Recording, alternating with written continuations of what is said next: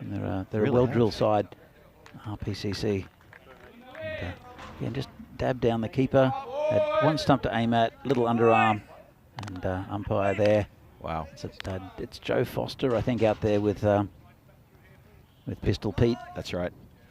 So both very good umpires. I've seen, well, Pete has been here for pretty much every ECN, I think. I think so, yeah. ECS, and Joe Foster's done quite a bit of umpiring. He was, I think he was at the ECIs, wasn't he? ECL down in Cartama. Yes, yes. So, yeah, he's not a stranger to umpiring in the ECN tournaments. So it's Ashish Mata on the face. In fact, it's not. It's Riaz Afridi, the new batsman. Ooh. He can hit the ball hard too. And you'll see him as a very, very good fast bowler is Afridi. Yeah, had a good look at Riaz Afridi in the PCC Run Challenger Cup a couple of weeks ago. Mm-hmm. Great fast bowler, but geez, he's a good hitter of the ball, clean. Just dab down to the no run. They're finding fielders at the moment, Belno. They are, aren't they? So, there's no risk taken with the shot, but you know, as long as you get it past the fielder, that's what they're not doing. So, at the end of 4 overs, 24 for 2, Berno. Talk about applying the brakes. This is the Verno innings that just feel like it's just grinding to a halt. They're struggling. 8 runs off the first over, and then 4, then 8, then that over went for a square root of not much at all. It's just grinding to a halt. They're 2 wickets down, but you know, in a T10 you expect wickets to fall and you expect your middle order and everyone to contribute with the bat. So there's just a lot of work to be done here, and PCC will be feeling pretty good themselves after this 4 over mark, and they're looking pretty sprite in the field as well, I got to say.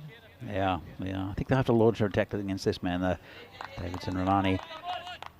So, again, he's a good bowler, but I think Burnham will have to really start to stamp their authority.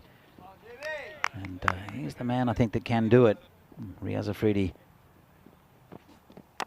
There's big, wild slash. Wow. That's 6 runs. That's what he can do. Good call. Very good call, Danny.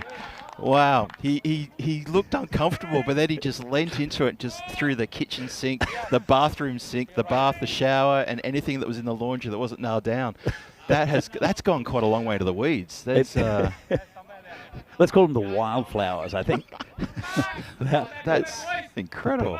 Not the most orthodox of shots, but effective. That's gone so deep into the grass. They're going to find cricket balls that predate the pyramids. That has gone a long way into the weeds there, and that is a little rotten area. We really should have tried. We tried to get that area cut. Obviously, you know, in terms of, you know, the ground staff here, that we're a bit limited in our resources, but that area we try to get it cut because we knew that was going to feature in the ECS. With one of the he's coming around the wicket now. Oh, okay. It's Romani, and it's watching punch down just into the point area for a single. You weren't going to use the lawnmowers, were you? No. Because they're notorious. No. I know that there are about 3 lawnmowers here. Yeah, we have 3 lawnmowers. Yep. At any one time, none of them are working. Well, one of them doesn't have is missing 2 wheels. Another one is missing the actual cutting blade, so it's just a tractor. And the one that does works very slowly. Well, this is one working. Oh yeah, no, it does work. It does work, and we use that one to sort of like, you know, sort of go around the boundary line. Yeah. But we're next to a golf course here, and I've got to give a shout out to Prague Golf, who are our neighbours, as we've partnered with them recently, and they've come over with their very heavy gear, and they're cutting the grass for us now. Ah, good. So it's wonderful that they're on board with us. Oh, it's turned around the corner. That's 4 runs. It's a clever shot. Yeah, a bit of a hoik, but effective. No one back there. And just a bit loose there from Romani. Can't bowl short, which is exactly what he did.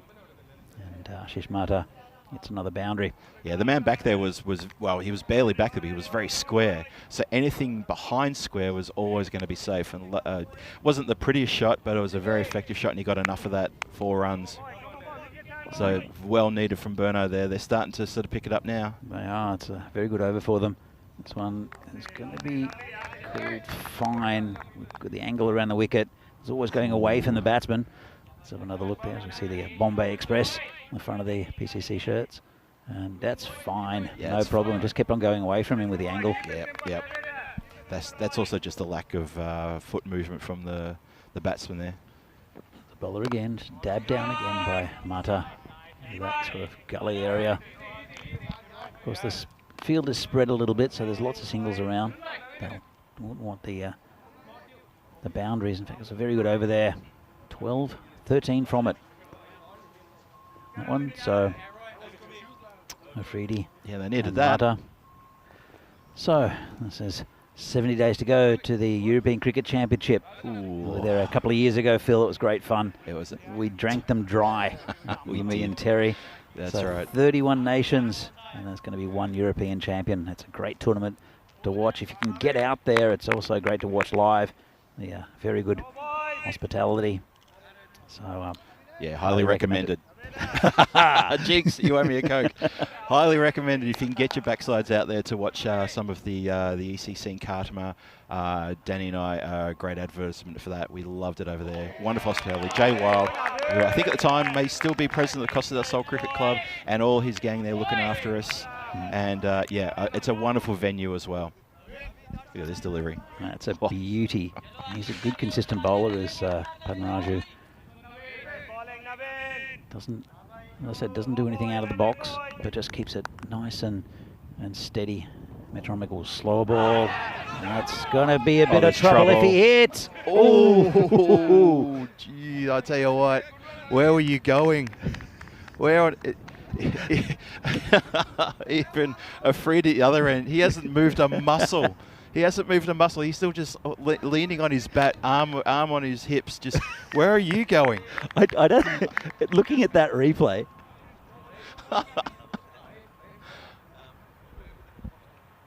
very interesting. That was really funny. Because lucky to get away with that. Yeah, it was. He could have run into the stumps and just knocked the stumps over, but he missed from point blank range. Point blank, pretty much. Oh, scoop shot, and he's got him. Scooped it straight to the keeper. Well, I guess the shot was on. There's no one back there except for the keeper. Well, he found him. You know, I do have a bit of a problem when players play a ramp or a scoop or a paddle, whatever you want to call it, but they just don't get their bodies in the right position. You see here, he gets nothing behind it except the bat in the hope that he can carry the ball through on its trajectory. And I just don't think that's the way you play that shot. Well, obviously not. Well, not that shot, not that specific shot. He's just played it straight into the keeper's hands. You know, you and I have seen so many players do that where they have bashed the ball into their own stumps. Yeah. That happened a couple of years ago. Sahil Grover. Sahil Grover, yeah, that's right. He grovered himself. And now we've seen this. I mean, players, batsmen, if you're going to play that shot, you need to get something behind it and lift that ball up. He is not wearing a helmet, though, Phil, so I'm glad he found the keeper and not his own face. Yeah, that's that would have true. been, I've seen that happen a few times. That's unpleasant. Yeah, it is. Really unpleasant. Makes a highlight reels normally, but... Oh, we laugh, but we love. It's okay. There's Chris in the chat, such a defensive approach. I don't think it's necessarily a defensive approach from Burno. I just think it's been really good tight bowling from PCC, which makes it difficult. And sometimes that just happens. Yeah, I have to agree with that. I think the PCC bowling and fielding has been exceptional this morning. They're really on their toes. Big swing and a miss there from the batsman. It's Shayan Khan. He's come in. No lack of aggression there. Well, they need a bit of something right now, don't they? I mean, we're halfway through the halfway into the 6th over. There's suddenly not a lot of cricket left in this innings, and they're not going to make a big total. So one-handed shot and through the fielder. That's not great out there. That was a bit poor. So Davidson Ramani couldn't quite get it down. As we said before, this ground is pretty quick. It's at one-handed. Again, I think it's been pretty orthodox from PCC. Very unorthodox with the batting from Burno. All the shots coming out. That one's a backhand. Actually, Wimbledon just finished. Good to see a Czech winner of Wimbledon. Yes, an unseeded Czech winner too. Well done. Yeah. Did you see who won the men's yesterday? Yeah, it was Alcaraz. Fair. Okay, fair. That's Yeah, great. He beat. Did he beat Rikers Island? He beat Rikers Island in the final. Yeah, Alcatraz. Well done. Alcatraz. So yeah, it's good. Good to see a bit of a changing of the guard in men's tennis. That's true. And women's tennis as well. So very true. Well, now that Ash Barty hung up her spurs a couple of years ago. She had a baby the other day as well. Did she? Yeah. Oh, congrats to Ash Barty. I know she's a big cricket fan listening. And also she's the #1 ticket holder for the Richmond Football Club, my club from back in Melbourne. So well done to Ash, finishing in #1, retiring at #1, and that's how you go out in style. Speaking of style, 6 overs gone, 41 for 3 on the board. Berno struggling, I would say. I think it's a fair assessment. It's not many on the board, but sometimes these turn around and it just takes 1 or 2 big overs.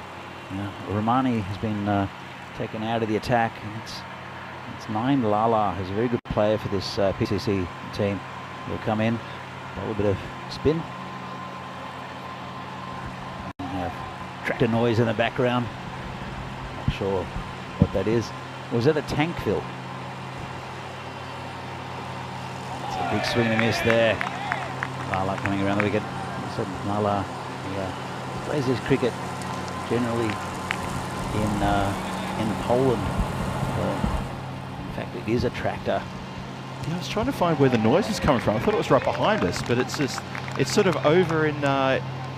Well, the tractor is mowing outside the extra cover boundary, but it's coming through the effects mic, which is over near the camera over there. So just bear with us while the golf course are mowing close to the path here. Someone's hit towards the tractor, but we picked up on the boundary by Deshmoini just for a single. Yeah, this golf course has finally gotten underway, Phil, after so many years and bankruptcies and all sorts of things. Oh yeah. So it's good to see.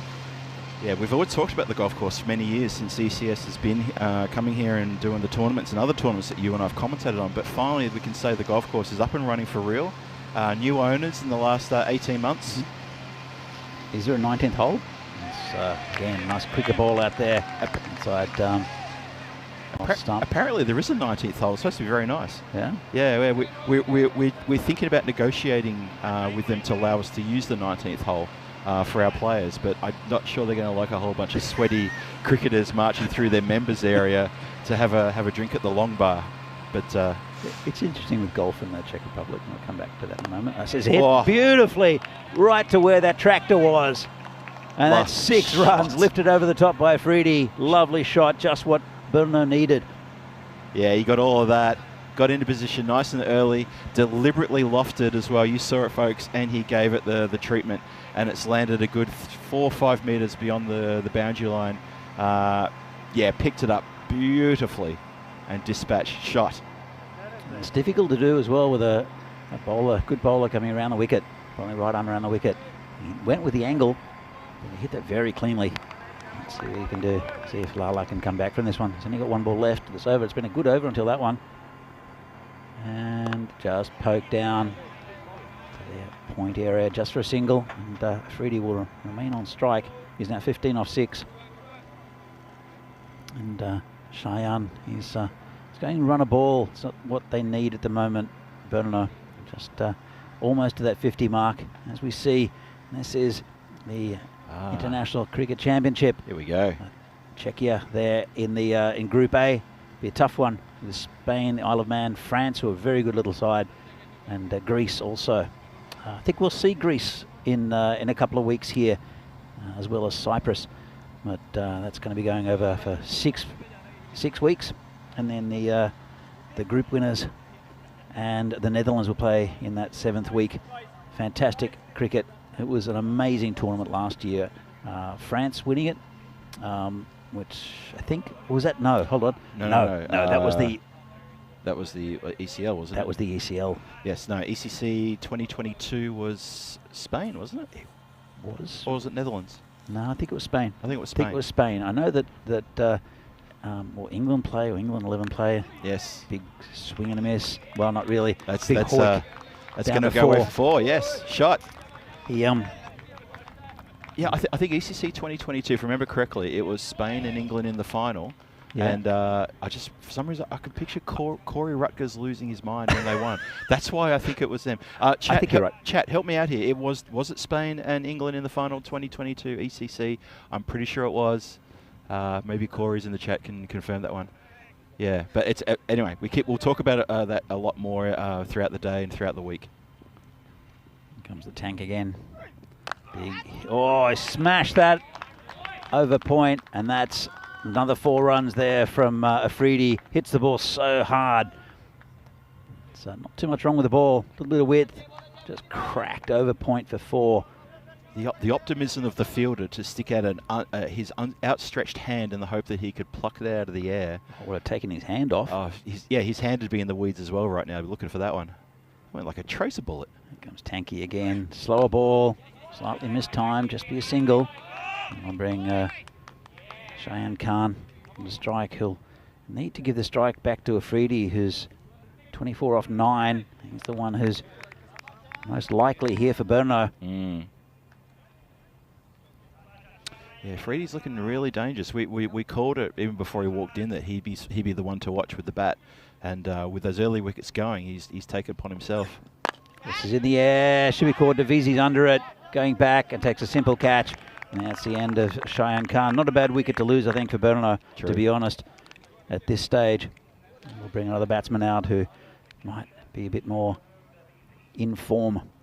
Yeah, I'm not sure Khan was really sort of hitting the accelerator at the way he should have been there, and getting the strike rotated and getting Afridi back on to do the pitch hitting. So we say goodbye to Khan. He's just skied one, and Subwan Devizi, safe pair of hands usually. Takes his second catch, but this will be the first one that's recorded, as the first catch he took in the first over, and the second ball was a no ball. So he's getting some good practice out here at the mid-off, long-off area. So the new batsman is Varun Mehta. He's the wicketkeeper for Berno. As I said, the regular, well, they keep over the last couple of seasons. Paras Kari has departed for Canada, which is a shame for both Berno and Czech cricket. And then also Ushan, who's who used to be the Berno keeper, has made himself unavailable now for PCC. He moved up to Prague last year. Right, that's right. So it'd be interesting to see who the keeper is for the Czech national team in that Tri-Series tournament. This one's hit in the air, could be caught as well. And against 2 in 2, Lala is under it, and that's gone. So Tanky's on a hat trick. Well, who would have thought it? That was a strange old shot. I know they got to get on with it, but at the same time, you don't want to cough up another wicket and give PCC bowler a chance for a hat trick. Tanky's going to have his back up now. It was kind of there to be hit, and I think if Afridi would have got that same ball, it would have been out, sort of going towards the Polish border. But but yeah, another wicket there. It's right on line there from Tanky. It's a very experienced bowler. And we have the Hall of Fame with hat tricks. Last one was in ECS Romania. In fact, here we go. ECS Hungary. Shan Cookie in Hungary. I think Cookie got a couple of hat tricks in the ECS Hungary, did he? I'm not sure. He's flashed up rather quick there, but I think that's what he did. He's a very good batsman, but as a pretty handy bowler is Zishan. And right on the money there, squeezed out for a single. It's the last ball of the over, so he retains a strike, and it's Navid Ahmed, the very experienced off-spinner. Tanky gives him a bit of a wrap on the back of the legs. They're good friends from the national team setup. They are. They've played together a few games in the national team, haven't they? Yeah, I think Riddick's delivery there for his hat-trick ball was a very good one. It's a little bit slower in the block hole, but Navid Ahmed was up to the task. And you could see Tank put his arms in the air, thought he might have just gotten through under the bat, but no. Navid Ahmed, probably his height helped in there to make sure the bat stayed rather low to the ground. It's Davidson Romani who'll come on for this second over. First one is pretty expensive, and he's got 2 batsmen who can hit the ball a long way. Navid Ahmed is only quite small, but he's very, very strong off his legs. And he hits that down to third man. Good fielding out there. We'll bring Afridi back on strike, and this is where the contest starts. This is where I think they really have to get going. It all happens in the 9th, Phil, so... It does. I've heard that phrase coined so many times, but it's so true, especially for T10. 60 for 5, 8.1 overs gone, 11 legal deliveries to be bowled. Where are they going to end up? And currently they're looking at a score, what do you think, maybe in the 90s? Just? I reckon about 85. But yep. it really depends on these two. If Afridi stays in, they'll definitely get around that mark, I would say. Yeah. Especially if he does that. Whoa! Good God. Well, wow. That's onto the golf course. It has. Our boundary rider in the bib out there is trying to figure out the path to get through to the golf course. And now he's had a friend come over to help him out. They've gone into the long grass. They're now into the short grass. They're now on the tee. No, they're down on the green of the 4th hole to look for the ball. That was a massive hit. It was he's got a lot of power, has Afridi, and he'll be very, very important for this Burno side. Both these players are national team players. Afridi just qualifying this year. Yes, that's true. Yeah, he's a good pickup for the national team. He's got a lot of talent. He's got a lot of power. Well, we'll see him with the ball in a minute as well. Oh, good ball there. Good reply. Squeezed out. That's gone through the fielder. They should get 2. In fact, they'll go for 4. Well, that was a bit of poor fielding there. Just got through him, and they've been so good. He got a bit of something on it, didn't he, the fieldsman? Just, well, maybe it's just a little bit wide of him. But Ishmoini out there. But that ball just ran away. It did not slow, just kept going. I think we'll see, as I said, quite a few runs. Good value for money shots. Yeah. For shots here. Good value for shots, I should say. For the batsman, good bowling there by Romani. Good comeback. So one thing about Afridi, which I noticed in the couple of tournaments I've watched him play, is that he hits the ball hard. We've seen that. We just saw an example of that just before. But occasionally, after he's hit a few boundaries, he'll stay planted in his crease and swing that bat. And, you know, it's just that thing of get to the pitch of the ball. I know it's a basic rule that batsmen should be following about get your feet in line with the pitch of the ball, but he can be stuck on the crease sometimes. Oh, then he does something like that. That's safe. Is it going to go for 4 or 6? I think it'll just roll over the boundary for 4. Yeah. There's no one back there. And I think he would have learnt that that's where he's hitting the ball. Dances all around the crease. Yeah, he did the old-fashioned hokey cokey. He put his left foot in, he's put his left foot out, and then he's gone smack. And that ball's gone boshed away through the point region boundary for 4. Shot. Romani want to come back here with a dot or a wicket. And he's got neither. It's a leg by. Pretty good result there for Romani. And Burno now 75 for 5. And even more importantly, they did get through for that one leg by. And Afridi will be facing the final over, which no doubt, in fact, it will be Lala. As an experienced bowler is sticking with those 5 bowlers. We've got other options as well in Sabawundavisi and also the skipper himself, Aaron Ashokan. Both good bowlers. You can see there Romani went for 27 for his 2. Pretty expensive. But the other bowlers in PCC have had a pretty good match of it so far. I think it was a very good start up top from Deshmoini and also Riddick Tomar, who picked up a couple of wickets. Here comes Lala for the final over of this innings. And that's been cut away past the field, and that will be 4 runs. Lovely shot there. That's terrific placement right there, Danny. That was a lovely shot. You saw the gap, and it's a pretty big gap there between your third man and your backward point, and he's punched it, and it's just run away. Again, the ground, lightning fast, value for shot, and great hit. Yep, look, he said I think there's going to be a lot of runs here. I think this total, whatever they end up with, I think it'll be a little bit short. I think it's a very good PCC batting lineup. Just push down to the covers. They'll look for 2, will they? They won't. Just a single. It's a better ball. Cramp the batsman, get up into his midriff. Yeah, don't let him swing his arms. That's right. Yeah, Lala needs to be really nice and tight here to keep this rampant Afridi from doing any more damage. Who's that now at the non-striker's end? Oh, lovely shot there from Navid Ahmed. It's going to go towards the boundary. A bit of fancy foot fielding. Fail. by the fielder out there. The hashtag triple F.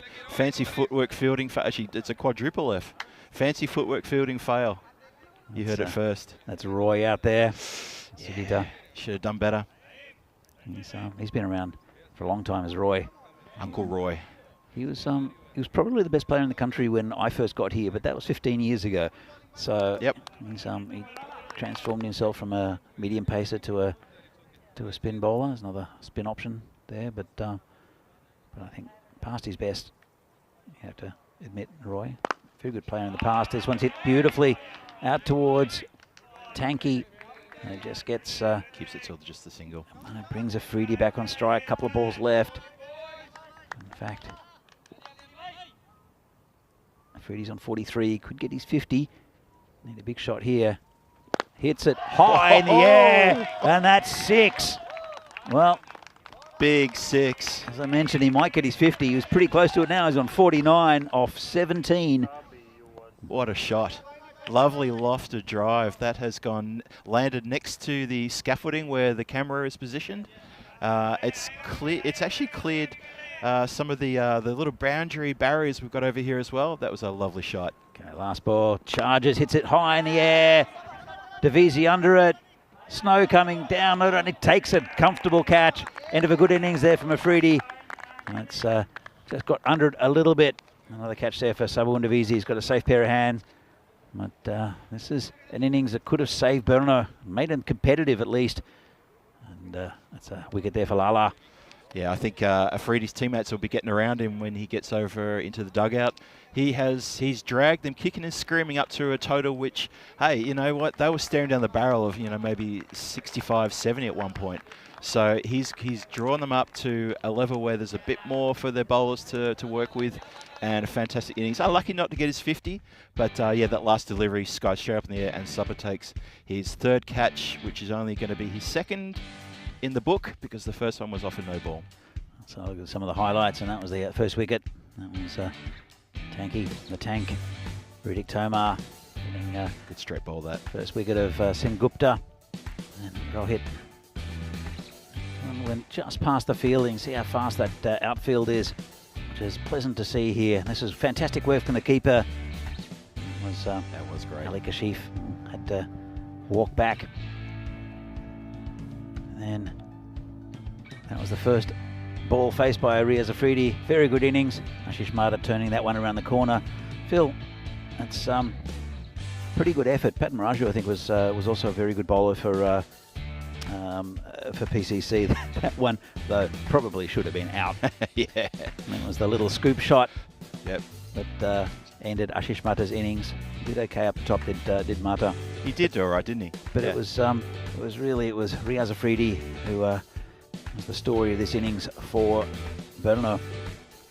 And he swung hard at the ball, hit a couple of nice shots out into the golf course. There's one of them. Actually into the weeds. But then Ritik Tomar ended up with a couple more wickets. That's another one for Sabu and Davisi, who we'll see opening the batting, no doubt, for PCC. Left-hander. And then that was 2 in a row. But the tail after that was Riaz Afridi getting all the runs basically for Berno, who ended up on 91 for 6. Might have to play well, PCC, to get this. They do have plenty of batting in national players, plus also the Polish player Lala. When he gets going, there's no finer sight, I think, in this part of the world than watching Naeem Lala bat. He's just, you can't bowl to him. And that was the end of the innings. So 91 for 6. Is it enough, Phil? Is it enough? In my book, I think they're short. I think they need to do more to push the PCC team. I'm not sure. For me, I would say no. If you look at that scorecard, Riaz Afridi and Ashish Mata, the two batsmen who really put the score on the board. The rest of the batsmen have to sort of have a bit of a hard look at themselves. They're going to come back for the 3rd game later on today. Obviously, we've still got to play out this one, but when they get a chance to bat again, they have to do a lot better than that to make this competitive. I'm not sure it's going to be enough, but the score is there for them to prove me wrong. Well, they do have a very good bowling lineup to Berno. Riaz Afridi, Rahat Ali, who's a fantastic bowler. Rahat Ali, great bowler. And, Yeah. Navid Ahmed, as we saw. Yep. Plus we have Ali Kashif, who bowls, again, strange sort of leg spin, medium pace. And also the old stager, Sandeep Tiwari, who no doubt opened the bowling for Burma. Yep. So, Phil, 91 for 6. We'll be back in a few minutes' time in this Fan Code European Cricket Series game here from Prague in the Czech Republic. See whether PCC can get the 92 they need to win against Brno. Will be these two teams will be right up there in the pointy end of things. It's only the first game of the tournament. And Phil will be back here in a few minutes' time to see the second innings of this game. Sounds good. See you soon.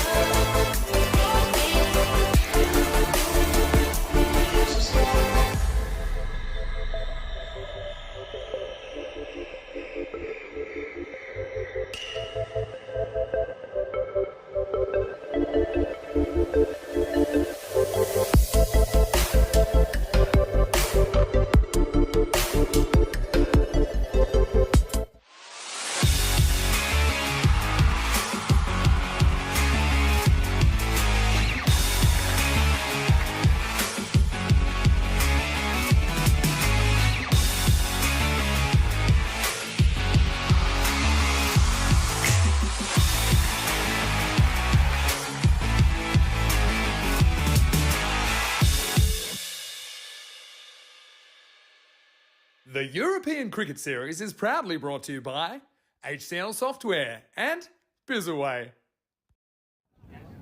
So welcome back to this fan code European Cricket Series, game number 1 from Prague in the Czech Republic. Match between Brno and Prague CCs, and it's a total of 91 that Brno put on the board, 92 to win for PCC. It's not going to be easy for them. They have a very good lineup, bowling lineup to Brno, and there's a good rivalry between these two sides. So Brno also have the advantage that their ground down in Brno is located pretty centrally, so they get out and do quite a bit of fielding. It's an old baseball ground, so it's nice and flat. So they're generally a pretty good fielding side. And they've got some really good bowling. Going to start up with Rahat Ali. I'll see Riaz Afridi as well, who's their pace man. Satyajit Sen Gupta, also a national team player. Naveed Ahmed, Sandeep Tiwari. They've got a real plethora of bowlers. So Ali Kashif. It will be Rahat Ali. Will be bowling to Naeem Lala. This one's down leg side, tucked around the corner. It'll be 4 runs. Just a bit too straight there from Rahat. And he's a quality batsman, is Naeem Lala at the top. And it's a bit too easy from Rahat. And that's a good start there for PCC. He's just clipped that off his toes with minimum effort, just slightly strayed onto the pads, but yeah, I mean, that's the quality of this man. He's a pleasure to watch when he gets going, and Brno need to be really careful here in the power play. This game can get away from really quickly. They're going to want to get 2 or 3 big names in this first 3 overs. Comes Rahat again. This one's just off the toe of the bat, got through the fielders. Acrobatic fielding there, just down to a single. Yeah, you're right, Phil. They really want to keep them down. In fact, interesting. Here's Lala, and it's the keeper, Aditya Katawala, who will open. He's been getting a lot of runs for PCC locally. He's a good addition to this side, and kept very well in this first innings. So, but then when you look at the lineup, you have the Tank Riddick, Tomar, Subwan Divisi, and Aaron Ashokan to come. It's a pretty handy lineup. Wow. You were saying? It was mentioned that Aditya's been scoring quite a few runs for PCC. Wow. He's just taken that off a length and absolutely hammered it over cow corner. It's still running. The ball's still running. It's gone almost all the way to the centre of the neighbouring pitch. That's a massive shot. Well, don't think we'll be needing Subwan Divisi and Riddick Tomar with this sort of striking. Tell you what, though, these are probably the two favourites for this tournament. And yeah, definitely. If PCC can continue this and really have a massive onslaught to this bowling attack, they can prove a point here in the first game. It's a long way to go, though. This one's been hit nicely over the top. That's 4 runs, is it? No, there's a player out there. I've got a man back, luckily. I did speak to the officials in the break, the first wicket that didn't go down of Sen Gupta. Oh. It was a no ball for fielding. There was a man back towards the third man area. It was out of the circle because the fielding restrictions are in at the moment. This one's hit down the ground. Just be a single. Chance for a run out. Oh, direct hit, but he was home. Well run there by Lala. Yeah, good early call there. Yeah, we suspected it might have been a fielding infringement because we couldn't see any other reason for a no ball to be called. But yeah, no, glad we got the clarification on that one. Yeah, second ball of the Brno innings, and yeah, the catch that wasn't a catch. That was a dramatic start to the game. Always good to see a dramatic start to game 1 in an ECS. It's a good start here for PCC. 13 so far. There's Rahat Ali over. And it's a better ball. In fact, it's not. It's called a wide. That's the first extra, apart from the fielding no ball, first extra we've seen today. So it's been pretty disciplined bowling. That one's, yeah, over the line. I think it's a good call. Yeah, we were talking in the previous innings about the PCC bowling as well as the fielding. It was very disciplined, very good, not giving anything away. And you're right, that's the first wide of the match. That's right, bowling again. And this one's hit over the top, and that's another 6. Well, you can see where he wants to hit. Yeah. And that's exactly where PCC had a player. And it would have been right down his throat. Yeah, it didn't clear the line by much, did it? But it's, you know, it would have been catchable for someone on the boundary. Well, fantastic start here. I mean, 250 games since a golden ball. So Wow. I'm not sure when the last golden ball was. It might have been Milan. It was a golden ball when I was commentating by myself. Yes, it was a really good game actually. But he was caught over the boundary. You were commentating by yourself. Commentating by myself. Vinny was at Charles Crouch's wedding, who is here as the as a tournament referee, and surely there's been a golden ball since then. I don't know. Milan was a month ago. Well, I was going to say, we've had a few cricket series since Milan, haven't we? Yeah, I think so. Well, the 3 series last week. I mean, I guess 2 of them were international series. Oh, yeah, fair enough. Yeah. Okay. See, Vinny might be here in a few days. He's still recovering from Malta. We're doing 12-hour days. One of those days started at 8 in the morning and then finished after 8 because of a delay. So, and this one's new bowlers, Riaz Afridi. Looking for 2. They'll get it comfortably. It's Sandeep Tawari. In fact, it's Yug Warrior down there. And he's not the most mobile of fielders, is Warrior. That's one of the best names in world cricket, though. Yug Warrior. Yug Warrior. I love it. But, here's Riaz Afridi. Now, Afridi is a very quick bowler. He's just newly into the check lineup. And when he's got his back up, it's very, very quick. That's short. Still rising. And on this pitch, that's a hard thing to do. And it's 1 for the over. That was a great delivery. But you know, hats off to the PCC batsman who just said, you know, I'll have a crack at that. Wow. That was a good delivery. Really bent the back. He's bowled a couple of short ones in this over. You see he's really bending the bat trying to get that extra lift. And but Lala was not afraid to have a swipe at that one. If he connected, it would have been glorious. But it's a good ball right at the block hole. Much better. This is an improved over from Burnlow. It's a bit of a disaster first up, but it was pretty good batting. And I'm sure that Rahat, who's the captain, will take himself out of the attack. It'll be interesting to see who he puts in there. Probably he might turn to Sengupta in the next over. Riaz Afridi.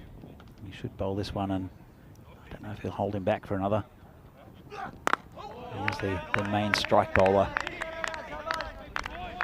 So Naveed Ahmed, but I would probably, with the short boundaries and the power play, hold Naveed back a little bit. It's a tough one for Burno, isn't it? I mean, that first over went for 20, which was, you know, the better part of 20%, 23% of the total that needed to be scored in the first over. Yep. So they're already on the back foot straight away. Afridi, the strike bowler, comes on. He's having a great over so far. 4 balls in, only 2 runs gone. He's looking dangerous. He is, but they need wickets. They do. They're not going to contain PCC. Not with the batting lineup that they've got, no. So,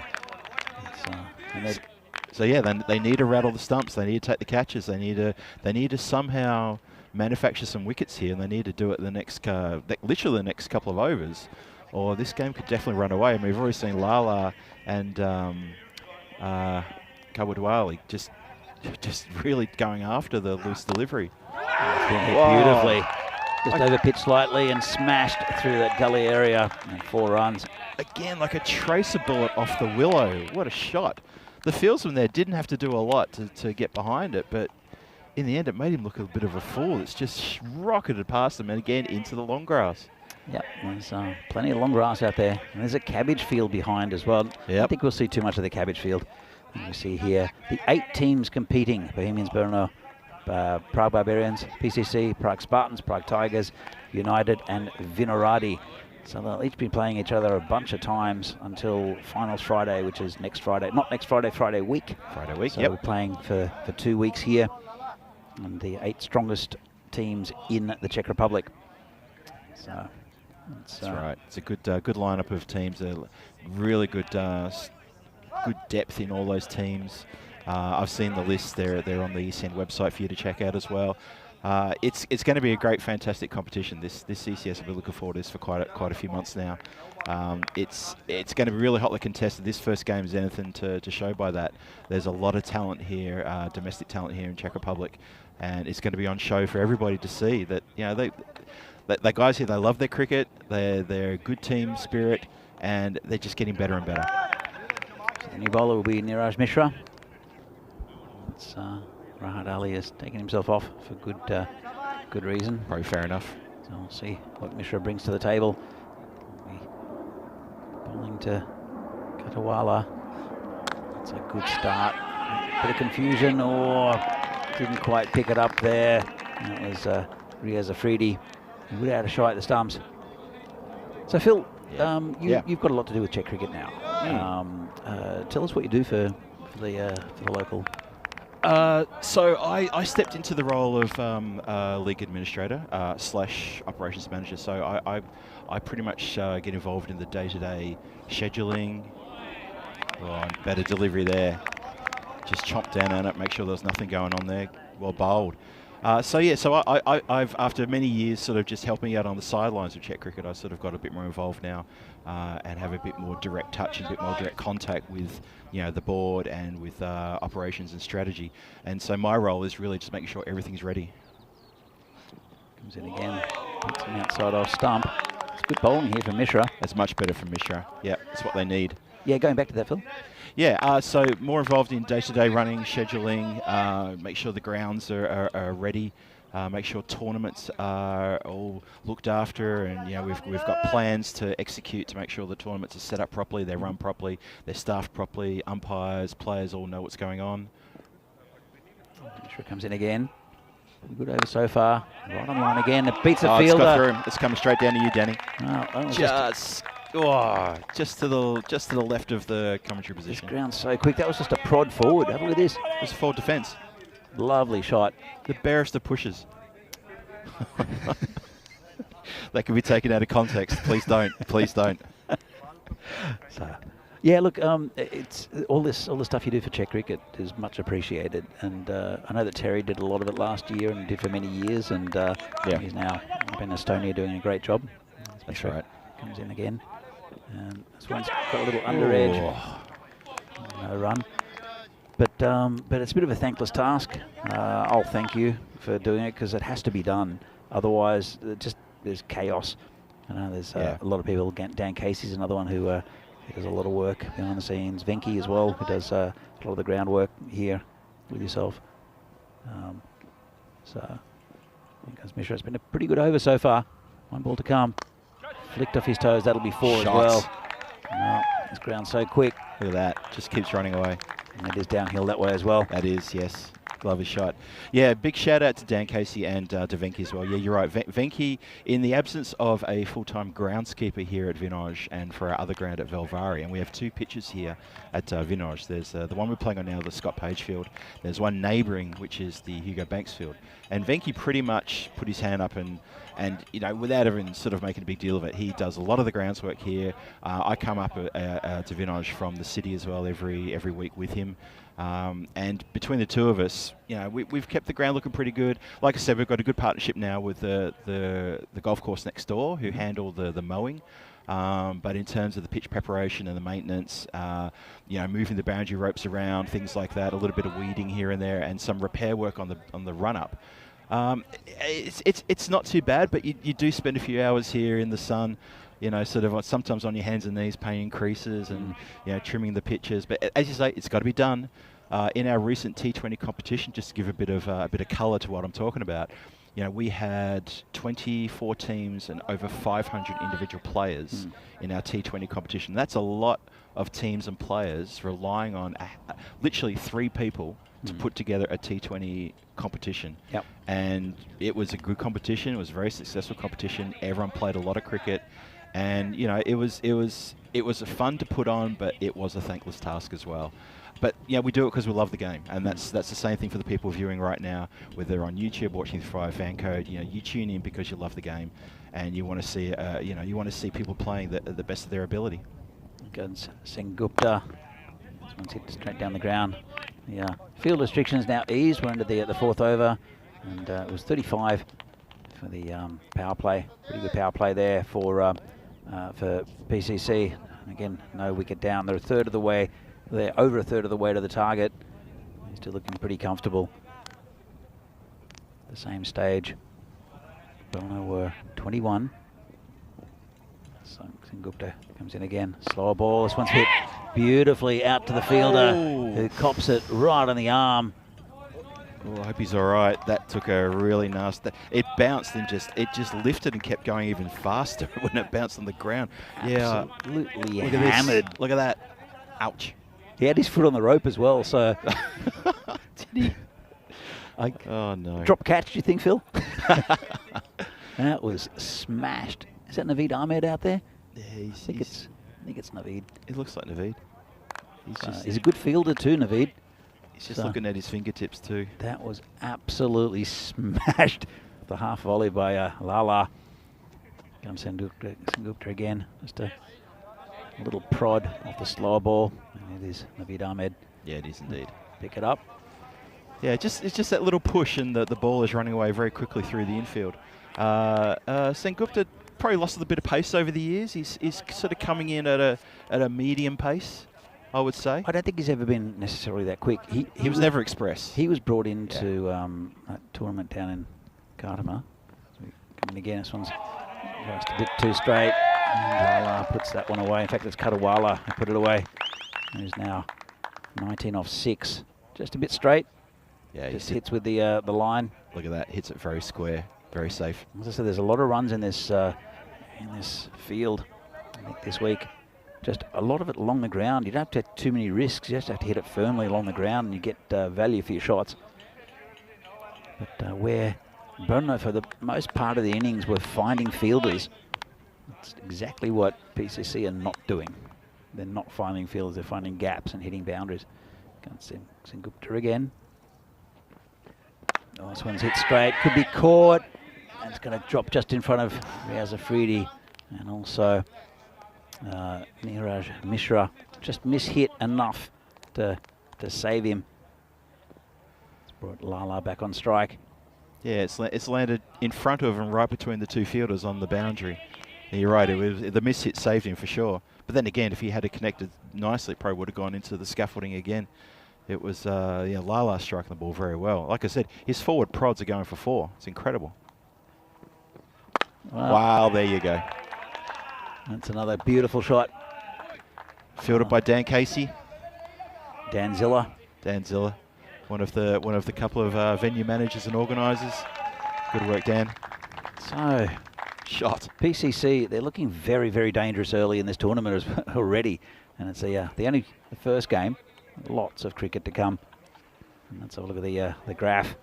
You can see it looks like a shark's tail at the moment. That's a bit what it's like, isn't it? Yeah, look, I mean, I think the first game must be so important for these two, because as we talked about before, it's a great rival between these two clubs. They're, in my opinion, I think probably yours as well, Dan, they're probably the two best teams in Czech Republic right now. And, you know, to be able to get that first win on the board and stamp your authority on this tournament, it's just such a confidence boost. And it sends a message to every other team. You know, we've now set the benchmark. Good luck chasing us. Exactly right. Well, that's. I mean, it's important that these two teams played first up, because it does show you the standard of Czech cricket, which is pretty high now, especially with so many teams. You said 24 in the leagues this year. Yeah. I mean, when we started, there were 4. 4. That's right. So that's a lovely shot. Just turn off the hip and going down there. There's no one back there. Just a bit too straight from the bowler. Mishra, who's been pretty good, so a bit too straight and short, and just tucked around the corner. Comfortable shot there from Katawala, who's 24 off 8, looking pretty good. Lala 31 off 17. So these two. Well, there's a reason why Sabu Ndavisi is not opening the batting. It's because of the good form of Dita Katawala. Katawala's placement has been exceptional. Just in these first few overs, he's been incredible. Tucked around the corner, Uguaria. Look again. That's going to go all the way. That'll run. So again, too straight from Mishra. Just tucked around the corner. Uguaria, not the most mobile of fielders, but I think any other fielder would still not have caught that. No, I agree. Caught up to it, I should say. Yeah, it's again. I feel it's the placement of Katawala. I think he's that quality And you've seen it now in this innings already. What's he up to now? He's up to 28 from 9. Yeah, he's doing a great job here, but it's not the power of like a Lala, but he's just placing the ball. Well, and even that shot, there was no need to go crazy, hoik it, put the back into it. He just tucked it around the corner. So just pushed forward. The first ball he faced, he did smash halfway to Poland. So yeah, but I guarantee you that he didn't break sweat. No. But it's been an impressive start here from PCC. Really, it's only the innings from Afridi that have kept Burno in this game. He's bowling as well. This one's down leg side. It's going to go for 4 as well. Well, there's another 5 runs to the total. That's not what they needed. It was a good over first up from Neeraj Mishra, but he's just bowling too straight at the moment. Again, just a bit of hand stuck out by the keeper. Yeah, it's a shame. I mean, have a look, Danny. We're what 26 runs needed now, and we're not even halfway through the innings yet.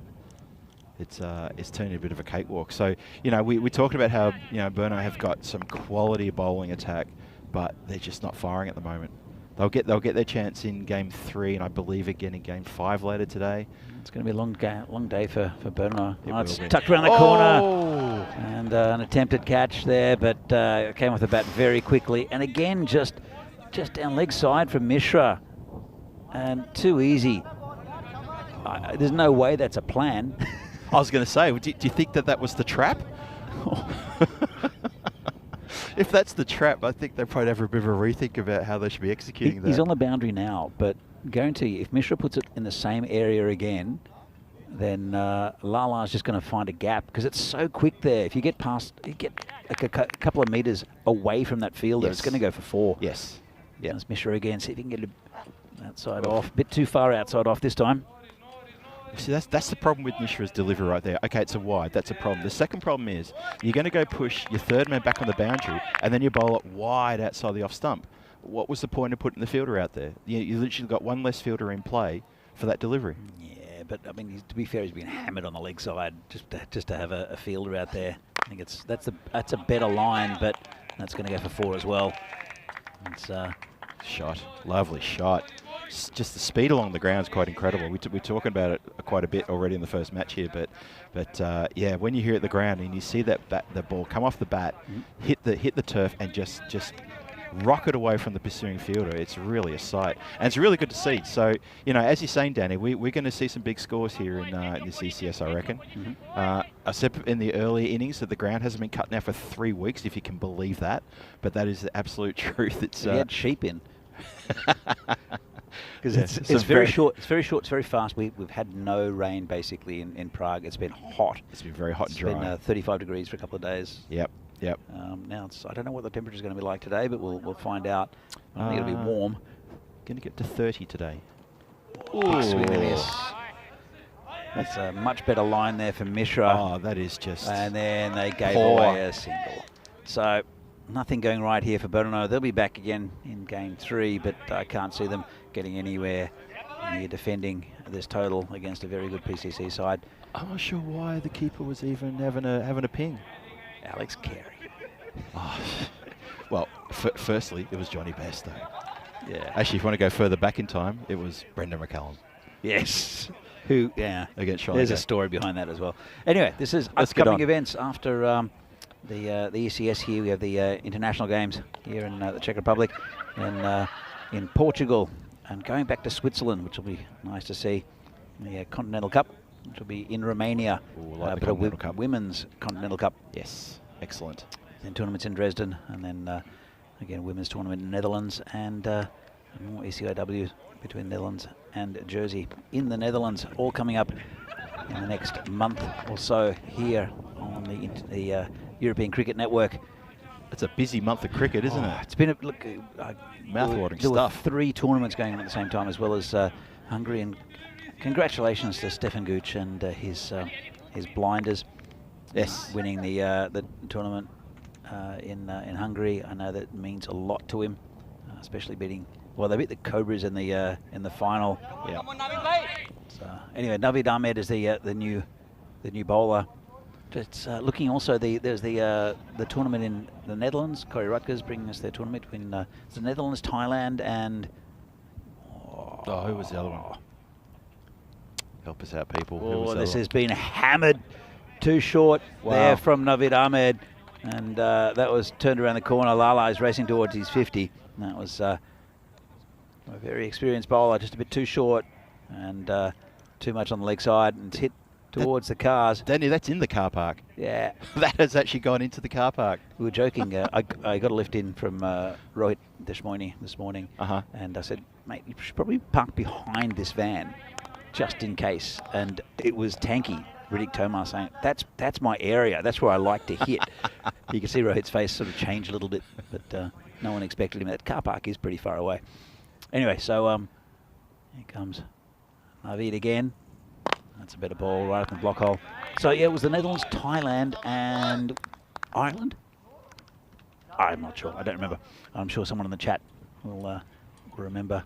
Oh, this is in the air. Chance. And no chance. Chance for the car park attendant.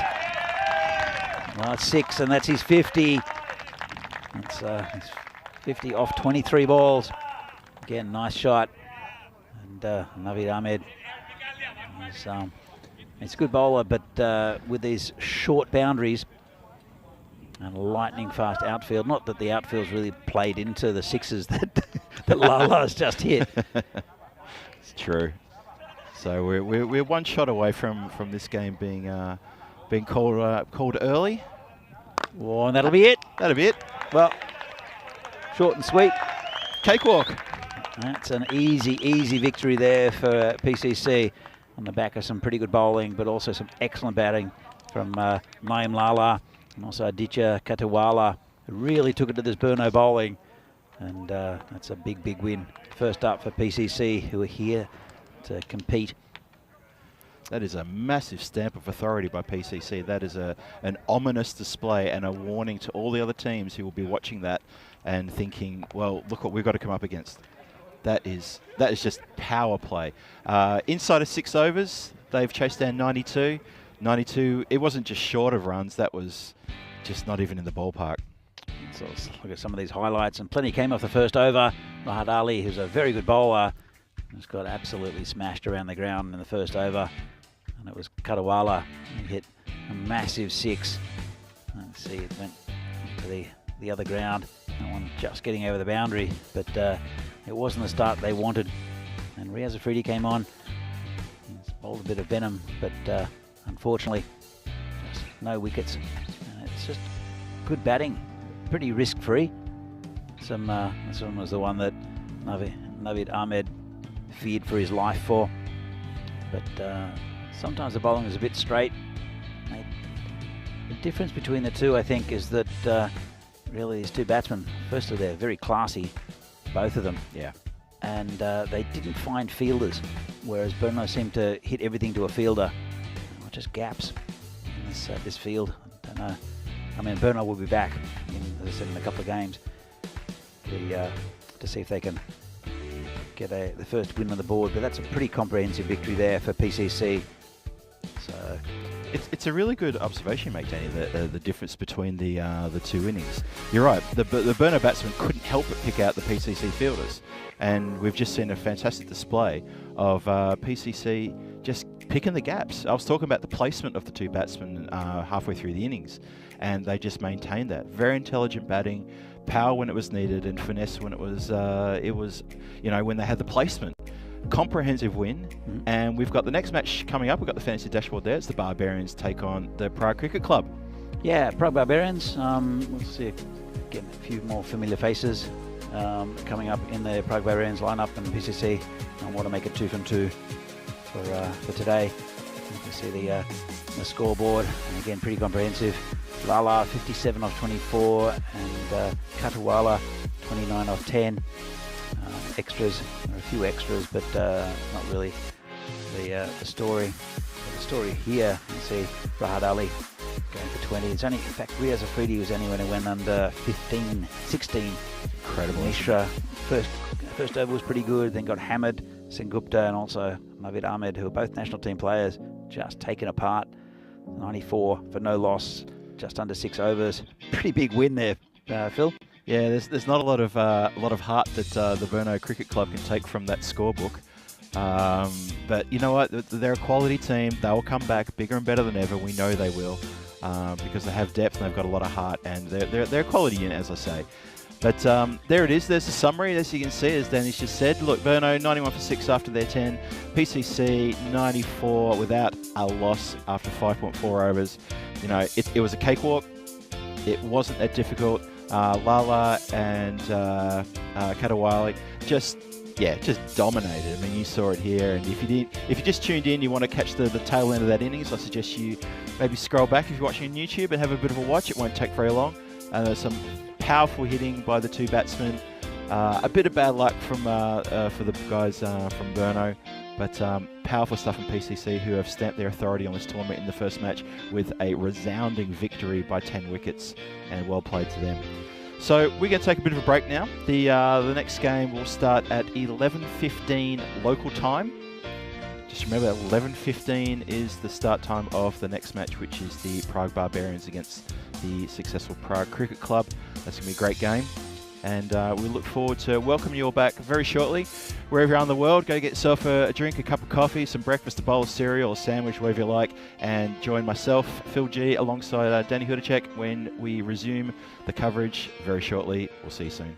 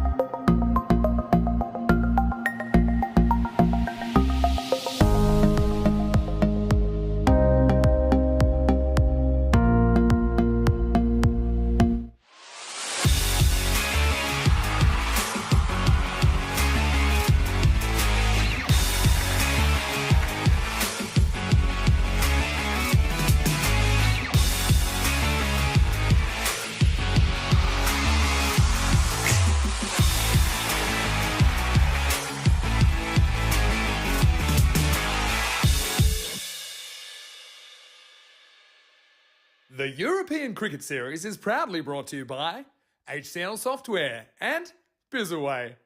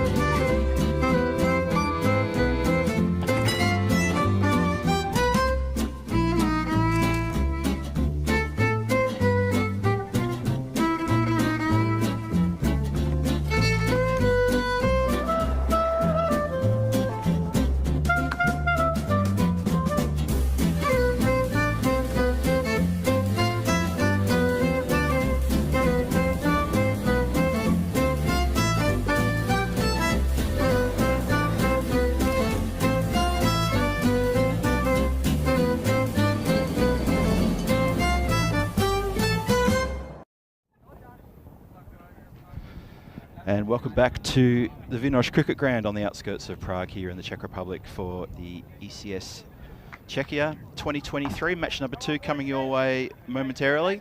Hello to all our fans watching around the world on YouTube and of course in India via fan code. We are very happy to have your company.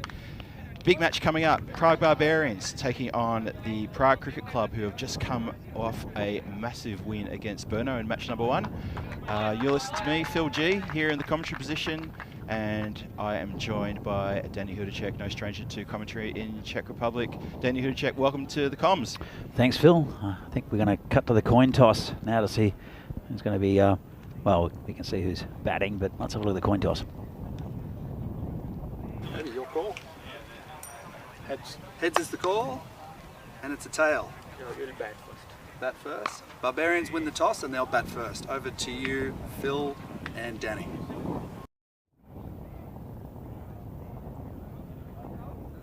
To have a bit of a bat against the PCC squad. So, can they find a bit of gold here and set a decent target, something that the Brno squad were unable to do in that first game? And just a reminder, PCC won that first game very easily in the 6th over. There it is, there's the fantasy dashboard. You see the Barbarian team, there's a few big names there.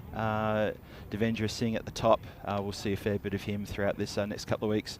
Tripurari, Kanala, I'm going to screw up that name if I'm not careful. Sorry about that. Apologies to Tree. I always call him Tree. That's why I sort of messed up a bit. In the PCC team, though, I can announce that Sudesh Wickramasekara steps in, and Arun Ashokan has, well, he hasn't ruled himself out. He's decided to step out and give his teammates a bit of a go. So a few changes here. We'll see some bit of the beast later on, and we're only moments away from starting this match. And looking forward to this one. Danny, what are you expecting? I'm expecting another PCC win, but hopefully if these two can get a good start, because they're both very good batsmen. Divi has been around for, Devendra Singh has been around for quite a long time here in the leagues, and if he can get going, I think he's a type of batsman who doesn't like to hit the ball too hard. He hits along the ground, a very correct batsman.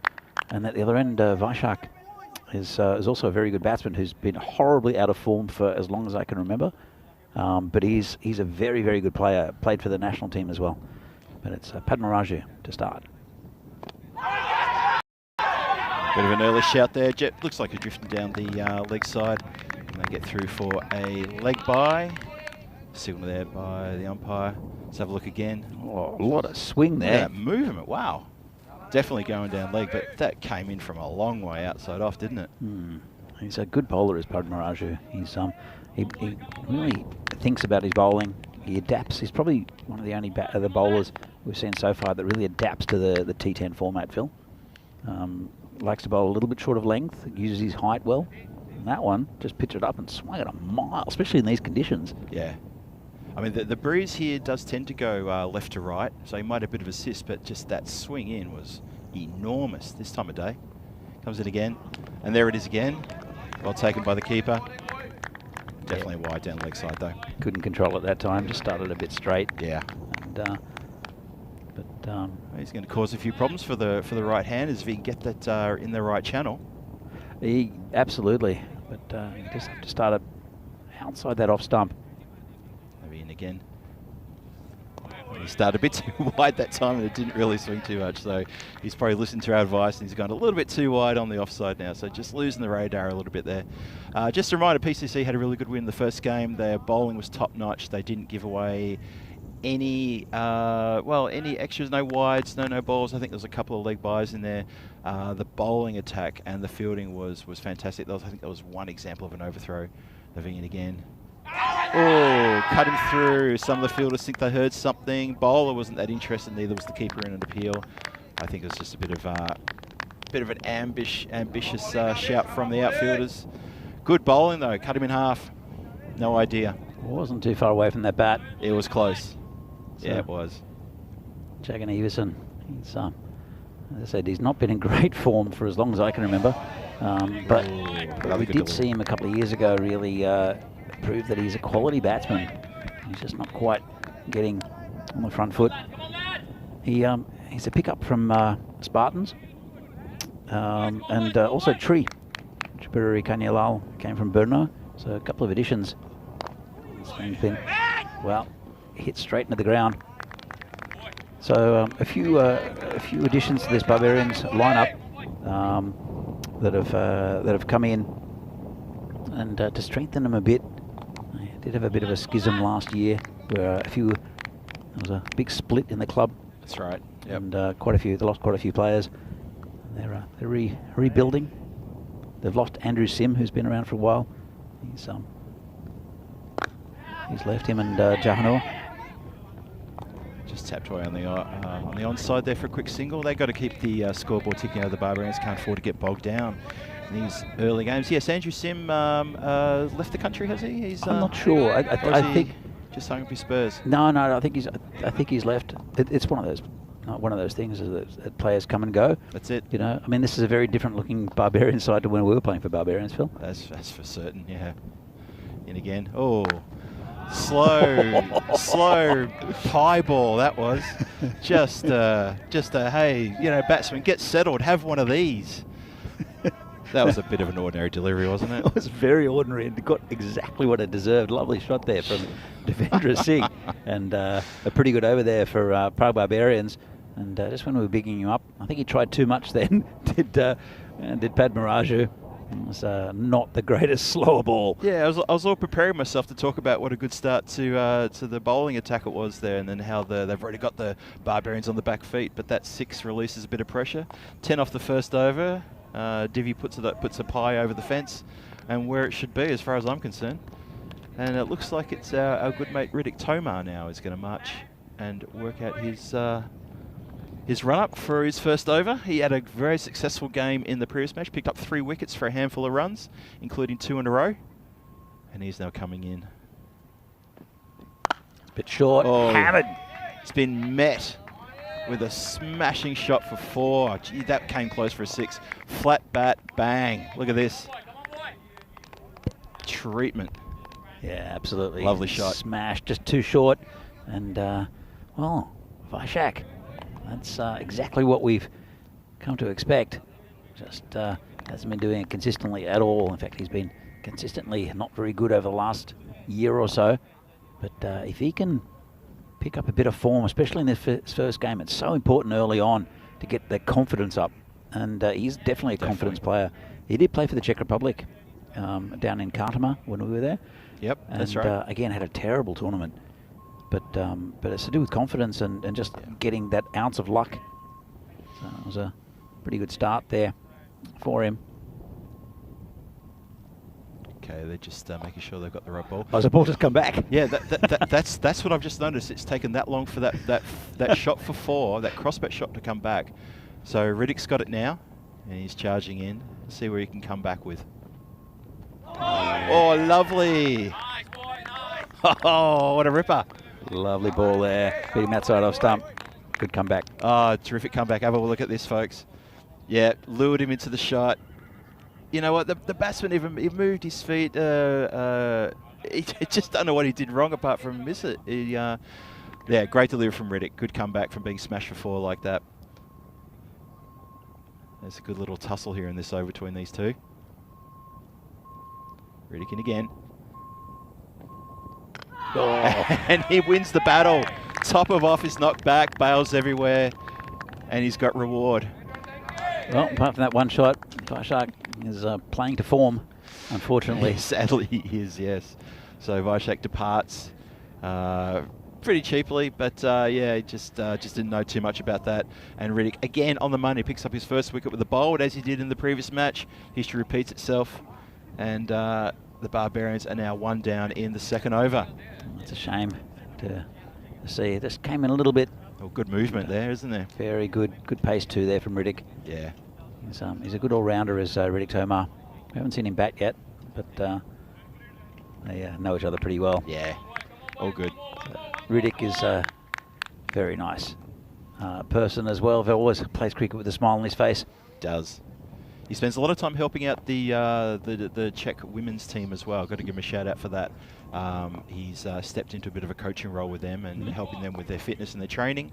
And I know the Czech women really appreciate the time he gives them every week. So hats off to him for doing that. But he's a good competitor. He's a good mate, good competitor, and he's been around for a few years now. He's in the national team, earned his stripes, and he hasn't disappointed. He's had a number of good tournaments. He does have a bit of an X factor. Does Riddick? He's not as consistent, maybe as well. He's more consistent now than what he used to be. Yeah, he's gotten better. Yeah, but he has got that X factor. Yeah, Amrit, the new batsman. Oh, and he almost tickles it through to the keeper for a first bowler. Riddick wanders down the pitch and has a bit of a smile. I guarantee he said nothing. He just smiled. That's really good T10 bowling there. Have a look at this. Just short of a length, moving away from the batsman.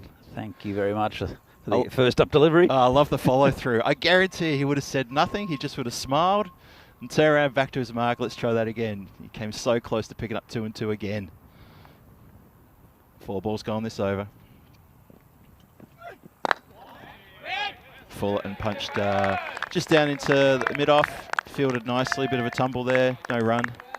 They've got that short cover, which is a really good position, fielding position, I think, especially against, well, I've got to say, no offence to the Barbarians, I think they're a little bit undergunned as far as their batting goes. Divi is a very good batsman, and you want to give him as much strike as possible, but it's a good fielding position for a bowler like Riddick Tomar. This one's punched down to the covers just for a single. Yeah, I like the short cover, or you know, almost a catcher position, maybe also on the onside as well. Yep. Just in the early days as well, just to put a bit of pressure on the batsman. Don't let it have them all their own way. You know, if the batsman can just drop it at their feet and run for one, then you're doing something wrong. There needs to be a bit more pressure like that. So Riddick's had a great over. That's 2 overs gone, 14 for 1 on the board. Riddick Tomas picked up his wicket for 4 runs. Fantastic over. Put the brakes on. Well, then again, the brakes have been applied pretty much right from the get-go. And Barbarians are sort of struggling to get out of the box here at the moment. Well, it was a good over for them in the first one from Padmaraju, but you know, I think they'll need this man, Devendra Singh, is facing to... Well, that's not going to help. Oh no, he's lost his stumps. Just as you say it, Danny, I was going to jump in and agree with you, but Padmaraju had other plans, and then involved knocking back the leg stump, and we'll see you later. I don't know if Barbarians watched the last game, because you know, this ground it's running very quickly, and it's the 2 wickets so far have just been big hoiks. They have, and they just don't need it on this ground. You turn it around the corner, you'll probably get a boundary if you get away from the fielder, because it is pretty quick out there. So in the power play, and I couldn't agree with you anymore, in the power play, if they're just going to get the bat on the ball and run it into the gaps, you're right, they're going to get their 2s, they're going to even run away to the boundaries. We saw it with PCC. You know, they lost no wickets. It was an exemplary run chase. And the Barbarians just seem to have come along with the wrong game plan. Well, it is their first game, and they did choose to bat. They did. That's better. I'm just trying to figure out the game plan. If you choose the bat and you lose 2 wickets like that, getting bowled from hoiks across the line. Important wickets too. Anyway, it's big wickets. It's brought Vamshi Madasheti to the centre. Got a single first ball. Bring Amrit Rai to face the next one. Radu comes in. Swing and a miss. Seen a few too many of those already in this innings. And the Barbarians have got a bit of work to be done now. They're 15 for 2. We're getting towards the halfway stage of the 3rd over, getting to the end of the power play. And they've got a bit of work to do to get a bit of respect to that scoreboard. Yeah, indeed. They're right there. Actually, come back to that in a moment. It's better. That's a punch to the covers. It's going to run away for 4. Lovely. Punch through along the ground, in the gap, 4 runs all day. Yep. Shot. Take that as an example. The rest of the Barbarian batsmen just hit it on the ground and it'll run for 4. That's all you need. I don't mind 4 a ball. That's pretty handy. Can take that anytime, right? Just wave hello to our photographer, and this is nicely hit through the gap again. And fancy footwork. Oh, tell you what, there was millimeters in that. I think maybe Joe's just asking to have a look at that. He's having a little chat to the mic. We'll have a second look at that. It's run pretty quickly. It's good have a work look out there. Yeah, no problem. Yep, beautifully done. Yep.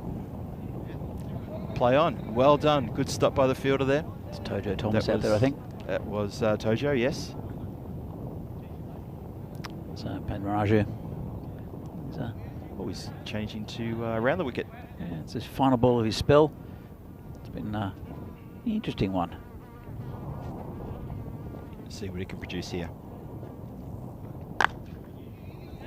This is clubbed down to the mid-off for a quick single. Cut off, no way it was going to get through. It was a miss hit, and that's going to end Padmaraju's spell. He's 2 overs. He's got picked up 1 wicket. He's on for 17. Not a bad job. He got Hoyt for 6 off the last ball of his first over, which was a bit of a pie given to Devendra Singh. There's the standings. Obviously, only 1 game's been completed, so PCC sit atop of the of that ladder with a very healthy net run rate and 2 points. Burno, who on a bit of a hiding to nothing in that game, unfortunately. And plenty more cricket to come today, tomorrow, and through the rest of this week and next week. It's going to be an exciting T10 series here in Prague. So 2 for 22. Richie Benno, he'd be proud of us. 2 for 22. Cricket fans around the world tuning in will be saying that right now. And that's a really good thing to know. Best commentator for mine. Riddick in, and Riddick has been hit upward, but it's going to be caught. No, it's going to be spilled just inside the boundary line. Oh, the fielders, he's made so good ground to get to that. I think that was Tojo again, and it just dropped out of the hands, maybe hit the fleshy part of the palm and popped out. I think it's Naveen Padmaraju, actually. Oh, sorry, is it Naveen? Yep, but my mistake. But there's 1 player out there. We're still in the power. No, we're just out of the power play. Just out of power play. But there is play. one player on the leg side deep, and he picked him out, and he couldn't hang on to it. So Riddick Tomar's been drawing false shots from a lot of players so far today. Again, it's been smacked down to the ground. A couple of bounces to sub 1 Divizzi in front of us here, who fields nicely. Just keeps it to a single. Yeah, Riddick has he's that kind of speed, is he, where the batsmen think he's got a chance because he's not express, but he's a clever bowler though. He'll put it in the right place. He'll give it the proper length as well. Obviously, if he goes a bit short, he's going to get punished, but he's been around long enough to know not to do that, and he's picked 3 wickets up in the first game. He's got a wicket now. Right, he's not express, but he's not slow either. He's not slow, He's a good, how do you call it, fast medium, I'd say. Yeah. He's he can, when he bends his back, he can push it through pretty nicely, and it's been a good spell so far.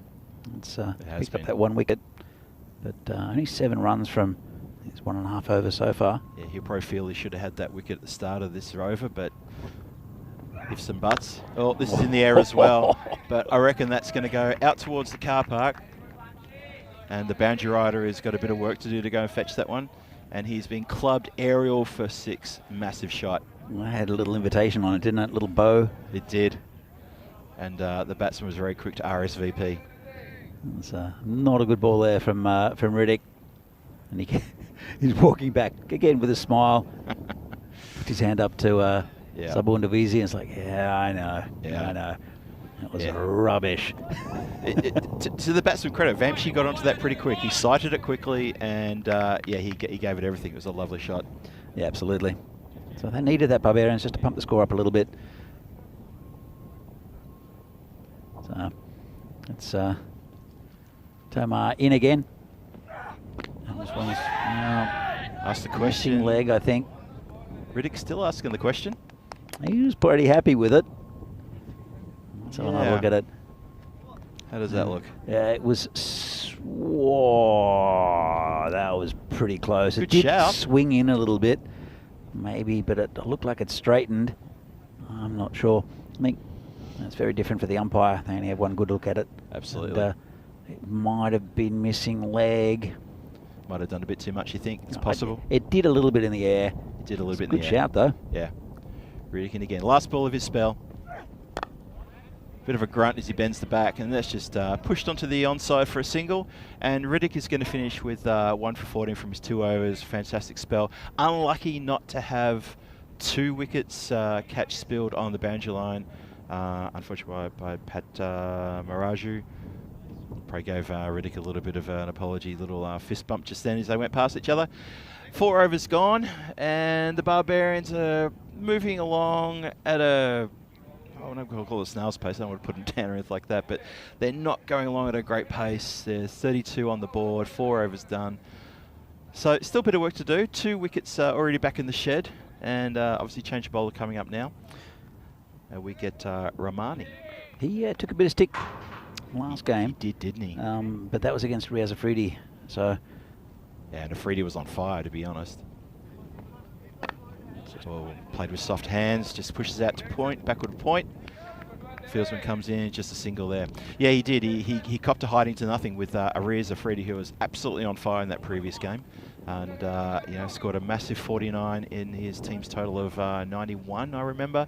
And yeah, so let's see if Ramani can have a bit better luck in this game against the Barbarians. Interesting with the PCC bowling lineup. So Ramani comes in again. Whoa, good pace there from Ramani. Good Where did lift. that come from? See the lift off the pitch. Amrit in the end, Amrit was probably not as close to that ball as he thought he was going to be. I mean, wow. That was almost already past him by the time the blade came up. There's a little bit for the faster bowlers in this pitch. We saw with Riaz Afridi with a good bouncer in the last game.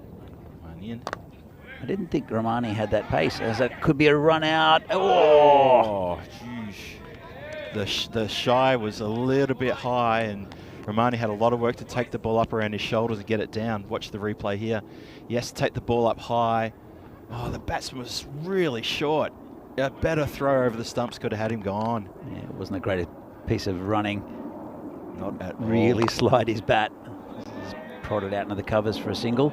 Yeah, they seem pretty happy to be just pushing these singles at the moment, and that's fair enough. The bowling, if it's nice and tight, you try to manufacture something out of it, you can end up in a little bit of trouble. So nice little push there. Keep that scoreboard going. Emirates been out there for a few balls now. He's got 11 from 11. So, you know, they'll be looking, the Barbarians going to be looking at him to try to accelerate soon, and I mean really soon. Well, it's a bit uppish, but it's into the gap. Boundary rider out there. Slight little fumble. They're going to get a second on the fumble. Yeah, it's good awareness from the batsman. Yeah, and that was Tojo that time with just bobbling out of the hands. Might have slapped into the hand a bit too hard, but he's the boundary rider out there at a deep extra cover. Yeah, they just noticed that little fumble, and he's quite far away from the action out there on the boundary. Ramani just hits it down to the ground, and that very, well, he's more of a gully, isn't that fielder? He's not, I was going to call him a slip. Gully just fields it, holds it, and that's the end of the over. So Ramani goes for 5. He's going to feel better after his hiding he copped in the previous match. Good over. 37 for 2. And this is the ECI schedule coming up well, actually, this is the ECI Czechia schedule. So this is happening on the Saturday, 29th of July and Sunday, 3rd of July. 5 games on the Saturday and then 4 games on the Sunday. So Czechia with Cyprus and Greece in a tri-series of international T10s, and then we're really looking forward to this one. Yeah, it should be really good, and it'll be good to see the Czechs come out again in an international series. They did pretty well down in Austria, beat the Hungarians a couple of times, who were very good. Yep. Hungarians beat the Austrians, and then the Austrians beat everybody. The Austrians beat everyone. Yeah, it was a bit like that, wasn't it? Yeah, that was a good series though. I love this introduction of the ECI this year. It's a wonderful move from ECN, and now spin coming to the attack. It's probably not out. I'll get a leg by out of it, and it's Riaz Nouri, the new bowler, bowling left arm over the wicket. Don't think I've seen Nouri bowl before. This is an interesting little look. He's very cool with the shades. I like a bowler who bowls with the shades. Me too. I like our mate Niraj Tyagi bowls with the shades as well. Shout out to him. You will see him in action later on. It's a bit short. Comes around the wicket. It's punched into the covers just for a single. So that's we're discussing also about what the Czech team needs. And there's not many left-arm bowlers here in the Czech Republic, especially not really many left-arm spinners that are available for national selection. And I think it's a little bit of a weakness in some ways for the Czech team. Well, that could be close. He's given him. He has. And he's happy about that, isn't he? Yes. The man with the shades. Yeah, he looked pretty confident. His appeal just reeked of confidence. The keeper went up as well. And I kind of think the batsman knew he was caught on the crease and plumb. Well bowled, really well bowled. Full and darting at the stumps. And that is one way to get wickets on this ground, almost guaranteed. Look at this. Full, straight, hit nothing but timber. Who's happy? I love the appeal and I love the aftermath. It's always difficult coming around the wicket. Left armer coming around the wicket. He's angling it in. Yeah. He's bringing it back slightly maybe, but that was so full that it was hitting stumps. Yeah, yeah. It was a good decision from the umpires, but with that angle, it's a little bit tricky. Yeah. And it does put a bit of doubt in the mind, but no doubt in the umpire's mind that was definitely out. Yeah, we've seen it a couple of tournaments we've had this year already. We've seen that the successful bowlers are the ones who bowl full, straight into the stumps, not necessarily Yorkers, but really full deliveries, and they're the ones who are getting the wickets. Anything short of a length was getting absolutely tanked in a couple of tournaments we've had in the last couple of months. So Nori's in again. He's got his back up, but it's been hit into the gap. They're just going to get around and cut it off from cow corner, and a single there. Nice throw in. So yeah, Nori's got his back up now. One more ball to come in this over, or a couple more balls in this over. It's been a good start. It's been a very good start. Oh, he's giving that some air. Oh, could be That's out, coming to us. Saba couldn't jump high enough, Balak, mate. That's come straight to us. Need to grow a bit taller, mate. Bit taller, Saba. Yeah, Sub-1 Divisi fielding in front of us here. He almost had the length. You're going to see him in the replay jumping really high, but yeah, he had to be about another 2 meters tall. That's come straight under our desk here. So hopefully the only fielding I'll do all day. Never liked fielding. Oh! And he's got a second one. Quicker delivery, hitting off stump, peg back, on your way. That's a good response after being hit for 4. Nori's got a couple. Look at that. You got hit for 6, Phil. Sorry, it was 6. Did I say 4? You did say 4. Sorry, I was calling it a 4 because I felt that you'd fielded it, but inside the boundary. And so I'm used to you fielding inside the field of play. That's probably why. You're right. That was a quickie ball. Good over there from Nori. Impressed. Clever, clever. As I was saying, there's normally there's the PCC with the usual suspects, Sudesh and bowling, Arun, and they've got a good talented squad of players. In fact, Sub-1 Divisi is going to be the next to bowl. We've seen quite a few bowlers used today, but they've got such a batting heavy lineup. Oh, isn't he happy? So, look at that. Giving us a thumbs up. He's even shaking his head in disbelief. He's pumped up. Fantastic over. Great over.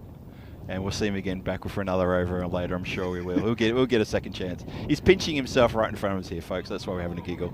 He looks so happy. Don't you love to see a bowler with a smile on his face? Absolutely. I mean, unless you're the batsman. Well, you and I are both bowlers in the Barbarians, and we would love a wicket. Who doesn't? And you get a couple. Come on. So new bowler in. Divisi starts with a wide. Divisi's a good bowler when he's on a mission. And because he definitely, with both of the bat and the ball, loves to be the hero, right? And when he's on a mission, when he's given like, okay, we need to do this, we need to do that, like we need to get wickets here, he'll pump himself up and he'll generally deliver.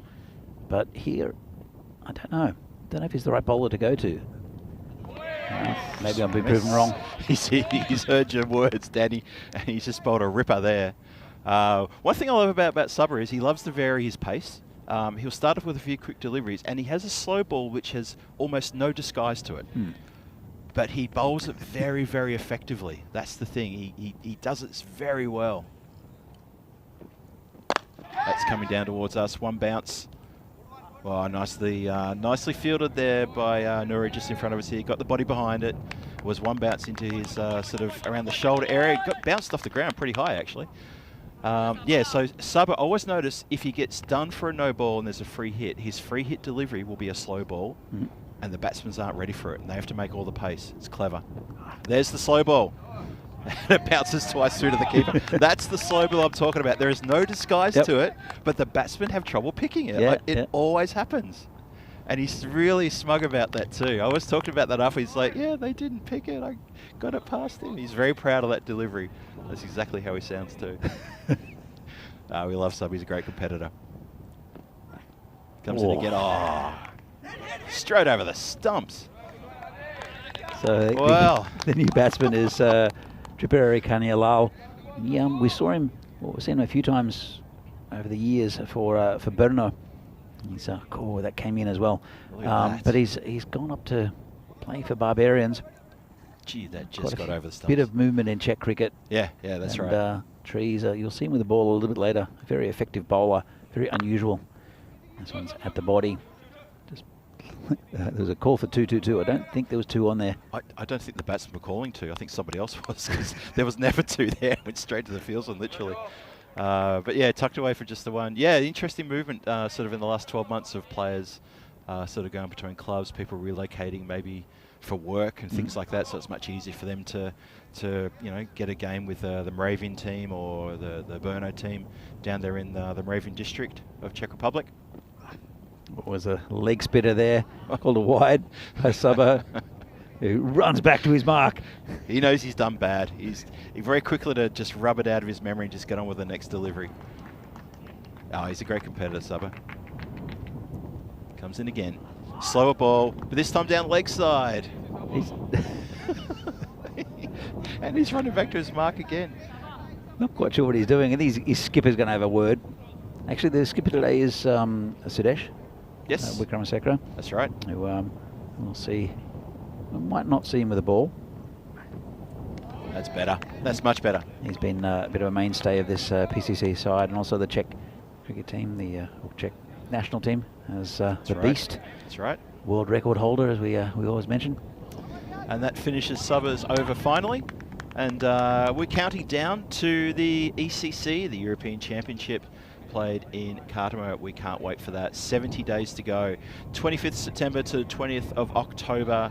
If you can get down to Cartamo over in Spain, if you're fancying a bit of a trip, you want to go get your mates together and go for a wander and watch some fantastic cricket in a fantastic venue. Highly recommended from Danny and myself and all the other people who've ever been to Cartamo. It's a wonderful place, great hospitality and amazing cricket. And if you're lucky, you might manage to get a selfie with Mr. Maximo himself. Swing and a miss.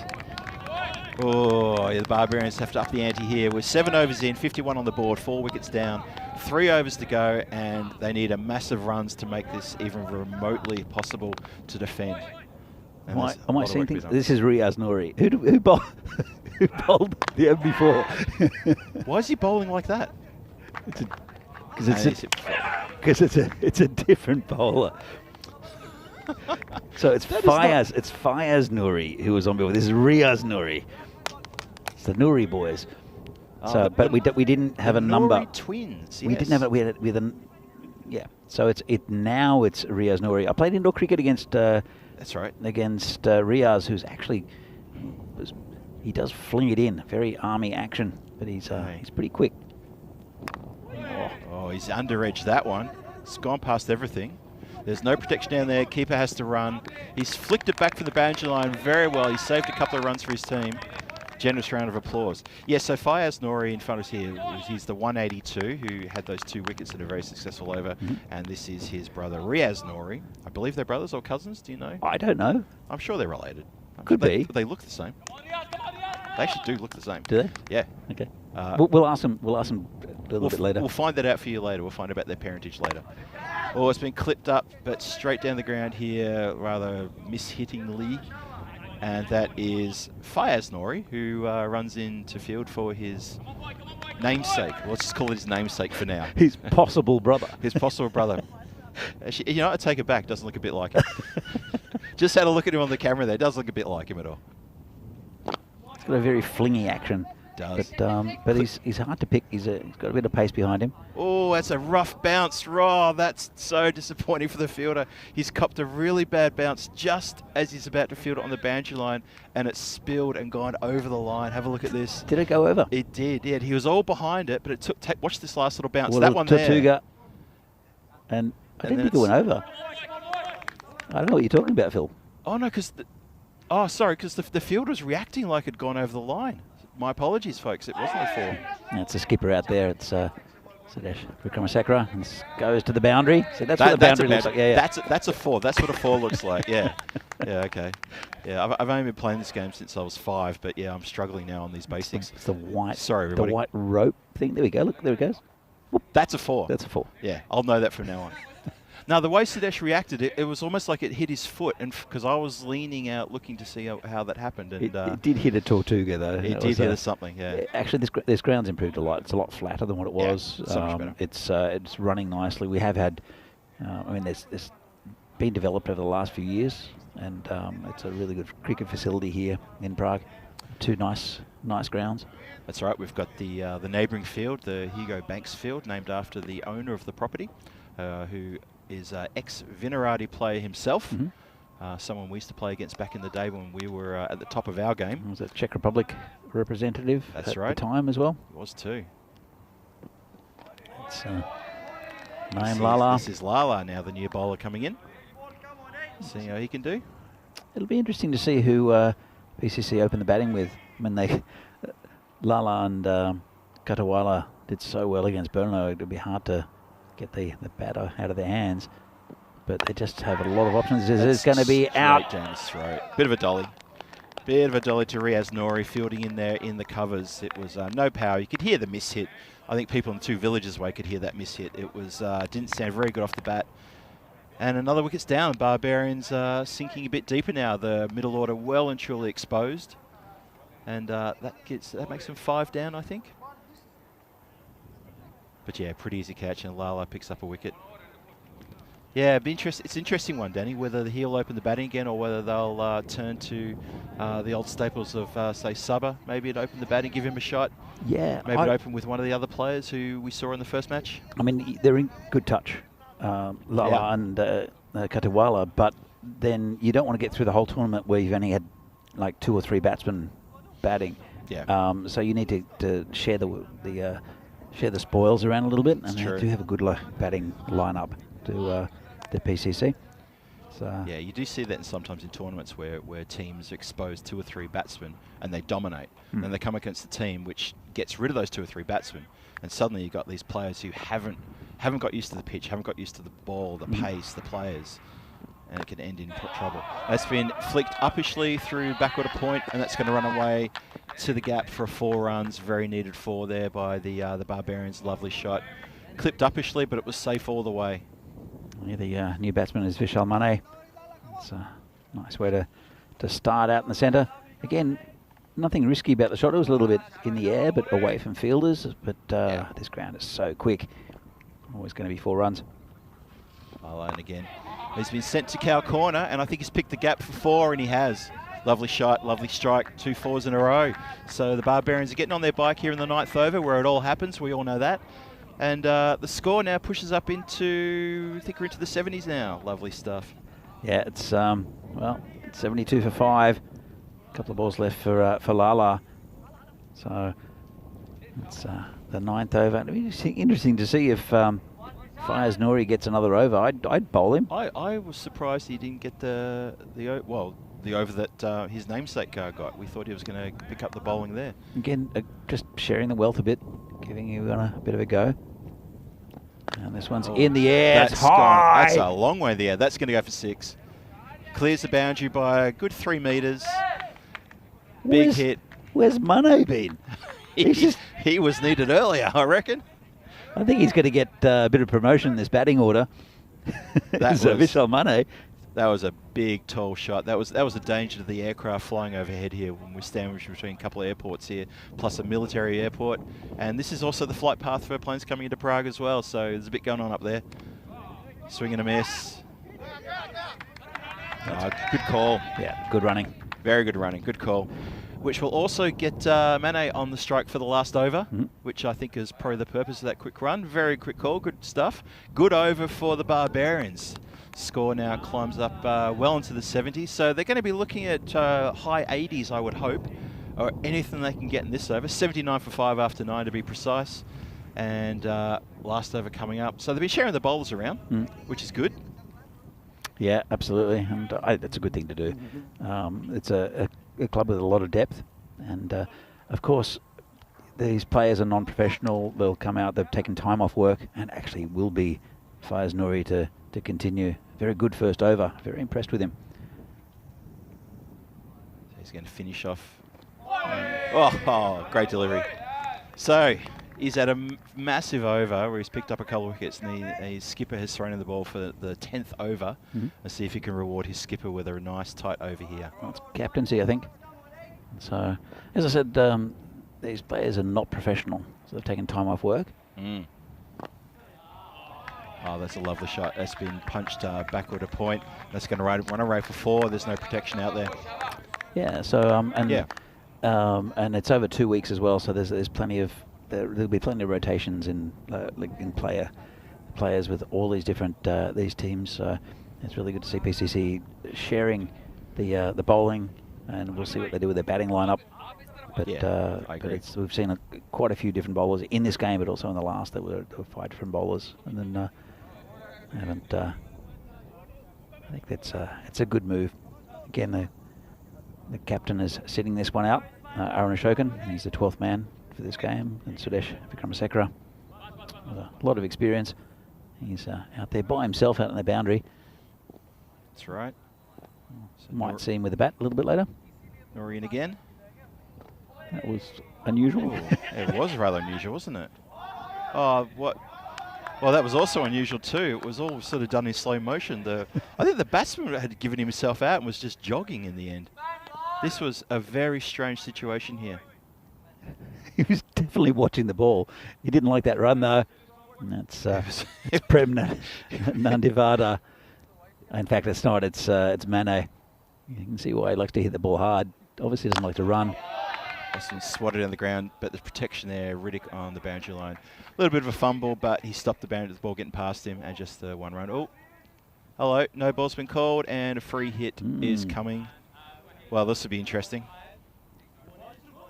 And no ball for height, called by the square leg umpire. Yeah, that was a bit of a shocker of a delivery.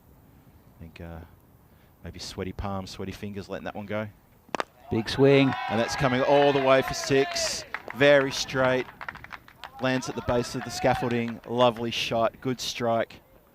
Well, they've pumped it up to a pretty reasonable score here. Pretty much what Burno got this morning. But yeah. But then again, PCC did get that total in under 6 overs. Yeah, it was 5 overs, 4 deliveries, I think, to be precise. Like 34 deliveries, yeah.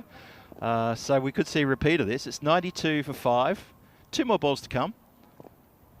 100 on the cards here, but they need a couple of big hits. And that's gone straight through the field, and that's going to go for 4. Well, PCC, we praised their fielding in the previous match and even in this one, but that's absolutely gone straight through everything, that fielder. He got right behind it though, Phil. He got behind it, he just didn't get down onto it. He did everything right except stop the ball, which I think is kind of critical to really judge it as a good fielding attempt. And Nori now, last delivery. It's uppishly punched through towards point. That's going to bisect the field. That's another 4. They get their 100, and they will finish on 100 runs for their 10 overs. So they've actually come good. The last second half of this innings, they've really piled on a few more runs, and it was needed. And there's a bit of extra for their bowlers to bowl at in the return innings, which is going to take place in about 10 minutes' time. Absolutely. Look, Vishal Mane. I mean, he's come in at Mane. He's coming in about number 7. Yes. And just absolutely blitzed this bowling. He's done well, hasn't he? Well, see some of the highlights of this. Most of the highlights will be with PCC. Yeah. Oh, there was the pie. That was an absolute pie, Phil. Yep. There was the lovely cross-bat shot for 4, which we thought might have gone 6, definitely for 4. And then the wicket started tumbling, and Riddick was hitting the timber with consummate ease, and he was a very happy bowler. Another one hitting the stumps. Another one hitting the stumps. That was the same one, I think. And PCC looked like they were on here to keep the Barbarians to score around about sort of 60-odd. And then the arms started getting a bit freed. Good fancy footwork by Lala on the boundary there. And then there's a bit more lusty hitting, a few shots down the ground. That drop catch, which cost them a few runs as well.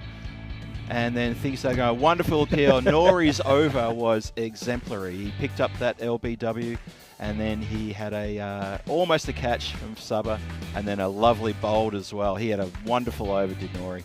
That first over of his. Got 2 wickets and really put the brakes on.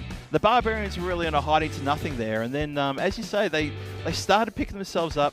The middle order started to get their act together. A few things went their way, and yeah, a few of these clips, a lot of runs pushed. Obviously, that was a clip straight to the play for a catch. They were getting a lot of their runs backward a point into that area there. There's one, and there's another shot down the ground. So they started building the runs again. Mane, we've got to thank him for putting a fair bit into that. He's come good at the right time, and get the Barbarians up to 100. Good score. Not a great score, still probably a bit short of what this PC squad can do. A few more highlights coming through. They've done really, really well though to get to 100. Yeah, and yeah, let's see how things pan out for them. Yeah.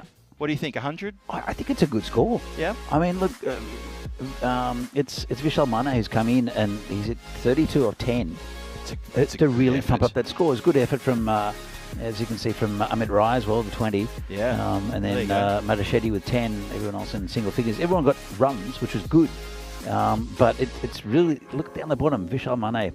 He's come in, scored 32 off 10, and has given them a shot. He really I don't has. know. I mean, PCC have got such a strong batting lineup. Yeah. But a few early wickets might put a bit of pressure on them. That's right. See here, Fires Nouri with those 2 wickets. Was expensive in the last over. Yeah. And then wickets also for Padmaraju and Tomar and Lala down the bottom. And as we said earlier, PCC used 7 bowlers, which is a really good way of sharing it around. So we'll be back in a few minutes' time for this second half of this second game between Barbarians and PCC. See you soon. See you soon.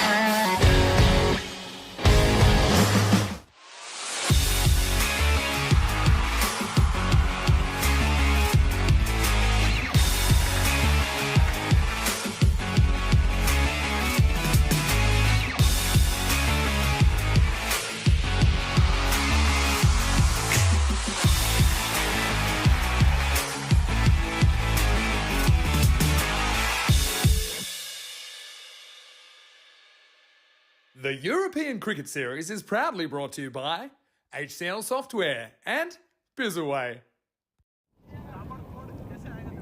And welcome back to the Vinosh Cricket Ground here on the outskirts of Prague. The beautiful sunny Vinosh Cricket Ground here. The early morning cloud has completely lifted. It's a beautiful blue sky. Just a couple of wisps of white cloud around. You're here for the run chase. PCC chasing down 101 runs against the Prague Barbarians.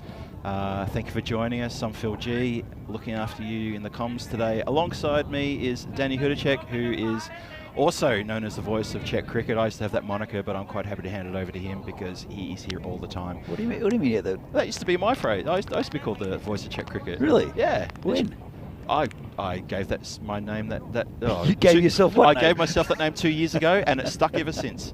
Okay. I think it was about 2 years ago I gave that, and I remember you just looking the other way and thinking, yeah, right. So anyway, welcome back to Vinosh. That's what I'm trying to do. So welcome back. It's a run chase here. PCC 101 off the next 10 overs.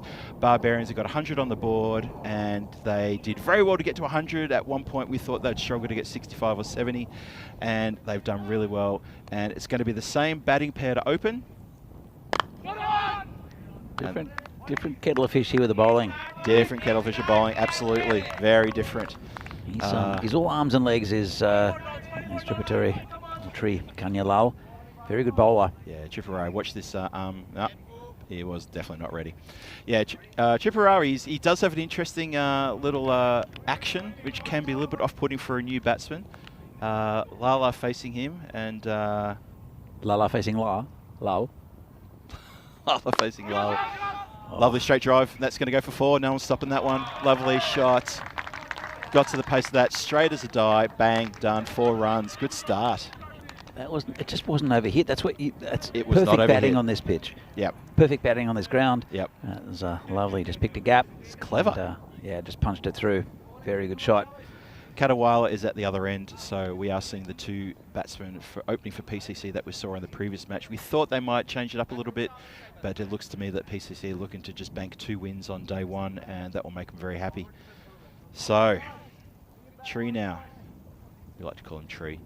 How does he come back from that? Well, it's written on his shirt, Phil.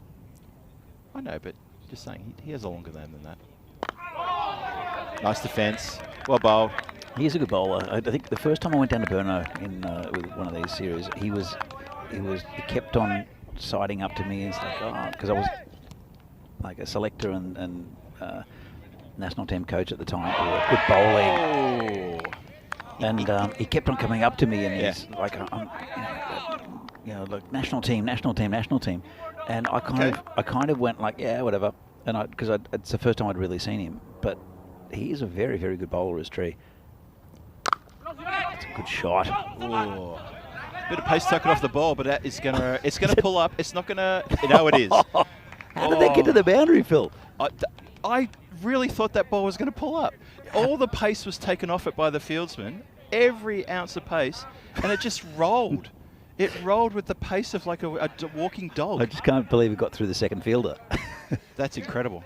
It just shows the pace on this ground. This ground is slick. It is like polished glass. The ball is running very, very quickly to the boundary. And that's what we're talking about before, about there's no need to hoik everything. I know sixes are important and big, but these pushes and prods for 4 runs. That was not a prod. That's a prod, and it would have gone to the boundary. Now, what I'm saying is we've seen prods from Lala in the previous innings, which just forward defensive shots like that. The one before was absolutely hammered into the fielder. Oh, yeah, I'd hate to meet the fielder who stopped that. I'm sure he's still wringing his hand out for that one. Just a reminder, 251 matches since the Golden Ball. Will we see one today? Will we see one this week or in this tournament? I hope so. And just a reminder, they're the rules. Pretty straightforward stuff, really. And you can see the stats are about how it's gone. It's even Stevens in 2023, the bat and ball 5 each. Well, might see a decider here in this series. Always good to get a Golden Ball. Oh, we've had a couple of good ones. We have. One United against one of the PCC teams. They had 2 of them in the series. United. The first one they kind of botched a little bit, and then thought about it. As we see, the new bowler coming in. It's Amrit Rai. And the bounce just gotten over the fielder and just gone away for 4. Couldn't do much about that though. But yeah, you're right. As you're saying, those golden balls, that second golden ball, UCC were they understood it. They got it. And I remember the fielding team were very confused as to how they made it. Because was it Shaimal Joshi who was? Shaimal Joshi was at one end, and I can't remember who it was. Was it Abimanu? Could have been, but I remember, I think it was Shaimal had the presence of mind to run that second one, and he was running to the non-danger end. It wasn't actually. Shaimal didn't really know what was going on 100%. He just knew that his partner said run, run. But what happened is that it was the last ball, it was the golden ball, hit it out to sort of Point Gully area. Yep. They ran one. They ran one.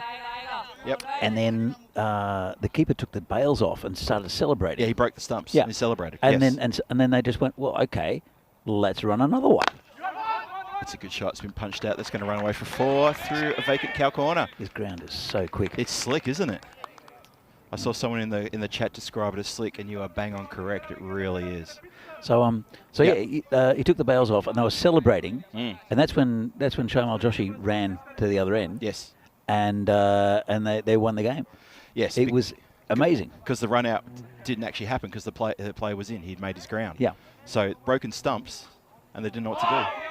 Well, that was an interesting delivery. It's not going to help their defence. And that's gone through for 4 byes. It's gone through everything. So anyway, going back to this game. Yes.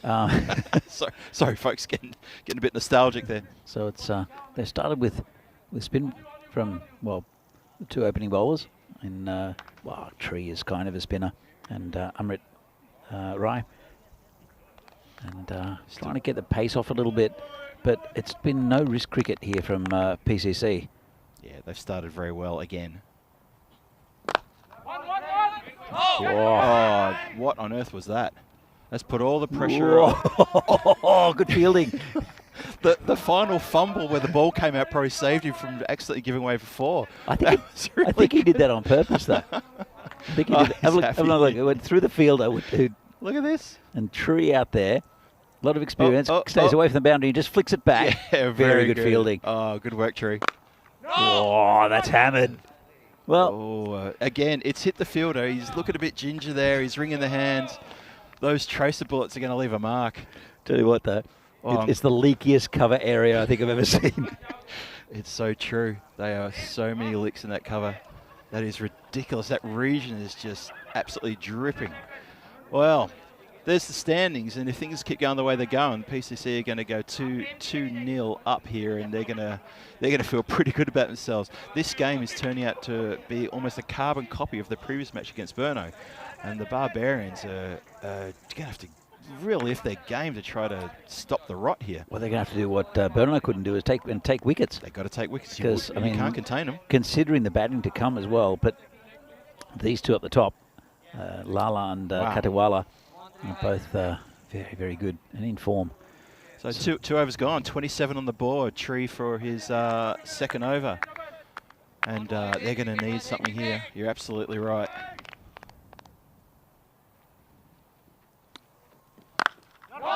This one's punched into the leaky cover area again. Oh, good he's fielding. got down to it. Well done. Well done. And they've managed to stop that one. So let's say a brief hello to people in the chat. I saw Helix in the chat, my old mate. I saw Keanu, it was his birthday actually just last week, Keanu Nolan. So mate, happy birthday for last week. Unfortunately, I don't have Pavel Florin available to wish you happy birthday like I did a couple of years ago. Saw Nick in the chat, and we'll just let this delivery go. Clipped very nicely into the gap there. That's going to run away as well. 4 more. Again, not too overhit, just lovely placement and a nice clip shot for 4. PCC having things all their own way. We saw, who else in the chat? We saw Rod Thompson. Rob Thompson, Dave Bodnaracek. Dave. He's never in the chat. He's very quiet in the chat, is Dave. Yeah. G'day, Dave. I know you've been screaming for us to mention your name, so we'll mention you a couple of times. Dave's in the chat. Dave is always in the chat, talking about eggs earlier, and now he's hopefully talking about cricket. Oh, that's been skied straight up in the air. I don't think there's any opportunity for anyone to get to that except for the boundary rider. Yeah. And that's a big 6. That's a big 6. He didn't really get all of that. I mean, it was almost in slow motion the way he clipped that one. Enough of it, though, Phil. enough of it, yeah, but he didn't get it. He wasn't like he was trying to hit it to the car park. I mean, you watch this. He just swivels, boom, enough. But he centered it enough, so yeah, on his merry way. Partnership is now 38 from 15. That's incredible. Lala on 28 from 11, having it all his own way pretty much. 38 for no loss, and we're only 2.5 overs in. There's a question from Keanu actually about Czech cricket. I think you're probably the better one to answer this. Yeah. So Phil G and Danny H. So just be a tick. Yes. Says delivery. Oh, nice forward defence. Lovely stuff. How has Czech cricket been tracking since the last time ECS was there?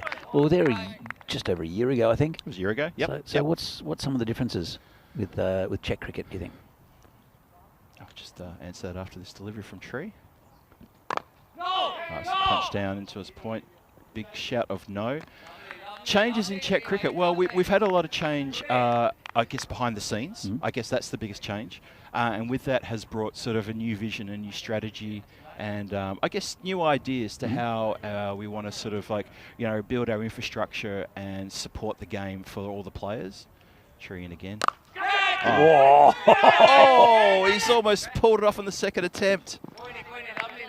Hit with power straight to the fieldsman who knocked it up in the air, and he's just lost sight of it. Lost sight of it? Well, no, I don't think he ever saw it, Phil. Hey, he got his hands up for the catch. It popped out. He spun him round. He's almost got it on the second bite of the cherry. Well, he saved 3 runs. I think that's probably because that was absolutely smashed at him. And it's looks like it's Vaishak out there who's a really good fielder. Look, I guess there is an argument there for he was protecting himself as opposed to taking the catch. He was definitely going for the catch. I accept but that. I think all he just saw was this white blur coming somewhere in his vicinity. Because that was hit with authority. Power play done, 39 on the board, 3 overs gone. It's similar to the last game, isn't it? It really is, yeah. So keep going with differences with Czech cricket. Because there's one that I want to mention in a minute, but I think unless you mention it first.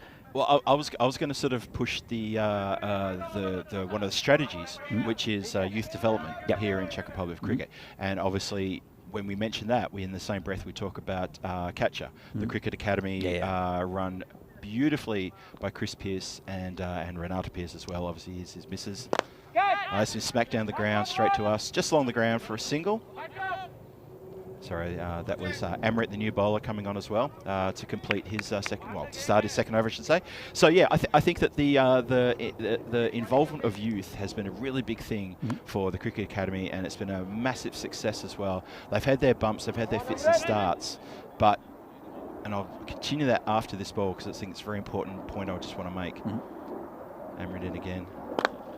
It's similarly just punched down the ground just for a second. Oh, that's a nasty bounce, but Tree got behind that, and I tell you what, that bounce, he's shaking the head. That was really close. Amrit again. Cross bat shot that's straight out to the field. So he's taken one into the body, but goes bottom behind it. Yeah, the youth development here. The great thing about Catcher is that in this year they've managed to get the youth players playing white ball cricket, hard ball cricket in the T10 competition we just had, which is absolutely fantastic. That's happened, and they're playing more hard ball as the season goes on, and that's exciting for Czech cricket. That's a big hit. That's going to go 1 bounce, 4 runs. Lovely shot, big strike. There's some good young players coming through as well. There are sons of old cricketers, I guess, coming in, which is great. Alfie Solchek is there. Solchek, yes. Good fast bowler. Also, in this tournament, we're going to see Danny O'Connor. Yes. Looking forward to seeing him and Henry Wood, who are 2 youngsters who are going to be playing for Vinarati Cricket Club. And especially on this ground, I think they'll do pretty well. They're very, very correct cricketers, and I think will be part of the bright future of Czech cricket, of having local youth players who have come through the system, because there is now a good system. There is a very good system here. Yeah, So- you're absolutely right. I wanted to mention those two players, and thank you for mentioning that too. So I would say to the chat and to the people watching around the world, the people, our friends in India watching on Fancode, everybody, please tune in for the Vinny Ruddy games where we see these guys play, because it's going to be very exciting, real exciting for them, and also for the whole cricket academy and how we've nurtured that, and how Chris and Renato have done such a great job on that. Punch down the ground, one bounce. Oh, that's a tough one for Tree, but got his body behind it, very well fielded. Stopped a certain boundary there. It's an awkward bounce. He's taken one to the body there. Really good work. Just to finish that off, yeah, Chris and Renato have done a fantastic job in the academy, and this is the fruit of their labour. And I'm really excited by seeing a couple of yous playing in this ECS this year. Yeah, absolutely. The other good thing, the women's team is really starting to develop into a competitive side. Yeah. And again, really good work from behind the scenes from a lot of people with the women's team. Yeah. So the other thing that I've noticed, and I'm noticing from afar, because I don't have that much to do with Czech cricket now anymore, but I'm still keenly interested in what's going on, is seeing a lot of teams coming from different regions. I know that Ostrava played in the T20? In the T20, which is Yes. great. That's my father's hometown, so Okay. it's nice to see Ostrava come in. And there has been talk of Ostrava over quite a few years, but they finally made it into the tournament. So it's a pretty long journey to Prague there. But there's also Česká Budějovice, Pilsen. We've got a few from down in the Moravian area, like Yep. the Moravian Cricket Club, and of course Brno, which is sort of in the southeast of the country. Moravian, great wine district here in Czech Republic. Shot! Bosh! There's some more work for our man in the green bib. It's still going. It's still going. That's going to go over to the road. Danny, it's still going. New balls, please. Okay, on the chat, you can't see how far that's gone, but that has gone. That's gone further than like it's gone another field. That's gone further. almost off the property. That's ridiculous. It was a bit of a gimme though. It was a terrible gimme. It was. It's like, here you go. But just hit this. But the power behind that. Honestly, the man who's picked it up, he is a good 180 meters away when he picked it up. He's now coming back in now. You know what? If you called out to him with a megaphone, he still wouldn't hear you. He's that far away. That is incredible. The bowler just got smashed there as Kunal Mohite. Oh, welcome out to the centre. First delivery of his first over in the ECS. Bang. It was rubbish though. It was a full toss. Oh my God, what a hit. Oh, let's see how he comes back from that. That's a better ball. Okay. We'll just walk through for a single. Just mentioned that that six also brought up the 50 partnership in 25 deliveries, 53 off 25 from these two batsmen, and these guys work very well together. PCC again having all their own way. Yeah, well, 2 from 2 today. I think I'll have a rest after this. See them again later in the week. Oh, it's been punched nicely. Yeah, Vaishak there just putting a hand down, stopping it. So just a single. So yeah, the Barbarians still searching for that elusive first wicket to try to get some pressure back on the PCC batsmen. It does look to me that these two have really settled in now. 55 partnership inside of 5 overs is going great guns when you're only chasing 101. Short again, and that's into the gap. One bounce, 4. Just not the right kind of bowling here. You're going to bowl short here, you're going to get punished against these kind of batsmen no matter what. Tell you what, Phil, when we see PCC batting first, I don't know what kind of score they're going to put on. You know, I would love to see them bat first in the next game because I'm dying to see how they go. It's going to be... I mean, okay, it seems to me it doesn't matter who they're going to play against. They start with these two, and if they lose their wicket, as you said before, the names, you know, you got Arun, you've got Saba, you've got Riddick, you've got the Beast, all these players with enough firepower to really just take a game away from a team within a matter of minutes. Yeah, absolutely. And yeah, for them to, if they can bat first in one of their games, they opt that. I hope I'm here on comms for that because I'm going to be excited. That's going to be really something else, and I reckon that's going to be great cricket to watch for everybody around the world. So Tree, he went up and gave the bowler a bit of encouragement. Let's see if that worked. Comes in again. Oh. Well, that's a bit of finesse. How about that? Let's have a look at this.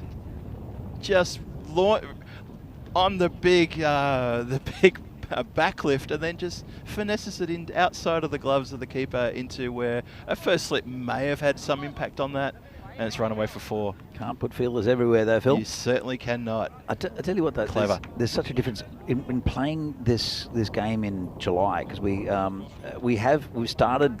Someone thought it might be like fun to start in May a couple of years ago. Oh, if you remember please. that. I when do. it was rainy, and we had 4 people holding the tent down at one stage. Yes. It was difficult. It was ridiculous, wasn't it? He's got him. He's got him. There's the breakthrough. PCC lose their first wicket of the day. Well, it didn't really bounce very high, and it's caught him plumb in front, according to the umpire. And he's on his way. Out of nowhere. He's having a chat to the umpires, and he's nodding his head. He's a very good umpire there. That's Joe Foster. Yeah. I think that's fair enough. No doubt, and there's no doubt in that. What's he? Yeah, it's hit him on the back leg. He's he's pretty much anchored there on the line. Look at that. That's pretty plumb for me. Yep. Yeah, Joe didn't really hesitate too much. I think that's an absolutely right call, fair call. Umpire calls it, and well, anyway, as I said, that's the first wicket the PCC have lost for the day for the tournament. And but what a great start they've got. And here's the up-and-coming events. This is the next month and a bit, next 5-6 weeks planned for ECN cricket. A lot of cricket coming your way. You've got the ECS ECI here in Czech Republic. It's going to take you through to the end of the month, and then it's going to move to, well, during the month, it's starting tomorrow in Portugal, actually, the ECSN in Portugal. For a couple of weeks there. Then it's going to be in Switzerland for a couple of weeks. The ECN Continental Cup, that's going to be massive there in Romania. Love the Continental Cup, great tournament. Germany, Dresden, I might actually pop up to Dresden again, have a bit of a view on that when they play in mid-August.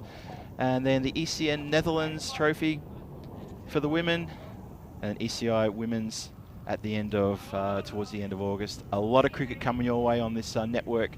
Please keep tuning in. We love your support. Thank you so much for tuning in as we continue here. Whoa. Well, that's a massive hit. That's onto the neighbouring pitch, yes. And finally, our man in the green bib who collects the ball, he's actually dropped back far enough. He's still running after it, though, but Phil. he still has to. It just went over his head this time. He was in way too short last time. It took him minutes to go find the ball. So there you go. So Lala has welcomed the new bowler. This is Mane now. He's welcomed Mane with a 6. Well, Mane did very well with the bat earlier on, and really gave Barbarians a bit of a target to bowl to. The new batsman is Tojo Thomas, so they're shuffling their deck a little bit. Yeah, we haven't seen Tojo. Well, we haven't seen any other batsman apart from the openers. That's been clipped nicely. There is a boundary rider out there. Just a single. So yeah, just a quick chat. Quick one in the chat. Dave did ask how many grounds there are in the Czech Republic. Well, there's this one which has 2 fields. 2 fields here. Yep, that's right. We have Brno. Brno, they got just the one field in Brno. One field in Brno. It's a nice field. Yep. An old baseball ground, and then there's the covers just the one we've just started using again. I think Velvari. Yes, just north of the city. That was opened by Scott Page, or like he built that ground. Yep, Scott Page, pretty much. Who this ground is named after. We have someone. Is it Dan Ziller on the Scott Page bench out there? Corner. There's a Scott Page bench. Oh, it's gone over the boundary for 4. That's a shame. Straight through the fielder. He got to it. Ahmed Rai. That's disappointing. Got to it and couldn't do anything more about it. Yeah, sorry, to your point, yeah, that looks like it's Dan Zill sitting on the Scott Page memorial bench down in, Backwater Square. A wide sort of fine leg position down there. Yeah, no, you're right. Yeah. Scott Page, he kicked off the Velvari experiment many years ago, and it's now one of our 4 grounds. That's a big hoik. That's a big hoik for 6. Player thought he was in with a chance of a catch there, but he'd have to be probably about 3 times as tall as Dan Ziller. No go, 6 runs.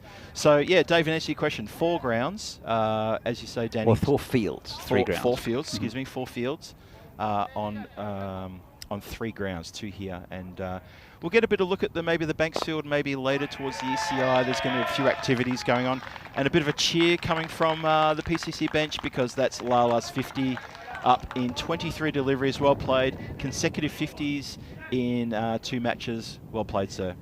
Raise his bat. Very well played. Very well played. He did the same thing last year. Came in again from Poland. We knew a little bit about him, and then he just looked class. And then towards the end of the tournament, he faded a bit, and it wasn't quite the same batsman. But it's exactly how he started the tournament. It's probably a little bit more fluid even last year, but it's been fantastic from Naeem Lala so far in this in the first 2 games of this tournament. He's barely put foot wrong in these 2 innings. He's barely given a chance to the bowlers. He's looked quality all the way through. I mean, they're not chasing a big total, so there's that. So he hasn't been put under the pump too much.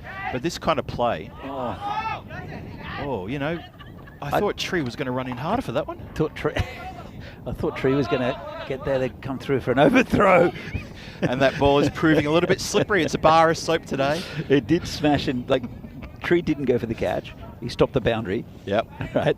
And then, look at this. Is it Vaishak?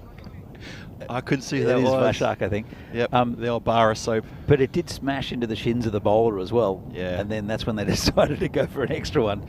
And then Vaishak doing an Ashish Mata and throwing it backwards. Oh, Ashish will hate to hear us talk about that again. Shot. Shot. That is a lofted cover drive that just got nothing but air. All air time. That's crazy. How much power he gets. That has gone a long way. That's wow. Well, yeah, between the tents, in the dugouts. Tim Kluger can't get Lala out. Well, that's pretty right. You're pretty right there, mate. You've nailed the problem in one. They can't get him out. He's in deeper than a tick on a warm summer's day. He is absolutely stuck. Oh. Actually, it is tick season here. I shouldn't make jokes about that. Oh, yeah. It's very nasty. Some friends went for a walk the other day, and they were covered in ticks. That's not good. There was 6 ticks between them. That's awful. Comes in again. Just tucked around the corner. Nice bit of finesse there, and it's going to run away for 4. Just no effort. Just tucked away. Just perfectly correct way of just going bang, leg glance, hip off the hip. It is slightly downhill. It's probably the fastest part of the ground, but this ground is lightning. It really is. This year, I mean, as I said, like in the past, we've had the criticism of this ground, even though it's a lovely ground. It's fairly new. It was laid probably 3 years ago.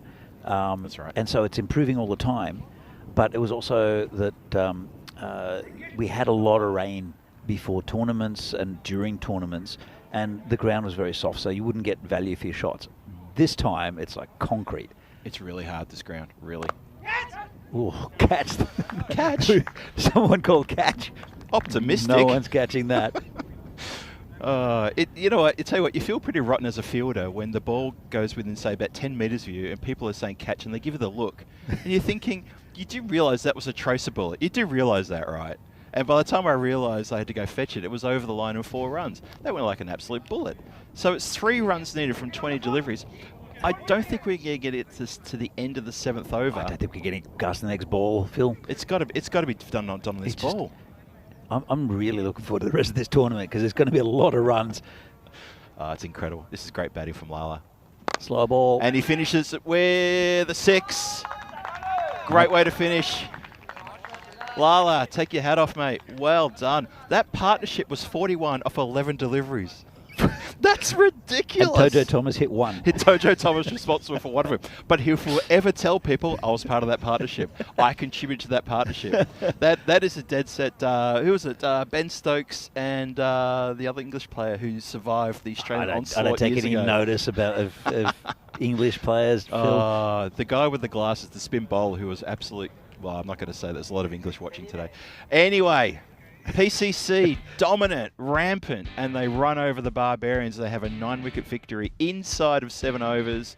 This was an incredible display, and we're going to see some highlights here of some of these boundaries that were being carved away. And unfortunately, some of these little badly missed fields and a few near misses and just a bit of ordinary sort of outfielding by the Barbarians. Again, there was one chance. Well, there was no chances given. It was just 1 wicket. No chances. Practically no chances. Yeah, it was pretty much all their own way. Oh, there's Tree with a bit of fancy juggling on the banjo line. He was here in front of us. He's a good mate of ours. And yeah, just effortless shots. and then power like that bang. Just protection, try to get the catch. Then there's that sort of shot, bounce for 4. Openers almost had it their own way. Lala pretty much had his own way, I think you have to say that. And then, that lovely little finesse shot. That was probably my shot of the day. Just turned a big upper back lift into just the most easiest clip for 4. And then the wicket fell. They got a wicket. But it didn't matter, because after that wicket, they then turned on 41 runs in 11 deliveries. And suddenly, the game's over. Yeah, well, they much deserved victory as well. They're dominant again with PCC. They're going to be very hard to beat in this tournament from evidence. The first 2 games, and there's still quite a few players that they can put into this side. Not that they need it, but there's still a couple of batsmen that aren't here, including, Arun Ashokan. There's Sharan as well. That's the thing, isn't it? They haven't put together a full-strength team in these 2 matches yet. It's been a very even team, but not a full singular team. So there's the dashboard for the up-and-coming match starting at 1:15. You got the Burno squad back for a match against the Barbarians, and obviously Burno, who were dealt quite a bad loss against PCC, will face against the Barbarians, who had an equally demoralising loss against PCC. So this will be an interesting match. A lot to play for here for both teams. Well, both teams will want to win. Absolutely. Here's the scoreboard. So 72 of 28, not bad from Lala. Not a bad effort. Kadiwala again continuing his good form. 27 off 12, and a nice little contribution there, 1 off 1 from Tojo Thomas. The bowlers, that's a bit of a disappointing display of the bowlers, isn't it? It's tough going on this ground. It's really tough. Where do you bowl to these guys? And especially because all you need to do is just prod it, and it's going for 4. Yeah, the opening bowlers started right. They went for about 10 per over, which was the run rate required. But the next string bowlers that came along just got absolutely taken to the cleaners. I kind of fell for them, to be honest. I mean, going at 26 and over, one of those bowlers there, the last couple of overs were just so expensive. Yeah, and before you know it, game's over. Pretty brutal. But there are quite a few good teams in this competition, and we'll see these 2. Burno and Prague Barbarians, I saw them earlier in the day. That's right. Won the last game with the Barbarians, and Burno played the first game. But next game's going to be starting in about 35 minutes time. 34 and a half minutes time. 34 and a half minutes time. It's an early finish again. What can we say about that except for go and grab yourself a bite to eat. People on the chat and watching through Fancode in India, we love your company. Thank you so much for sticking with us. And we'll sign off for now from a very sunny and warm Vinosh Cricket Ground here in Prague. Please stick with us for the chat. You've got 3 more games coming your way throughout the day. This one, the Burno versus Prague Barbarians, is going to be a cracking match. 2 teams desperate to get that win on the board to redeem themselves from almost equal game results against the rampant PCC squad. We hope to see you back here in about 30 minutes for our game introduction. Signing off on behalf of Danny Hudacek and myself, Phil G. Thanks again to everyone in the chat for sticking with us. Love to have your company. Everybody out there. I can see Nick and Dave and Julian in the chat as well. Thank you for joining us, guys. Two very quick matches, says Julian. You're absolutely right. Very quick games. Join us in half an hour for Game 3. And we'll see you shortly. Cheers for now.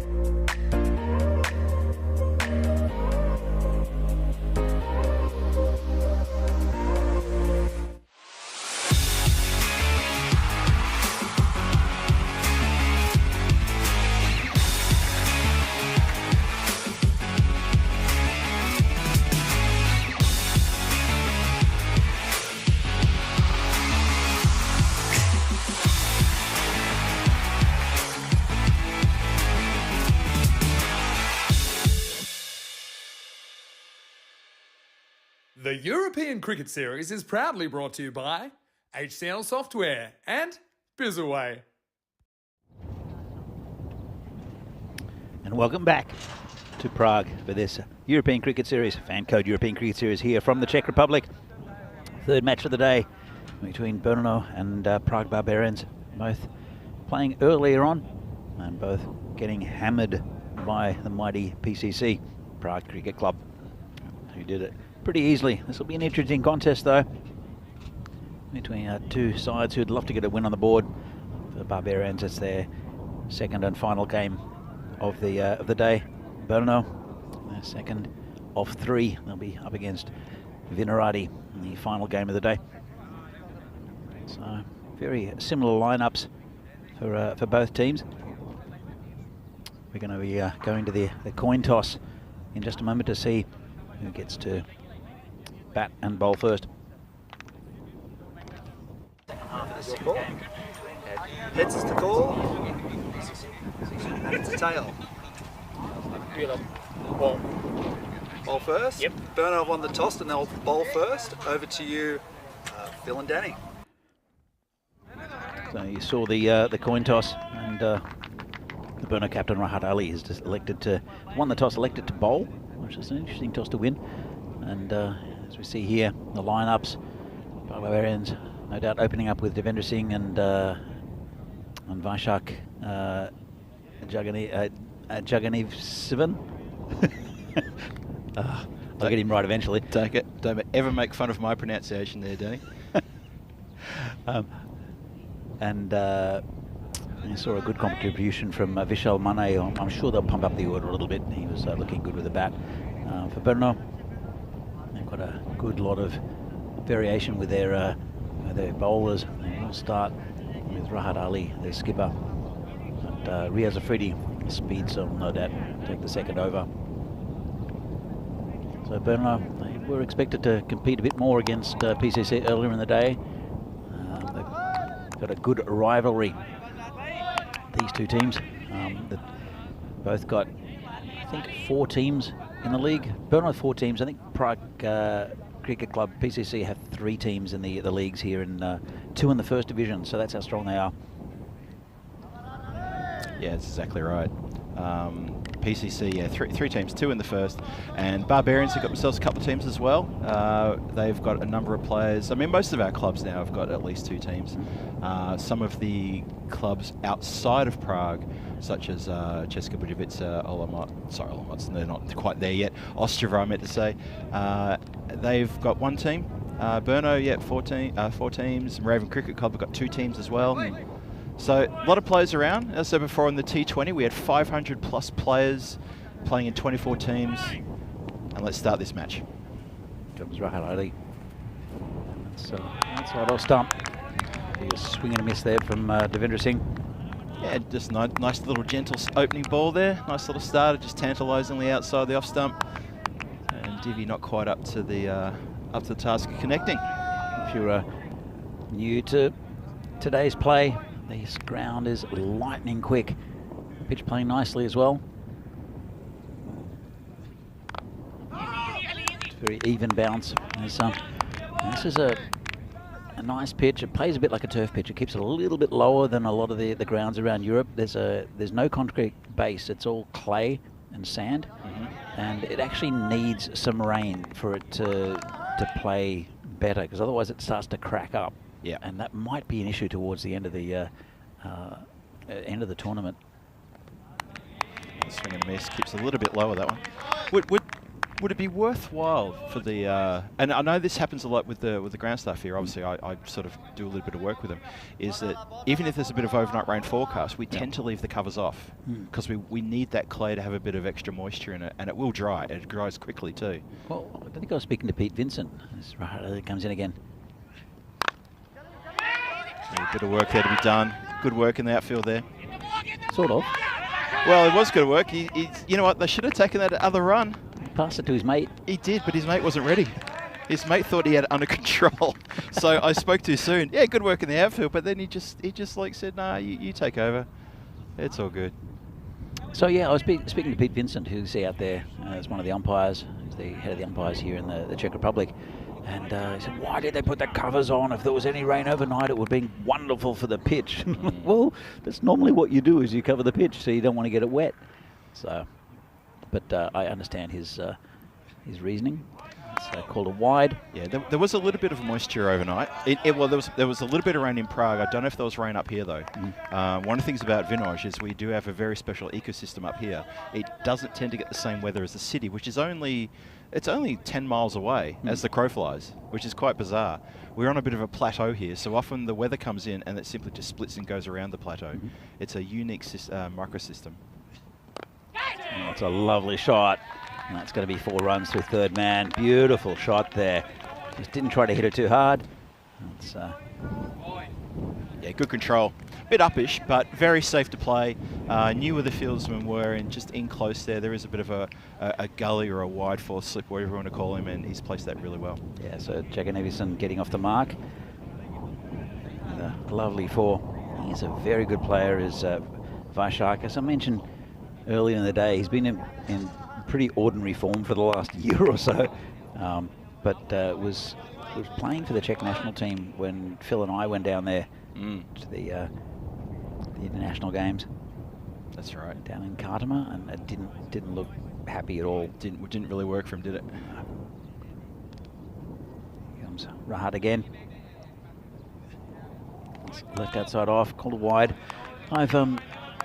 I'm enjoying my pie here from the Down Under. Ah, yeah. I know you haven't tucked into it yet, but it's I think it's the Melbourne. Yeah, was it Melbourne or Sydney? I'm not sure. The Melbourne is the mince beef with the so it's the pepper sauce. That's the one. Yep. Yeah. Now the Sydney one I think has beef chunks. It does. Beef and black beer. Beef and black beer. That's the one. Yep.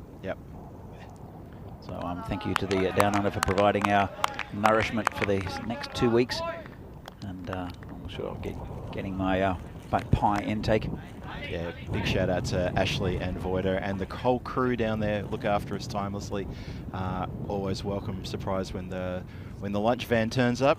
And yeah, unfortunately, you've already got halfway through your pie. My pie was on the bottom and it was absolutely piping hot. I could barely carry it back here to the bench, so I'm going to let mine sit until this innings is over. What's better, Phil? A cold pie or one that burns like lava? Oh, geez, they talk about extremes. Uh-huh. I wouldn't want one to burn like lava because, I know taste buds do regenerate every 10 days, but at the same time, I want to use them. But you've had that thing where you've bitten into a pie and it rolls down your face. Yep. And all you can do is inwardly scream. Yes, but then you've had the thing where you buy into a pie that's cold and you instantly think, I'm about to spit this at someone sitting across from me and it's not their fault, but I've got to get this out of my mouth. It's not very pleasant at all. Anyway. Speaking of not pleasant, for the batsman who's facing Riaz Afridi, he's probably thinking the same thing right now. He's thinking, oh, here we go. But it's Devendra Singh's going to face him. Riaz Afridi got a lot of pace about him. He came on the scene very recently and he was a fiery customer. He's been in the Czech Republic for a few years. He's qualified for the national team and he's added that bit of pace that they really needed. There's some good fast bowlers actually in the national team now. Yeah. But Riaz probably the bigger the bunch. Turned around the corner just for a single. Just hurried onto the batsman. Back it up, back it up is the call.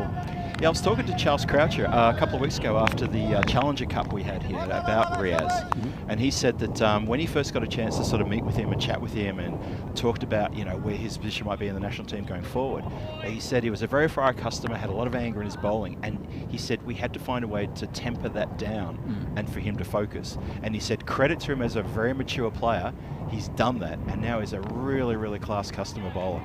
However, he's just been knocked for 4. Yep. Tucked around the corner. Tucked around the corner. It came out to him pretty quickly, but he just got enough. Might have been glove. Looks like it might have been glove, but it's the fastest part of the ground in this very, very fast outfield. So I was always going to go for 4. So Charles was happy to talk about how the coaching staff had really gotten in with Riaz and discussed his bowling, discussed how fast he was bowling, and they tried again to pull back a bit and to really focus and there was a sort of like an energy and I don't like to use the word anger because he's not an angry player. He's a very good player and he's a great guy as well, but he got a lot of focus. He's going for this short stuff. Well taken by the keeper, though. Called it wide. Still called a wide, but well done by the keeper. It could have gone for 4. So yeah, but you see here, he's just sort of, he's limbering up a little bit. Maybe he just hasn't quite got his radar in, but he's a fast customer. And he's a great batsman too, as you saw in the first game. Yeah, he's a good all-round cricketer. He's Riaz Afridi, a big plus for Czech cricket and Brno Cricket Club. Yeah, I think that's the key thing, what you're mentioning about him, his impact in the Czech national team is something that they really needed. And, you know, that's nothing but positive. Yeah, it makes other players. Oh, it's going to be 4 again. Streaky. That's all right. But I tell you what, it went like a bullet again. Watch this come off the bat. 1 bounce. Just inside the line, though. That was a thick outside edge. Can you imagine outside edging this for 6? It wasn't far It away. wasn't in the end, far was it? away at I mean, all. the boundaries are 50 metres here from the centre of the pitch. So, you know, they're not big boundaries, but yeah, it's a fair effort. But that's the carry that that Riaz Afridi It's a pace nice has. shot. It was a pretty safe shot. There's no one down, no one back there. There is a third man now, but yeah, no one really in catching position of that area. Oh, it's a full toss. It's been punched out, and it's going to be 4 again. Ooh, this ground's so quick. Suddenly this over's starting to prove a bit expensive. It's just using the pace of the ball. It's actually very good batting from Vaishak. As I said, he's been in poor form for the last year or two. Really not living up to what we know he can do. He's a good batsman. He's talented. But now I think what we're going to see is technically good batsmen do very well on this ground because of you're getting good value for shots. Freddie again. It's just turned around the corner. Nice shot. It's gone past the fielder. It'll be 4 again, I think. Yep. Will be. Yep. Just turned around the corner. Timed it nicely. Yeah. As soon as that fieldsman couldn't get down, his hand down, you know it's going to run for 4. You know, didn't try to hit it too hard. No. I think that's the secret where I think a lot of teams are going to really look at the way that these players are batting, the way that PCC batted earlier in the day. There was a lot of big hitting, but just hitting along the ground. You know, it's clever. The Bradman thing, where he's a Freddie coming around the wicket. Oh, this is going to be interesting. I think he's angry. Oh, slow ball, and that's 5 wide. Shocking over. Oh, well, Riaz. Lance with your top line bowler has gone for 22 already. He's still got a ball left. That was not good by Afridi. Well, Danny, I'm going to take the bullet on this one because we've bigged him up at the start of this over, and he's let us down in spectacular fashion. Now that's the stock commentator's curse. I'm just praying for a wrecking ball to take me out of this competition. I cannot believe how much we bigged him up, and he's gone for 22 from 5 legal deliveries. Still got to finish the over, and yeah. His skipper's done the right thing, given a pat on the shoulder and said, "Don't bowl there. Don't do it there, mate. Don't do it again. Don't do it again, mate." That's a better ball. Better. Angled across the right-hander. Yeah, much better delivery. Obviously, it's what he was going for the first time he bowled there, but he just pushed it too wide. Bit of a rough start for the man, but them's the breaks. You see there the standings. Obviously, the two teams at the bottom of the ladder, considering that 5 teams haven't even played a game yet. I don't want to make it sound worse than it is. So both will be very keen to get out of that little rut, that position at the bottom, and get up into 2nd position with a win after the Prague Cricket Club snatched the first 2 victories today. Yeah, we'll see PCC up again in the next game, and that'll be against Vinarati Cricket Club. It'll be interesting. We're looking forward to that one. So just talking about Danny O'Connor, he came and helped deliver the pies. Looking forward to seeing him. He's a good young cricketer. I think there's 3 of them that are around about 15. Yes.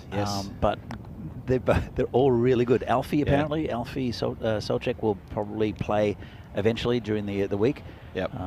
But today, Danny O'Connor, I think Henry Wood might be playing as well.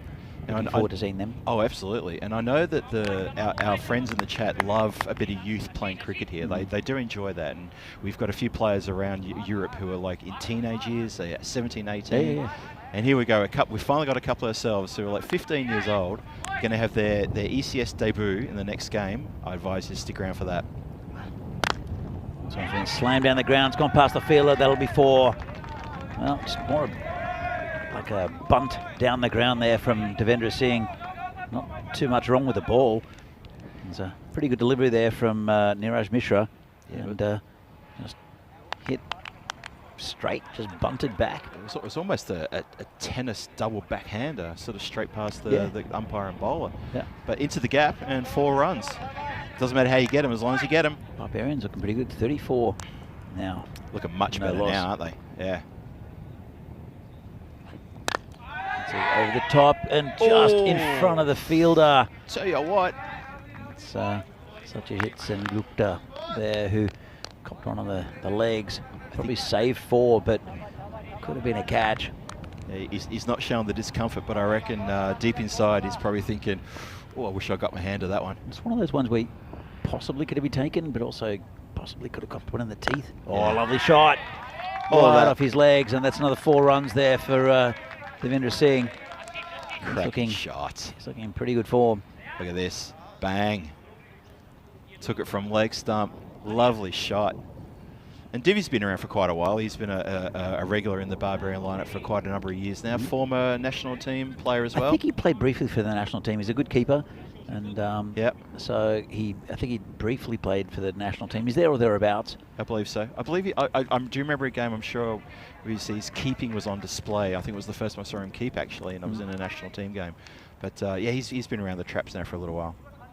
Yeah, I think there's issues with this ground in the past where you didn't get value for shots. As we come back. Oof. And he's the type of player, he doesn't hit the ball necessarily that hard, but he'll time it pretty well. And with this ground, I think it'll suit him. I think it'll suit a lot of batsmen who we haven't seen in the past in these tournaments. We haven't seen them get big runs. I think we'll see big runs from them, but correct runs rather than trying to hit like to the next next village. The next village. That's exactly right. Yeah, nice shot and good pick up and throw. Good fielding. It's better. Very good there. Yeah. Devendra played in the Challenger Cup. I've talked about Challenger Cup a little bit now. So 3 weeks ago, sort of a PCC run invitational T10 competition over 3 days on a weekend. Yeah, probably about three or 4 weekends ago. We had teams from Singapore, from United Arab Emirates, from Poland, from Germany, a few around. Who won that tournament, Vinny? Sorry, did I say Vinny? You called me Vinny. Thank you very much. Appreciate it. Vinny's team won. Yeah. The Maximo 11 took out the Challenger Cup. Absolutely just creamed the competition. Well, they had a few decent players as well. They had a couple of decent players. He recruited players. pretty well. Pavel Florin was here, I saw. Pavel Florin was here, yeah. I got to meet my hero, Pavel Florin. Didn't he play a scoop shot? He played a scoop shot out of nowhere, and it went for 4. And you could see the field team genuinely their shoulders slumped when he played it, because he came in high up the order. He came in like number 4 or number 3. Like I think it was like first drop. Yeah. Vinny just went, Pavel, go and have some fun. And like, I think it was like maybe his 6th delivery face. He plays a scoop. He played it perfectly though. Yeah. It went for 4, and the fielding team were genuinely shocked. And I leapt out of my seat and I was just screaming. It was absolutely hysterical. It was a really funny moment. Even Pavel, biggest smile on his face. I think 2 balls later, Vinny retired him. I think he pretty much went, you've had enough fun, mate. Get out. Come on. I can't make you the star. Come on, off you go. So did Riaz Afridi played for him? Yeah, Riaz Afridi played for the Maximo 11. He had a great tournament too. Really good tournament. I was mentioning Divi. He had a great tournament too, though. Oh, it's a slow ball. Too far on the leg side. And it's Sandeep Tiwari, who's the bowler, who's been a mainstay for this Burno side. He's been a good bowler for them for many years. So you want to keep it. He does have a very open bowling action, does Sandeep, and sometimes will stray down leg. You don't want that on this ground. End of the power play though, so it's a bit of protection. So he falls over slightly. It's a good ball. So it's a bit of a struggle to get it on line. He does well. That was a good delivery. That really cramped the batsman up there, and couldn't do much apart from just chop down on it to keep it out. Really good ball. He's probably lost a few yards in pace as Sandeep, but he's still a very good bowler. Didn't bowl in the first game, which is interesting. So, and who else did the Maximo 11 have? Because of course, Vinny kept, because that's what he wanted to do. Of course he does. Yeah, he kept, and he kept well. I think he averaged 1 stumping per game. Yeah.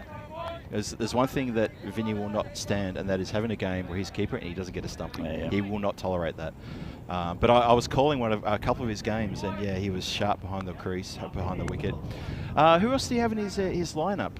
He had a few people from all around Europe. He had, I think he had a player from Drew, from France. Oh, yeah. I know who that is. Try to remember who it was. Sorry, the name's eluding me now. Well, Drew was, a lovely shot. Lovely. Hit over the top of the vacant slip area, 4 runs. That was, Nabi. Nabi, yes. Nabi. Who absolutely destroyed the opposition in Khartoum when Drew won the tournament. That's the French team. Yes. He is a beast. He's absolutely incredible what he does with the bat. Just ridiculous. So, yeah, having Riaz Afridi with the bowling and actually, we had a 6 hitting competition on the last day. I think Nabi won that. We set up over on the Banksfield, and it was to sort of throwdowns. Who could hit the biggest 6? And I think he won that one as well. Of course, he would have won.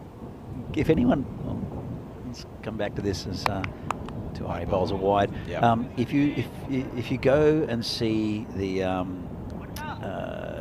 ECL with Drew and any highlights package or any game with Drew playing, all you see is Nabi just launching it past the trees. Just like from good bowling. You see some of the English players and this guy is just absolutely hammering them. It was unnatural. Yep. Oh, got him. Big swing and a miss. And that's the end of Devendra Singh. So a bit of an unnecessary shot, to be honest. And Tuari right on line. Good to bowl. You swing, you miss, I hit. That's the philosophy. That's it. And a nice little fist bump from Divi to the bowl on the way out. Probably compliment on a good straight delivery that he probably should have hit. Instead, he hit the stumps and he's on his way. Barbarians now 1 down in the 4th over. Yeah, it was a big swing and a miss, wasn't it? Just didn't need to do it. He should have been taking notes from his batting partner. But anyway, it's the end of Devendra Singh. Brings Amrit Rai to the centre. The Barbarians off to a good start though. First wicket down, 48 on the board. Just getting to the back end now of the 4th over. So they've had a good start. They need to obviously carry on with it to post a big score here for Burner to chase. Yeah, they'll be very happy with this start. Vaishak, if he stays out there, he's looking pretty good, is Vaishak. 23 from 10. I said he hasn't been in great form, but he's starting to find it now. It's Tuari willing to Amrit. Leaves it outside off. No run. Yeah, it's interesting with Tuari's bowling action. Just in his last movement, you almost think he's going to fall down. Just watch this. He throws it down so hard. His back is like vertical to the ground. And you think has he thrown it too hard? Is he going to fall on his face? No, that's his style. Unusual. Surely his back doesn't like it. I reckon. We'll talk to him about 15 years' time and we'll see how he's doing, because I reckon that's going to put a bit of pressure on the back.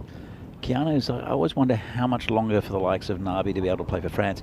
I know there's issues with France, and part of it is that you have to, unlike a lot of other countries, because the stipulation to play for the national team is you've got to be there for 3 years.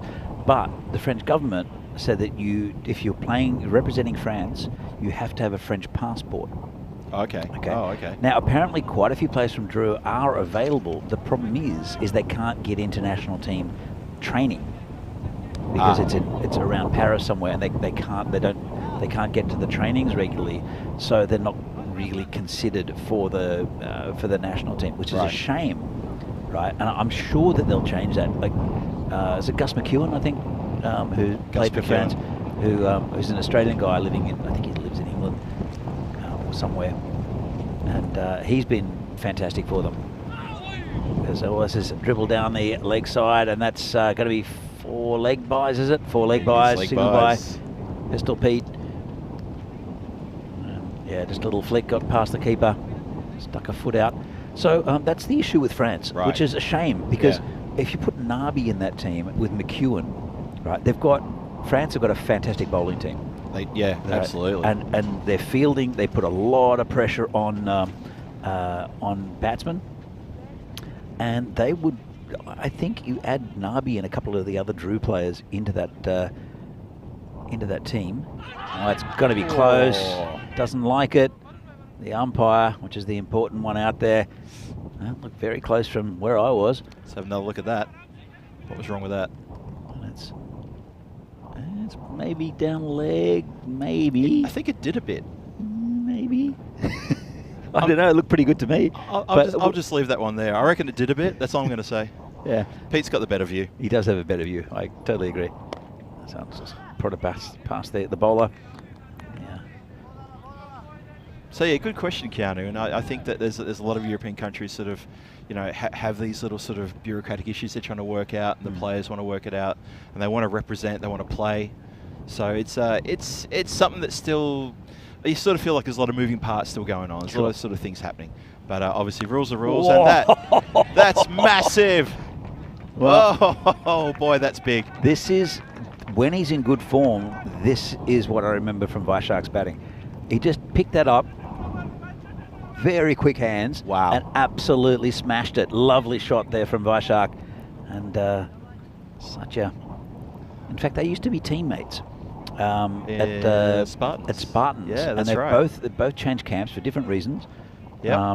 But Vaishak is now a Barbarian, and Satya has moved down to Burno. Well, he's playing for Burno at least. Playing for Burno, that's right. Yep. Yep. So they know each other pretty well. Well, Vaishak just proved that. Good slow ball. Yeah, there you go. Good comeback. So yeah, France I think are a very impressive side. They're young as well. The Mungal brothers, excellent bowlers. Also have a little spin bowler that Vinny calls Mr. Universe, who I don't remember. What's his name? I only remember as Mr. Universe. Yeah, I had a chat to them actually. I met quite a few of them down in Milan because they were playing a Tri Series. Yeah. This one's hit down the ground, and I spoke to them in French, which was great. That's cool. So I had a chat to them at breakfast, and then we chatted a little bit at the ground and stuff. And they're lovely guys, really, really nice team, well captained as well. And they pride themselves on their fielding, as we see 70 days to go to the European Cricket Championship, which will be fantastic. You'll see the Czech Republic in week 1 against quite a few interesting teams, including France. So that'll be very, very competitive, that game. So yeah, you've got 6 groups of 5. All the winners going through to the finals week. Yep. Massive. And Netherlands will be in the finals, so there'll be 6 teams in the final week. Yeah, really good. Looking forward to that one. Go down to the ground. Go down to Cardiff Oval. If you're in Spain already, you have no excuse not to go. If you're in the neighbourhood, get down there. Yeah, absolutely. I don't want to hear otherwise. If you're not in the neighbourhood, move. Look who's in the chat. Who's in the chat? Terry. Terry Ufus. Love to see you in the chat. Oh, actually, speaking of the chat, I did see Eric Walker was in the chat earlier. Sorry, Eric, we missed you. Our buddy from the Barbarian days. Yeah, the token West Indian, as he calls himself. I got a lot of time for Eric. It was great catching up with him a couple of weeks ago too, watching the Ashes. Yeah. And now Terry's in the chat. Good to see the old names popping up. I know that Terry still has a keen interest on what happens in Czech cricket. He's been associated with us for so long. His legacy lives on. It's going to be called a wide. Yeah, bent the back a bit and just lost a bit of his way. It's interesting, Danny, you mentioned you were in Milan talking with the French players in French at breakfast time. I wish I'd been there because my French when it comes to breakfast is not bad. Not bad at all. I can say croissant and I can say café au lait. That's not bad. And I can probably say, how do you say hello again? Bonjour. Yeah, that's it. Yep. Okay, so I got 3 things going for me. Oh, whoa, that's really gone high. And oh, no. It's been missed by the keeper. Honestly, he never looked set and he never looked like he was going to take it. He made the call, a good ground to it. And unfortunately, he just drop catch there, Varun Mehta. You're right, Danny. He never really got settled in a position. He's moving all the time. And he just was not in the right place. I'll tell you what, though, the wind really has picked up here. It has picked up, yeah. In all defence to the keeper, the wind has picked up. You can hear it coming through the effect smoke, probably. It sounded very gusty suddenly. It's going to be called a wide again. Yeah. Don't even know why the batsman even bothered flashing the blade. He's only going to stop a wide from being called if he connects. There is a bit of coverage out there on the boundary, but you know, if he can get something fine, if the batsman gets something not so square, it's going to go all the way. So maybe that's why I had a bit of a flash at it. Not a lot of movement in the Burno fielders at the moment, I've got to say, Danny. I'm a bit worried for him. Yeah, I want to see a bit more spark. Oh, there's some spark. There you go. Ask and they shall receive. Oh, what a great delivery from Tawari. Again, he's hit the timber and he's hit middle stump. You swing, you miss, and I hit. There you go. Bada bing, bada boom. A wonderful delivery to a batsman who's just looking to get on with the job. And Barbarians lose their second. Great delivery. Look at that. Yeah. You miss. I hit. It's Umrit who has to go, but Jagan Everson is still there. And I'd put Vishal Mane up there. I don't know why they've hesitated. I'd be bringing Mane in about now. After what he did in the last game, you've got to bring him in.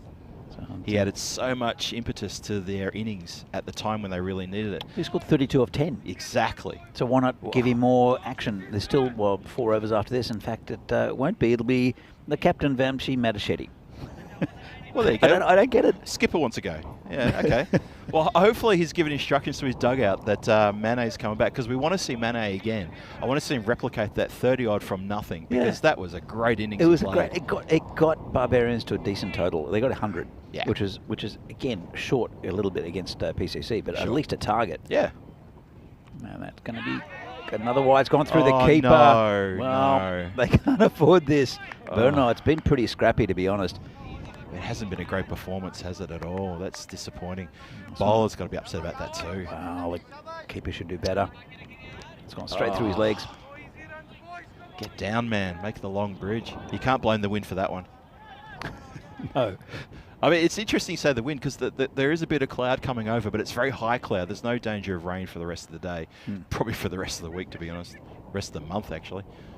Anyway, Tuari in again. It's gone another wide. He has gone to wide again.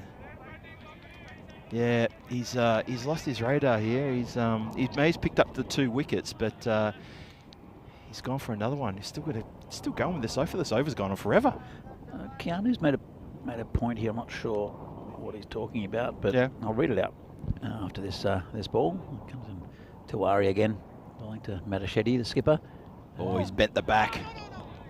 No so, run. Danny and Phil, how do you feel with the ICC wanting to slow down ODI fixtures? ICC probably want to give ODI status to new countries. I feel like associations should stop playing 40 and 50 over and embrace T10 fully. Well, I kind of agree with the T10 thing. I know Vinny reckons that it's the perfect format. Whoa, that's rubbish from Tawari. Shocker. Whoa. This is an expensive over now. This is a long over too. When he bowls, he falls over. So in his technique, it's difficult to get it online, and he just missed that one badly. Well, at the moment he's releasing delivery, his head is starting to come down to the ground, so he's not even looking where the ball should be going. But he's been bowling like this for years. It's such a strange. It is. It looks so uncomfortable. Yeah, and it looks like in knee buckles, and when that happens, then you get deliveries like that, unfortunately. So it's called a no ball free hit. And it's gone leg side again. Oh, they're looking for one. Oh, it could have been close there, and that would have been great. In fact, I think Vaishak is limping, so I don't think it's the greatest result. He does look. He's a bit ginger there, isn't he? You definitely want to get him on strike though. But there was only 1 ball left in that over. So we're almost there. Is that the desired result for Prague Barbarians? Let's have a look. Tuari coming in, final delivery. It's been done on the leg side by Vaishak. Just a single. That's a pretty good result. Bringing him back on strike for the next over. So an expensive one there. Took a wicket to Tuari, but it was pretty scrappy. It's really scrappy stuff. That overtook forever. And you're right. I think Vaishak's looking a little bit uncomfortable out there. I did notice a couple of overs ago, he propped a little bit after taking a quick single, but that was obvious there that he was in a little bit more discomfort. But he's leading the charge in the innings here. He's on 32 from, 18 balls. So he's doing all right for his team. Hopefully he can stay out there and take him through to the end of the innings. There's still 4 overs to come with 77 for 2. 4 more overs to come. Get back to Carney's question. I think it's a really good. It's an interesting conversation piece about the future of cricket and what's being done with the associates. And you know, my personal opinion is that obviously this is probably a popular one as well. I don't feel the associates get the credit that they deserve. I think that they need a bit more focus and a bit more love from the ICC. I do agree with the shorter format of the game for the associates. Because you look at, say, the current T20 map. I mean, look at how good the Netherlands are doing. How good even teams like Afghanistan, how well they're doing. Spain. I mean, what Corey Ruckers and our friend Alistair here has done with the Spanish team recently. Really, really good work. And we've got some real talent in Europe. Proper talent. Absolutely. Well, especially in shorter formats. Let's come back to this. Naveed Ahmed is their new bowler. It's just that one. Just a little bit quicker. Probably lucky to go with a bit of short one there, but yeah, it was definitely pushed through quicker. Might be too much time to chat between deliveries for Naveed. And again, nice ball outside of stump. So Vinny reckons that T10 would be the perfect Olympics format. I kind of disagree a little bit. Really? But at the same time, why not have two formats? You can have T10 and T20. Well, you have the 100-metre sprint, you have the 200-metre sprint. Exactly right. You know? So yeah, I think T20 is more universal, but I know that there are a big swing and a miss there. In a minute, Navid's going to get on the stumps. He's going to get a wicket here. He's getting a bit of annoyed with himself as Vishak. He's doing pretty well though. 32 at the moment, and this shot. There you go. That's Lovely been hit over the top. Shot. You're right. He was getting annoyed. He thought, I've had enough of this outside off stump rubbish. Let me just put this one down the ground. Lovely strike. I'm really happy. Vishak's one of the nicest people in J cricket, and I'm so happy that he's starting to get a bit of form and really to display what he can do, because it's been pretty miserable for him for the last year or so. Yeah, this is redemption for him. Love it. Oh, that could be close. Yes. Well, he's hobbling. Just when you big him up. And he's hobbling as well. I think he's definitely damaged that leg, because as soon as it hit the pad, he hobbled a little bit. We bigged him up, and look, he's gone LBW. Naveed Ahmed gets one on the money, and he's on his way. It's a good little innings, though. It was a great innings. 38 from 23, I think it was in the end. Really, really good stuff. Clean hitting. Lovely clean hitting. Have a look at this again. Yeah, not much doubt with that one. Can't really do much with that, can you? Yeah. You wouldn't want to review that. You feel like a bit of an idiot, really. I've seen worse reviews. I have seen worse reviews. Yeah. Okay. So anyway, it is Vishal Mane who's coming in next. He was the one who, in the last game, if you missed it, he scored a quick fire 32 off about 10 balls. Yeah. And coming down, we're coming in a little bit down the order as well. So he's got about 3 overs to go to again pump this score up. 83 for 3. They'll be pretty happy with this stage. At this stage, Barbarians, they'd like to get about the 120 mark. But again, how much batting do they have left? We know that Mane can bat. So we saw evidence of that a little bit earlier. But yeah, I think the 20 over is 20 over still the competition now, which it's a little bit different to this. This is so compressed when you watch it, and it's great. It's a great format, and 1 over can turn things. But they're still with 20 overs, even though it seems slow, as we see. This is the there we go. European Cricket Championship. Look at that. From Monday, September 25th. Only 70 days to go to October 20th. 6 really good groups there. You look through those, and there's some very tasty matches that are going to be played there in Cardamom. Some really good teams as well. Oh, fantastic stuff. We're really looking forward to this one. Yeah, we played with 5 teams in the previous couple of years, haven't we? But this is the first time we've had 6. Sorry, groups. This is the first time we've had 6 groups. Well, just adding more countries. Love it. Yeah. So this is down leg side, called a wide. Yeah, actually, just speaking about the different formats of the game here in Czech Republic, a lot of the players come to they want to play Pro 40. They want to play 40 over games. Sure. They love the longer game. Yeah. As a spectacle to watch, the stamina to watch it. It wouldn't work obviously in an Olympic format for me. No. It has to be much shorter. It's got to be 20 or 10. Yeah. And I kind of side with you. I've always preferred the T20 for something like that. I think you know, T10's got its place. I don't know if it's Olympics. Try it out, as you say. Try both formats. What's the harm? There's a perfect opportunity to I mean, cricket should be in the Olympics. I think so. I don't think anybody disagrees with that, apart from maybe the Indian Federation. But I think they're changing things, and I think it will be an Olympic sport. It's just tucked around the corner. Lovely shot for 4. It's Mane. That's great control. Yeah, he's looking impressive actually. There's Mane. Yeah. But it definitely should be an Olympic sport. It's played in most countries around the world, and competitively now you can see with all the world rankings and then cricket coming up in Europe, then in the US as well. They're taking it very seriously. So definitely should be in the Olympics. We've had this discussion many times before with Terry, with yourself, with Vinny. And there's a perfect opportunity at the Brisbane Olympics. So 2032, I think? 2032, that's perfect opportunity, because the grounds are there already. And, Absolutely. And this gets through the field, and that's 4 more. This ground is so quick. I don't know if the fielder really had a proper opportunity to get that. Let's have another look again. But if he did, he made a complete hash of it. It wasn't a bad ball at all. Bit of good delivery. Bit of in-swing there from Mishra, and just got that outside edge. But anything that gets past the field here is 4 runs. Yeah, he's dropped the bat down as it's cramped in for room, got a leading edge, and oh man, I think the fielder probably made it look a bit more ridiculous than it really was. Yeah, but no, I agree. Brisbane, perfect venue for it. They got the grounds. It's a great place to play cricket in Brisbane as well. So if you're going to showcase it, do it there. You know, it's 9 years away. The planning's all going to be all done. It'll be a wonderful spectacle. I think if they do settle for a T20, but Vinny wants the T10 to go in there. Of course he does. Of course he does.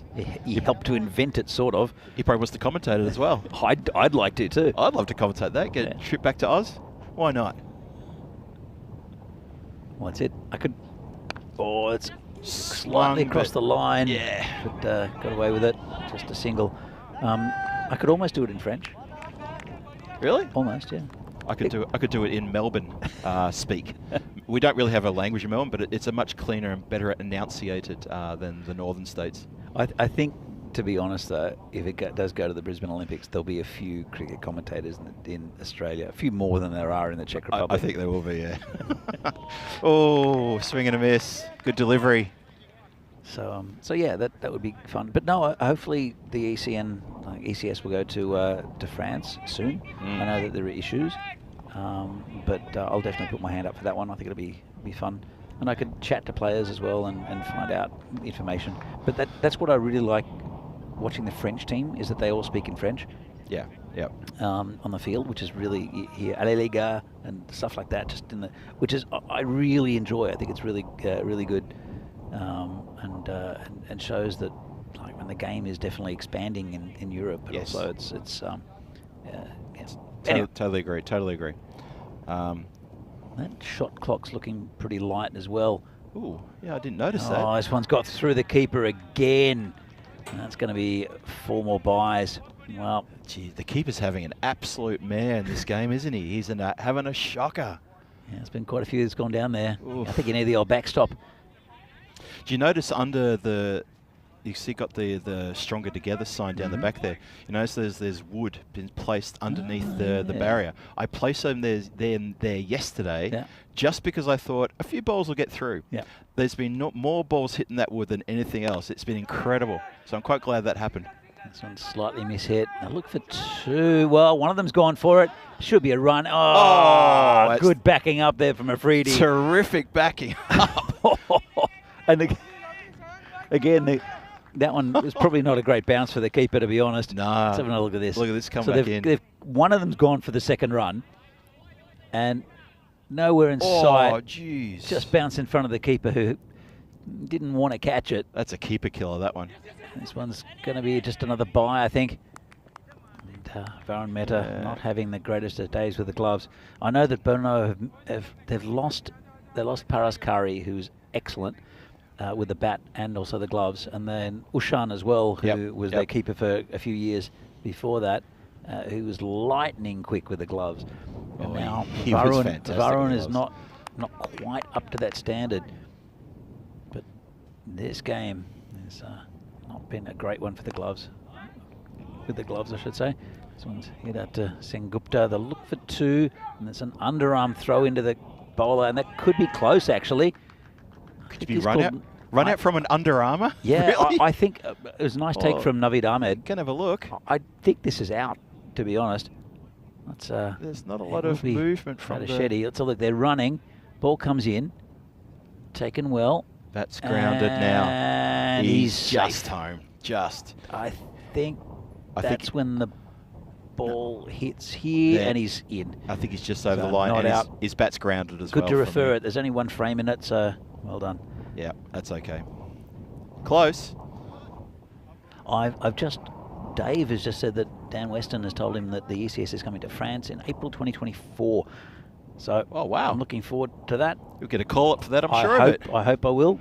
I'm sure there's enough I'd be ECN people listening into us right now. Very interested in going to France. And I've demonstrated my French speaking skills, so I might have to call up with you. You'd be great at breakfast. I'd be fantastic at breakfast. Yeah. Fantastic. Yeah. Yeah. How do you say black coffee? Café. Noir? No, Cafe noir. You just say cafe shot. That's in the air. That's gone way back. Spectators look Ranked out. Full toss. Oh. And that's a lovely shot there. And Mane as well, continuing his good form. Oh, what a lovely shot that was. They should bat him further up the order, I think, Mane. And Barbarians, they're over the 100 mark. 110 for 3. And only one over left. The shot clock. They need to get this ball done. Well, they're adjusting things, so I think they'll be fine with that. Yeah, that'll be fine. That'll be all right. So you see the shot clock above the projected score there. It's just how many overs. They've just stopped the clock. But a lot of it has to do with also getting the ball from the boundary or lost ball. Yeah. So there's still 25 seconds. Yeah, it's big. So that's fine. It's only one ball left. They'll be fine. And Naveed Ahmed, the only spin bowler used by Berno, so he's hurried through this over. That's the end of it. So at the moment, Pug Barbarians, 110 for 3. Not a bad effort so far. It's good. They can still, if they can get Mane on strike for the final over, they could still pump it up to about that 125, 120 mark maybe. So you see the bowling figures here. Riaz Afridi, expensive of his 1 over, and the main man, he's only had the 1. It looks like it's Satyajit Sengupta to bowl the next one. I thought the skipper might throw the ball to Afridi and sort of say, we know you can do this. We know you got belted at, well, you had a shocker of your first over. Unless maybe he's got a little niggle or something, or he's not quite right. I think if the problem is with Afridi's pace is if you get anything on it, it's going to go towards the boundary. Yeah. So maybe Sengupta's not slow, but at least it's not going to spray away like, whoa, this is in the air. It's going to take some There's catching. And oh, what have they done? Have they called each other out of it? Well, this guy said it was going to take some catching, but one of them had to go for the catch. Seriously, I bet they called each other out of it and they forgot to go for it. I think he. Oh, come on. How is that possible? Oh, my God. Only in the last over, huh? So, Keanu, yes, there are 2 fields there. The other one's not a training one. It's just it's called the Banks Field, and we use a normal league play. So we have 2 very good quality grounds here, in Vinorj in the north of Prague, northeast of Prague. Northeast. Yeah. Yep. About 15 kilometres from the centre of Prague as the crow flies. He's got him. Wow. Top of leg, knock back, boom. That's Matachetti, the skipper. And it's even better. It's a dot ball for Brno. What they need at the moment is dot balls. And they'll bring a new batsman out. So Matachetti, he's not done the greatest for his team. He hasn't really. 6 off 10. Yeah, he's taken a while to get that 6, hasn't he? You need to get Mane on strike. Yeah. And you need to pump him up the order as well. Anyway. Yeah, I agree. I think he should have definitely come in at maybe 3rd drop. Yeah. If he continues in this form, he's going to find himself coming in 2nd drop, even 1st drop, just to give that impetus to the innings. If he's coming in, say, around about the 4th or 5th over, and he can get a few clean hits, I mean, they're the big overs you want. That's the thing. You've got 10 overs to play with. That's it. So that's all you got. You need to get your most dangerous batsman up the top of the order. Why bring your pitch hitter in the 8th over? Yeah, he's got no time to dominate. I'm sure they'll talk about it. Yeah. It's been hit on the leg side and He missed it completely. What? I don't- he He's didn't see blaming it. the sun. What's he blaming the sun for? Don't look at me, mate. What is going on with What's this he Verno doing side? out there? He just didn't see it. Look, Does it bounce? no, he just didn't see it. He didn't even get down to it. He never saw it. It was an inside edge.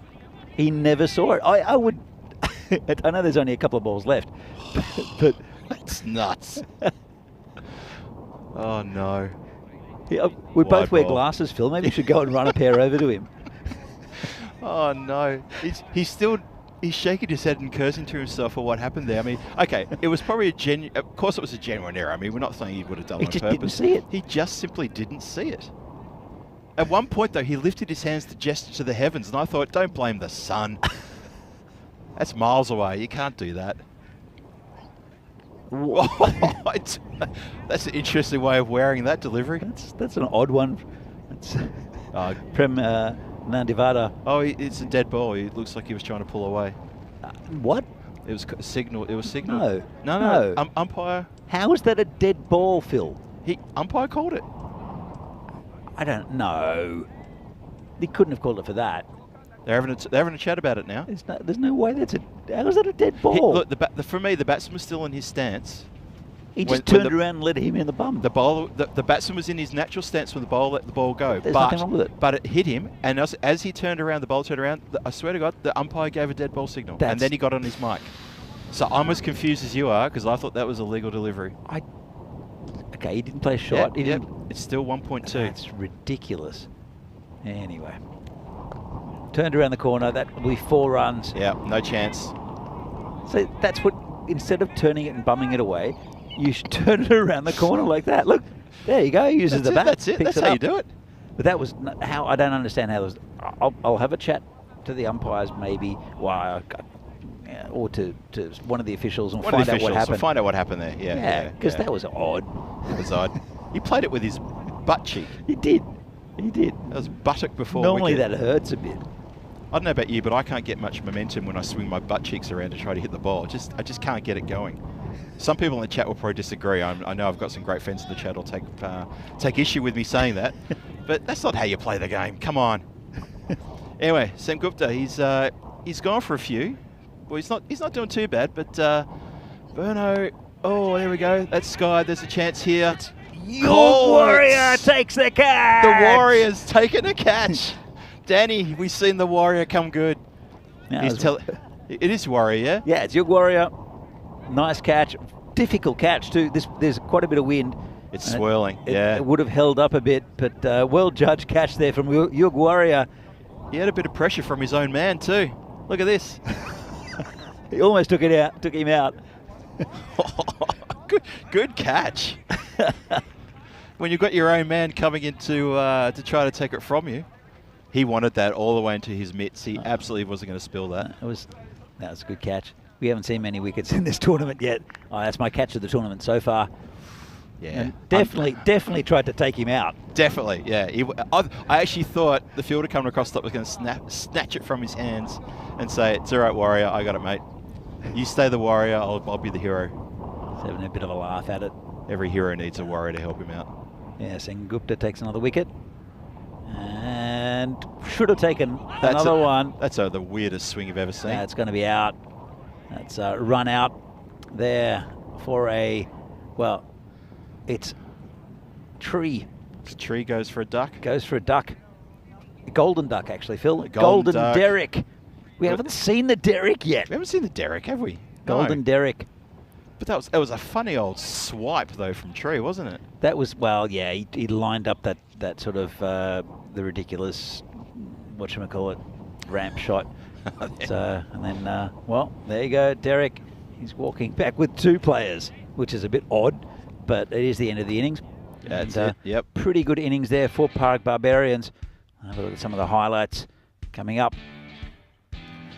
So, this match started with a flurry of runs off the bat of Devendra Singh and his counterpart.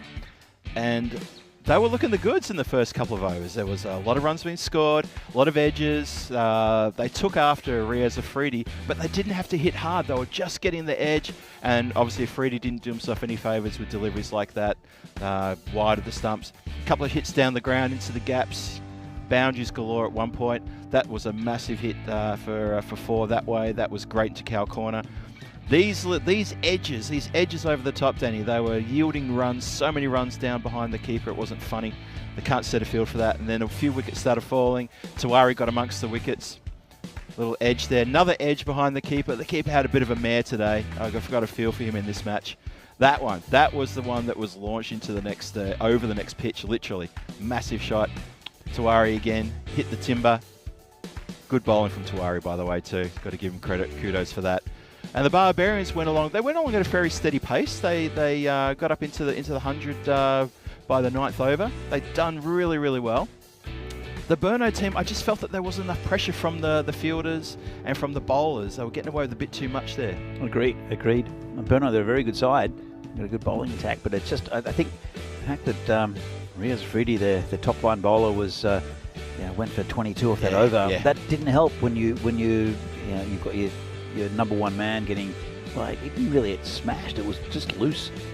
And a lot of those runs were just those loose balls that the keeper just couldn't get. So yeah, he was getting edged, and it was he just got taken apart, mate. And it probably shot his confidence. It probably shot the team's confidence a little bit. I've got to say, it was pretty good batting from the Barbarians. So there's Warrior's 122 catch. for 6. That was a good catch by your Warrior. This was There's ridiculous. Tree. They got the run tree out. swipe. Deservedly got run out. Yeah. But 122 for 6. Do you think it's enough, Phil? I do. I think that's a good score. I think that could be defended. Look, Burno got every opportunity here as the music plays through our headset. Every opportunity to chase that down. But it's a good score. It's the biggest score we've seen in the first innings so far. Let's see how it goes. We're still trying to work out what a pass score could be on this ground. Burno got the firepower. We know that. So have they got enough runs on the board? You have to join us very soon, and we'll find out what it's going to end up being. So we saw the score book there. Really good innings from Vashak Jaganith. Come on. Spit it out, Danny. Spit it out. Vashak. Devendra Singh at the top, and also, again, that man, Vishal Mane. Impressed us again. So 17 off 8. Jaganevison on 38 off 23. Yep. And 17 off 8 again from Mane. Devendra, 15 at the top. Wicket share between Sengupta, Tiwari and Naveed Ahmed jumped in, and there was a run out at the end from Sengupta's bowling. Yeah. So, all in all, good display from both teams.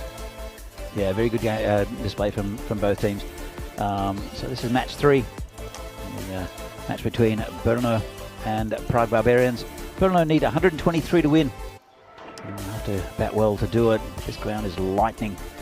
So let's see if the Barbarians can defend this total, or if Burno can get the 123 they need to win. Just be back here in a few minutes' time with the second innings of this game. See you soon.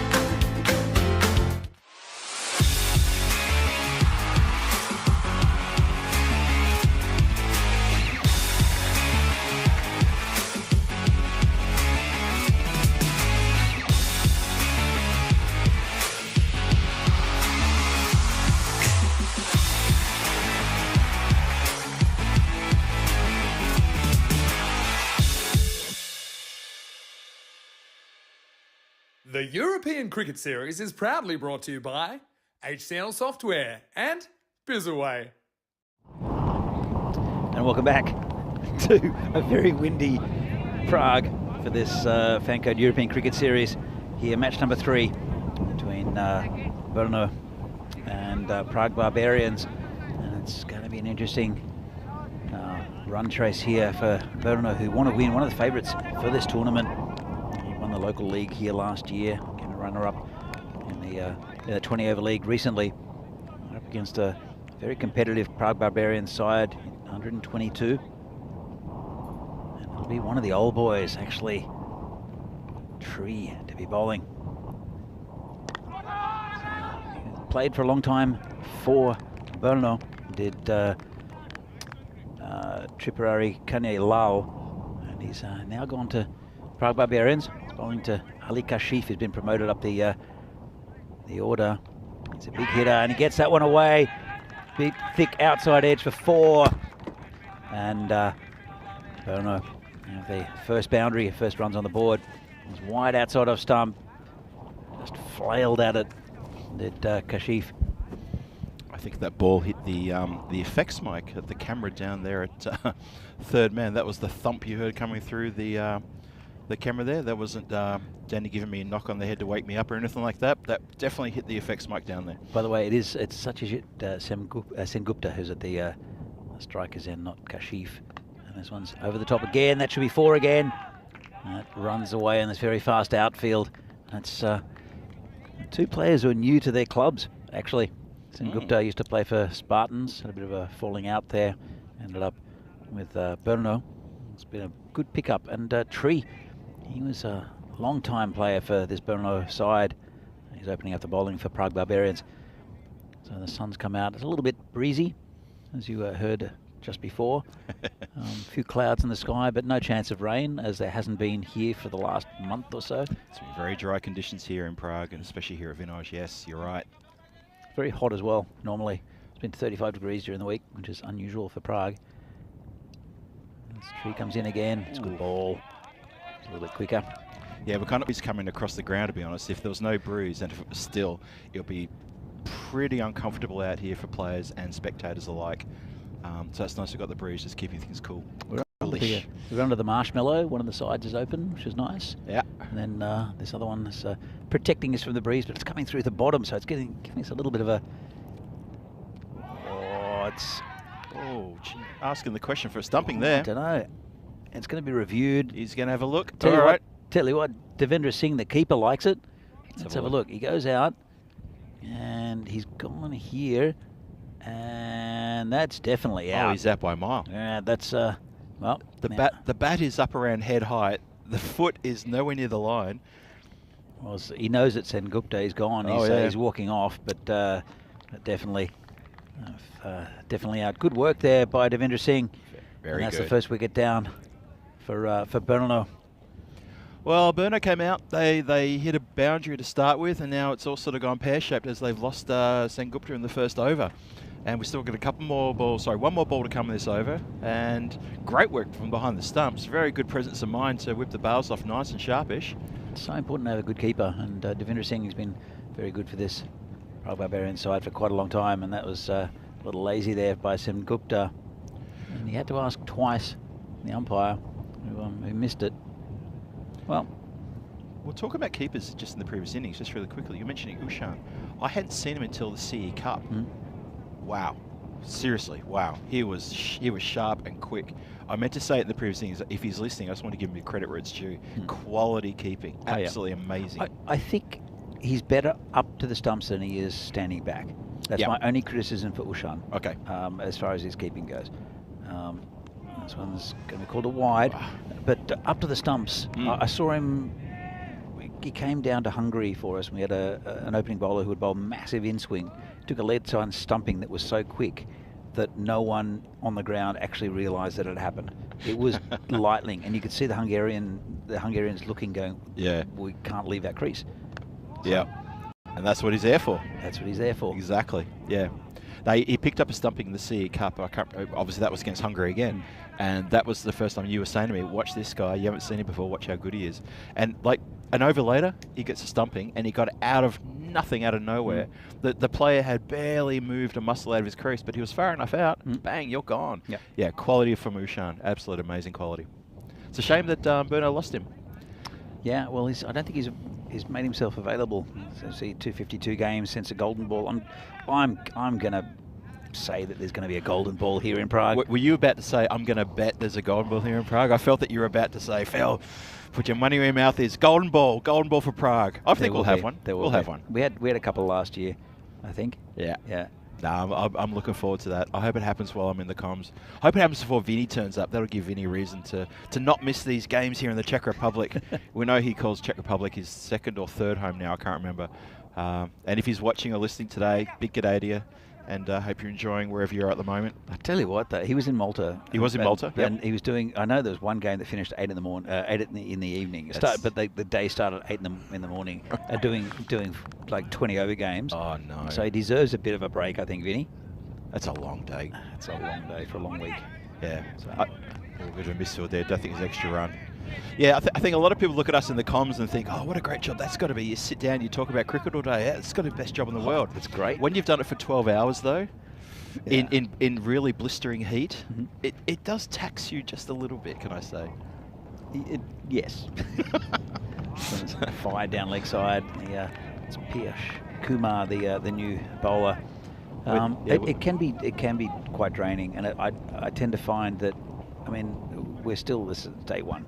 Yeah. But it's game 4 which starts to struggle a bit, and then I start to struggle, and then and game 5 is usually okay. But you get your second wind, and you're on the run home. I think Milan helped because there was always a stream of volunteers who were going to there's a little clubhouse or something getting espressos. Okay. So that did definitely help. So caffeine is your friend. Caffeine's definitely it's always my friend. Yeah, it's always been your friend, actually. Yeah. Now, I remember during the CE Cup and the previous ECS, there's always been, did you bring coffee? You did. Come on. A little inside edge. Bit pokey there from the batsman. It was. It's Riaz Afridi. He was straighten yourself up there. Have a look at this. We have two very hard-hitting batsmen here in Riaz Afridi and also Ali Kashif. Kashif is probably the less consistent of the two. Oh, this is in the air, over the fielder, and he's chasing towards a boundary, and it's going to pull up. It's going to pull up. I wasn't expecting that. He didn't sound like he middled it, though. If he'd middled it, it would have gone over us. Definitely didn't middle it. Nah, it did sound a bit like a clack rather than anything else. Have a look at this again. It would have run, fingertips. It would have run, just wasn't hit very well. Yeah. And good effort there from the fielders. So. Yeah, Afridi is going to be looking to score good here. And when I say good, I mean good runs, play well, stay with it to the end. Well, this is in the air, and it's going to be no doubt 6. Oh, it could be 4, actually. I think it just bounced inside the line, didn't it? I think it just bounced inside the line. We'll have another look at it. Yeah. And in fact, it's been called before by the umpire who wanted to call 6. Yeah. Let's have another look. And yeah, that's just in front of the line. Yeah. But, I mean, it landed just in front of the officials' tent, so I think there was probably about 5 officials there happy to help the umpire out then. He's definitely mistimed too and got away with it, got a few runs. Yeah. So, but again, you don't need that sort of shot in this format. It is still in the power play. That's along the ground. And chance for a run out. Kashif gets back.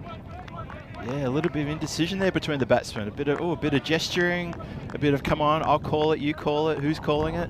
Ali Kashif's a real character as well. I had a bit of a chat to him this morning. He's a lovely guy, but he is a character. As we see the table here, PCC with 2 big wins. They've got another game after this against Vinarati, and they had 2 wins against Brno first up, and then Prague Barbarians. Both very convincing victories. So were they ever? Even though it's early stages, both these teams would like a win on the board. Especially Brno, they've come a long way to play these games. That's right. Brno have got the last game today against Vinarati again. Vinarati, yeah, that's right. Vinarati's got the double header. It is a long old day. It's a tough for Vinarati playing PCC then Brno in back-to-back games as well. Especially as I mentioned, there are a couple of 15-year-olds playing for them, but they're pretty exceptional 15-year-olds, as I hope they'll demonstrate. Comes Tree again. It's a big swing and a miss there from Ali Kashif, who only knows one way. That's the first ball he's faced. Yeah, it is. And he's just gone for the kitchen sink. Swish! Again, you just don't, on this ground at the moment, with how it is and how fast it is, you just don't need to do that. You just get some bat on it and you're getting runs, more than likely a boundary. Oh, that one's a bottom edge into the keeper, who felt that one. I reckon he did. Oh, it's going to need a bit of cold spray sometime soon. There's no teammates going over to give it a rub though. Let's have a look at this. Short and few in between. Oh, inside thigh. Inner thigh. Yeah, that hurts still. That's all right. And Kashif, it's going to be out, is it? Trouble. It will be. And Trouble. Not a great shot there from Ali Kashif. And that's another wicket down. And Burno, the wheels are starting to fall off. Yeah, that was a silly shot, wasn't it? Well, that's the way he plays cricket, unfortunately, for Burno. Go hard or go home, and unfortunately he's going to have to get on his bike and go home. You keep playing shots like that, you're not going to get called up for the last game. That was not on at all, cramped for room, and he couldn't get over the infield. The infielder had to run in to take the catch. Phil, that's how little he got on it. Phil, with the fielder who took the catch, is he wearing it? Is it a floppy or is it a cowboy hat? I'm not quite sure. Hang on, where's he gone? Has he gone back to his position? He's out of cover. What is that? It's probably a floppy, but it definitely looks like a cowboy hat. I think the wind is maybe pushing it up, so it looks like a cowboy hat. Could be. It's got to be an old school floppy. It has to be. It's got to be an old school floppy, doesn't it? We might have to have a chat with our. I'd love to see someone. We've got to try to get in a cowboy hat. We've got to try to get a zoom in on that, because that could be the cap of the day. We'll have to start awarding people for outfits within the parameters of the instructions of what they're supposed to wear, of course. You mentioned before about Vinarati getting the two games at the end of the day against PCC and Burno. I'm glad they're not upset the person who gave them the schedule. Yeah. who wrote the schedule for this particular tournament. Would that be you? That's 4 runs out on the leg side. That may have been me, and I'm glad I didn't cop too much from any team about the scheduling. So Keanu's let the cat out of the bag a little bit. Has he? Said that PCC have elected to bat first in the next game. So let's see how many they can get, because this could be a long day for Vinarati. Oh, that's going to be. Well, we wanted to see PCC bat first in a game, and we're going to get our wish. Yeah. And Keanu there with the crystal ball. Don't know how he's found that out. It's probably printed all over the ECN website. That's probably how. Well done, sir. I've got no problem with the game being given away. Oh! Well, Tree's got 3. And 3 for Tree. 3 for Tree. And he sat him down on his moneymaker as well. Oh, that's massive. Well, Tree, he's as I said, he's moved from Brno to play with Prague Barbarians. Let's have a look at this. And he's a good bowler. And just sat him down. Sat him down. Boom. That's on his keister. Shane Khan. And now this run chase is looking less likely here for Burno. That's just not good batting. I mean, good bowling. What have they not seen? They've been here all day, have Burno. They've seen that players hitting along the ground are getting good value for shots, and we've just seen a couple of shots that have just been horrific. Well, that's the thing. They've watched, as you say, Danny, you're exactly right. They've watched the Prague Cricket Club chase down score of 92 and 100 or 101 effortlessly without going the Bosch, without playing sacrificing your wicket. Cricket shots. I mean, there's a difference in caliber between the batsmen. Sure, but you should be able to apply what you've seen to make it a successful run chase. I'm not sure where they were when instructions were handed out on how to chase this score. Close to another one. Really good spell there from Tree. He's a very, very good bowler. Is Kanya Lal ends up with 3 for 14, and Burno. Well, it's pretty much exactly the score they had earlier on against PCC. Yeah. 21. And I think it's all in the hands of Riaz Afridi, who can score very quickly. But let's have a look at that. 10, 7, and then 4. Have a look at that. It's not gone the way they've wanted to at all. Tree has gone through this top order like a hot knife through butter. And Bruno looking completely out of all sorts here. But they're looking, they're really not playing well at all today, Burno. Granted, they probably don't have a full-strength team. They're missing a couple of names. Still, though, I mean, you look at the lineup. You've got Sen Gupta, who's a national team player. Riaz Afridi's batted fine, but still, at the same time, they're one of the better teams in the country, and it's just not looking good for them at all. And the Prague Yeah. Barbarians, I mean, they've gone through tough times in the last couple of years, and they're looking actually pretty good. Yeah, this run rate's starting to climb quite dramatically. It's Although wide down leg side. Deliveries like that will help, though. So Yeah, Prague Barbarians were 40 without loss at the same time, as a comparison. Yep. So anyway, Piyush Kumar to continue. He's bound to Riaz Afridi. This one has hit the pad. And a bit of a mix-up. Oh, could be a chance. Oh, it flicks it. They'll look for another one, and they'll get another one. So would have been interesting if he'd hit the stumps, though. Don't know if Afridi was home.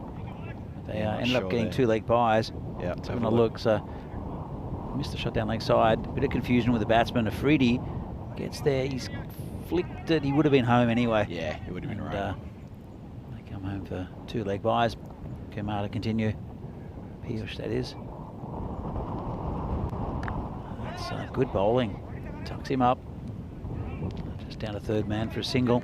Bring the keeper, Varun Mehta, on strike. Varun's not a bad batsman. Danny, it looks like we've lost the banner at the far end of the ground. Looks like the wind has claimed another victim. Have to have words to the grounds, the volunteer groundskeepers about getting that stuff together. So he's got him. He's being given. Well, that one went. Well, have another look at it.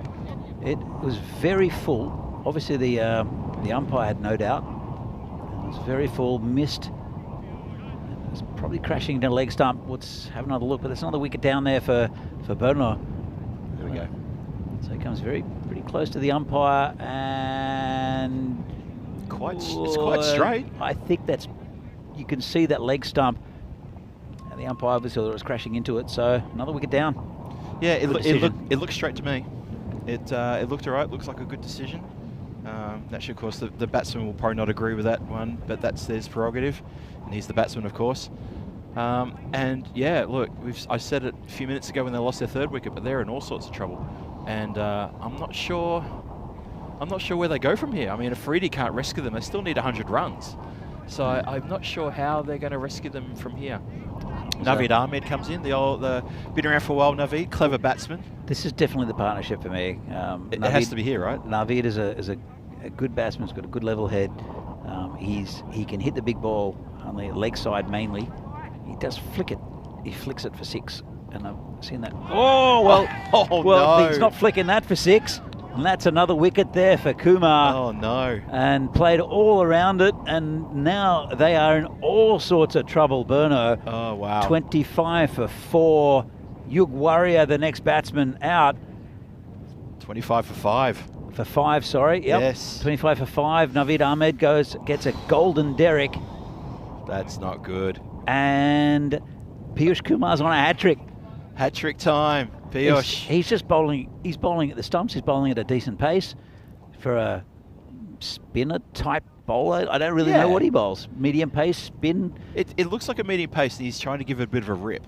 And his first over was good. He didn't have success in the first over, but he was very containing. I think he got hit for a 4 and a couple of 1s and 2s.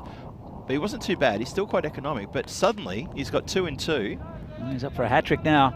He's taking on the Warrior, the Yug Warrior. Well, Kumar on a hat-trick. Here we go. I thought maybe the skipper might bring the field in to try to encourage a hat-trick here, but instead he's keeping everyone in their normal positions. I think it's a good move.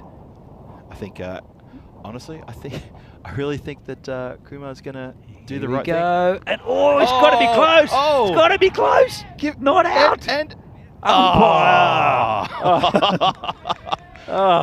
tense moments here in Vinaj. Oh my goodness. Piyush is disappointed, but it's dot ball. Let's have another look. And what do you reckon? Hit him a bit high as well? The ball almost went.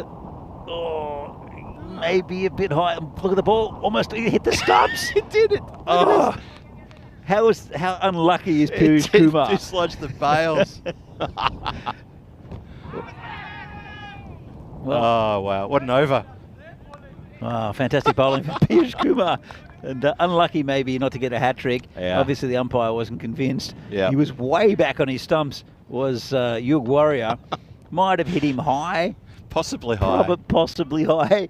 It rolled back, hit the stumps, didn't dislodge the bails. So let's look at this is a good comparison. Oh, wow. Now, yeah. Burno have lost those 4 wickets in the last 2 overs.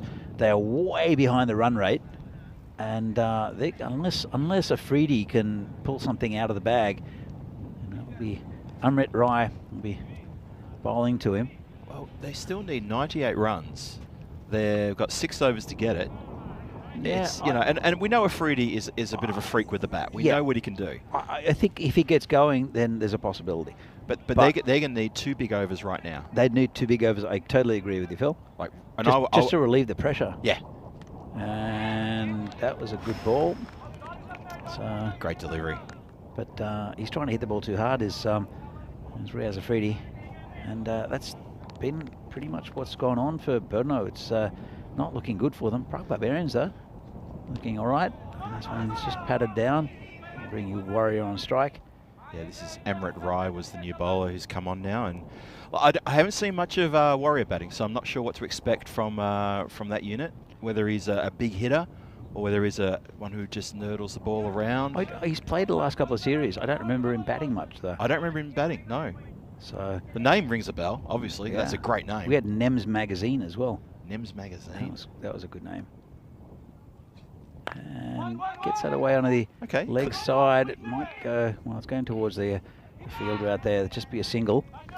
Yeah, nothing more than a single. Well, he clipped it quite nicely. There was a gap in the infield. He went through the gap, got it out to the boundary rider. Yeah, hit it on the ground, which is nice. Gives the strike to Afridi, who's the man in form with the bat. Haven't I've just said man in form, which means he's probably going to lose his wicket right now. Well, he was in form in the last game, but this one he chases a wide one. You don't have to chase those, though. Yeah, but he does want to get bat on ball. He does. That's his granted. His main aim is to get bat on ball in a vicious manner, which is he does a lot. But here we go. And this one's hit back to the bowler. Good bowling here from Amrit. Smart bowling from Amrit. Cramping up the big hitting Riaz Afridi. You give Riaz Afridi some room, of course he's going to go the tonk. So good to cramp him up like this.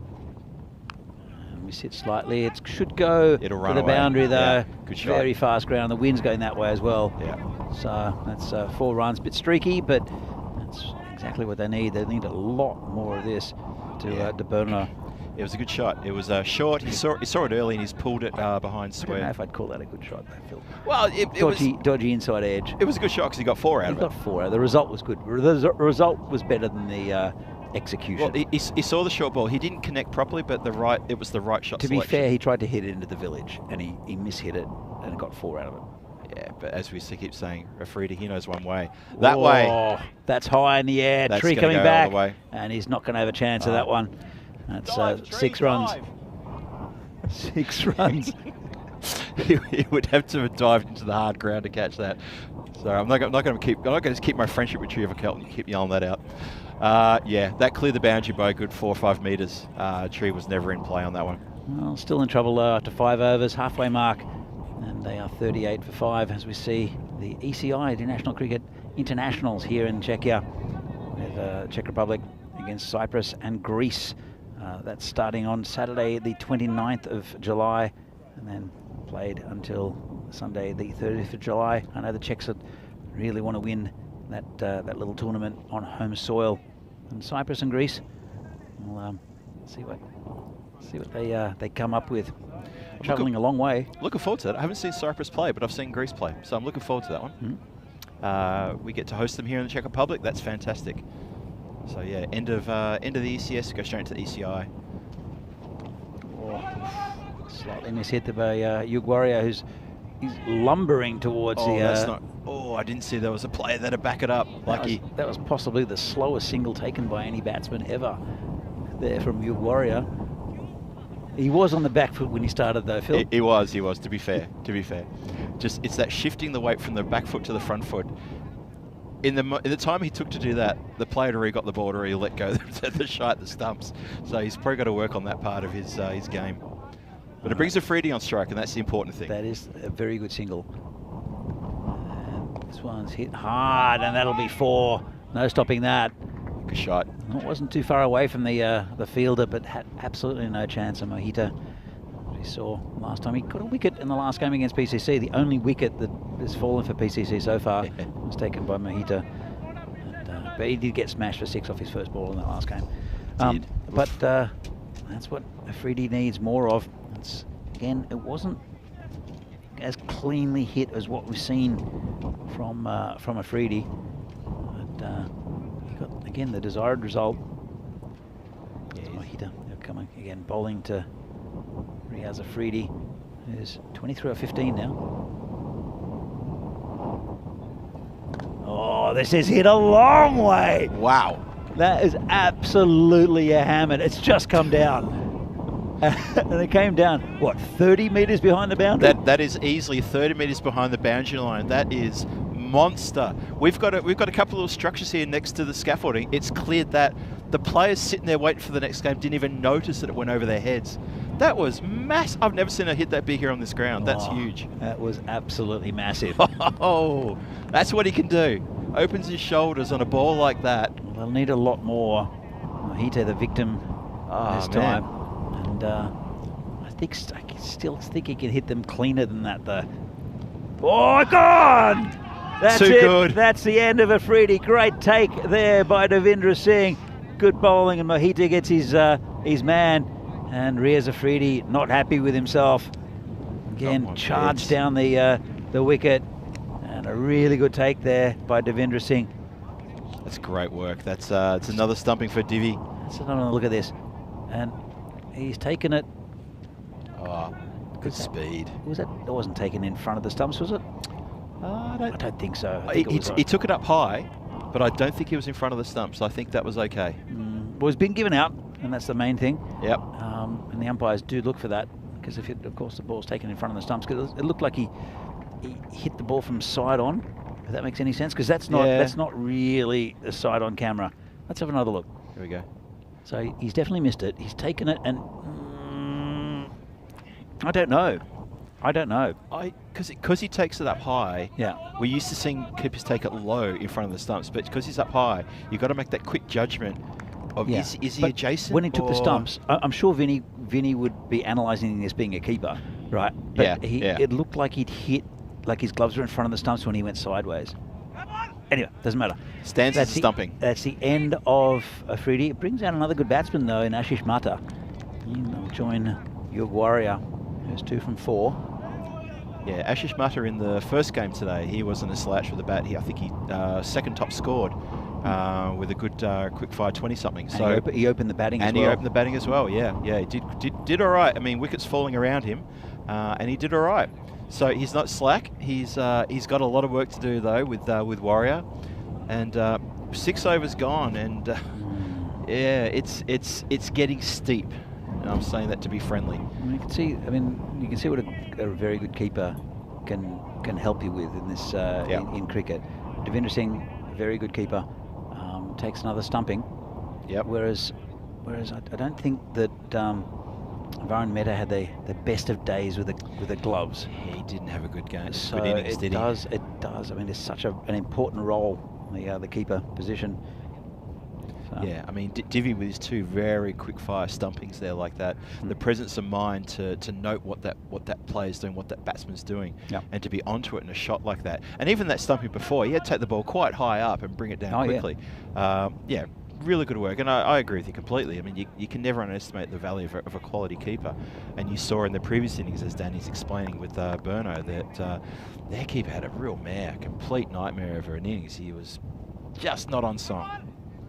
So anyway, from the chat, Keanu thought that was out. So well, if Keanu calls it out, that's good enough for me. That's good enough for me. He's got a good eye. From the birthday boy from last week. I think it was Wednesday last week with his birthday, and I obviously had the Facebook message, and because I was away last week, Keanu. That's my excuse. I forgot to send you happy birthday message, but I've done it now. Have a look at this scorecard. Look at that. It's pretty ugly, isn't it? That's really ugly. It's all in 3 ducks. 3 ducks. There's a 29 and then not much else. Anyway, they still have batting to come to Burno, but it's looking like a tough task. Extras is the 3rd top score. That's not good at all. Yeah, I'm not sure what they can do from here. I don't think they can. Well, they need 18 and over, and that's almost a point of no return. Almost. It's pretty close. I know mathematically it could be done. The fact that they lost 6 wickets as well. I know that Ashish Mata is a decent bat, but that's a lot of runs off each over consistently. And strange old and shot, they will not be happy. They still do have another game at the end of today, do Brno, and at the start of it was a bit of a toss up to see. That's going to be a little bit high. It was a bit of a toss up this morning to see who would get the better of between the game between PCC and also Brno, and Brno not at the races today, unfortunately. Not at for all. them. So it's called a wide from Amrit. Yeah, just not their day today, unfortunately, and it's tough when you got 3 games and it's not your day. I mean, 3 out of 5. So they have a rest, regroup. I don't know if they've got extra players to get a change of players in, maybe a couple of fresh faces, fresh legs. Well, on the other hand, PCC are there waiting for the next game. They're just watching this game now. You can see Arun and the skipper just leaning back on a chair. This one's been hit nicely, straight to the fielder who drops it. Oh, he's just dropped it at his feet though, unfortunately. He's cut off the runs, which is just as important, I think. Totally. Never quite judged it well. Yeah. It was Mohite out there. It was key that he didn't let it get through him though. Yeah, Have a look at exactly. this. Saved a couple of runs. And it was always on the move, never set for that. So, Unread, I don't think you'll mind too much. Bowling to Yug Warrior. And it's a full toss, called a wide. They'll run a single. Called a wide, so they'll get 2 for it. Be re-bowled. I think that might push extras now up to the second highest scorer for the Brno team. Gupta got 8. Oh, I think that we're up to 8 extras then. Yeah, okay. Equal, Gupta for the second highest score for Brno. Not good enough, I don't think. But Gupta can't score any more runs, whereas extras can. True, that's very true. So good money on extras to get second. If that's your thing, absolutely. There's a tip from the commentary booth. Oh, lovely shot. Nicely played. Very inventive. That's a big gap down there. Just turned it around the corner. Didn't try to overhit it. No, lovely shot. That's what I liked about it. He didn't try to hit the cover off the ball. Almost went for 6, Phil, as well. And he gave it a delicate helping. Yeah, delicate helping. It was a delicate. It was very sort of not. Ashish Mata, he's a good batsman though. Ashish Mata. You saw, as I said, we opened the batting against PCC this morning, and it'll be a monumental task now to get Brno out of this hole. They are 60 for 6 of 6 point. It's almost 6.6. That would have been funny. 6.5. 20 runs and over needed. It is 6.6 now. Yeah, it is 6.6. 60 for 6 off 6.6. There you go. All the 6s. Oh, now it's a 7. End of a pretty good spell from Ahmed Rai. Yeah, he went for 22 off his 2. He didn't get anything in the W column, unfortunately. And that's the next match coming up. It's Dashboard, Vinaradi versus the Prague Cricket Club. And this is a great game. We're looking forward to this game. Mate Shobit Bhatia. Shobit Bhatia has been named. Lovely. Good players there for Vinaradi, Rakshit. Also Sid Goud. Joe Cope's in the team, Venki, and also Danny O'Connor right down the bottom, and Shubs Chowdhury. That's a good squad. That's a very good squad against a very strong PCC side who won the toss, elected to bat. Obviously, they'll probably start with Lala and Katiwala again, and Sudesh. Actually, I think Arun's just taking a rest. Yep. Maybe warm for him. He'd rather just let others have a go. He might come back for. Well, he's not back for any more games today because that's it from PCC, isn't it? I think there's a new player in, Meet Thacker. Meet Thacker is in the team. I've got so many things go through my head about how he picks up girls in nightclubs. What's your name? Meet Thacker. What, are you Thacker and you're saying meet him? Do you talk about him in the third person? You know, it's like I say to people, hey, meet Phil. Meet Phil? Meet Phil. I say to people I've just met, hey, meet Phil. Because I talk about myself in the third person rather than I'm Phil. Let's go back to the cricket. Meet Phil. Thacker. I want to meet Thacker. So the new bowler is Thilak Kumar. And that's it. Straight that short mid wicket. Chance for a run out. Might have been close if he hit. And I think the fielder himself was hands on his head. It's a good start though. Dot ball's fine. The Warrior facing. I feel like Warrior's been out there for a little while now. He has been. He's 5 off 9.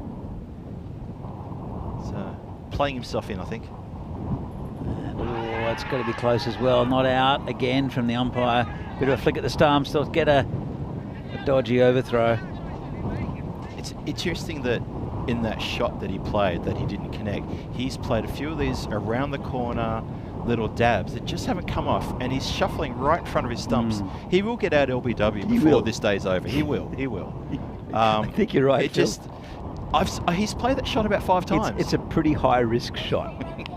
When you just get to stand there with your pads covering the stumps and you swat it across the line. No chance of getting bowled though, Phil. Well, it's true. If he gets bowled, that would be quite awesome. Find a way to get bowled. That would be great. Comes the bowler again, and it's down leg side. Nice take by the keeper. Called it wide.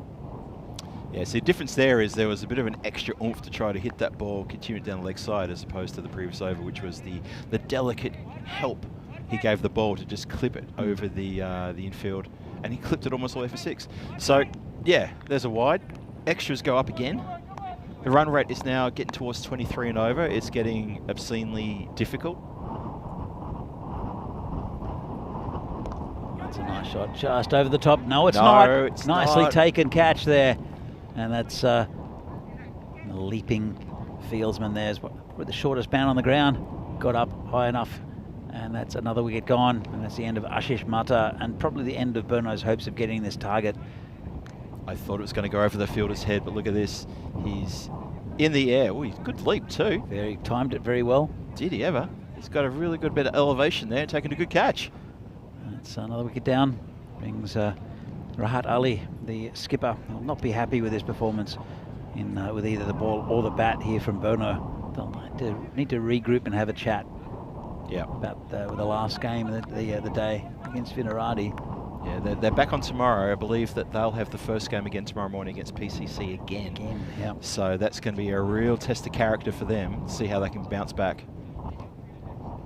So not sure how they're going to do. So Rahat Ali, and taking centre, maybe taking guard, I should say. They'll be facing Tilak Kumar. He's got 1 for 1 at the moment. This one's hit quite nicely. There's a player out there. He doesn't see it. And then... Oh, he did stop it though. That's a weird piece of fielding. It's a dangerous piece of fielding. Could do a real injury there if you're not careful. Prem Nandivada, I'm sure we'll get another look at that, because I don't think he saw it. Then he stuck a leg out. It hit him somewhere on the leg.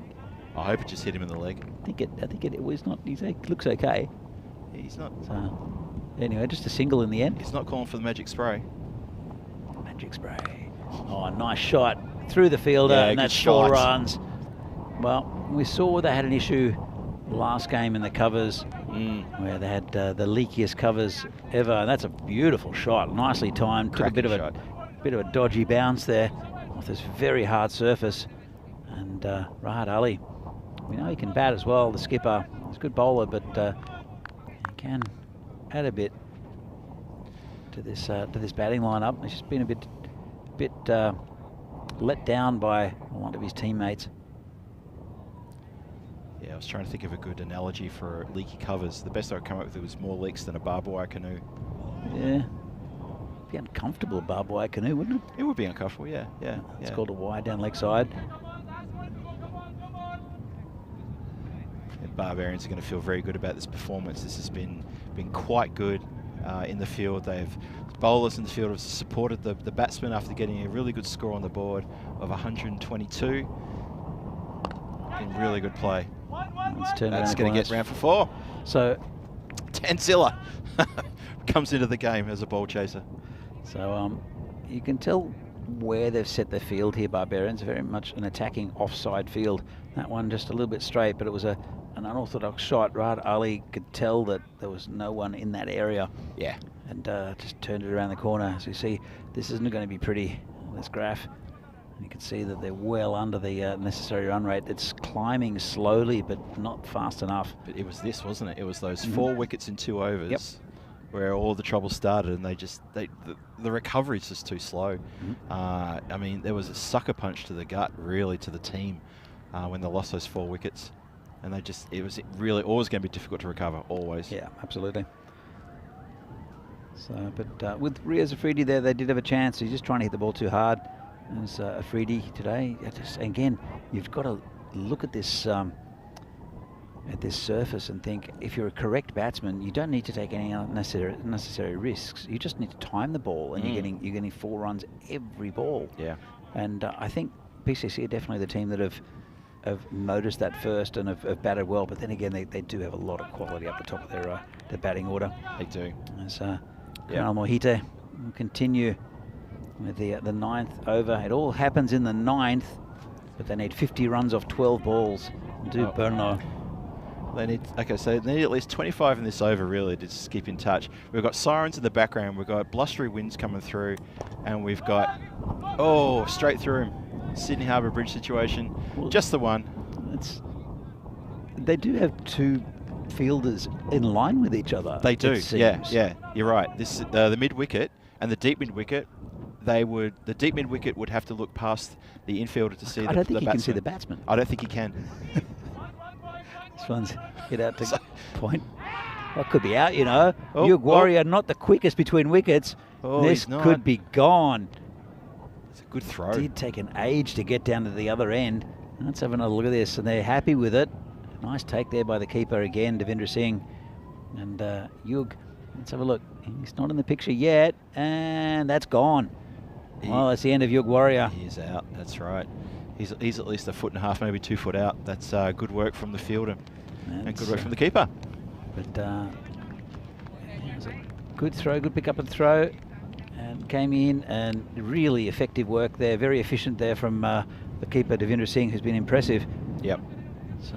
Well, the Barbarians have really taken every advantage here, and they've really, they've played so well in this in defending these runs, these 120 odd runs. I've got to say, I think that they've bowled well. I think the field placements have been clever. Yeah.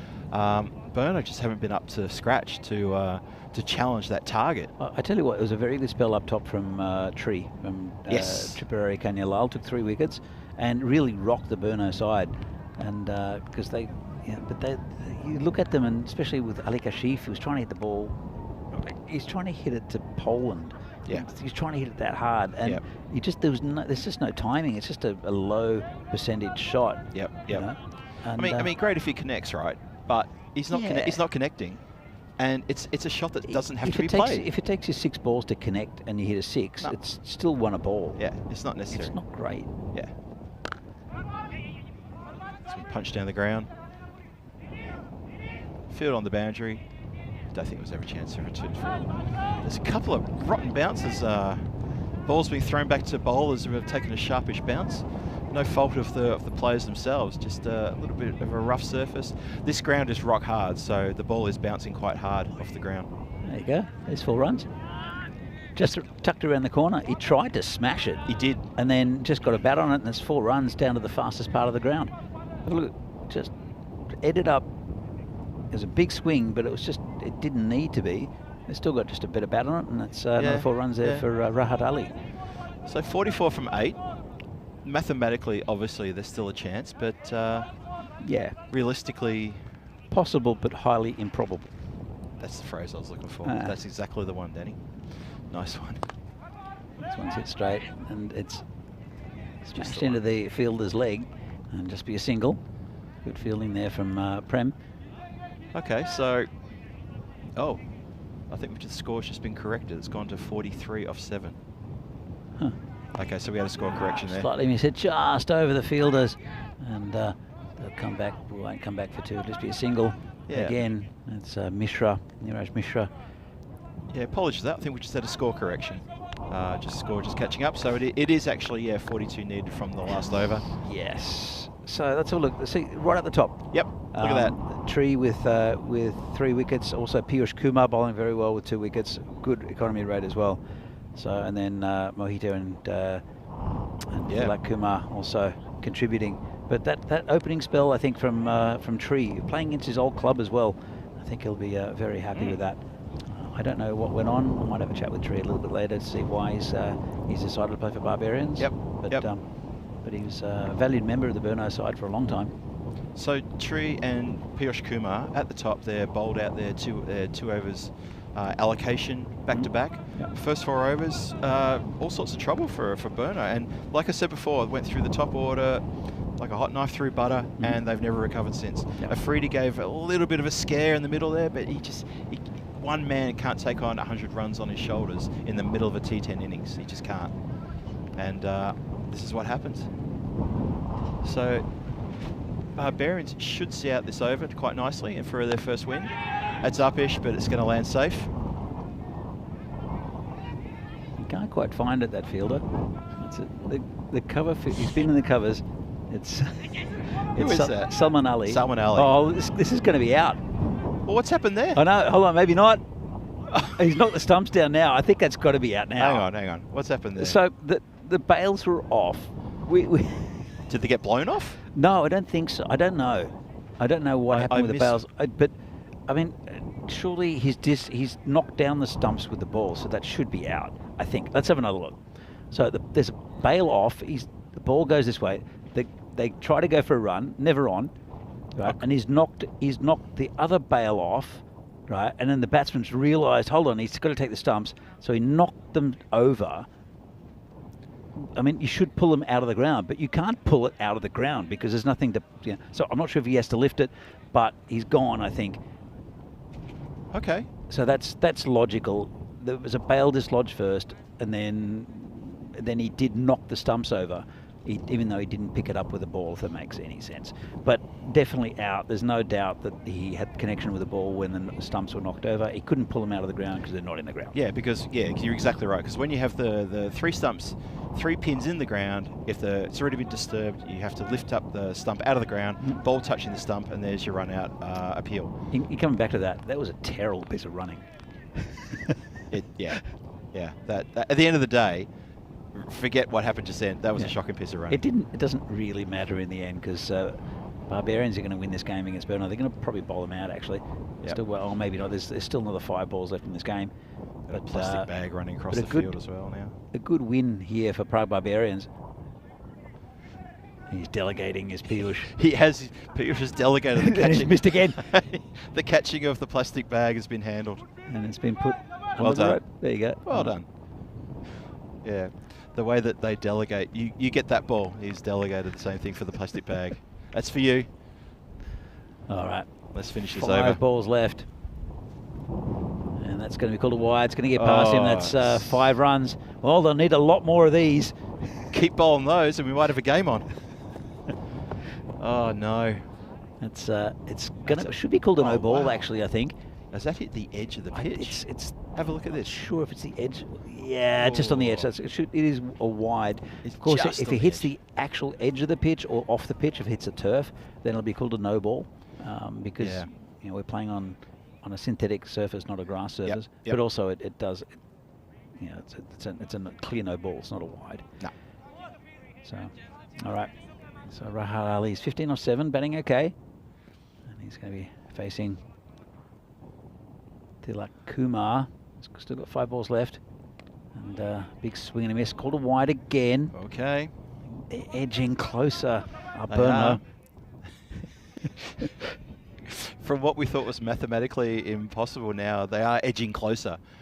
This is now 35 off 5. 35 off 5. 7 a ball. 35 off 5. It was 36 off 5. They keep this up at this rate, they're going to need 5 off 5. Well, that's better. Dot ball. The question was asked for no apparent reason. There was really no effort in the appeal. I mean, we all know he knew. Have a look at this. Just came in quite a bit. Came in a lot. Look at that movement. It's going to miss leg stump, but it wasn't as bad an appeal as what I first thought. Stuck around the corner. It's got a leading edge. But just be a single, I think. And they look for 2. Divi takes another stumping, does he? Another run out? No, he doesn't. And again, it's a good throw in. They've been pretty impressive here, Barbarians. Not sure they won't really need to have 2 runs there. Should have just come with the one, right? Have a look at this. Here's the replay. He's home. He's home. Yeah, comfortably. It's all good. It's almost beer o'clock, I think, Phil. Oh, I wish it was. It's still got another 2 games after this. I'm looking forward to it, seeing Vinarati play. Oh, yeah, yeah. But I could do a nice little IPA right now. Who do we have to talk to about that? Probably me, right? Yeah, probably you. This is wide. Oh, it's another no. 5 wides. Oh, no. Well, they're creeping closer. The game that refuses to lie down. That's what this game will always be known as now. The game that refuses to finish. This could be a long over. Oh, we've had a couple of long overs. Afridi's over in the previous innings. That took forever to get that 22 up. And now, well, Kumar, it's always been a bit expensive, but it's still 20. Well, it's now 29 off 3. Yeah. But I don't know, another 5 of those, game on. But yeah. Surely not, Phil. Surely not. But hey, this is cricket. Anything goes. I know it all happens in the 9th, but obviously everything happens in the 10th. Big swing and a miss. Better ball there. Yeah, finally. Big wind up all for nothing. That's a shame. In the chat, there's a bit of discussion about the about that. Yeah, so Sebastian Strong says you can't pull the stump out, so what else to do? One bail was still on, so it was knocked off. And then Crooms just turned up with another swing and a miss. Just have to demolish the stumps. Demolish the stumps. Good description, Croom. Well, that's what happened. Yeah, I like that, Croom. Like it. I think Keanu was mentioning a cold one as well.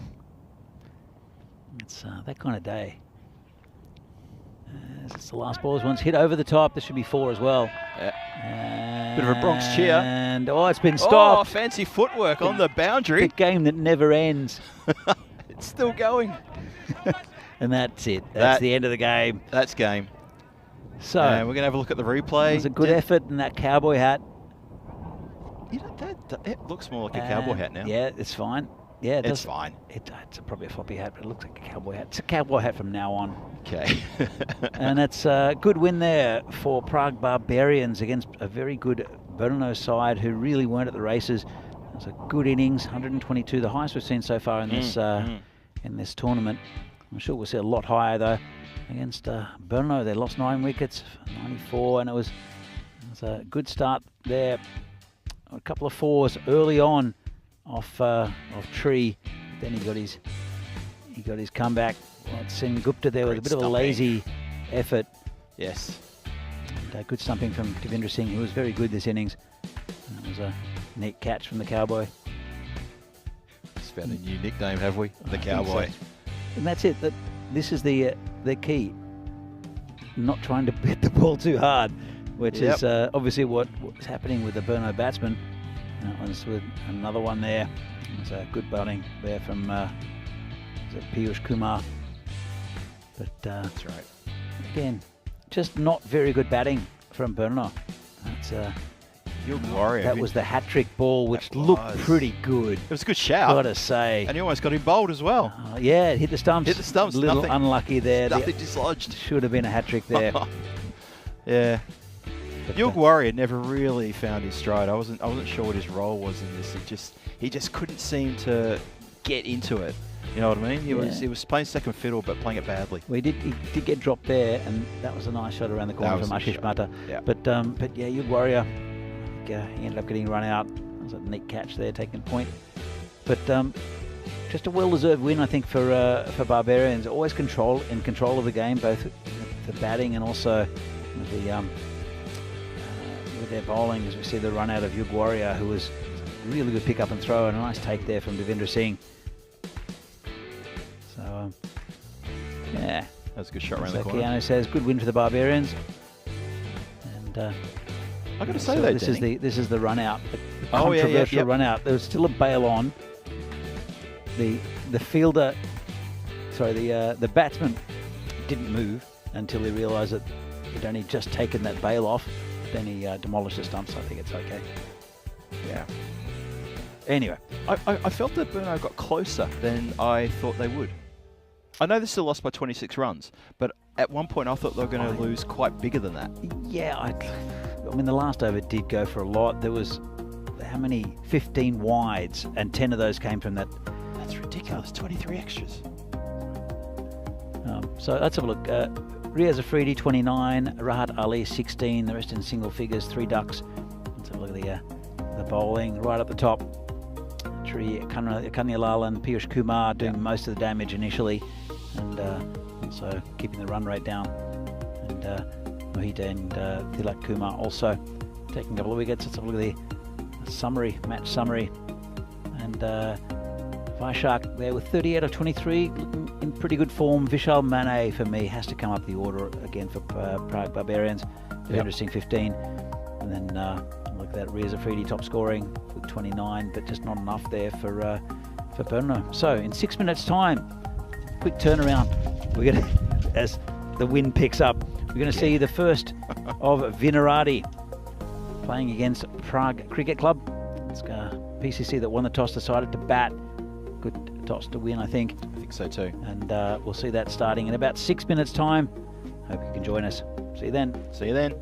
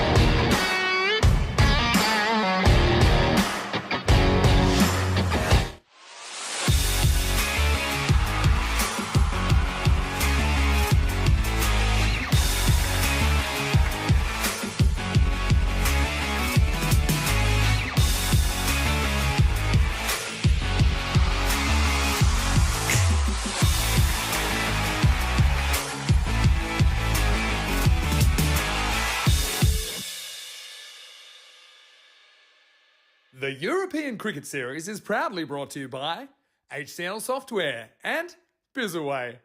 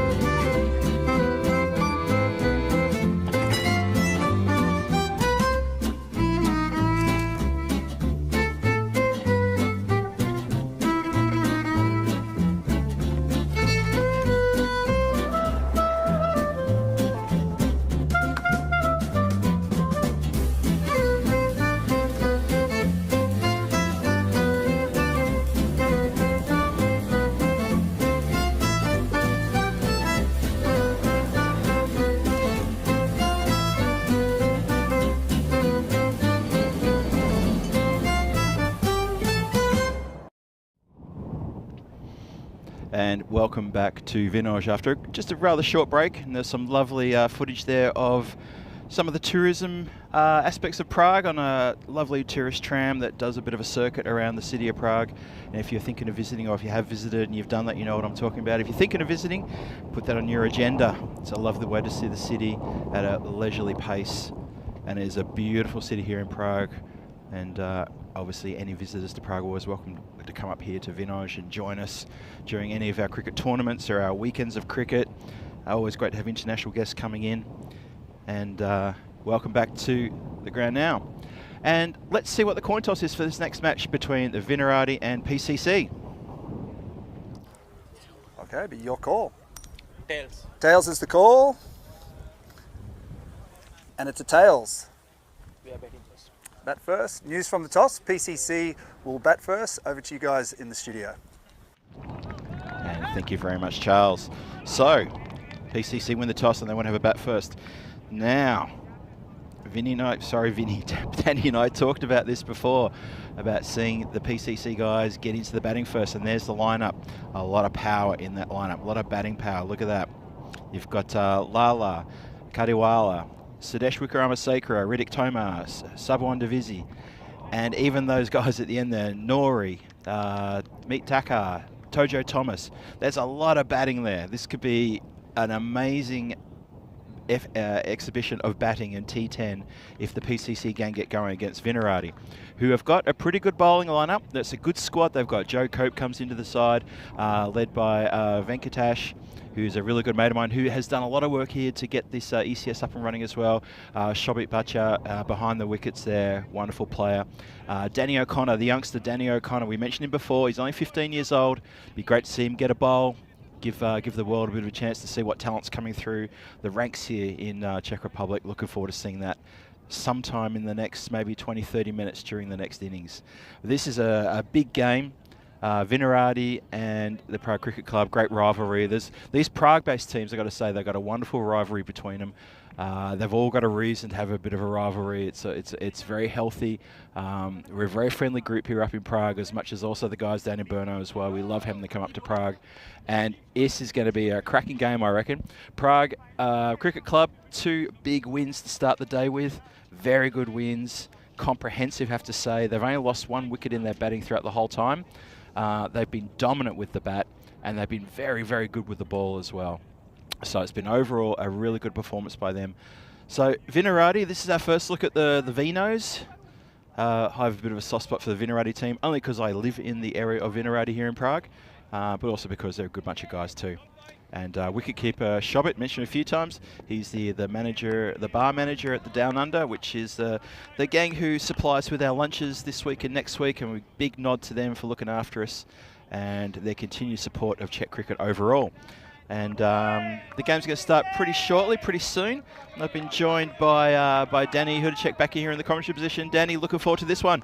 Definitely looking forward to this one. And change in the batting order. Big Joe Cope coming in and tucked around the corner there by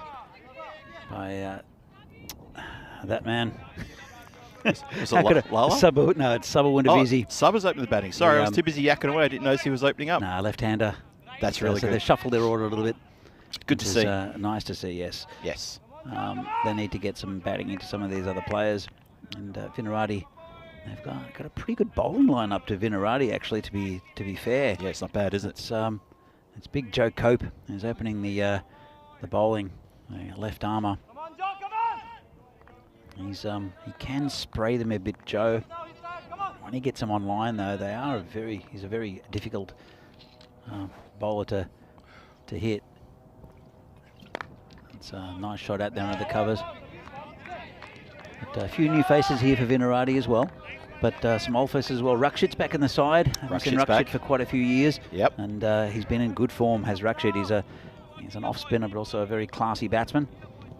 Interesting seeing Lala, sorry, Danny cut you off there. Lala well out of his crease here to face Joe. It's going to be called a wide. So interesting that Divisi is opening. I think it's a good thing. Yeah, I think so too. You don't have to hit the ball too hard. Just got to hit it somewhere near the middle of the bat or even the edge, and you get good runs. I do have it's Shobit Bacha who's behind the stumps, but they've got a man at 45 for anything that's flicked. In fact, they've moving Danny O'Connor. I'm sure we'll see with the ball very soon. 15-year-old, and he'll just gets tucked around the corner, and it's Venki that'll pick it up. Well, I pat it down a bit. They'll come back for a second. Good to see Shub's back in the team as well. Yeah. Shub Chowdhury, again, a very good, lanky, fast medium bowler.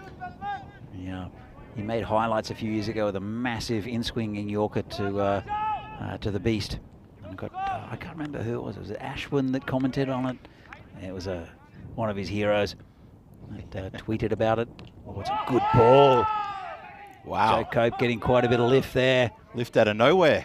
I was speaking to the beast, to Sudesh Vikramasekaran just earlier. He said that the players are really enjoying playing on this pitch because there's more bounce and there's more carry with the pitch, but also getting good value for money off the good value for shots off the outfield. So they're really enjoying playing on this. But then I don't know, Lala just copped that one from Joe.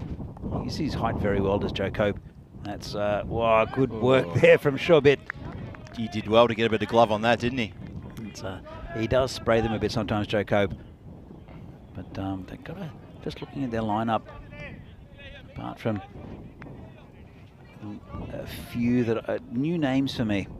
There's some very good bowling options here for Vinarati and Stanlake side as well. In fact, we have Shubs, Danny O'Connor, I'm sure will get a bowl. Venki is the captain. I don't know, he bowls off spin for the national team. I'm not sure if he'll get a bowl. Sid Gowd as well. Sid Gowd's interesting. He can bowl equally well right-handed or left-handed. Okay, So. yep. Bit of ambidexterity. So Joe continues. It's been punched through the field. That's going to go for 4, first boundary of this game. Lovely shot between the two fielders. Cracking hit. Nice stuff. That was from Sub-1 Divisi. And like I said before, Danny, you know, just get a bit of bat on it, get the shot through. The boundaries are short, it's only 50-metre boundaries, and once you get along the ground and get it past the infield, you are on for a boundary. Lovely shot. Yeah, if they get going, these two. In fact, they've got a very strong batting lineup to PCC, as we've mentioned all day. And we're just wondering how many runs they'll score. It's as I said, a pretty good bowling lineup for Vinarati, but need to get regular wickets. The problem is you're getting another superstar batsman coming in one after another for at least the top 5 or 6.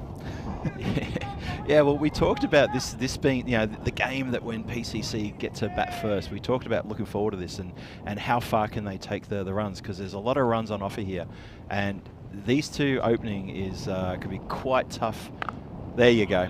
Quite tough for Vinarati. This could be a long 10 overs for them in the field if this keeps going like that.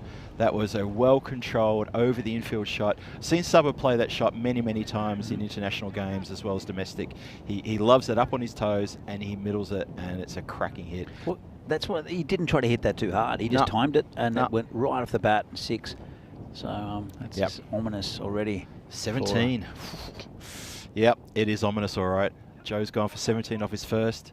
Number of boundaries been hit there, and there's the lineup. It's as you say, a few bowlers, but do they have enough firepower in the Vinarati team to really contain this PCC? As I said, I think they've got some very good bowling options. As I said, Shub Chowdhury here uses his height very well. Yep. And does get a bit of in-swing. I don't know how he'll go. He might go with the wind a little bit. Danny O'Connor has been in very good form, a 15-year-old. Also, Sid Gowd might have a bowl. Rakshit, the off-spinner, is very classy. So, and then there's probably a few others that I'm not too familiar with, even though this is my club officially. Feels like the wind's swirling a little bit at the moment. It's changed from left to right. It's actually now coming over my right shoulder, sort of going straight down the ground. Here comes Shubs. That's a good start there to Lala. Just again, poke down to man. There's only the Saini. So he's right on line already as Shubs. Yeah, it's good delivery. He's a tall man. Needs to keep it really tight against Lala. It's good by the umpire. Yeah, okay, there you go. Maybe they want Lala chasing these ones. I don't know. But if he gets an edge, you know it's going to go for 6. That's just inside that line. That's a pretty good delivery. Bit of pace there from Shubs as well. Yeah. Nicely taken by Bhatia. Okay, Shub it again. Oh, he's got something on that. He has. Wow, they've dismissed the danger man Lala, and they are up and about now, VCC. Didn't see that coming. Not part of the script, Danny. Not part of the script indeed. Not at all. But a nice thick edge. You could hear it from here. You did, and, yes. Really nice take by Shobit Bhatia. Yes. And used his feet well. And let's have a look at Another look at this. But a late swing, was it? Maybe not. And a nice take by Butcher behind the stumps. But, It looked like it just straightened down the line, and he just had him flashing. That was obviously the area they're targeting. And, well, this will be interesting. Tanky is in next. Riddick Tomar for his first taste of ECS batting this year. Well, he was until last year, I think he switched to PCC, but he was a Vinarati player for many years. He was indeed. And well-loved member of the team. He's always very positive. But I'm sure there'll be a couple of little words here, especially from the keeper, Shabit. I'm sure he's having a chat to him already. I reckon right now he's having a few words, yep. And I'm sure they're all just like, how you doing? Haven't seen you for a while. Love to see you again. Have a good game, mate. I tell you what, though. I mean, I think Riddick's a very good batsman. I think a short ball into his ribs.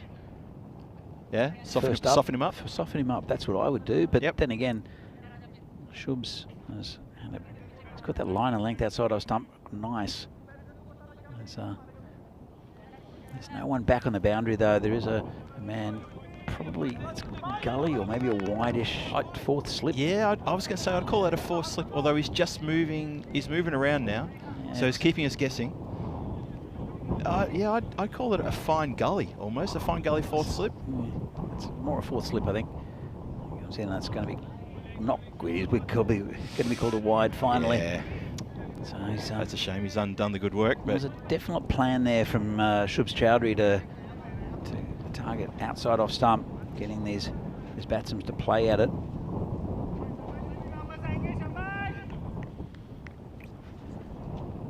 Comes in again.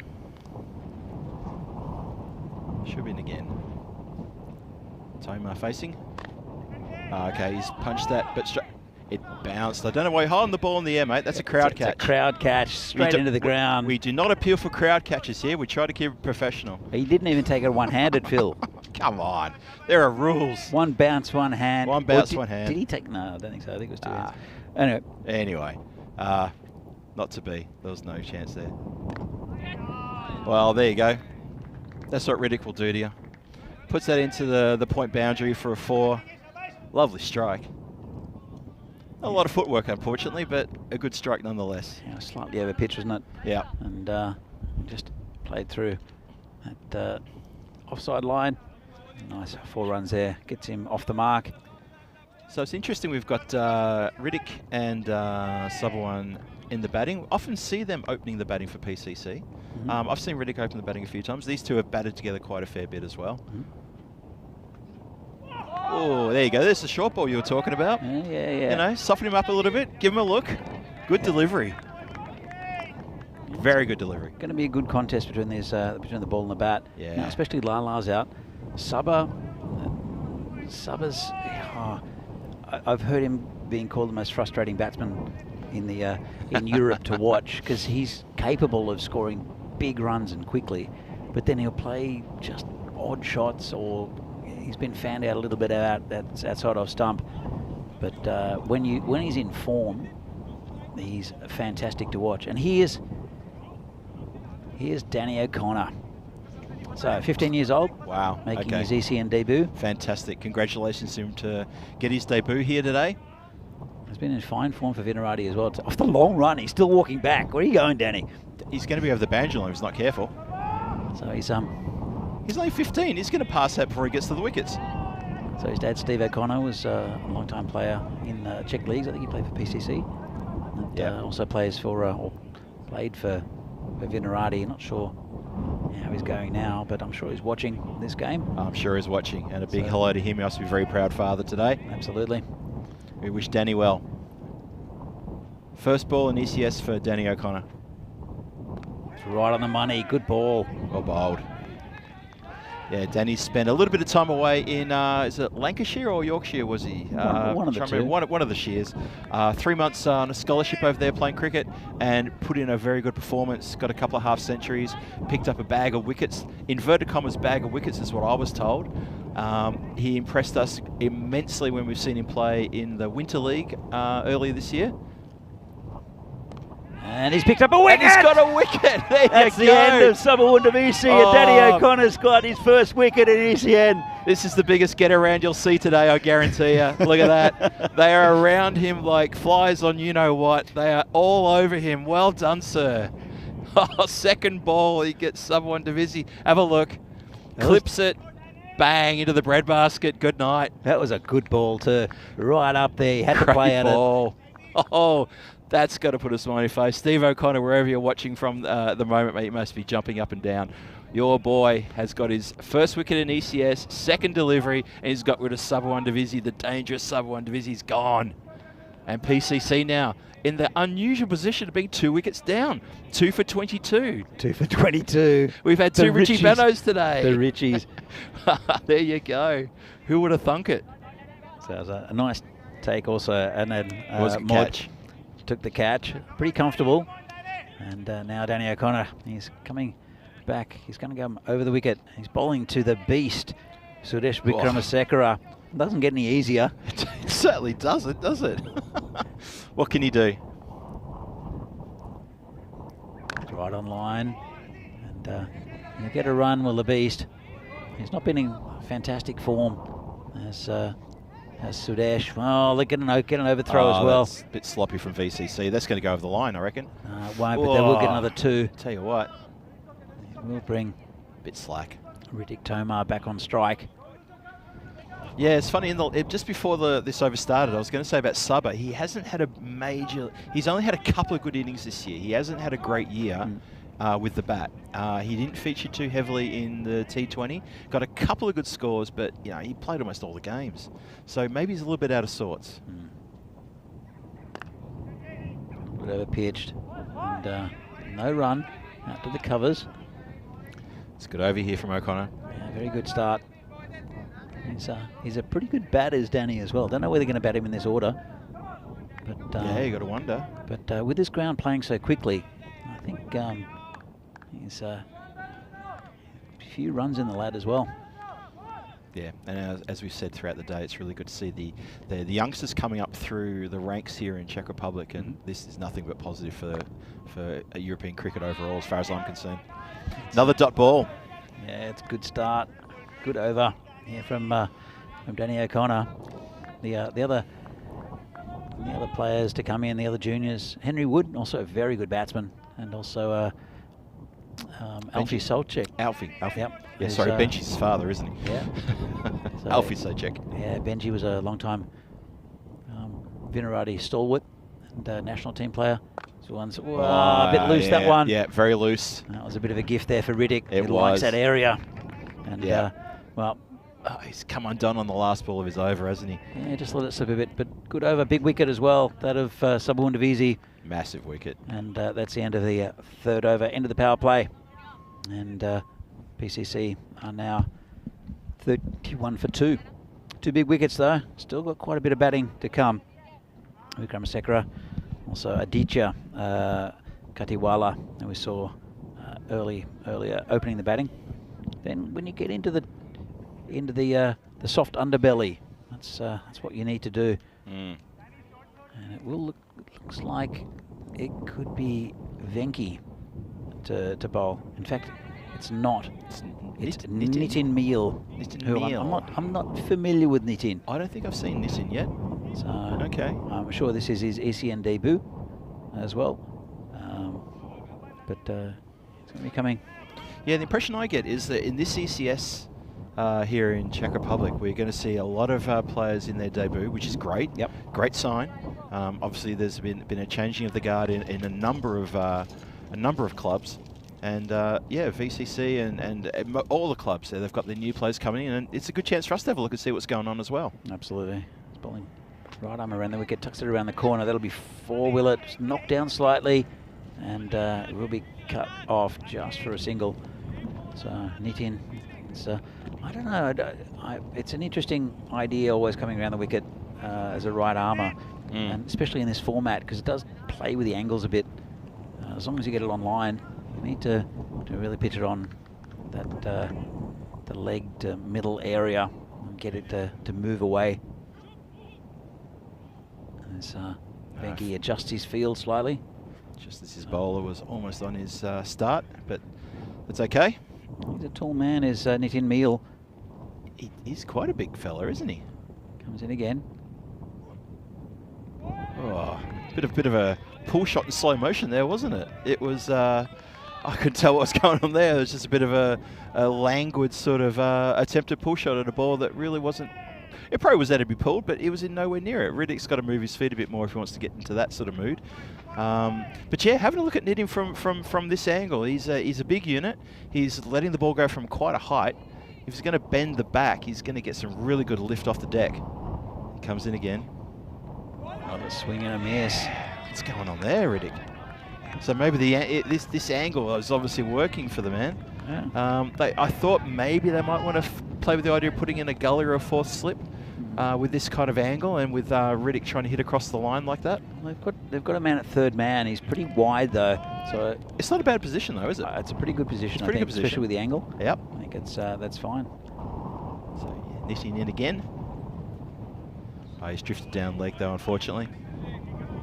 The danger of drifting down leg, and of course that ends up as a wide. I don't know how the balls end up all the way over there though. That was quite weird. I think Shovit was trying to throw it to a fielder to relay it back, and it just got a little bit away from him.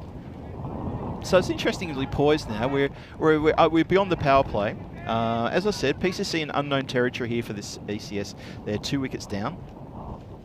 One more wicket could make it interesting for VCC. Wow. That's not going to happen that way. That's gone all the way for 6. That's a great shot. That's cleared the boundary by about 4 or 5 metres. Lovely shot. And Tomar's got his boundary this over. Yeah, just over pitch there, full toss, and that was got what it deserved, that ball there from Meal.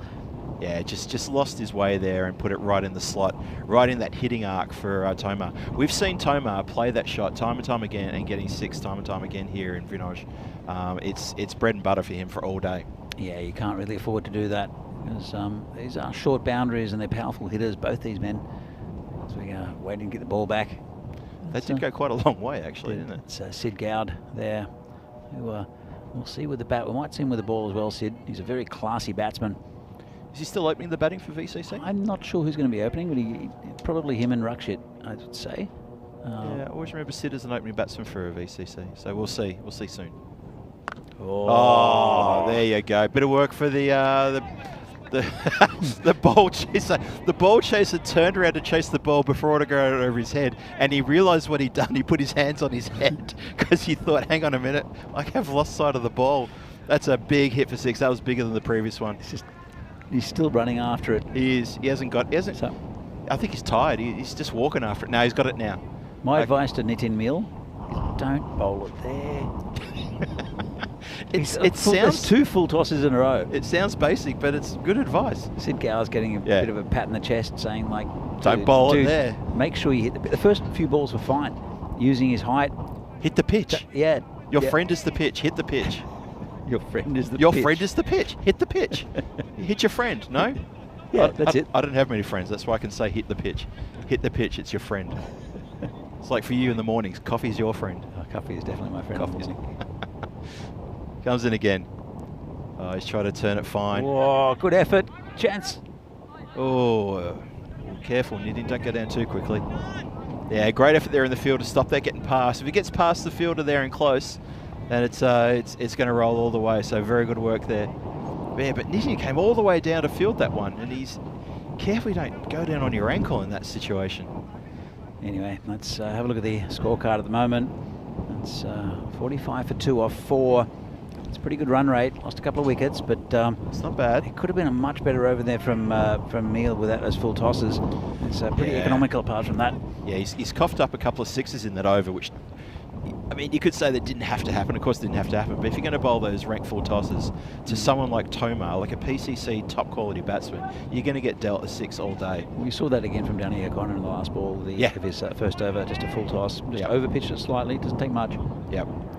Well, Danny gets a second chance now with his second over. He's just organising his field. He's going to have a bit more protection now because he's bowling outside the power play as a low-flying aircraft goes overhead. You can hear that through the effects mic.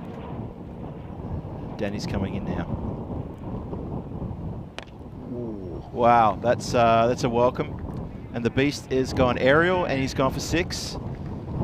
I was going to say, we haven't seen much of the Beast because Riddick faced that hole over, I think, in the last one against Knitting. So now Danny's got a front up against Beast. I know he's doing the most work today. That's the ball chaser. The ball chaser out there. He should just stay in the middle of that pitch, I reckon. That's gone. I don't think he hit it that well either. To be fair, it shows the power of the man. He's gone a long way out, hasn't he? Yeah. Umpire is calling the fieldsman back because they're just going to go with the replacement ball. It's wasting a lot of time to be chasing the ball all the way halfway across the neighbouring pitch like that. I think there are 2 people watching the game here. I think it's Shobit's parents. Oh, is that who that is? Struggling with an umbrella. It's just folded up. There's not watching cricket. Oh, they better watch out for Beast here. Oh, he's flicked it and one bounce to the fielder. Isn't that funny of the Beast? He just it's almost like a block, but it's a flick, and it goes aerial for 45 metres. That was pretty close to Joe Cope. It wasn't far away, was it? Again, it's one of those weird things that you see some teams hang back and just block the 4, and other teams, some of the better fielding teams, they'll launch themselves forward to try to take the catch. And I think that's one thing that could improve definitely in Czech cricket is the fielding. For sure. Totally agree. O'Connor in again. Oh, good ball. Oh, that's better. Probably didn't get up as high as Riddick was expecting, but that's good good in the channel bowling from O'Connor here. Yeah, it is. Good line and length. It's described as a lovely dot ball by his captain just then. Any dot ball's a good ball in my book. Good support, good noise out there in the Vinarati team. That's what they're always known for. Good chat. And it's in the air, could be caught. And put it down, unlucky. Just grasped it. It's a great effort there. That's what I was saying before, is sometimes you can go for those catches, and other times you should just stop the boundary. And that time, it's Venki Magashayam, the captain, trying to give Danny another wicket. It was a miss hit by Tomar. He wasn't too far away from it. He got hands to it. O'Connor in again. Beast gives it a little charge. Oh, it's in and out. Oh, no. That's almost had the big scalp of the Beast. Muhammad Nabil out there. And unfortunate, because that was just scooped up. Look at this. Just scooped straight to the player. Not much pace on the ball, really. Unlucky. He's causing all sorts of havoc here as Danny O'Connor. Oh. Still won't get his man. It's been punched through. It's going to go for 4. Backward a point. Nice shot along the ground. Danny O'Connor's, I wonder what he's feeling right now, seeing those 2 catches go down. The 2 big players escape him, and his bowling is now done. He's done his 2 overs. He's picked up a wicket. Well done him for that, but he's gone for 21. A couple of loose deliveries sort of undone him a little bit, but he had those 2 catches put down. Venki's catch a lot harder than the previous one, but Beast is lucky to still be there. Absolutely. As we have a look at the countdown to ECC 2023, 70 days to go, 30 teams, 6 groups, 5 per group, massive tournament. This is what you want to get around. This is going to be a massive tournament, and they are the reigning champions, Netherlands, plus the 6 group winners in championship week towards the end of October, middle end of October. That's going to be a great tournament. Yeah, looking forward to it. And as you can see there, the Czech Republic playing in the first group. It'll be a tough one though. Spain, Isle of Man, France, and Greece also. We'll see Greece in a couple of weeks here. That's right. Playing the international tournament. All those are kind of a bit of a warm-up to see form and see a lot of the players. And the new bowler coming from around the wicket, Sid Gowd. Ooh. Swing and a miss. Almost could have got something on that. It's a good start. As I said before, Sid Gowd, interesting bowler. He can bowl equally well with his right or his left arm, left hand. So, how does he have more success, right or left? Well, he doesn't. He normally bowls right-handed, but he can bowl left-handed. You see him bowl left-handed, and you think he's a left-handed bowler. So he comes in again, bowling around the wicket, and that's in the air. It'll be 4 runs. Safe and 4, and the. That's good. We've got one of our bibbed guys down there to stop the ball, and he watched it all the way in, so it's not going to be a lost ball. Well done. But a good shot nonetheless. And Tomar is looking pretty comfortable at the moment, I've got to say. And there's a lovely shot of Shob's parents. I don't know, how much of the cricket are they actually watching with that? How much cricket are they seeing? I don't quite know why they've got the umbrella there. Well, it's a bit of shade. I mean, unfortunately, we do lack a lot of natural shade here at Vinoj. We don't really have many trees, and it's a bit warm out in the sun at the moment. Lights up in the air. It's going to be a bit of work to stop that, but he's fine. Fieldham gets behind it. Fires in a return, and Tomar goes to 28 from 16, sorry. And he's going along quite well as Riddick. Sadesh is going on better. He's on 15 from 6. So he's been striking the ball nicely as well. It's a good little partnership here. Yeah, both were dropped in the last over though. They were. So a little bit unlucky there, especially the second one. That would have been a big wicket of the beast. I thought that was in for all money, as in the pouch. I thought that was in the hands. Yeah, I was quite surprised by that. It's come down towards us. One bounce. Oh, lucky Venki is 6 foot tall. I tell you what, if that had been me, I'd have no chance. That took an amazing tall bounce. Seriously, if that had been me fielding here, no chance to stop that one. It was a real tennis ball bounce, wasn't it? It really was. That just shows how dry this ground is. Yeah, saved 3 runs. Good work here on the boundary in front of us. Just reorganising the field now for Sadesh. Where do they put the protection? Okay, they're bringing square leg off the boundary up to a regulation square leg. Yeah, keep an eye on this time as well. Well, looking okay, I guess. 14 minutes left, but Yeah. they don't want to do too much adjustment to this field. It does soak up the minutes. And that's hit down the ground. And I think he'll get right behind it. Yeah, a bit of a miss hit, that one, just clubbed down the ground. Yeah, the timer, it's not looking too bad. I mean, we're just over halfway through the innings now. Well, we're getting towards the back end of the 6th over. One more ball to come in this over. 64 for 2. Yeah, I really feel for Shob's parents. I feel like trying to find somewhere we can get them into the shade. Fine, they're fine. Look at that. Now they put the umbrella down. Yeah, maybe it was just the wind. This is hit straight again to Venki. Yeah, carbon copy of the previous ball, really. Yeah, just a single. It's been a good over here from Gowd. Very experienced cricketer. Yeah, he's done well. He's only gone for 8 off that over, and he's kept it pretty tight. So well done to Sid. So Vinarati at this stage, with 6 overs gone, 62 on the board of PCC, hasn't gotten away from them. From VCC, that is. Hasn't gotten away from them. So they feel pretty good about that. Obviously, they wish they probably held a couple of catches, or at least one of those catches in Danny O'Connor's previous over. But ifs and buts, that's not what we're here to talk about.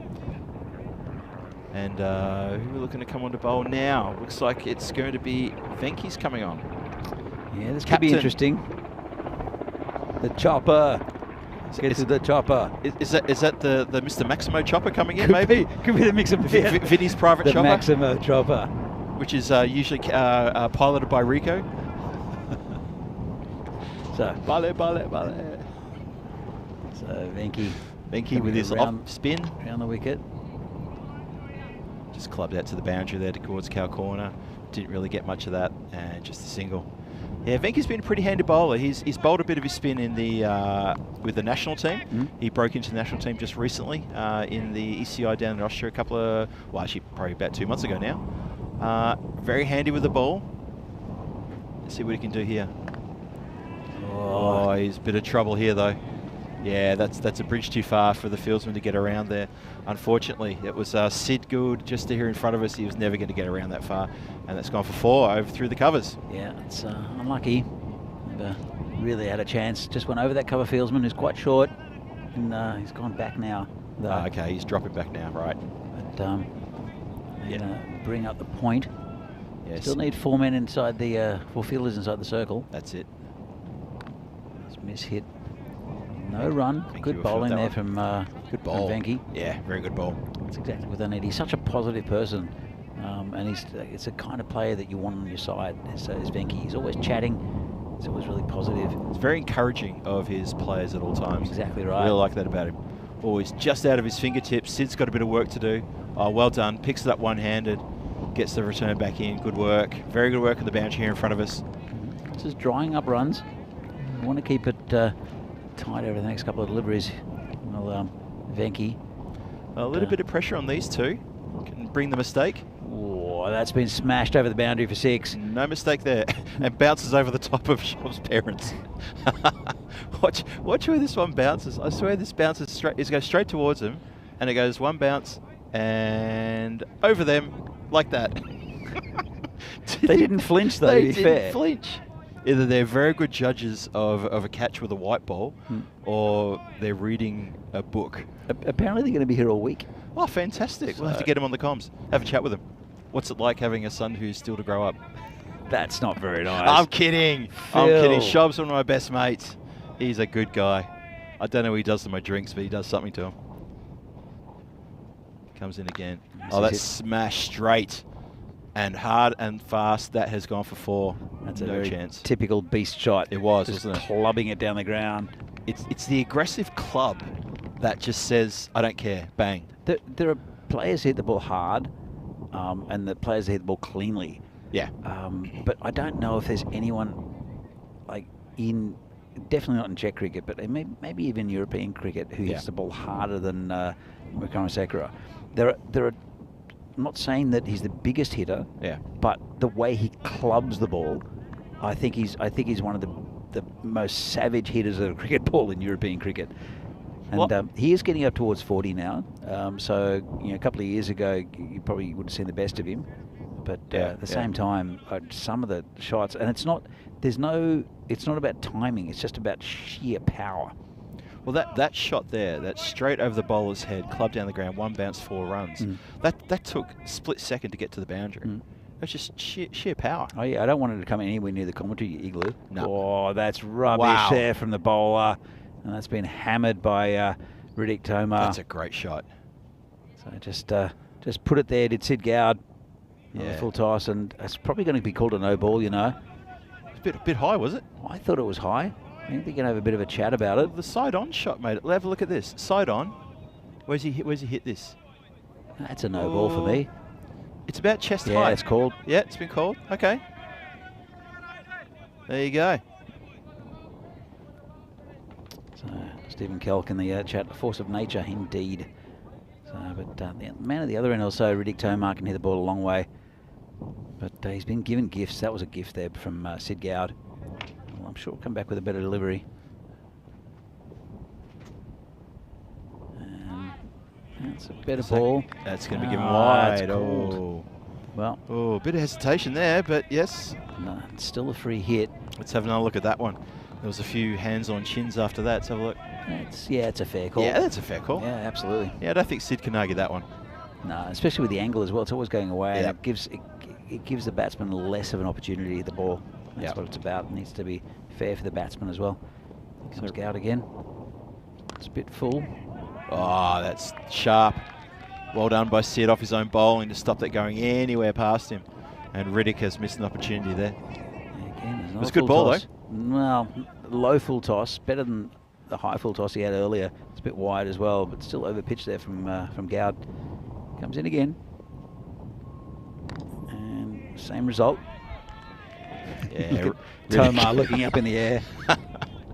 Yeah, he's wondering, hang on a minute. I was middling these a few seconds ago. What's happened? He's on 40 not out. He's done really well to get to that score. He's hitting the ball cleanly. He's only faced, I think it's 23, maybe 24 deliveries. Just let me get a reminder. Okay, 23 deliveries for his 40. Voice is in the air. It's high. That's a chance. It's going to take some catching, though. Oh. And never going to... Never looked like it for a second. That's Shubs out there. And they're good mates, the Shubs and Venki, but there's no way that was going to be taken. In the end, he just stuck a mitt out, hoping it would just land and stick. Well, they only got 2 for it, so that's a good result in the end. Yeah, true. I think for Vinarati. But, that went high in the air, but never really a chance. No. And good take there from Shobit. Oh, good work, Shob. And Well, what's going on? now they're claiming a catch, but Well, the umpire's given not out. How is that not a wide then? Well, that's what I'm asking. I mean, that is so wide. Maybe. Did he hit it into the ground? Let's have another look. And, well, he moved across a little bit. Did he make it not a wide? Maybe. I think that's what the umpire's thinking. Okay.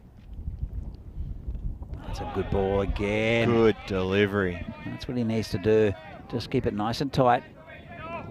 And Tomar, he's hitting the ball pretty well, but he just can't get to those deliveries. He's not moving his feet well. No. He should be trying to hit it through the covers, and he's just reaching for it. Yeah, if he's seeing the ball going wide across him, he needs to get that foot out in front of him as the first move. Well, okay, you can do that as well, though. Could be 6. Just over for 6. So, well, I mean, you've got one of the tallest guys on the ground was going to try to get him for the catch, but just over his head for 6. Yeah, Riddick, he gets a bit bogged down and he hits himself out of trouble. Seen that time and time again, and that's probably the moment you can capture his wicket, when he tries to hit out of trouble. Sabah is another one like that as well. He used to always be like that. He'd try to hit himself out of trouble. And that graph, have a look at that. Well, it's gotten steady.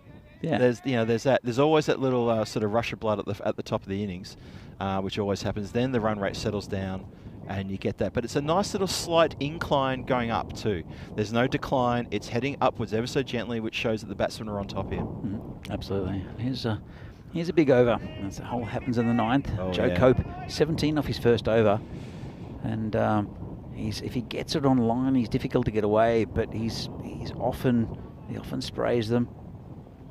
There's no one back for the wides. This one's full hit back. Oh, that's this is gonna come coming straight down towards here. us. That smashed Joe Cope in the leg, and it still flew past us. It's gone all the way to the production unit, and now it's been thrown back. I almost got it. I almost forgot to take the headset off, actually. It smashed him in the leg. I hope he's all right. Oh, look at this. It's not just hit him. It's That smashed him in the leg. Look how quickly they went to the boundary. It came faster off the bone. I hope he's all right. I hope so. It looks all right. He's coming into bowl. We can run okay. And this Bang. is in the air and safe, and good work out there on the boundary. That's Wow. really good. Saved 2 runs. Really good Nitin Meal out there. Interesting shot from Beast. He just seemed to pop it up, knowing that the fieldsman was not going to get in for the catch, because there's no protection on the boundary, square on the boundary. I think he cramped him up a little bit. I think it's a really good effort there from Nitin. I think he's done really well, yeah. And then comes in, jumps in. He's nowhere near the line. No, Yeah, he's good. good effort. Yep. Lovely stuff. Joe Cope is bowling to the Beast again. That Whoa. is clubbed for 6. Well, Yep. that's another one for our little mate with the high-vis jacket. What a good shot that was. And clubbed, yeah. Not much backlift, not a lot of follow-through, but all power in just that movement and momentum. 88 is the partnership from 38 deliveries, Danny. Check that out. It's pretty good. That's insane. That's really something. Both of them were dropped as well. This one's been smashed out to their boundaries. Good fielder out there is Nitin. Got a good arm. Got that back in rapid fire, didn't he? End up putting a bit of pressure on Beast to make the single in the end. It was a good throw. Interesting to see who they'll end up with. I think probably it will be Shubs. Oh, it's a full toss. Didn't time it though. Could Not be at called a all. no ball. It was a bit short, watching square leg. No, Don't know if it's going to be reviewed. Square leg Well, looks... he's talking about it. Yeah, I think maybe Pete's having a chat. I think I think he's it's a no asking. ball. He's but asking. Let's have a look. And it's it's pretty close. Just above the waist, I reckon. It's pretty Where close. it's Yeah, I about think here. it's coming down. It would. Oh, That's a tight one. I think probably I a think no they'll ball. let it go. They're going to let it go. They're going to let it go. Yep. It is. It was coming down. It come down from a great height from It Joe does. Cope. Yeah. Okay. Okay. And it's been clubbed again. That's going to be 4 again. And It's just getting a bit easy. Joe's bowling is not. no, there's no. The problem is that there's no one to cover that on that side of the field. No. And all it is just hitting through. Like it's just a little bit short there from Joe Cope. And that's the end of his spell. 35 from it. Pretty expensive.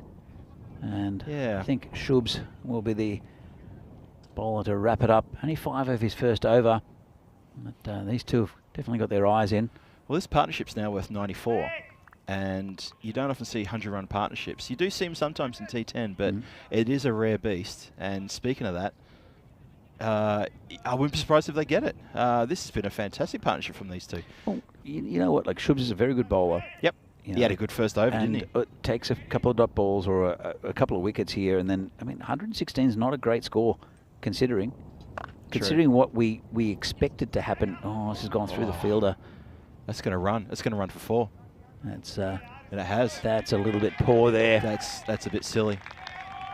Yeah, that's a bit tough on the bowler, because he's probably going to ask the question of, look, there were two of you. You could have raffled it. You could have actually sat down and raffled it before you chased after it and went through both of you. Waved it past. Yeah, like they were escorting it to the boundary on your way there. Yeah, that's a bit silly.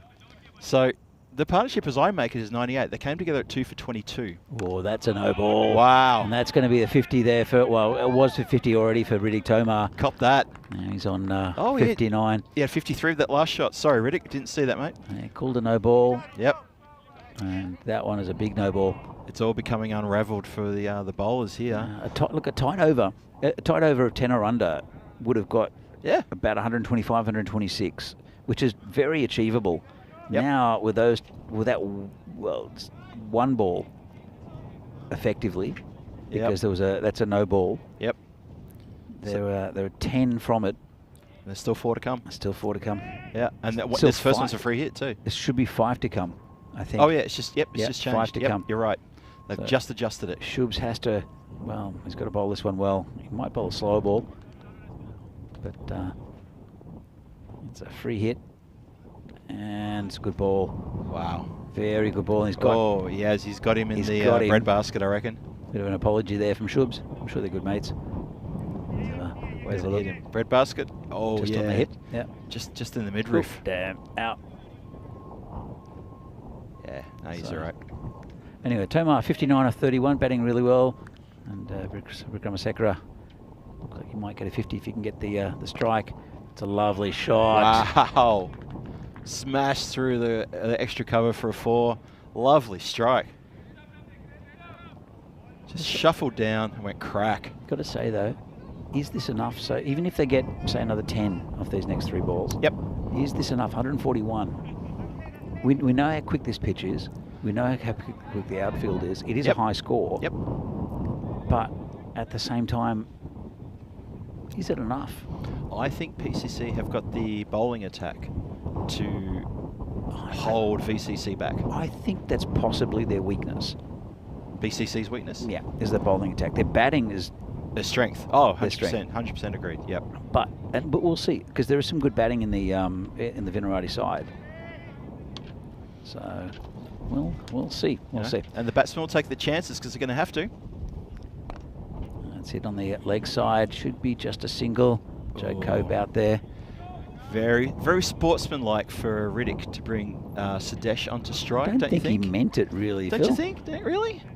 Basically, he said, "Look, mate, you need 5 runs for your 50. I'm going to give you 2 deliveries to get it." I don't think he's too worried about his 50.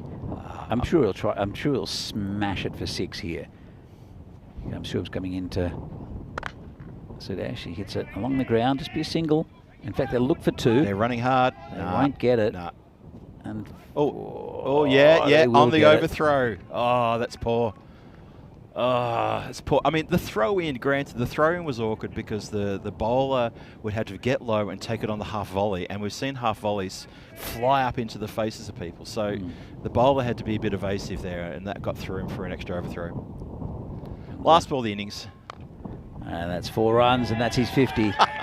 Just tucked it around the corner, very easy, right off his hip. It was almost like the story that we knew how it was going to finish. You know, you watch the horror movie, you know that the villain's not quite dead, and then he is dead. That was what we saw here. We called it. We said it's going to happen. Sadesh gets his 50 off the last shot. He's shown. Well, there's a 51 of 18. It's pretty good going. I guess what he can say to Riddick is, look, mate, I got mine at a better strike rate than you did, but still, great partnership. I love Danny O'Connor's just gone and shaken both their hands. And Ronnie's had a little chirp and said, like, I got both of you. Yeah. Because I had you both. Yeah. It's just my fielders couldn't complete it for me. Yeah. That's the only reason you're still there. That's why you get 50. But by the way, well done. Well done. Anyway, so that was the first wicket there, Shubs. Nice wicket. Man. Really nice take there from Shobit Bhatia. Used his feet well. Yep. And then a few quick wickets. This is, again, some nice batting. And this is Danny O'Connor with his first wicket. Nice comfortable catch. Yeah, and a magical get around with all his players, all the teammates getting around him for a big cheer. Well done. But it was all PCC from then. Went from 2 for 22, and they carried this all the way through with a 100-run plus partnership, Danny. Yeah, look, it was there was a few too many full tosses. There was some good bowling in that as well. To be fair, and this was Venki put in the catch down. It was a tough one, but this next one, this is the one. It was just chipped to him, and that would have been huge. Game changer, right there. If you think about it, Sudesh hit 51 off 18. Yep. I mean, look, 18. Yeah. To be fair, there is still some good batting to come in the PCC lineup, but you can't afford to drop any of their quality batsmen. You know, so it was unfortunate, and we'll move on. But then we saw some big hitting from. This was absolutely clubbed down the ground. Yeah, we saw some real lusty hitting mid-innings, didn't we, from these two? And then when they really got into their zone, when they're into their 40s, these two were just unstoppable. It was incredible. And that was the one off Joko's shin. Oh, yes, sure yes. He's feeling that. He's going to show us later, Just I'm came sure. down to us, yep. He'll have a lovely little mark Didn't there. show any pain, though, Big Joe. No, he was had still had a smile on his face, albeit maybe a grimace, I don't know. But the pain kept going. For Vinarati, as they were being carted around the ground, there's a lot of runs being scored by these two at the end.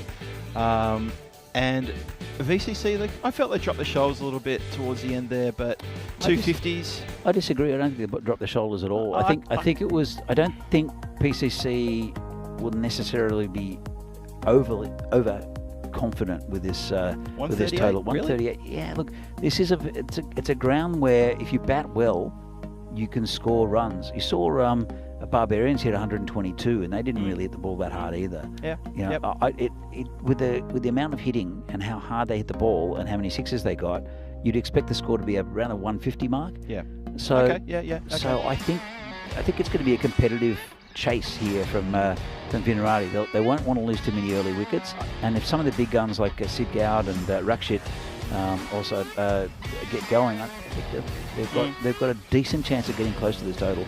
The only reason I say I felt they dropped their shoulders was there was a few snafus in the field which could have been handled better, and I felt that there was just a little bit of nervousness there, that's all. All right, we'll be back in a few minutes' time with the second half of this game between Vinarati and PCC. See you soon.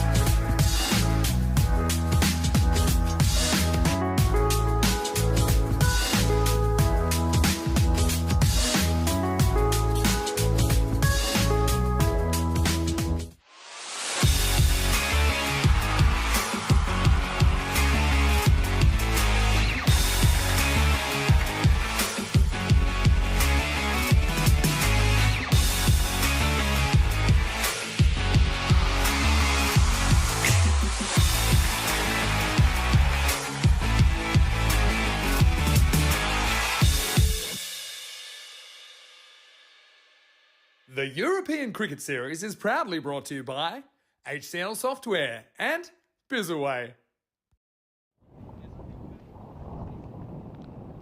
And welcome back to Vinoj for the run chase here in this match number 4 of Vinaradi Cricket Club versus the Prague Cricket Club.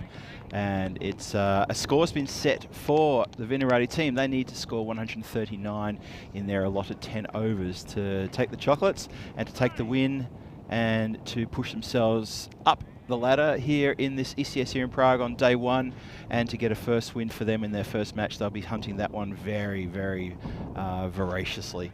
PCC on the other hand, they can feel pretty confident. They haven't had to defend a score yet in this competition, but they bowled pretty well this morning in their first 2 matches. This is now against VCC. First ball in the block hole, kept out, dot ball to start with. It's going to be a very interesting run taste. It's going to be a testing run taste for the Vinaradi club. This is definitely not out of the realms of possibility they can do this. They've got a good, strong batting lineup, and if they can get going, well, who knows? They've opened the batting there with Rakshit and Shobit Bacha, which is what we thought they'd do. Second ball coming in from Ramani, who's opened the bowling. He's let that one go down leg side, taken, and a wide given. And Danny, interesting run chase coming up. Yeah, the Rakshit's been in good form for PCC. I was speaking to Venki earlier, saying Rakshit was the one who was getting a lot of the runs for Vinaradi. But Shobit Bacha, Sid Gowd is probably the class batsman in this this lineup, and a couple of the new boys as well. I'll look how they go, but they do have a little bit of batting. And well, nothing there. Must have flicked a bit of pad. I think so. Yeah, he's just indicating there the umpire. Didn't sound like anything woody from here, that's for sure. Oh, the bat's a long way away from the ball in that replay. Yeah, very ambitious to call for that, but call for it they do. When there's a noise there, I mean, they call it at all levels, are they? They call it when there's no noise. Yeah, true. Sadly, on some occasions. Just been clipped down. Quick single into the covers. In the end, quite easy. Yeah, nice little prod down there. So yeah, interesting little run chase here. There's a bit of work to be done from VCC. Their batsmen are going to have to get good starts and go on and put the pressure back on the PCC bowlers, which is not going to be easy to do. No one's done that yet. I know we're only on day 1, but you know, PCC, good squad, powerful squad. They bat well, they bowl well, they feel they're a good unit. So to put pressure on a team of this caliber is always hard to do. But VCC, they're a quality unit as well. They can't be underestimated. Teams that do that will end up regretting it. We've got a right-hander, left-hander combination as well. Oh, not anymore. Well, that's the end of that one. Shobit just looking over to see what his parents think of that. They're unmoved. Unmoved again. Completely unmoved. And poor old Shobit has lost his stumps. It's a pretty good ball first up. It's a great ball first up. He's going for a quack. He's going for a golden. So it was his first ball he faced, unfortunately. Yeah. Look at this. Golden Derek. That's a Crack. beauty. And, Yeah. possibly played around it a bit. Shobit. So anyway. Oh, that awful sound of the stumps being hit on your first delivery. You think it took me longer to pad up for this than I've spent out there in the middle. Yeah, you've psyched yourself up. It's so depressing. It's happened to me before. It's happened to a lot of us. And as I trudge off, I do think it took me longer to put the leg pads on than I spent out in the middle. This is ridiculous. What do I say to my teammates? Yeah, watch out for that guy. He moves the ball. Yeah, he moves it in the air. No, he doesn't. That's just a straight one that straightened down the line and took your off stump. Yeah. So Sid Gowd comes to the crease. Well, I've got to say that it's been good bowling here from Ramani, who, when his first over of the day was very dodgy, and then ever since then he's bowled with good pace and good aggression and good accuracy, as you saw there. Yeah, he's definitely gotten better as the day's gone on. It's a beauty first up. Oh, what a ripper. Cut him in half almost, and Sid didn't know what really to do there. Just a loose little attempted prod, and the ball had already gone past him. For me, this is a big partnership for VCC. They've lost an early wicket, and they need to settle. They need to get a decent power play. They don't need to go extravagant. This is down leg side, called a wide. But Sid Gowd is definitely the class batsman in this lineup. He's scored a lot of runs over many years for VCC, for Vinaradi. Incidentally, Vinaradi is a nice leafy area of Prague. We both live in Vinaradi. Actually, is it Vinaradi still where you are? Yeah, I'm still in Vinaradi. Yep. But across the street, literally across the street from me, that's Vorshovica. Yeah, likewise. Prague 10. Likewise. Yeah. We're both on the boundary. So quite amazing. It just means our rent's higher. Sadly, it does. Yeah, it's a strange thing that both our streets are the demarcation of Prague 2 and Prague 10. So 253 matches since the last Golden Ball. We're all counting that down. We're looking for the next Golden Ball match here in Prague. We're hoping it's going to happen. It could happen today. It could happen in this match. Stay tuned and find out. That's a long time between drinks. Oh, stop with the drinks, Phil. Stop with the drinks. You keep mentioning how you want a cold one. Oh God! Yeah, I mean, like, especially as it's going to be a long couple of weeks. Yeah. And I could just imagine that the first beer after the day's play will be very nice and cold and won't last very long. It'll be a quick beer, that one. It will be a quick beer, and it'll be the best one of the day as well. Best one of the day, yeah. Yep. I don't know, unless you want to start early in the morning and sort of go from there. that has never worked though, has it? Never really a good sign. It's never worked. We tried that in Cardamom and they had to go and order more beer. Well, Kroom just said, any Rico-style duck impressions? No. No, absolutely not. I can categorically tell you no. And if you think of starting it, there could be trouble here in this commentary tent. We're not going to go there. Not going to go there at all. Oh, that drives me a little crazy. That's a definite reach for the mute button when I hear Rico do that. I like his commentary, and he's a lovely guy. He is a top bloke. But the whole quacking thing, it drives me nuts. I don't need farmyard noises. I just don't. You know, I mean, where do you finish it up? Moo! I told you, we don't need farmyard noises. Oh, no. Yeah, we start feeling the commentary full of these, cow impressions and horse neighing, all this sort of rubbish. It can get ugly quickly. What noise is the aardvark make? Aardvark? Yeah, aardvark. Aard. they used to be called varks. That's why. Punch that to the covers there for a quick single. Keanu just asked where Bohemians are from. Well, the Bohemian. From Bohemia. They're from Bohemia. This is the Bohemian region. The only team not in actually all the teams we'll see in this tournament are from Prague, which is in Bohemia. But Bohemia is the sort of the western part of the Czech Republic, and Moravia is the eastern part. Eastern side, yep. But then right up the north is a small area called Silesia, which sort of goes between. I think it's just Poland and the Czech Republic now. It used to be a bit of Germany as well. Yep. So there are 3 different regions, but Bohemia and Moravia are the 2 main areas. As Tomar comes in again. Swing and a miss. He didn't really get close to that because it was wide. And Riddick, hands on hips, giving the umpire the stare. Come on, Riddick, you made 60 odd in the previous innings. You can't do everything yourself.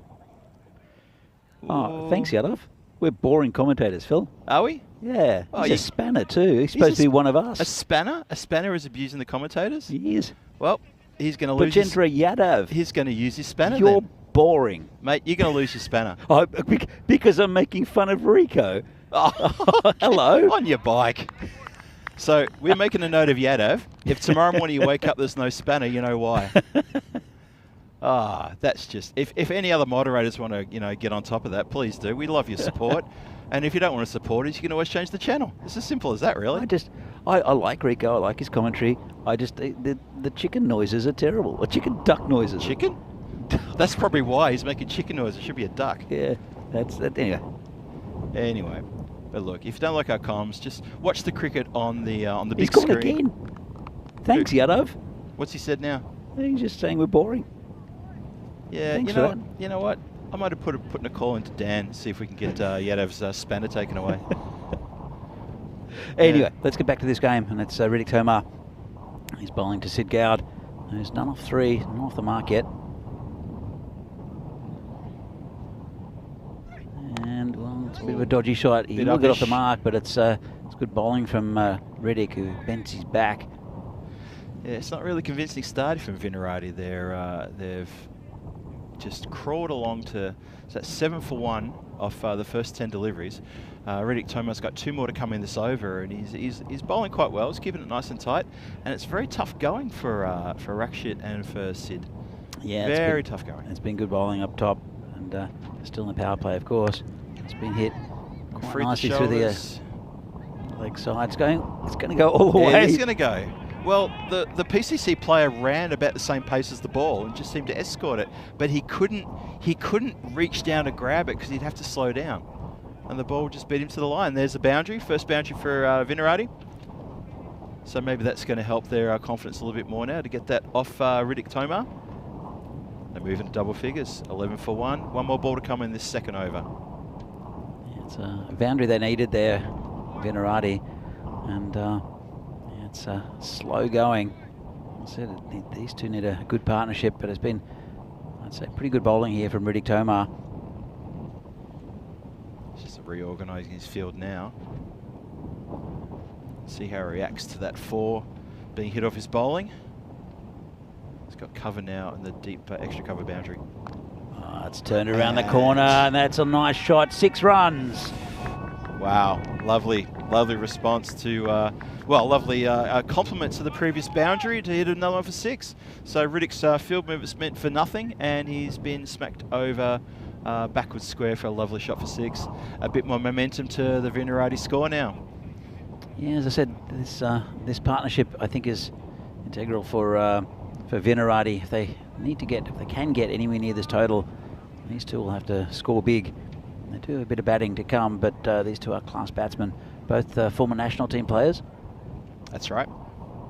And Sid Gowd, especially when he gets in the mood. When Goud's in the mood. When Goud's in the mood. When Gowd's in the mood. No. When Gowd's in the mood, he gets loud.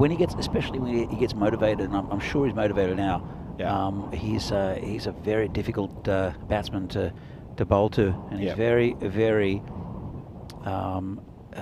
technical on both sides of the field. He's a very clever batsman too. Seen him play some really good strong innings for Vinarati over the last couple of years when they needed it most as well. He's clever, he's calculated, he's a good placer of the ball as well. He's a fairly skinny frame, but he can generate a lot of power through the shoulders, and he's a very strong square of the wicket if I remember correctly. Yeah, Sid Gowd. So we're facing Romani, has been impressive. Oh, there you go. Look at that. That was too short, and Sid Gowd right onto it. 6 runs. It's even evaded the ball chaser out there. He got in position really quick here, didn't he? He did. Really got in position quickly and gave it everything. Good shot. Really nice shot. Very safe. And there you go. There you go. Ball chaser still chasing that ball. Yeah, he doesn't run anymore, does the ball chaser. It's 30 degrees out there. He's got no cover whatsoever, and I don't blame him for walking after the ball. And again, that's been cracked into the covers just for a single. Shy at the stumps. Ooh, lucky that Lala was backing that up, because that would have been a 4 overthrows. If you look behind Lala, there is no one there. There's the cars. There is the cars. There's a banner. There's the ECN banner, and there's a boundary line. That would have been trouble. Good work from Lala. Good awareness from Lala to get into the backup position there. So moving up to 24 to 1, a bit more momentum in the score now. That's a nice shot. Man down there can't quite handle it, but he's finally found it and throws it in just for a single. Didn't cost any more, lucky enough, but yeah, he took a few seconds to find it. That's okay. In fact, has that been... What's just happened? What do you think? I don't know. I'm not sure if that was signalled or not. Let's have a quick look. What, you think it might have gone to the boundary? I think Rakshit has got a 4 out of that. I'm not sure. We don't have an active scoreboard, like run ball by ball. I thought I saw the umpire signal a 4, but oh, do you think he juggled it over the line, maybe? Maybe. I thought he was well in. Anyway, the score is 28 for 1. Still 3 overs left in this third over. It's coming out to be a reasonable power play here for Vinarati. Yeah, I agree. I think this is looking the goods now. That's a good ball. Oh, good delivery. We'll just sneak through for a single. But, Romani's, I've been impressed with Romani. Again, after that first over against Burno in the first, right in the morning, in the first game, he's been very, very good and bowled with a lot of pace. So been good. As Davidson Romani.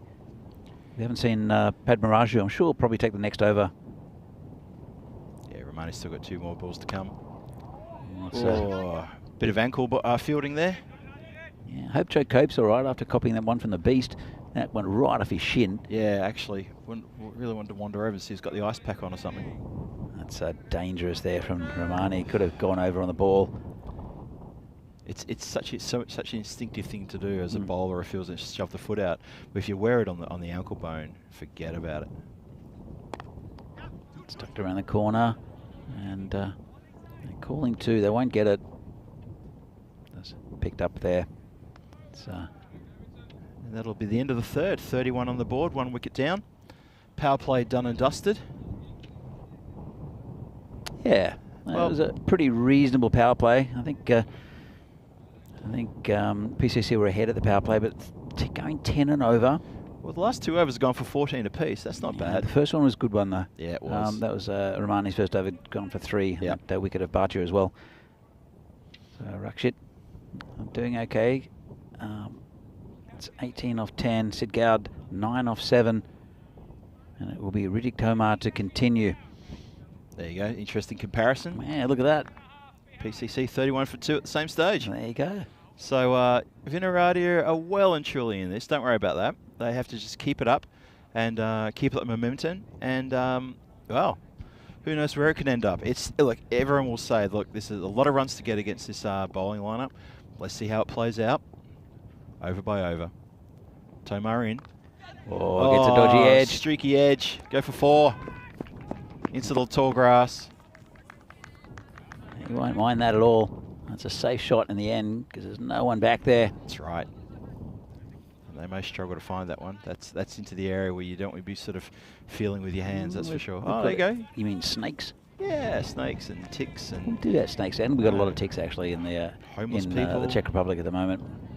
A few homeless people down there as well, maybe. I don't know. Just got to be careful down there. You never know what you're going to find. Another potato. Another potato. Another white. Actually, I think they're cabbages this year. Are they? I think so. Yeah, I'm not sure. No, They look right. like cabbages. Yeah, it's not a potato field anymore. No, it was. They do look like cabbages. You're right. Well, someone might pick up a cabbage. Tomar in again. It's a bit straighter, but still to that. But Fieldsman out there's getting a fair bit of work in the deep there at third man. Those edges are coming thick and fast. No pun intended, but they really are. Pun intended, Phil. It's a cricket joke. For those who are unaware, that's pun city around here at times and can get a little silly. It's quite punny. All right, Riddick Tomar still wicketless.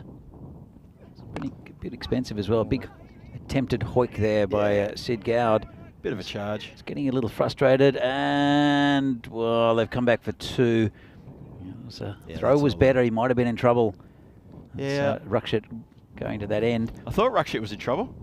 There was like just a moment, but then the ball sort of almost went mid-pitch, and everyone breathed a sigh of relief. Rakshit was a member of the Czech team that went to Malta to win the Valletta Cup, the first Valletta Cup. Okay. So that was a good effort from Rakshit. He contributed. Actually, Sid Gowd was there as well. Both these players were in that Malta side, or the Czech side, to face Malta, and got into a bit of trouble there. Sid Gowd. What are you doing, Sid? Tomar saw him go. Well, if you're going to play the ramp and you start getting in position for the ramp before the bowler's made his mark. Yeah. I mean, all Riddick had to do was to bowl a Yorker, and Sid was gone for all money. He would never have gotten back in time. True. Going back to the Malta tour. Yeah. Kyle was there. Who was left arm fast bowler for the Czech Republic. Also, but the tournament really was all about Sabawan Divisi, who scored. I think he averaged over 100. He scored 100, and then hit 2 in the 90s. I think in the tournament. Okay. That's a wide delivery though. And 2 of the 90s, one of them he got caught off a no ball, and so he was walking back into his crease, and he got run out by the Maltese wicketkeeper. All right, and talk about the whole like Alex Carey, the Alex Carey Johnny thing, Besto. and we couldn't believe it. You know, this guy's, it was only a couple of overs left, or even an over left or something. Yeah. And he was going to hit 100. Yeah. And he was only young. He was only 21 or so. shot. Lovely strike there. So 4. yeah. So then he got run out, and then he actually ran himself out another time. It was like it was just getting tired or something, so he just ran himself out. But he was untouchable in that series. Actually, Stefan Gooch was playing in there as well for Hungary. Yeah. He's keeping for Hungary, and but the Czechs won that tournament. It was a good year for us then. And that was the first Valletta Cup. I think it was 2019, and it was the first one. Well, I saw that there are a few different Valletta Cups that have been played that were mentioned Right. while Vinny was out there. Right. And that was the first one. And then, yeah, last year was pretty tight as well. Sid, what are you doing? What's this trick? Oh no, there is a gap down there. Admittedly, there's a man in short. If he gets it past him, it's a 4 for all day. Yeah, but he's not playing it right. That's not how you go about it. Tomar saw him coming again and followed him again. So I got to say it's good bowling from Tomar, but he's gone for 26 off 2. Yeah. And so, don't know about the high percentage shot. Let's have a look here. And at the same time. Okay. So it's pretty even between the two teams. Yeah. They're maybe just a little bit behind from that over, but they're not out of by any stretch of the imagination. Yeah, they're a fraction behind. 43. Fraction behind, yeah. Still going at 10 and over, which is pretty good at this stage. Yep. 16 needed per over, so ideally they need a couple of big overs to make sure that it doesn't creep any higher than that at this point in time. If you're facing 18 needed per over in the middle of the game, you're in all sorts of trouble. It's very hard to maintain that kind of intensity. So I see what Sid's trying to do. He just hasn't quite got the execution. But Rakshit now on strike. He's 23 from 12. He's been out there since the start. It's Fayez Nouri, who was excellent in the last game against Brno. In fact, it was against Barbarians. And this one's been head down to the third man area. That'll be 4 runs. Just squeeze it out, and he's looking pretty good. Is Rakshit. Nice shot. Yeah. Both these batsmen are very technical, and this field with the how fast it is and how flat it is really going to suit them, and it has suited them. Sid Gowd, though, still not quite in touch. Rakshit, though, 27 off 13, looking pretty good. Hope I haven't put the curse of the commentator on him. We're about to find out then. Nori's coming in again. Ooh, the question's asked. Oh, and they're asking for stumping as well. And so central umpire gave it a wide. Square leg umpires asked for a review on the stumping. Well, it's all happening. Definitely wide. So it's a run, but is he stumped? Let's have a look. So he's moved out of his crease. He's in there. No problem at all. That foot looks planted. There. The foot's planted. Then he lifted it afterwards. No problem. He lifted after the stumps are broken. Yep. So he's all right, I think. But, just a wide ball then. Very close to that stump too. Good work by the keeper. It was good work. It's wide ball, I think, and that's how we'll go in the book, I reckon. We did see Kadiwala in this game. He batted very well earlier on the first 2 games they played, and they shuffled the pack a little bit with a bat. Did PCC. That's right.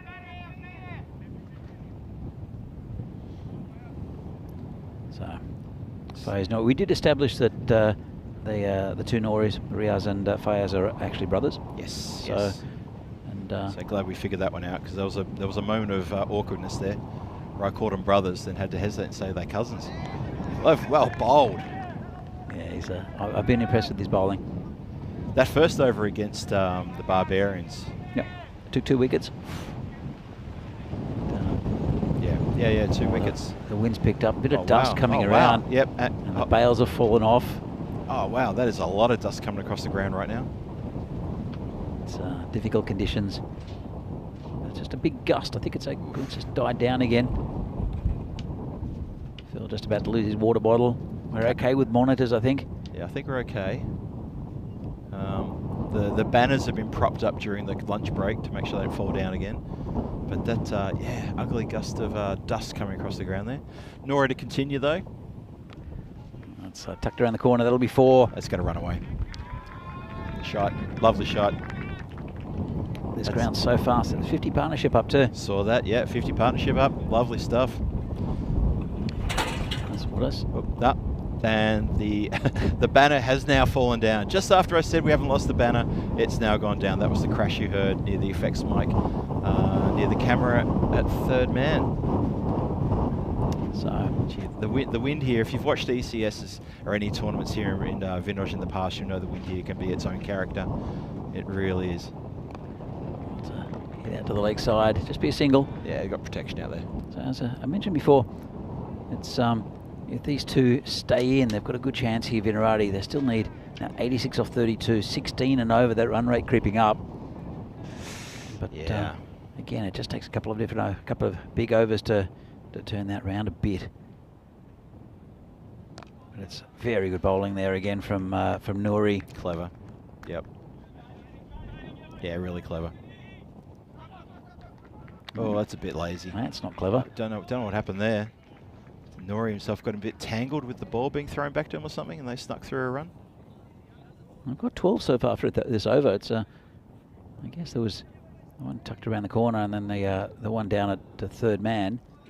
Yeah, So just a little fumble there from Nori. I'm not sure how he got in a bit of a mess there. comes again and got away with that one. Did he ever? Sid Gowd trying to launch that into the cabbages, and just a wide. Now that is a shot we see often here in at Vinoj, and that often comes off and it's put over the bench and over the shed into the car park. Yeah, definitely got away with that. So it's just prodded out to the covers, short cover, just for a single, end of the over. And Vinarati, 57 for 1. Target is 139. Halfway there. Well, halfway in terms of the bowling, not halfway in terms of the score. Up and coming events. So there's a fair bit of cricket on for the next 5 or 6 weeks, as you can see there.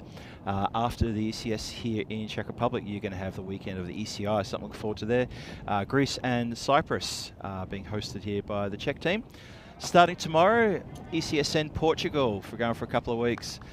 Starting at the end of the month is ECS and ECI Switzerland, as the show moves to Switzerland, Central Europe there again, featuring in August. We've got the ECN Continental Cup, the Women's T20I. That's going to be in Romania. That's going to be a fantastic tournament. Looking forward to that one. And then pushing later into mid-August, ECS ECI Germany in Dresden, and then the Women's ECN Netherlands versus Ireland, T20I, a competition in the Netherlands in mid-August, finishing with Netherlands and Jersey, again women's, the 22nd of August. A lot of cricket coming up, a lot of women involved in the cricket as well, which is wonderful to see, and a lot for you cricket fans out there to get your teeth into. So a lot to enjoy.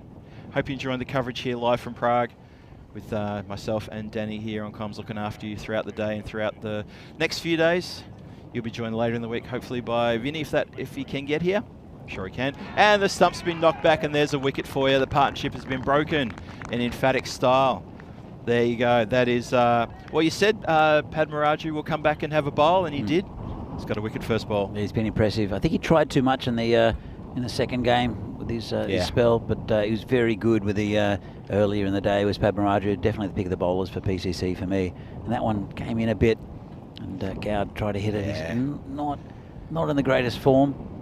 I think probably it's a good wicket at the right time there for Vinarati, to be honest. Sid Gowd, he's a quality batsman, just not really getting going, and Rakshit at the other end is doing pretty well. Well, we'll see. Rakshit's doing all right, isn't he? 32 from 16. Anil Saini is the new batsman. We'll see what he can do to this PCC bowling lineup. Only 2 wickets down, so plenty of batting left in the sheds here for Vinarati, and I think giving Rakshit the strike would be good. But Padmaraju is a very good bowler. I think, as I said, the pick of the bowlers for PCC this morning. It's a bit short, and just a single. Watched it onto the bat. Yeah, Saini was almost a bit caught on the back foot there, and I think Rakshit was the one who had to call him through really quickly. Yeah, it was a good call, but he wasn't really aware. I think sometimes it takes time for batsmen, especially this is his first innings, his first game. Tucked around the corner. That'll be 4 again. Clever, very clever shot. Got it past the fielder who was in. So Saini's it's been a big partnership. He's waited quite a while out in the dugout there. True. I think he got a little bit caught in his head. Just he hit the ball down and had to be reminded that they still need to run by Rakshit, who now moves on to 36 off 17. It's looking pretty good. He's looking all right. Yeah, I expect Rakshit to really take control. I mean, he kind of has taken control of this innings after the first wicket fell. He's really been hitting the ball well. So I'll just pat it down. Yeah, nothing going on there. Yeah, I'm impressed with Rakshit. His temperament's been really good. He's striking around 200. Yeah, really, really good game for playing from him. And it's a tough chase, so he knows he has to be there probably till the end to see this over the line. And he has every opportunity to do so. So, you know, if they can keep going at sort of 15, 16 and over. Yeah, it's a big if, though. It is a big if, yep. Granted, it's a big ask as well. The thing is, I mean, you might get a big over. You might get an over that goes for 20. But then the next one goes for 8, and you're still behind the run rate. You're still behind the run rate, So it's tough. Yeah. Oh, big swing and a miss there from Saini. Yeah, these dot balls are going to hurt, really hurt, especially at this part of the match now. Where we come. Well, that's the 6th over finish now, so we've only got 4 overs to go, and dot balls here. Just every dot ball will push the run rate up. Every little bit more every time as a dot ball. It's going to be tough going now. It's getting towards that point of no return. That 18 and over now. It's gone up to 19 and over required for Vinarati, and I think they'll be competitive in this tournament. Yeah. But they're facing a very good side in PCC. They'll be playing again after this against Brno, who has struggled today. And it is the beast who'll come on. That's what I was just gesturing to. It was like, yeah, look who's coming on now to make things easier. Yeah, he's slowed down a bit, the beast, but he's still very consistent, very good bowler, and can bowl with good pace if he needs to. And comes in. And got him. Well, that's the end of Rakshit. And I think the end of Vinarati's hopes for a victory here. Bit of a loose shot. No real idea what he was thinking there, Rakshit. I'm not sure where he was going or what shot he was trying to play. And Beastie just put it straight on middle stump. It was good bowling. That's it. I mean, what else can you say? Poor old Rakshit, though. He's anchored the innings up until now. We just gave him a little praise for his strike rate and for the fact that he was getting on with the job. So I really feel for him. But it was a tall ask, and it's going to be even taller now for the Vinarati team to try to come good. It's at Adnan Mod now, I think, coming in. It is. So I haven't seen Adnan. So this will be a first look at him. Now, as I said, there's a few players here who I'm not very familiar with Vinarati. Yeah. And so it's a good first sighter for them. As we see, like it's expanded so much, the cricket in the Czech Republic. There's always new players coming in, which is really good to see. Like we played a few years ago. It was a few years ago now. That was a few years ago. Yeah, I played for a little while. But yeah. All the old stages are moving away. Oh, it's a lovely place shot over the keeper. Placed to perfection, Danny. How can you say that with a straight face? Look at this. Oh, he's placed that perfectly, hasn't he? To see if the wicket keeper all the way ends up there. Very acrobatic by the keeper. It was. Just trying to let his fielders know I did go for it. I did a star jump. I almost had it with my star jump. Beast in again. Oh, lovely shot. Lovely shot off the legs, just maybe off the hip, and 4 runs. That went very quickly, middle of the bat. Have a look at that for a lovely glance. 400 strike rate's not bad. Not the first it's two not bad, balls. Yeah, it's all right. You take that. You'll need quite a few more to get to this total. Man in the chat saying too much pressure on Rakshit. I think you're right there. Yep, I'd agree with that. Yep. But if Adnan Mod can continue in this fashion, then we could have an upset. But he's going to have to maintain this all the way to the 10th over, which I don't know if that's possible. But you know what? I say that, prove me wrong. Let's see, Beast. How does he come back from being hit for a 4? Usually comes back with a little bit of venom, doesn't he? He has in the past. Yeah. In the past, sure, and I accept your point that maybe he's just gone off the boil a bit. Let's see how this one goes. A little bit quicker. What do you reckon? A little bit quicker? Good line and length there. Yeah, just a bit quicker there. Right line and length, absolutely. He was lightning when he first came to the Czech Republic, and he was seen as a bowler, not a batsman. But it's hard to believe. Well, I mean, I'm not saying you're lying. I'm just saying it's very hard to believe considering what we've seen him do. Yeah, true. Oh, he's always a decent batsman. Ooh, did he just cop that in the face? That did get up, didn't it? But yeah, definitely a bowling all-rounder. And but again, as I said before, he probably hits the ball harder than almost any player in Europe. And I've seen some big hitting. Yeah. Oh, it's a big swing and a miss there. It was a strange old slow swing, though. Even if he'd connected, I don't think we're really gone very far. So he does seem to have one shot, though. He plays it adventurously. He does. He doesn't have a lot of variation in his shot, but that brings us to the end of the 7th, I believe. And let's have a look at the schedule for game number 5 today. We've got the Burno team taking on Vinarad in the last match today. And let's have a look at the squad. How do they look to you? About the same as what we've seen before? Yeah, we've got Sengupta, Ashish, Afridi, Warrior back in the again still in the Burno squad. Tawari, who was very impressive with the ball in the previous match. Looks about the same lineup for Burno. There's a new player in, Abdul Muiz, coming in for Vinaradi as well. Yep. Yep. Not sure who's dropping out. Anyway, it's Padmaraju. Bowl, and again, big swing and a miss. Funny old swing, isn't it, though? It's, well, Adnan Modi's hit a couple of 4s. Yeah, maybe he's hit a couple of 4s, and now he needs to sort of keep going. Just, wow, there you go. That's the definition. Kept going. And that has gone over extra cover boundary for maximum. Lovely strike, hit through it. Lovely hit. There was 0 protection out there as well on the boundary line, so he had every confidence to go aerial. Yeah, but he's carried the boundary line as well. Bit of a wide half volley out there for Padmaraju. I'm sure he'll come back. Slow ball. Oh, the slower ball's got him. Yes. Oh, you called the slower ball when it was halfway down the pitch. And there was time for the batsman to recognise what you just said, but unfortunately he didn't adjust his shot. He was through the shot, and then he watched the ball go past him onto the stumps.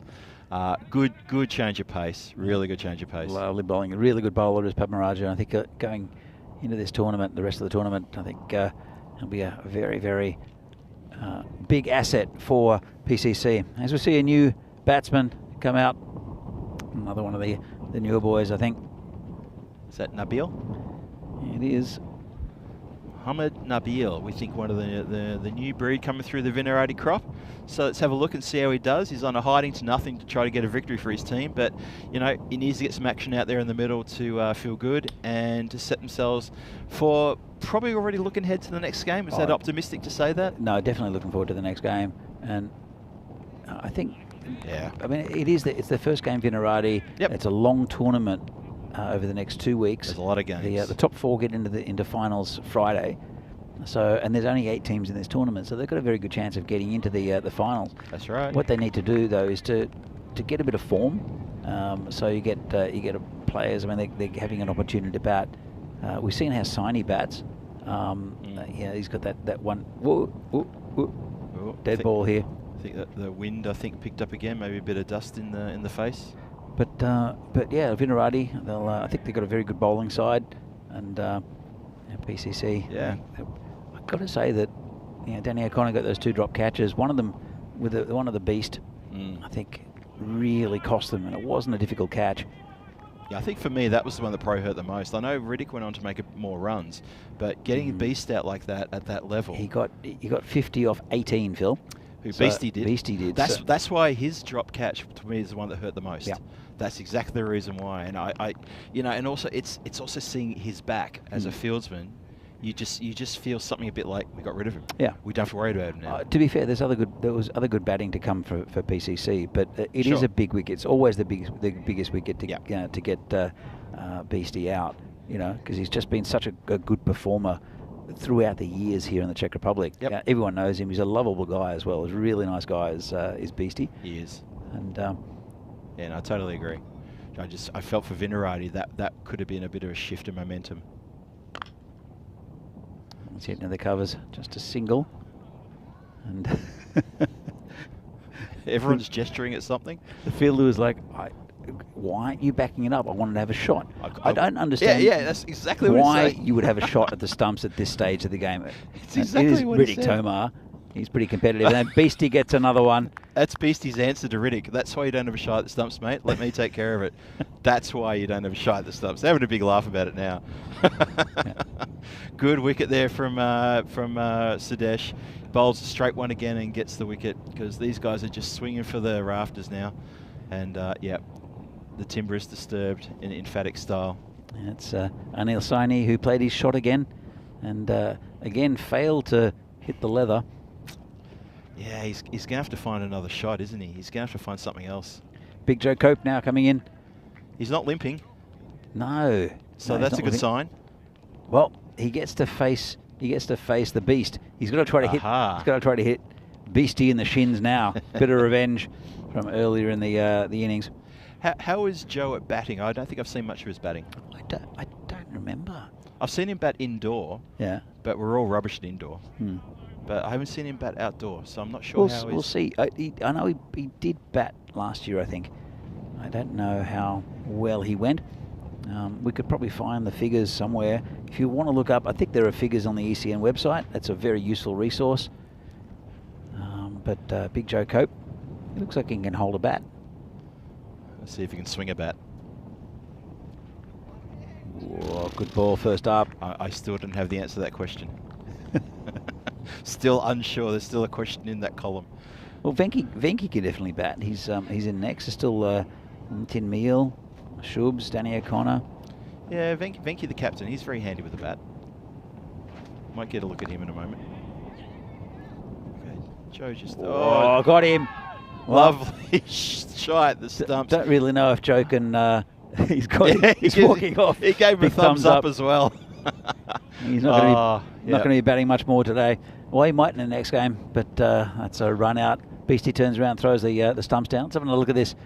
Sits on the leg side, picked up by Sudesh. Oh, he's just out of shot, unfortunately. Throws it, and he's just short. It's the base of the stump, and he's short.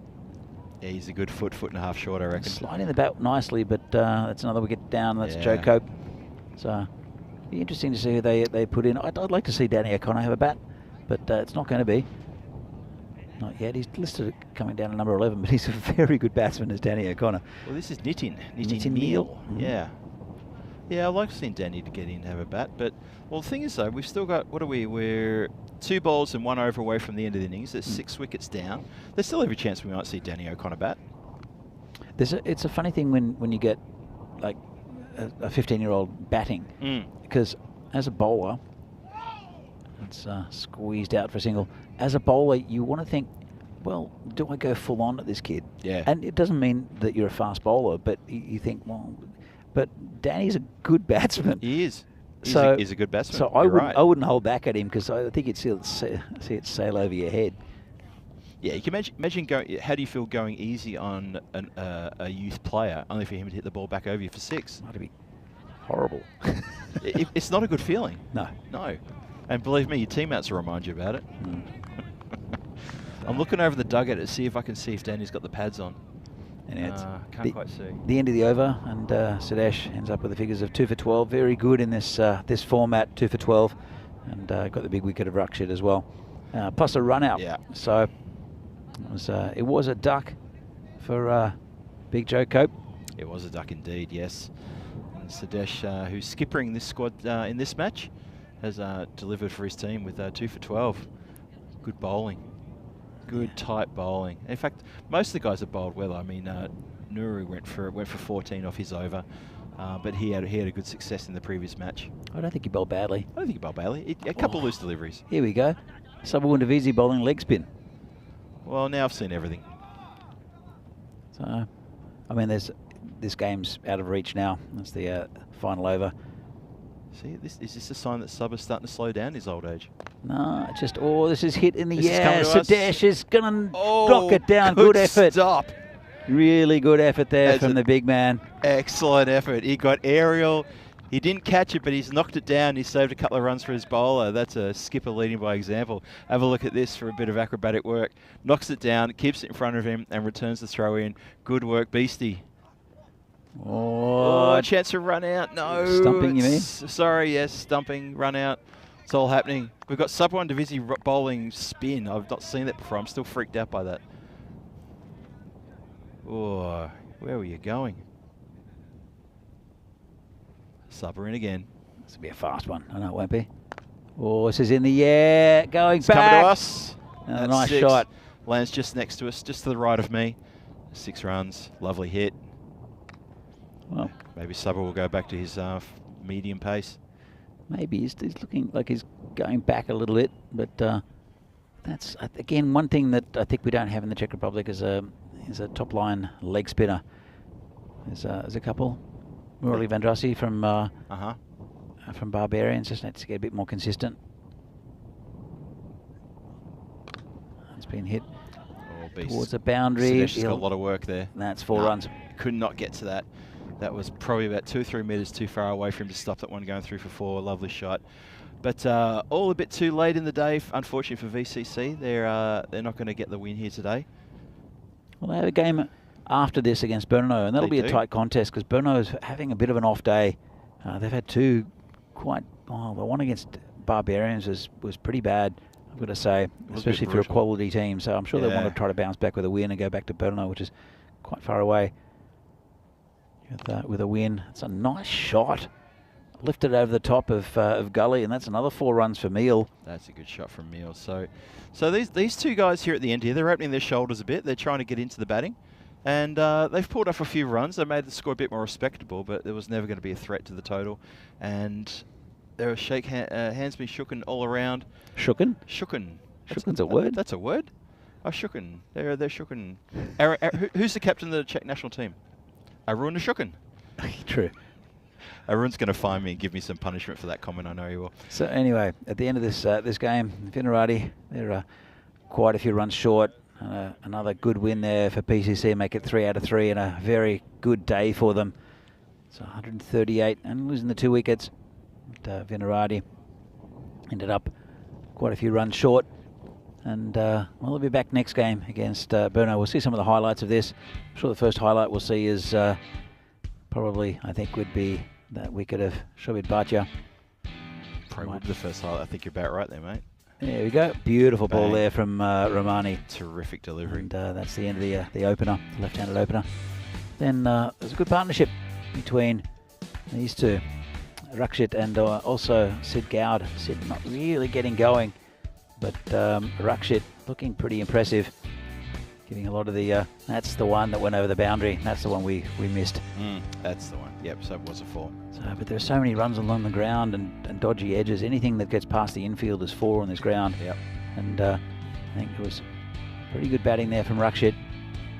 And then he lost his partner Sid Goud. And that was... Didn't get anyone else really to help him along the way.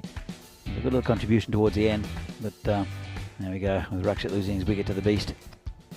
Yes, that was disappointing for Rakshit, because I kind of felt the pressure was really getting on his shoulders at that point, and had to go for it against Beast. Always tough. Bit more lusty hitting though in the towards the back end of the innings. The slower ball from Padmaraju. Slower ball does the job. Very good bowler. He's Padmaraju, I think. He is. He's done well today. And Beastie got another one, another bowled. And there was a couple of clips. There's the run out from Beast. Sudesh hitting the stumps and affecting a very good run out. Then there was a couple of last minute little flurries from the batsman. But it didn't affect the final outcome of this, which was a win to PCC. 3 out of 3. As you said, Danny, 3 out of 3 for PCC. They'll feel pretty good about today's efforts. They'll be top of the table, obviously. And Vinarati, a few bright moments there, but just not enough to get a win.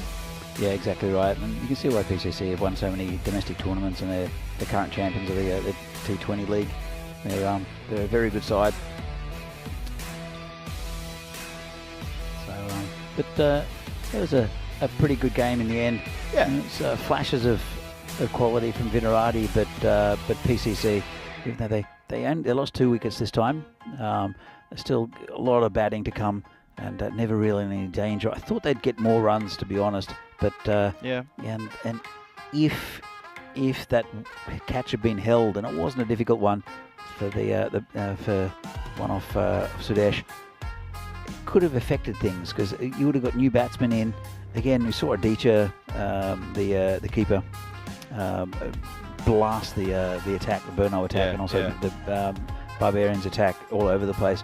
So there was still him to come, plus otherwise Tojo Thomas, still some Padmaraj, who's a fairly decent batsman as well. So it's not it's we can't say that cost Vinarati the game, but it might have affected the way, or the number of runs that PCC would have ended up with. And Vinarati ended up 97 for 6 with some good hitting at the end for Nitin Meal, and it'll be a good It's a pretty good run out for them. I think they've got a good bowling side. Yeah, and it'll I be think an so. interesting game against Burno coming up next. As I said, Burno a bit fragile today. Yeah. Really got hammered against PCC in the first game. Yep. And then went down to Barbarians, who again, probably in the same range as Vinarati, about that sort of second tier. Yep. Yeah, Burno and PCC probably above them in quality. But definitely, it's going to be a very interesting game, I think, between Vinarati and Burno. Both teams will want to win. Yeah, it's funny you mentioned the drop catch, dropping Sadesh when he was in the teens off Danny O'Connor.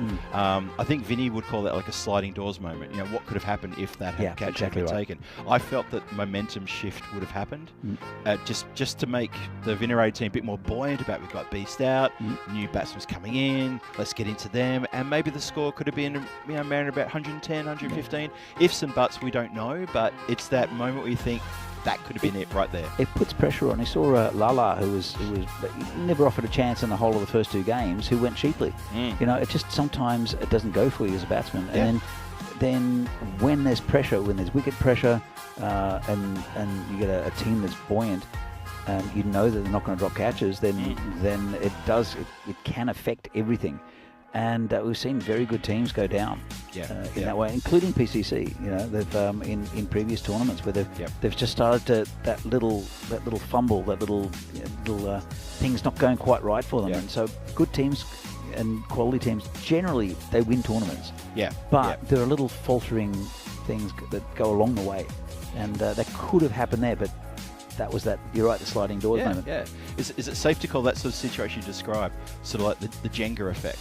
You get a couple of those blocks out, which are the big stable ones. As soon as you do that, things can get quite shaky for the rest of the team, and anything goes. Well, that's it. And batsmen do panic again. They can. You get characteristic shots from very good batsmen, and it doesn't take much. It takes one ball. You know, it doesn't have to be the best ball in the world, but. You know, as you can see, with quite a few bowls in the last few innings, and as we see the scorecard come up, and most of the runs up there from Rakshit, Siddharth good, Gold there, and Maud with a good little contribution, also Nabil. Anyway, this is the Vinarati scorecard. We're going to have a quick look at the bowling. So best of the bowlers there. Ramani again very impressive. Padmaraju as well, and then Sudesh Vikramasekara both picking up a couple of wickets for going about 6 and over. So interesting game. Really only one side in the end. But I think it'll do well for Vinarati for their run out, and it'll be an interesting game next against Burno. Burno and Vinarati coming up next. I can't wait. I can't wait either. See you soon. See you.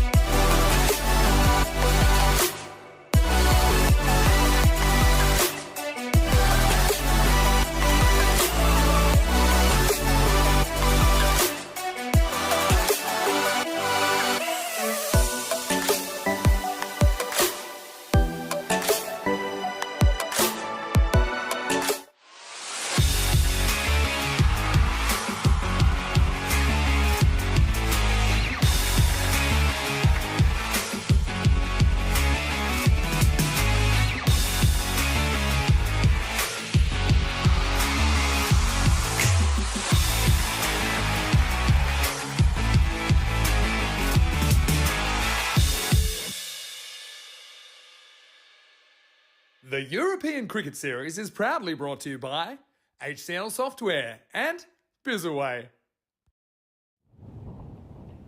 And welcome back to Prague for this European Cricket Series from the Czech Republic. Match between Brno and Vinaradi, match number 5, final game of the day, and both teams are winless. Brno going down to PCC in the first game quite convincingly, and then a little bit of a shocker, I think, against a very plucky Prague Barbarian side up against Vinaradi, who again had a tough time against PCC, Prague Cricket Club, who are the quality side in this this tournament, and they're proving it already. So we're going to go to the coin toss and see what happens with this. With the coin toss. Here we go. Okay, but your call. Yeah. Heads. Heads is the call, and it's a tail. We're gonna bowl fully. Bowl first. Brno will bowl. Over to you guys in the studio. Thanks, Charles.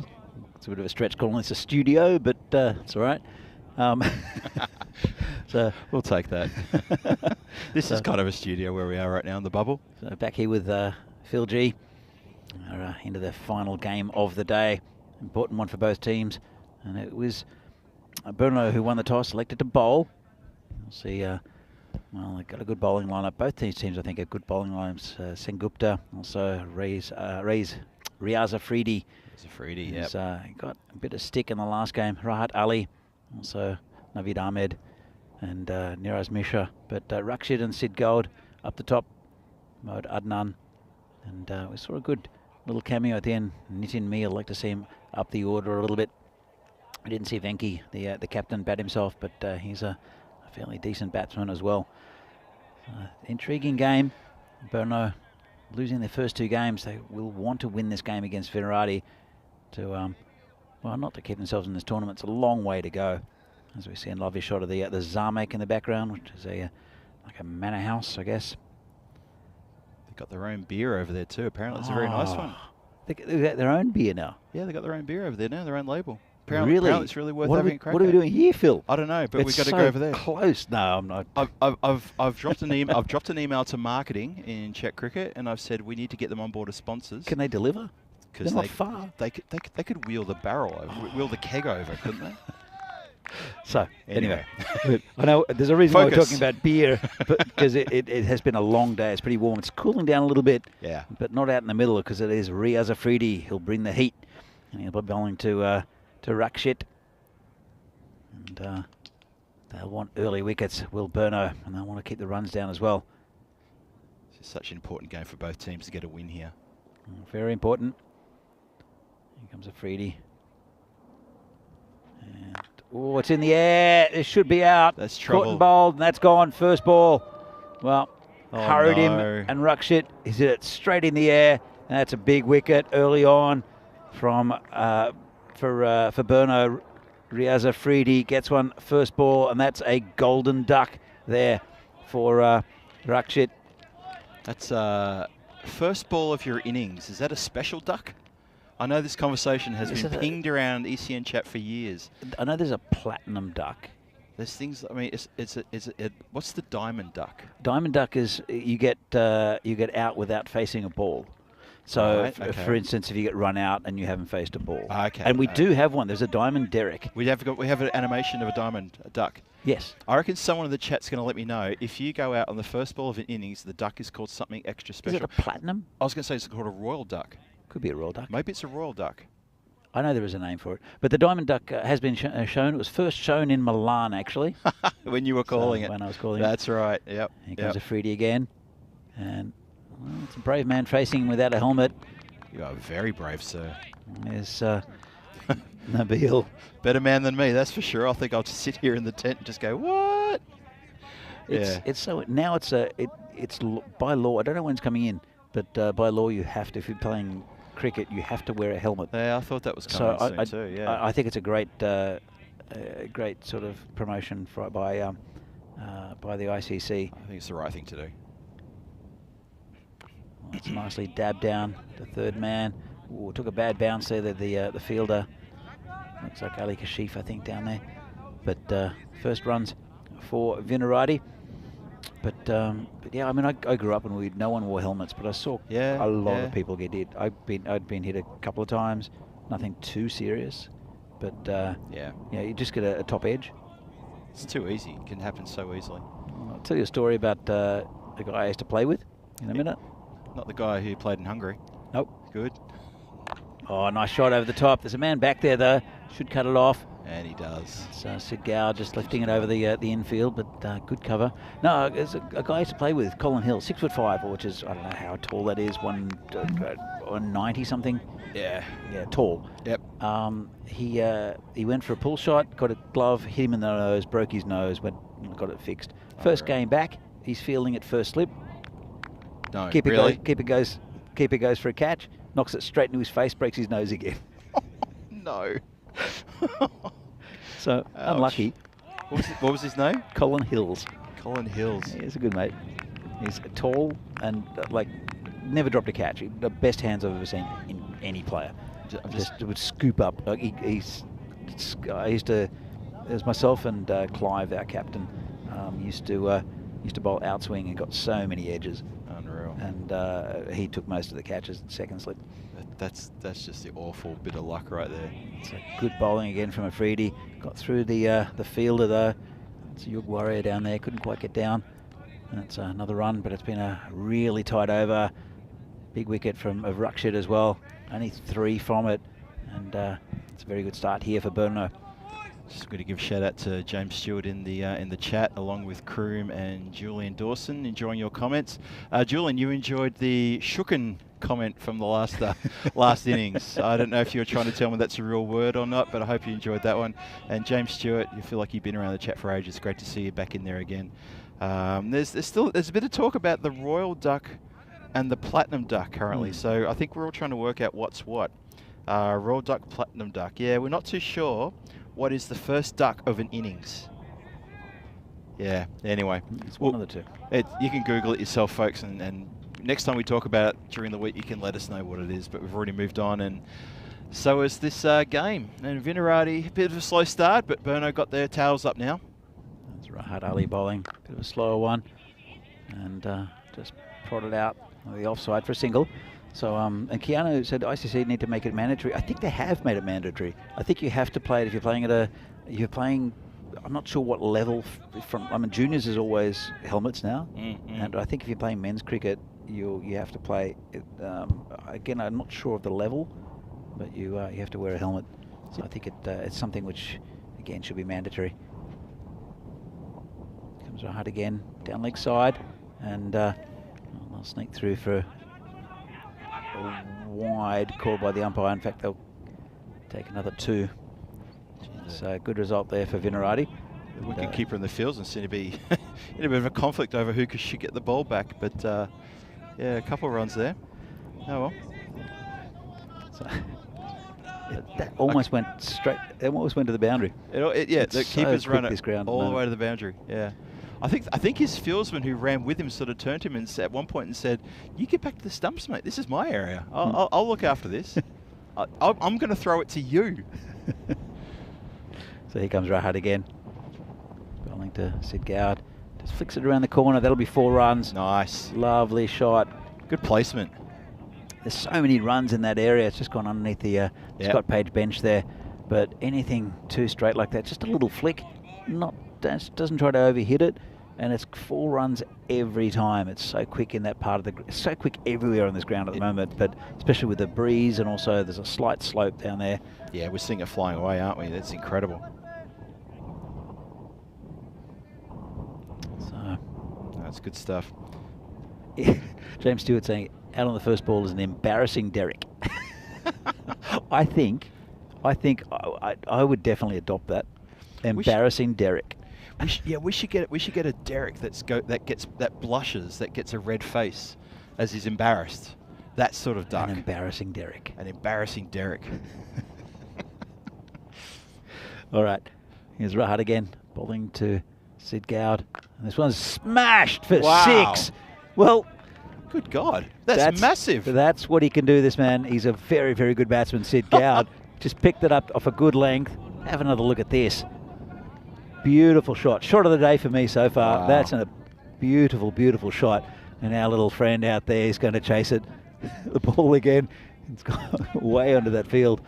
I mean, we have seen a few shots go further, but that looked all class. Oh, it was class. All class. Lovely shit from Sid. Wow. Yeah, he's still running out to find the ball. And Hey, here's another one for you. didn't quite get hold of that. Nah, But it's still carried for 6 though.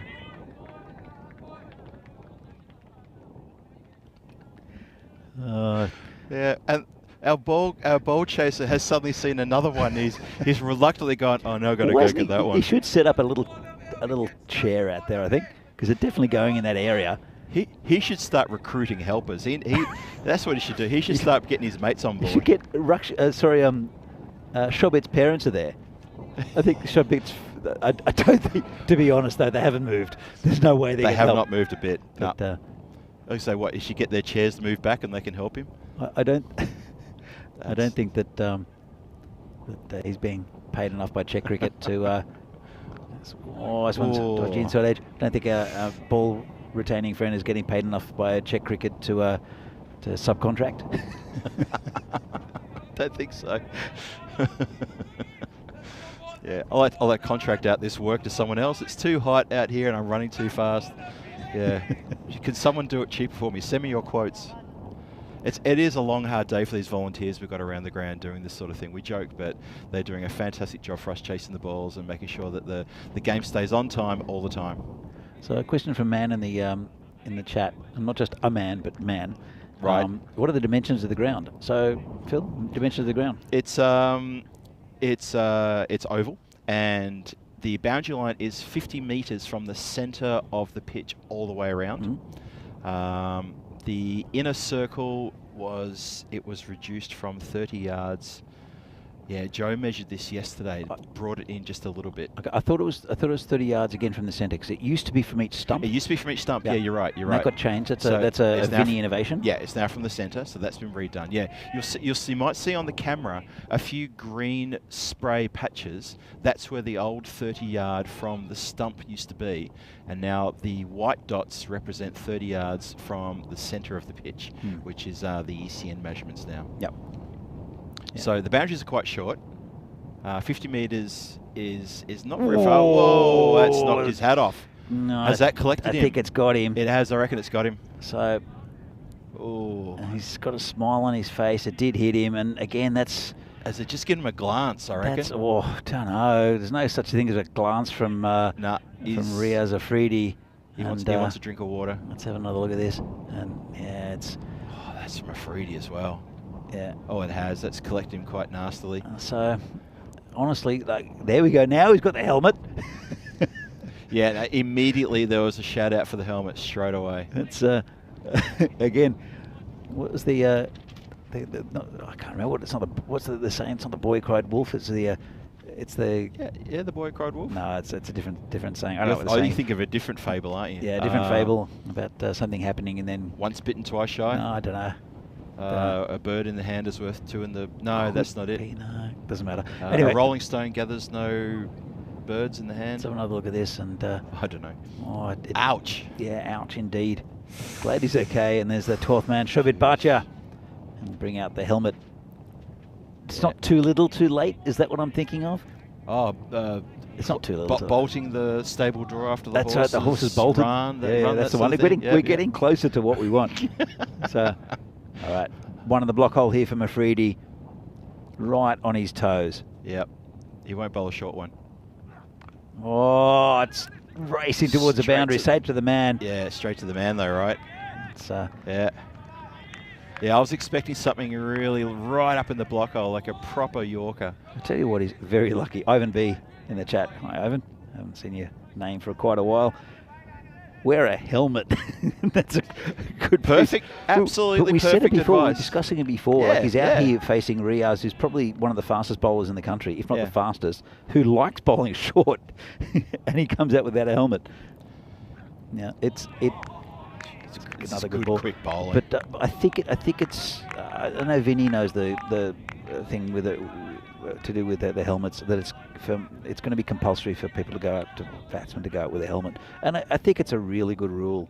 you know. Yeah, I mean, some of the excuses players will say is they say, look, I'm not used to wearing a helmet. I play better without a helmet. And all I say to them is train with the helmet on. You've got to train with it on. Yeah. Get used to it being part of your gear. It's been just smashed out to mid-wicket. Oh. Oh, if you'd hit, there was all trouble. Yeah, look, exactly right. train with it but on. get a helmet that fits you as well. Helmet that fits, train with it. You if you order a helmet online, you can buy a cheap helmet. You don't want to buy a cheap helmet. No. It's like getting a cheap tattoo. You can't order them online, though. No, Thank God but for that. It's like, I don't understand. Like, oh, I got Yeah, this tattoo for, you know, not that I've got tattoos, but why would you get a cheap tattoo? You've got a tattoo. What are you talking about? I do. You got that one you showed me of Mother Teresa on your butt. What? No. No, hang on. I'm thinking of something else. That's all right. Sorry. Hang on. Did I say that or think that? That's gone for 4. Shot. Oh, lovely. All right. Maybe he's getting a bit of confidence back now after the early scare. That's a nice shot. And it raced to the boundary. I think it's Ali Kashif out there. Had no chance. No. But, no. yeah. Just to finish that conversation about the batting, if a batsman's going to wear leg pads and gloves and a box when he goes into the nets for his practice, he wears a helmet as well. That's all there is to it. Well, the nets, get used to it. The nets we have in Prague have got a little unpredictable bounce. You get the occasional one that'll fly up, and you don't want to get hit by a ball, especially in the head. It's really not pleasant. I've been hit in the head by a cricket ball. It's not fun. Oh, lovely shot. And that's going to be 6. Yeah, that is. That's been sliced away off the edge for 6. Shot. Vinirati's starting to get a bit of momentum now. I'm just using the pace there. Really nice shot. Just dangle the bat out, and it's all the pace coming off of Freddie's bowling. And Nabil now, he's taking his revenge. Yeah, it looks to me like the batsman's slowly working out how to play a Freddie. He goes what? But they're taking. Don't use your face. Yeah, don't use your face. Don't use your butt, as we saw in a previous match. True. You use the slice of the bat and angle it and let the pace of the ball just carry. You know, I mean, PCC have done it. Now these guys are doing it. It's Barbarians did it. Easy. It's not a bad power play in the end for Vinirati. Lost 1 wicket. Oh, you take that, was wouldn't off you? the first ball, but 37. It's pretty good. Yep, that's not bad at all. So interesting. It is Ali Kashif. We haven't seen him bowl today. He's coming off a longer run. And the helmet's been replaced with the cap. Well, he's less likely to get hit. Sid Gowd is still wearing a helmet, isn't he? Yeah, I think so. Sid wears a helmet. But it is Ali Kashif, and he started off as a bit of a leg spinner, a bit of a mystery leg spinner. And now it's sort of medium pace, uses his height well, does sometimes, you'll see. He's an unusual bowler, and but quite effective. Okay, this will be interesting then. Interesting time. So three done, 37 for 1 on the board. Vinirati looking to really keep pushing this this momentum that these two batsmen put together for the last couple of overs. They've done quite well. Good partnership. It's been left outside of stump, called a wide. And as I said, he was a leg spinner, was Ali Kashif, and then decided to bowl medium pace and had a reasonable success with it. Does give them variation if you bowl leg spin, but I don't think he got it as consistent as what he would have liked. So he's gone to just medium pace. And again, that's called a wide. He's got that very rushed action in his shoulder at the end of his bowling action. It's just slanting it away down the well into the wide area on the offside. I'm sure he'll get it right. So he's a pretty good bowler when he gets it on line. Uses his height well as well. So we have quite a few of in the Czech Republic is quite tall bowlers. Yeah, we do. And it's a bit of a slash there from Sid Gowd, and that's a good ball. That's where he wants to be. Kashif just short of a length, and getting that ball to rise. He's got decent pace. Yeah, that was a good ball. So Sid Gowd is 19 off 8 at the moment. Nabil 15 off 10. It's a good little partnership. So 39 at the moment, this partnership. Slower ball, hit over the top, and that'll be 4 runs. What was it going? It's slowing. Just going. It definitely slowed. That was faster this morning out there, but that definitely slowed up a little bit. Must be all the rain we've been getting, Phil. Must have been the dust storm we had earlier, Danny. The dust storm has left a bit of dust on the ground. It slowed the ground up. That definitely slowed. You could see physically how that slowed up from where we were sitting. Or maybe Sid just didn't get enough of it. Piyush Bagel in the chat. We'll see. I think I'm not sure when. The next couple of days. Piyush cannot trust the field. Throws are inside edges for that matter. Helmets are a must. You mean for fielders? Soon ECN should bring up a rule. I agree. I think it would be a good rule for ECN to bring in compulsory helmets, even with spin bowlers. I think, but this one's been slightly mishit, but it's still going to go for 4. It's going to go into the shed almost. So quick that part of the ground. But yeah, I mean. Good shot because it was slightly edge. Well, it was an edge, but it was enough power to get down to that end. And as you say, Danny, all day it's been running away down the hill there. Get past the infield. There's a 4. Yeah, there's so many runs available on this ground, and we'll see. I'm sure we'll see some teams exploit that better than others. You know, because it's really tough. It gets past the infield, it's 4. You know, as long as you hit it firmly, you don't have to take too many risks either. And it'll happen. There'll be one team that'll go, I think we'll bat this way. And I don't think any of the teams, PCC have just had quality batsmen at the top of the innings. I don't think any other team has really exploited that yet. It's a fair comment. It's over the top again. Good that shot. Should be 4 again. That'll run away. And it will. Nice shot there from Sid Gowd. He's very good at that, playing that just over the top. Yeah, second time we've seen him play that recently, that inside out over the cover shot.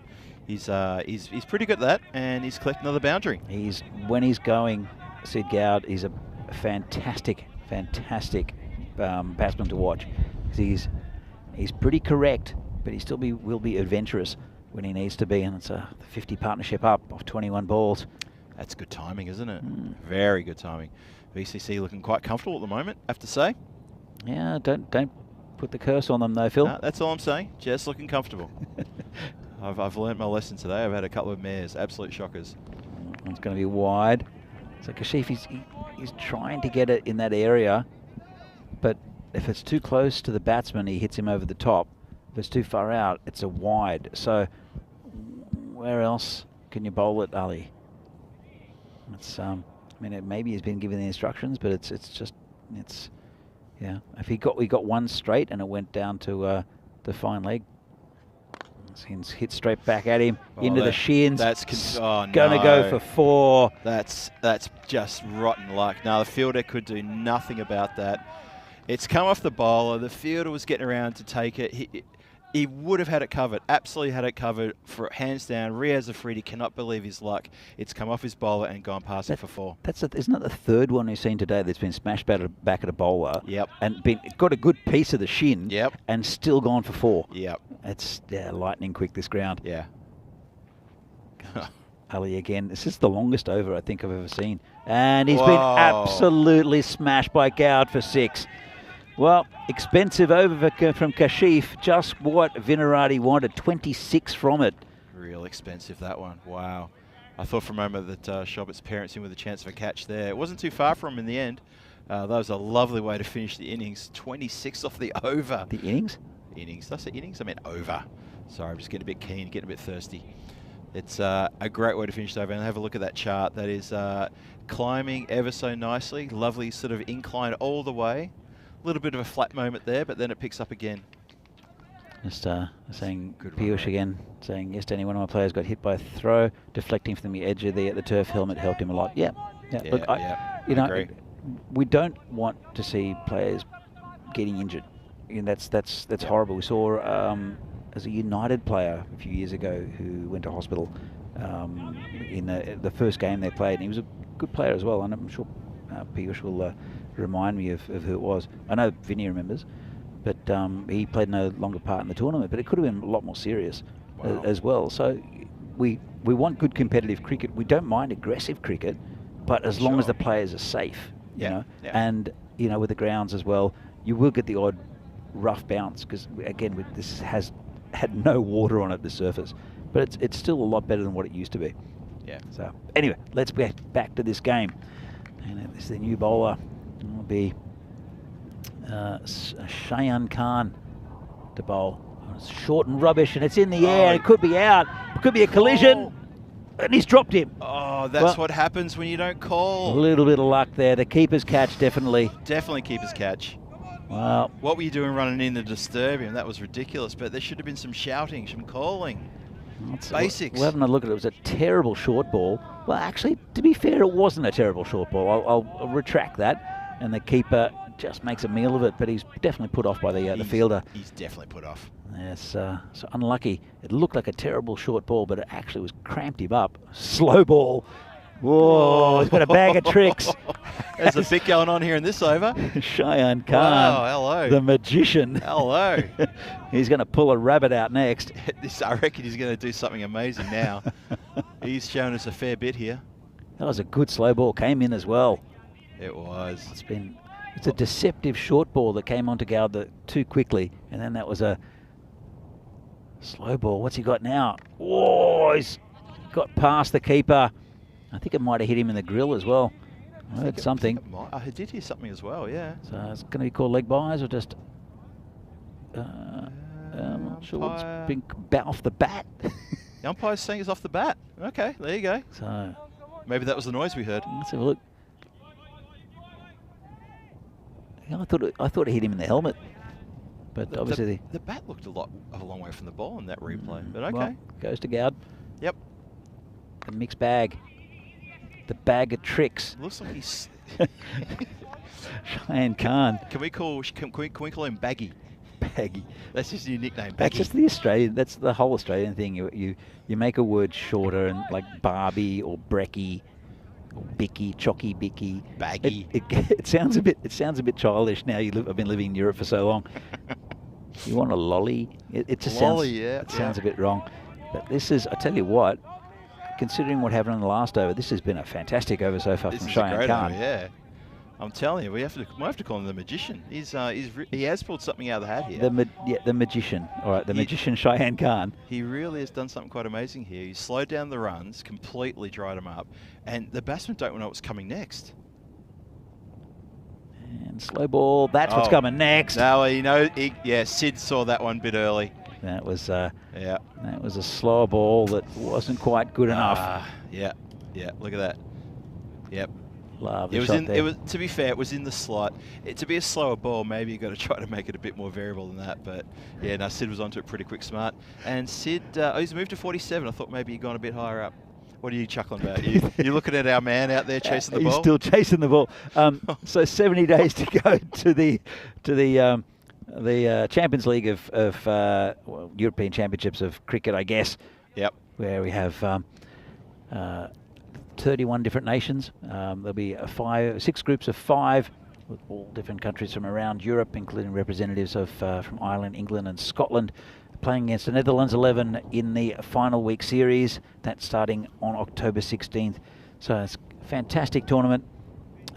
You'll see all the best players from all around Europe playing in the one place in Cartama in Spain from the 25th of September to the 20th of October.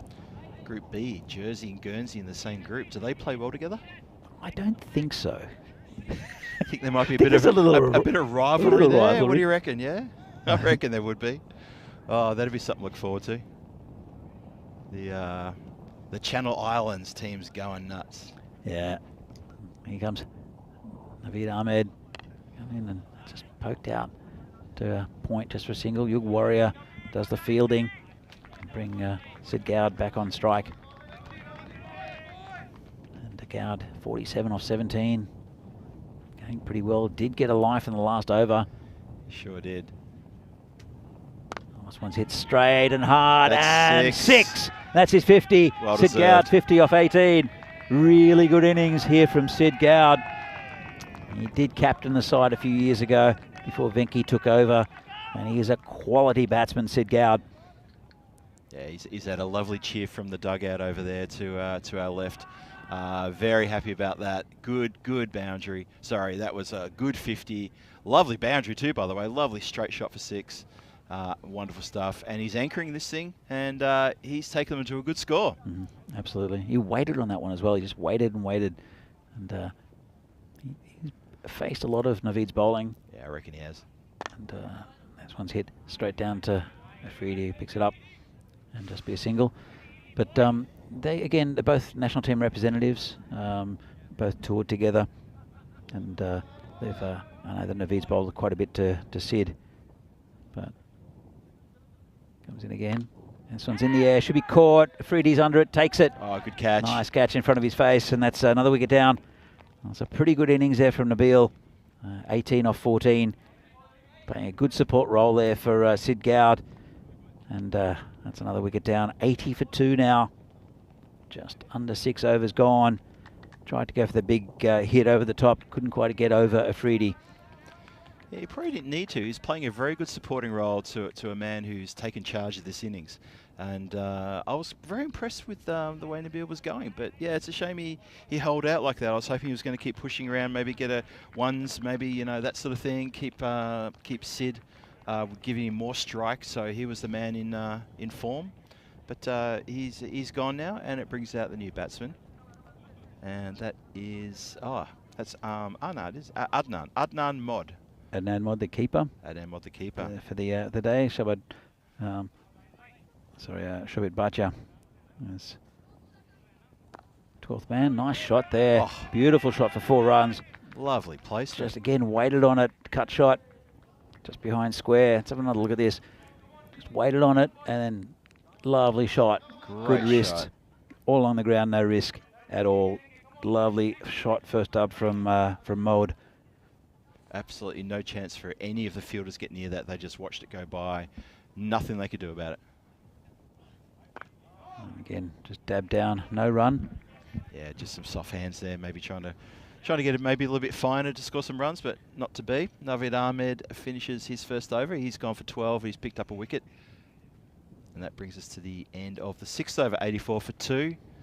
There's the scoreboard for you. Shobit Bhatia, sorry, that's Shobit Bhatia. That was the previous game. Rakshit not bothering the scorers with a first ball duck. And Sid Gowd going well on 54, not out.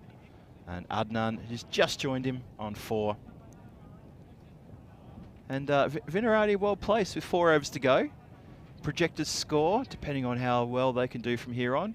They're talking about the 140s, and if they can keep going at this rate, don't know if they can maintain this rate. If they can, 140, why not? That's it's been a tough day for Burno.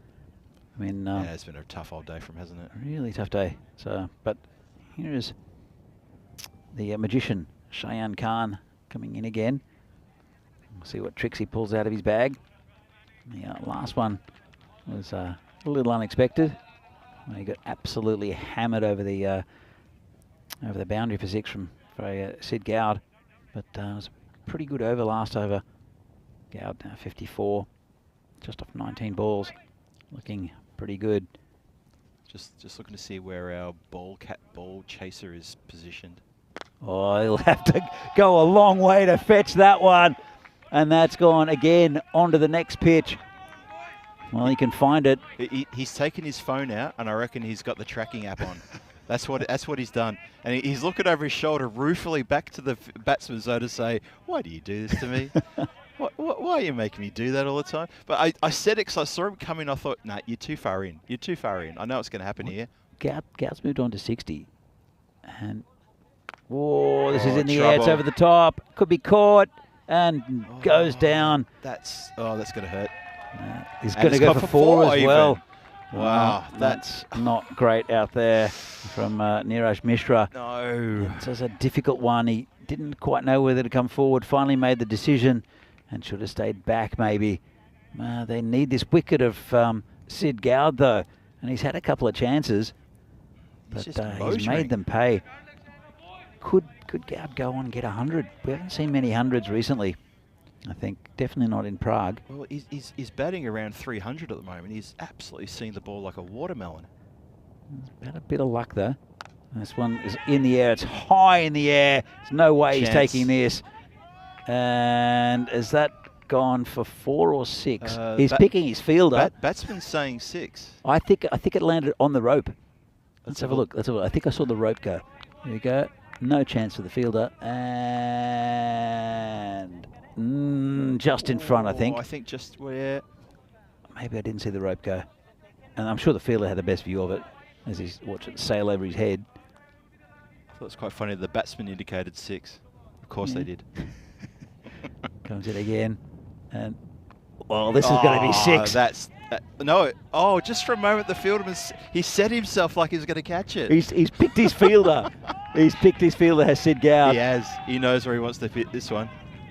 And he had all day to place that too. Well, the magician, Wow. he's run out of tricks, I think, has Khan. Yeah, he's reached up his sleeve and all the pigeons have died. There is no more handkerchiefs in his little pocket. The rabbit's gone. Sid Gowd now 74, 23. Oh, this is massive. Charges him, hits him pretty well. There's a player out there. Just be a single. It's Ali Kashif. Yeah, he couldn't quite get that one, could he? But what it'll do though, it'll just give Mod one ball to face in the in this over, and Gowd will want to look for the strike. 3 overs left after this. So that's very, very good batting from Sid Gowd. Maybe Sid's just had a word to him, said, look, either a boundary or a couple, but no need for a silly single. Slower ball, whipped off his toes. Is that going to run away? I think Nah, it's bit of work good there. fielding. Just a single, and Oh. Mod will take the strike. So end of a very expensive over there from Shaham Khan after a very, very good first over. He got taken a bit by Sid Gowd. Got a bit unlucky though, the bowler. Yep. But here we go. This is tomorrow. First game up. It's a replay of this morning. Brno against PCC. Bit of Groundhog Day for those two. Then Barbarians against PCC. Brno against Prague Barbarians. Vinarati versus PCC. And then Prague Barbarians versus Vinarati. That's tomorrow, day 2. We'll see the same teams again. Yeah, it looks like deja vu, that particular lineup, but it varies a little bit in the afternoon. But the morning match is the same as this morning. And then Brno will go for a very well-deserved rest after their couple of matches.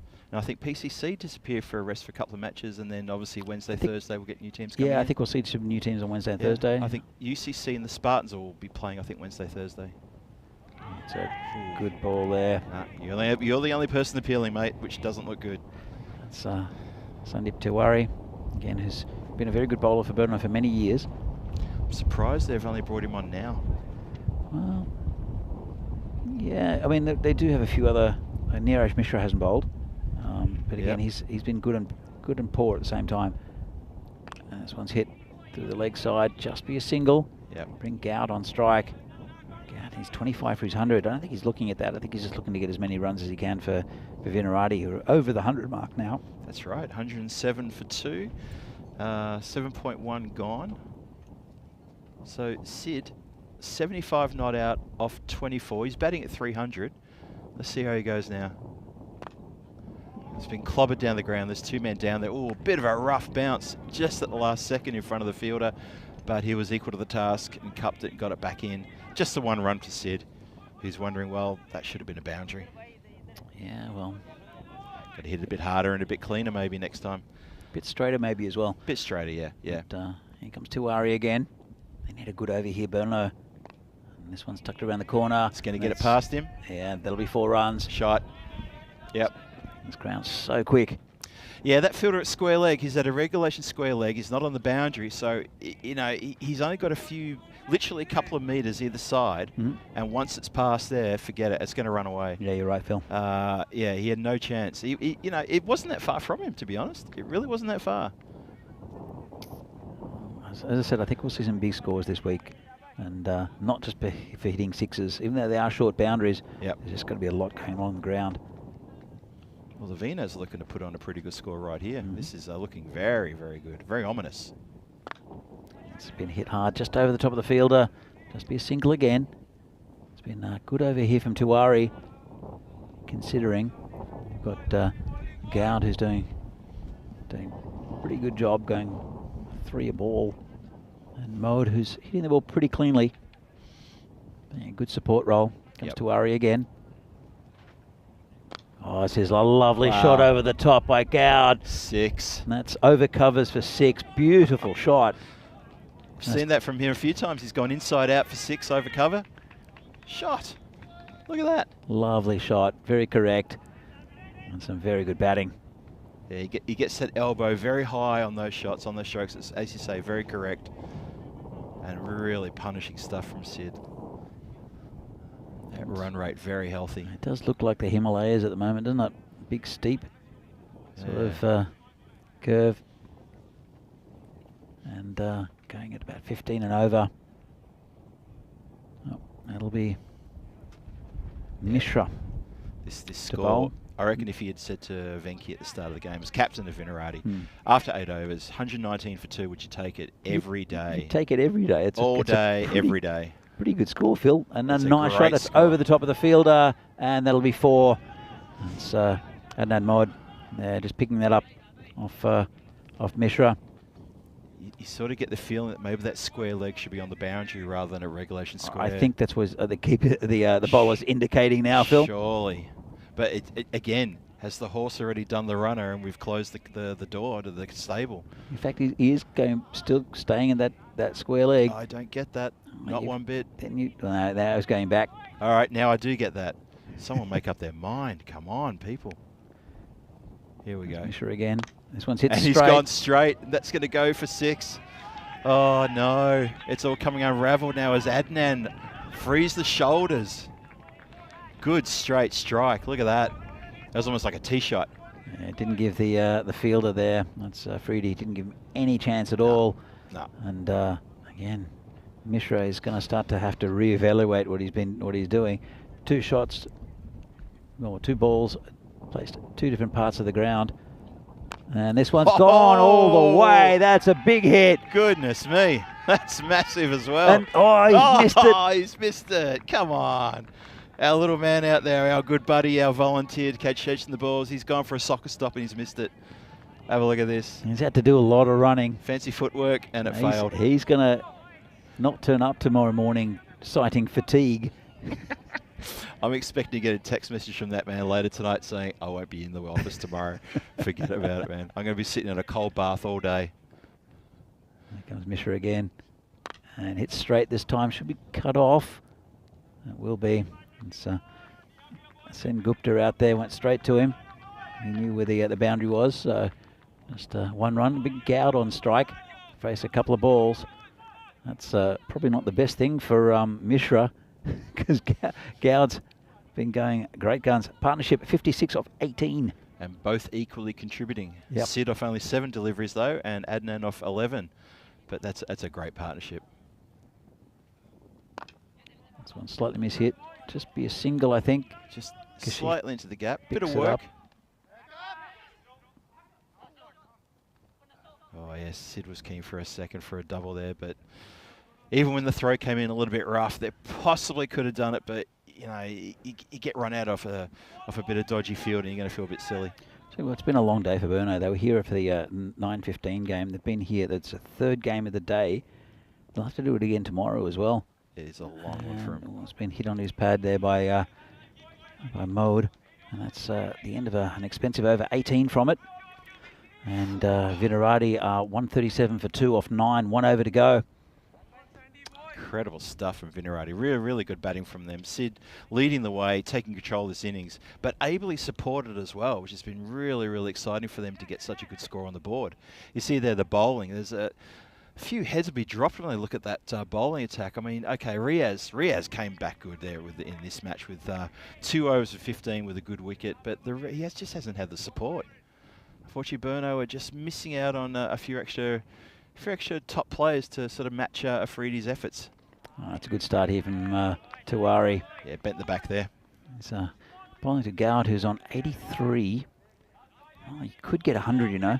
Still got 5 balls to face. Tiwari's a good bowler, but he can put the odd one a bit straight. Went for 13 off his first. Comes in again. And that's going to be called a wide. Yep. Just as a very large cloud moves in between the sun and the ground, there's a bit of darkness across. I think it's just a large cloud over there to the west as the sun starts dipping. Remember, I did say in the last game that 137 was possibly, like, it would be a score that Vinarati could get against PCC. Yep. You said that. And they are on that score, just above it now. Good bowling again. Very good. But so they do have a decent batting attack. They've got good bowling, Vinarati, as well in this game. It depends how consistent their team's going to be throughout this tournament, because, as I said, with work commitments, there's a possibility that players for all of these teams might not be able to make it on a certain day. True. Yeah. So you know, you might get a vital cog like Sid Goud who might not be able to play, for instance. And that's not a wide. He backed away. Backed away, Sid. You know you backed away, Sid. Don't try to gesture to the line. This has been a really good final over so far from Sandeep Tiwari. Yep, very good. Sort of feel like they've been stuck now on this score for a little bit. They did get one wide from this over so far, and that's it. Yeah. But Tiwari went for 13 off his first over, as I said. This has been hit over the top and should beat the fielder. It should be for 4, I think. Should run Will be 4 runs. And that's another 4 for the total. 142 for 2, Vinarati. And again, it just there's no chance for the fielders when it goes past the infield. And Goud. So I see the partnership 62 of 24. The projector score is 145, pretty much. I think they might do a bit better than that. A big swing and a miss there. Or maybe not with that dot ball. Sid once again looking incredulously back at the umpire to say, "Are you kidding me?"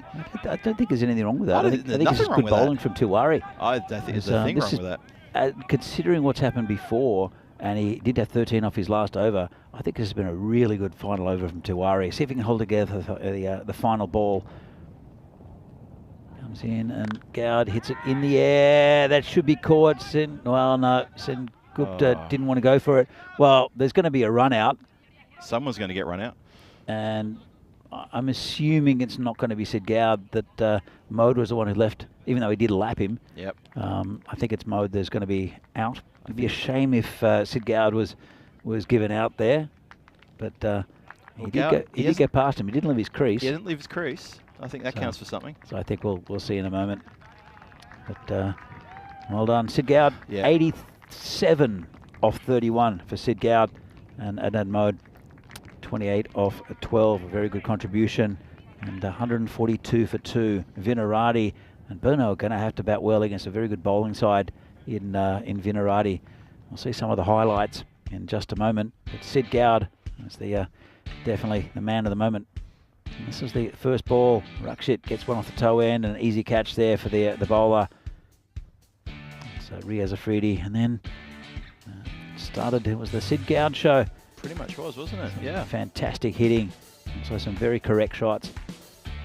A lot of running around for our ball chaser out there. That was the one that was a little bit the nasty shot ball, wasn't it? And Mohammad Nabil opting for the helmet after that one.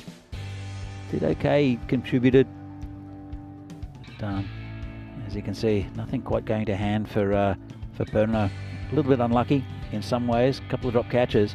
But also some very good batting especially from Goud, but also from Adnan Mode. Yeah, Adnan had a few good hits towards the end of the innings there, and ably supported his more senior batsman. That's another shin one. That was off Ali Kashif. This one, another big 6, and Shobit's parents getting the line of fire. That's a drop catch there by the keeper. Again, that's another huge hit. But all in all, very good effort from Vinarati. That was the 50 for Sid Goud. And then the catch there, really taking a comfortable one. That was Nabil's wicket, I think. But and then that was Adnan Mode who came in, and nice little cameo at the end. We'll see the scores in just a moment. But Sid Goud, again, another drop catch. This one going for 4. It's just wasn't their day at all. Was it for Burno? I know there are a couple of players that are going to come into this side, but their heads must be down. Yeah, that's got to be soul destroying. As you said before, you play the first game, you play the third game, the fifth game, you just get carted to all parts of the ground like this. With the exception of Riaz Afridi, I thought the bowling in places was okay, but not enough places. I think Tiwari's last over was really good. I think Cheyenne Khan's first over was excellent. Yep. Apart from that, I didn't think it was terrible bowling. I think it was just they were picking the right balls to hit, and especially that man Sid Goud was really just picking the right ball to hit and hitting it all parts of the ground. It's difficult when you're getting a batsman who's in form like that and hitting everywhere, especially on a quick ground. 88 off 33, fantastic innings, and well supported by Mohammad Nabil, 18 off 14, and Adnan Mode there, 28 off 12. 8 wides as well. Let's have a look at the bowling figures. Won't be pretty, except for Riaz Afridi, 2 overs for 15, 1 wicket off that first ball. Apart from that, Sandeep Tiwari, who bowled very well, went for 9.5 and over, everything else over 12, including Ali Kashif with 26 off his over, and Rahat Ali, normally very reliable, 22. Neeraj Mishra also 18 off his over. So, we'll be back in a few minutes' time. Burno need 144 off their 10 overs. They'll have to bat very well against a good bowling lineup from Vinarati. We're back here in a few minutes' time for the final innings of the day here in the European Cricket Series from Czechia. See you soon.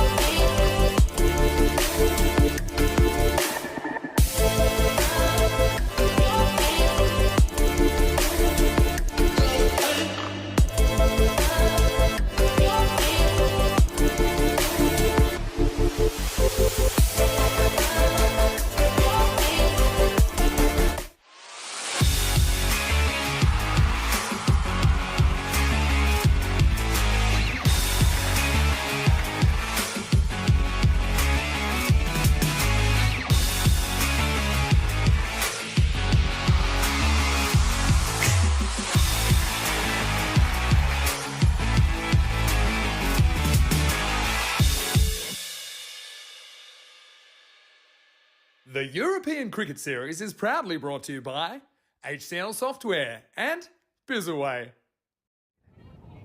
And welcome back to this European Cricket Series from Czechia. final match of the day, of day one between Burno and Vinaradi, and it's a very good performance with a bat from Vinaradi and Sid Gowd, 88 from 33 balls, 143 for 3. Vinaradi, and after losing a wicket first ball, made a massive comeback. That'll be a good effort from Burno to get there, but they do have talent in their lineup, do Burno. And Gupta is there with Yug Warrior opening the batting. Brave move by the skipper, Joe Cope, the first ball of the innings. And he's got him! Oh, no. Oh, my God. That's another embarrassing Derek. First ball of the innings. Wow.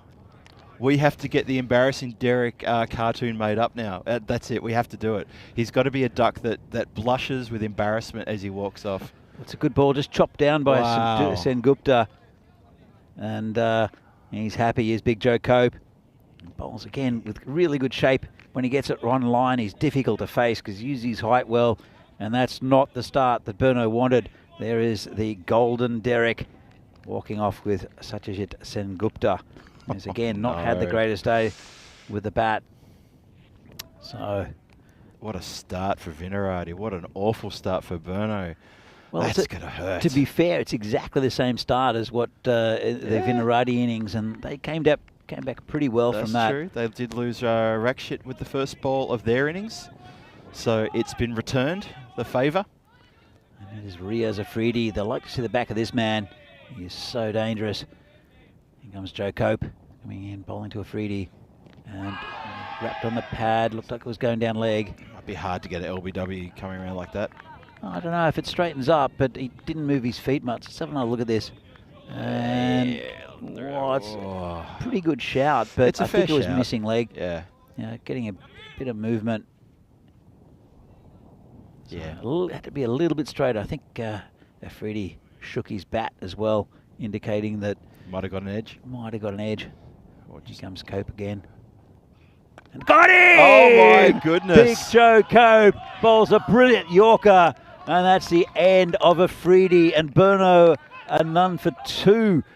Big Joe Cope. He did this last year as well in one of the games. Just the destroyer. And Burno, well, they got 2 of their main bats out already. What a beautiful delivery. Late swing, in swinging Yorker. And Afridi couldn't handle it. Wow. Is it fair to talk about Mitchell Stark in the same sentence as Joe Cope there? That was Stark-ish in its delivery. It was absolutely starkish. What a lovely delivery that was. And there's another little Derek to wander off with Afridi. They have seen the back of the most dangerous batsman in the Burno lineup now. And Vinaradi, fist pumping, talking loud. Joe, 2 wickets in 3 balls. I'll tell you what, that ball's going to make the highlights. That was a beautiful delivery from Joe Cope. That was a gorgeous delivery. Fantastic. All right, so looks like I think it's Ali Kashif in. Let's have a quick look. I'm not quite sure who the next batsman is. We'll have a look in a moment as Joe Cope comes in again. It is Kashif. And a big swing and a miss from Kashif. That's it, definitely Ali Kashif, because that's the shot he plays. That's a Kashif shot, that is, yeah. Definitely. Yeah. Don't have to see the number on the back to know who that is now. That's all good. Joe's got a massive smile on his face. Why wouldn't you? You got 2 wickets for nothing. Put another one on the stumps here, because he's going to swing and miss. Come on, Joe. Put another one on the stumps. York him. Middle stump. And, it came onto him pretty quickly, didn't it? What an over. It's been fantastic from Joe Cope. He's taken 2. Still no runs for Burno. Disastrous start for them, chasing 144. They'll have to do that off 9 overs now, pretty much. Could be a double wicket maiden here for Joe Cope. That is rare as hen's teeth. Comes in again, charges, and just gets over the top. Just going to get a run. And, there goes the maiden. That's a there shame. goes the maiden, but I don't think he'll mind. So Burno are 1 for 2, chasing 144. Yug Warrior, one end, and Kashif off the mark.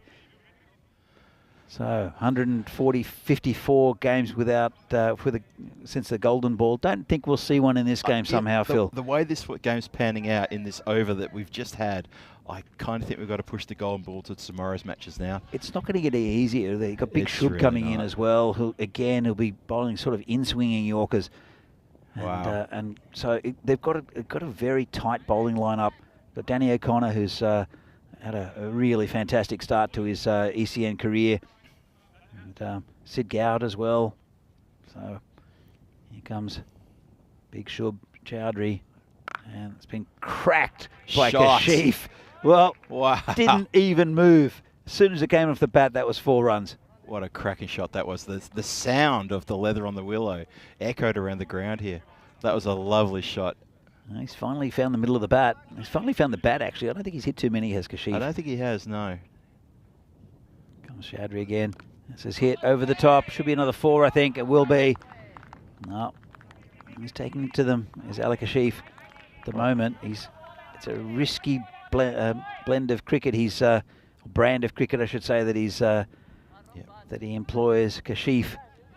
But well, he could be successful here in rattling the VCC, who have had a blistering start to this innings with Joe Cope's previous over. You'd surely bowl him again, wouldn't you? Oh, you'd have to. You don't want to keep that in the tank. You want to let him free. Comes Chowdhury again, and again cracked through the field. That'll be 4 more. Well, 3 in a row. That's it. That's how quick this ground is. But he does swing at the ball hard, does Kashif. Does. Entertaining game so far. We've had a bit of this and a bit of that.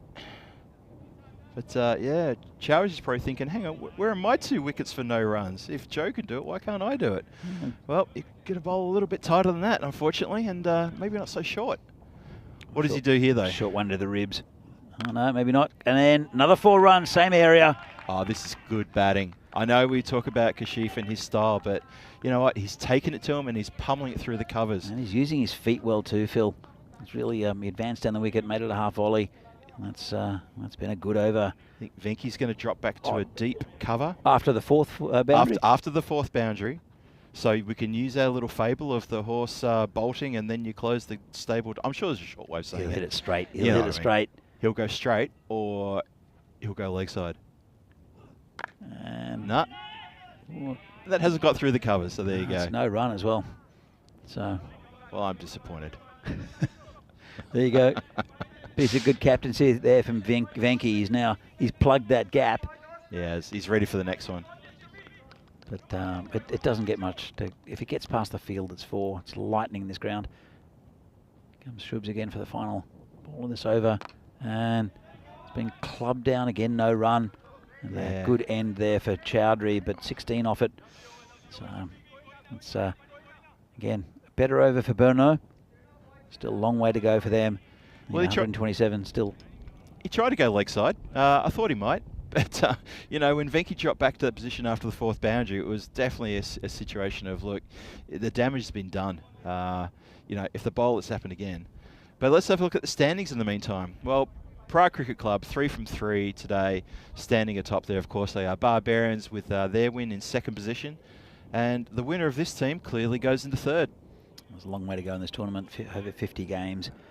So it's still, there's a long way to go. It's only day 1. Big Joe Cope will come in again, bowling to Ali Kashif. And again, if he can get anywhere near that in-swinger Yorker that got Riaz Afridi, then I think Kashif's in trouble. But in fact, it is Yug Warrior who'll be facing his first delivery. Oh, wow. He's been watching the Carnage from the other end, and he's got it. Look at that. In the air, and that's going to be 4. So. There's a hook shot. I wouldn't say he was comfortably aware of all that, but... I think it was a fairly comfortable shot. Kept his head behind the ball. You going to say he played that in complete control? Yes. It didn't go exactly where he wanted it, but... Did he go close to where he wanted? He wanted it to go towards the backward of square boundary. It got the full... It was 6 as well. So he had to have control over that, Phil. He edged that. That was not an edge. That was off the full face of the bat. Nah. Yep. He had no control. He was that was more luck than anything. He got bat onto it and he got 6 runs. It was a warrior's luck. Boom. Warrior's luck, I'm telling you. Here comes Cope again. And, it's got through the keeper. And that's another 4. Well... You tell me Warrior meant that as well? Well, he didn't mean that. He didn't hit the ball, Phil. Keeper didn't mean it to miss it as well, but... somebody meant something, though. So it is, it's Adnan Maud who's filling in for Shobit Bacha, who I thought kept pretty well in the last game. He did, but unfortunately didn't keep his position in this team. I'm sure we'll see him again tomorrow, though. Sure, but he does work at the Down Under, does work nights. Down Under is closed on Monday night, so he's got no excuse of having to leave early. That's true. Here comes Cope again. Needs to pitch it up to Warrior, I think. And what's... As you remember, you were worrying when he came in, was it the last game against Barbarians? He came in on a hat-trick ball. Yep.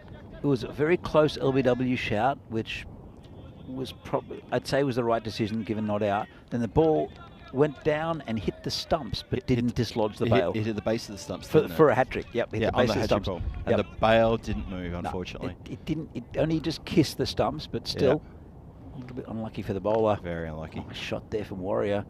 And a bit of a misfield out there. They'll look for 2. They should get it pretty comfortably. There's definitely 2 there. Yeah, we saw him in the previous match play,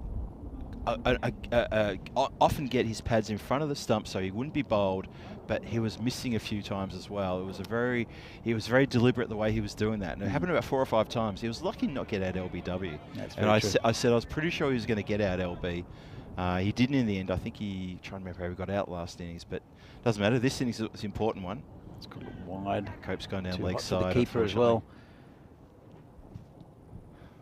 Yeah, didn't get anything on that. Bring Kashif onto strike, who hasn't seen any of this over yet. So Cope, still good figures, 2 for 9, 2 for 11 now actually, with 2 balls to go. See if Joe can add to his wicket tally, try to get some bit of magic that he picked up in that first over. That's a bit of ball, nice and pitched up. That's what he's effective, I think, Joe Cope. Get him swinging. He does the odd shorter ball into the ribs, I think is handy, but also, I mean, he got the wicket of Riaz Afridi with a fantastic in-swinging Yorker, and that's where I think he should be, definitely to Ali Kashif, and maybe even to Yug Warrior, who does, as you say, play very front on occasion when he wants to turn around the corner. Yeah. Here comes Joe Cope. Final ball of his spell. It's been a good one. And a big swing and a miss there from Kashif.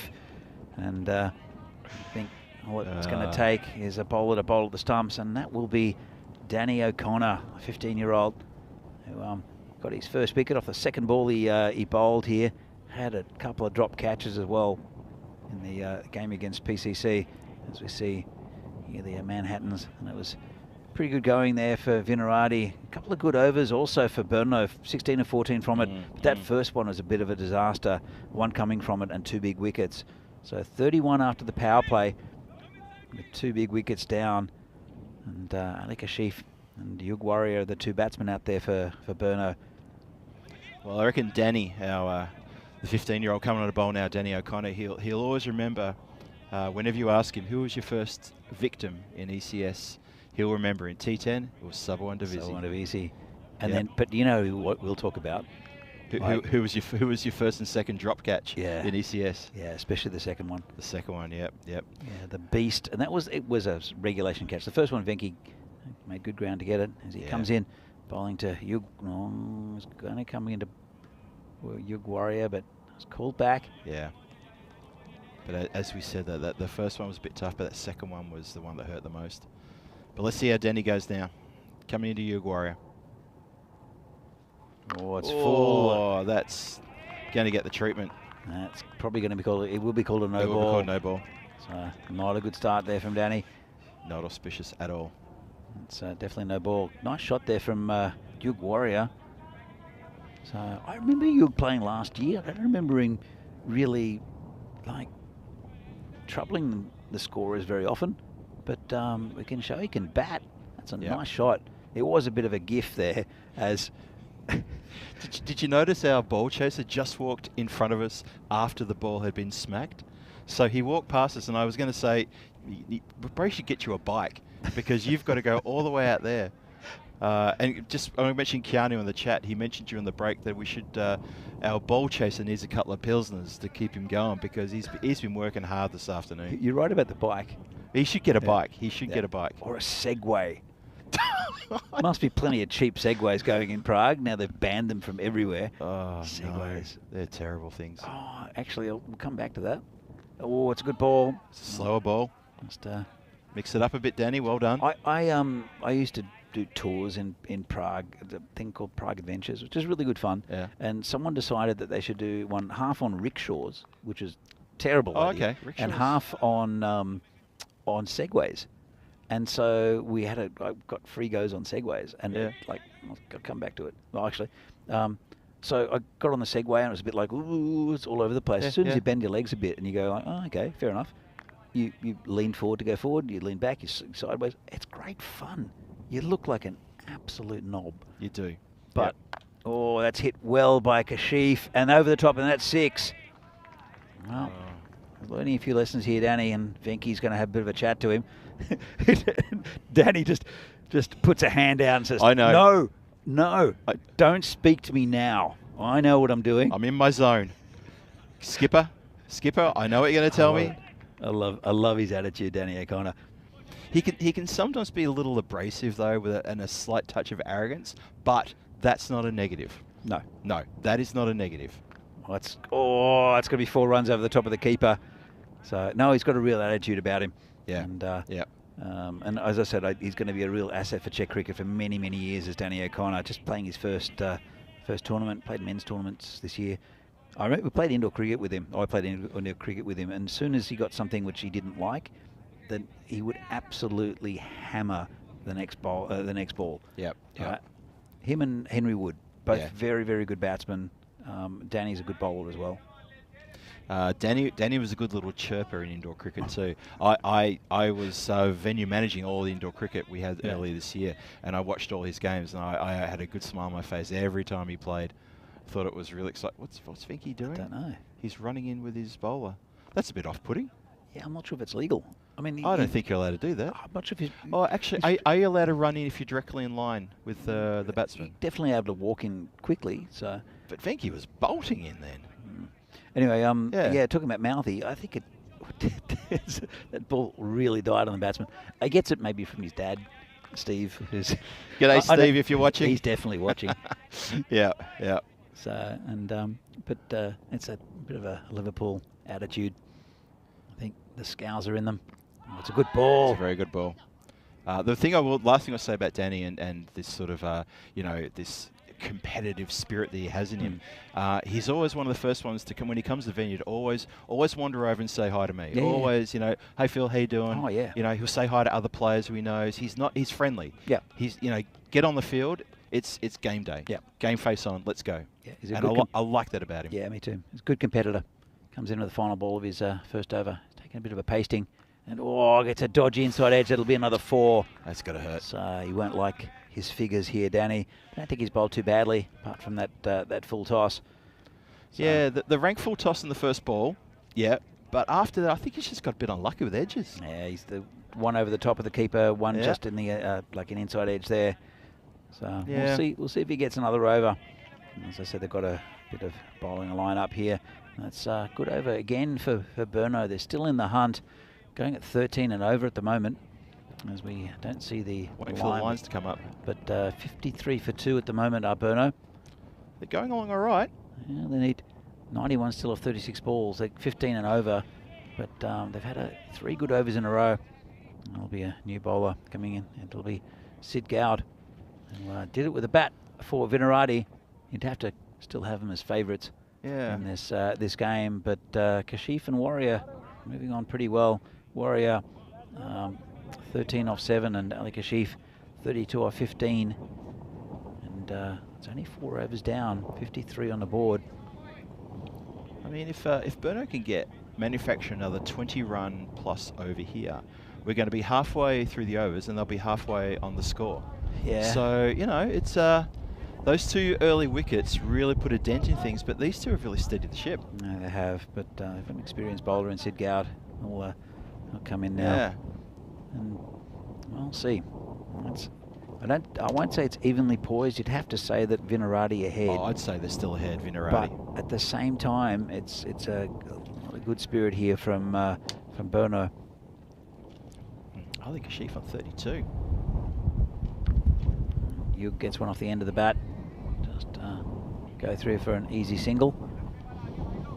Yeah, well, both these batsmen are going around about 200% on their strike rate, so they're doing quite all right. They're keeping the score going. They're swinging hard, which is, you know, pretty good as well. They're getting lucky. Well, that's it. If you swing hard, you get an edge. You get 4 runs on this ground. That's right. So, because it's really hard for the fielders to get around to stopping those edges or stopping anything slightly mishit. That's a good ball there from Sid Gowd. Very good ball. I think he's pretty much odds-on favourite for man of the match at the moment. And Sid Gowd after hitting 83, and then started his spell pretty well. And you can see he's just calming things down. He's a very cool customer, Sid Gowd. He's just not allowing Burno to really build up their head of speed, head of steam, I should say. He comes in, bowling right arm around the wicket. And again, it's gone wide this time. Pushed a bit too far, hasn't he? So it does play with the angle a bit. Let's have a look. So it swung late. I think it's a good call, even though it might have gone inside that line. Because it's coming around the wicket, it's really always going away from the batsman. I mean, Kishi's first step was a big to the left, like that. Oh, good ball. That is good ball. Yeah, see, he's trying to free himself. So that first move is the big step to the left, and he's opening the stance. But it's that same shot, that he's been playing all day. What I like here is have a look at Sid Gowd. He's just calm. He's just coming in, just going to bowl. It's just taking the... Whoa, that's not good. Well, they stopped the boundary. That's going to be called a no ball, I think. And should be a free hit. And umpires are conferring. I think it's definitely a no ball. I think they're asking. I'm not sure why. Let's have a look at the replay. Side on. Whoa, that's just gone under the armpit. Yeah, he did move forward a lot. He has come forward. But I still think that's like his batting. Yeah, it's got to be a no ball. Look at that. I mean, I realise he's out of his ground. Yeah, a fair called way, no ball. but Called no ball. He did move forward, but that was way too high, and it was cut off. There's only an extra 1 taken, so it hasn't cost him too much. It'll be your warrior to face the free hit. But Sid Gowd, he's just. I mean, he did lose it then, but he's just calmly going back to his mark, and just they know that they're winning this game, Vinarati. Yeah. And they just need to show calmness and professionalism, I guess. And so another good ball there from Sid Gowd. Great delivery. Just have a look. He's just walking back, having a chat to the umpire. Yep. No urgency, which is good. Just settling things down, and it's Burno that needs to really get motivated and try to hit the ball. But it's been a good over, considering there's no ball there for 2. It's only 3 off the over so far from Gowd. Yeah, it's good temperament from Gowd, isn't it? Really showing his class. Oh, got him! And that's even bigger show of class. Middle stump, smack. And Warrior, who opened the innings, has now been sent on his way. He's scored 14 off 10 deliveries, but that's the end of him. And Sid's got his man, got a wicket. And yeah, you're right. Look, I see what you're saying about Sid. He comes across as a consummate professional. He's put his hand up, well and truly put his hand up for a man of the match here in this game. He's following up his wonderful innings with a good bowling display. A calm and concerted bowling display, which, you know, is working for him. I mean, he's been around the traps for a while, and this is a good display here for his teammates. I mean, even if you get, you got Kashif, who's a bit unpredictable. He's at 32 off 18. Right, there's no need to panic for Vinarati because they've got the runs on the board. You know, all you need to do is just go, look, this is where we're at. Just keep on plugging away. They are the one, Burno are the ones who have to push this and push it to try to get as many runs as they can. Yeah. All we do is just do what we do, and I think you can see that in Sid Gowd's bowling. You know, his experience. As I said, he was captain of this team, captained very well. Now Venky's taken over. But it's been a good performance so far from Vinarati, and they should get their first win on the board. But there's still a long way to go in this game. Still half the innings to go. Gowd will be bowling to the Magician, who pushes that down to point and no run. Cheyenne Khan. So see if Cheyenne Khan's got his bag of tricks in the batting department now, because he showed us a few clever ideas in his bowling in his first over. And then he got basically taken to the cleaners in the second over. As we see the schedule for the ECI, which pops up at the end of this month, after the ECS finishes on that last weekend in July. 5 matches on the Saturday, 4 matches on Sunday, where Czechia are hosting Cyprus and Greece. Czechia? Czechia. Czechia. Czechia. I'm reading it as an Aussie. We're always the Czech Republic, right? I'm so used to Czech Republic. I did see something the other day. I can't remember what it was, like the CNN or someone. Or it might have been Australia, actually. Yeah. Might have been 9 referred to the Vondroskova. Is it Vondroskova? In the Wimbledon final? Yeah, as being from Czechoslovakia. It's like, all right, 40 years ago, she was from They still say that? Yeah, they do. That's so backward. I mean, I know Australia's a backward country, but come on, Aussies, pick it up, man. That's pretty poor. I mean, as you say, 40 years, you know. Well, that's a big wide. Massive wide. In fact, it's a no ball. It's off the pitch. Off the pitch, wow. So Saini is the new bowler, Anil Saini. And let's have another look at this. Why it was called a no ball, and you can see it's it's hit the turf and not the AstroTurf. That's it. So it's a no ball rather than being a wide, and it will be a free hit. Control of that one, didn't he? And big swing and a miss there. In fact, it's another wide there. Ali Kashif playing his shot, and he's much better when he just stands there and swings rather than. I mean, he's trying to launch everything. Is Ali Kashif, and he does hit the ball hard. Yeah. But here comes Saini again. Ball into Kashif, and that's going to be called a wide again. Yeah, so it's still a free hit, I think. Saini needs to just keep this tight. Just focus, get your line in May, and just maybe slow it down a bit. Just get that legal delivery in. And he's going to come from around the wicket. Okay, well, this will be interesting. Oh, that's a better ball. Much better. Well, there you go. That's where you get the line in. So, well, 60 off 3, 5.2. They can still get there, but it's looking unlikely. At the moment, lost 3 big wickets, and it's a better ball again from Saini. Yeah. Okay. So coming around the wicket is definitely his line now. Sometimes that just helps. He was getting a bit of outswing. Yeah. And he was just not starting it straight enough. It's a difficult one because the wider you start it, the wider it goes, and often you get it's called a wide. This is in the air, it's high in the air. Don't think anyone's going to get it, and it'll just be a single. But yeah, it's a difficult one. I was a swing bowler when I bowled, and then if you sometimes if you started too wide, it'll go wider. If you started too close to the batsman and it doesn't swing, then it's an easy shot. That's too straight. But it naturally won't swing as much if it's a straight delivery. This is going to be called a wide again. So it's a difficult one. But when you got the ball swing, when you got the right conditions, it's so much fun. when you see batsmen just playing and missing and playing and missing, and just getting frustrated because they can't touch the ball. Do I remember correctly? You weren't a big fan for bowling around the wicket. No. You were over the wicket, and you had your channel you bowled in. Yeah. And very deliberate.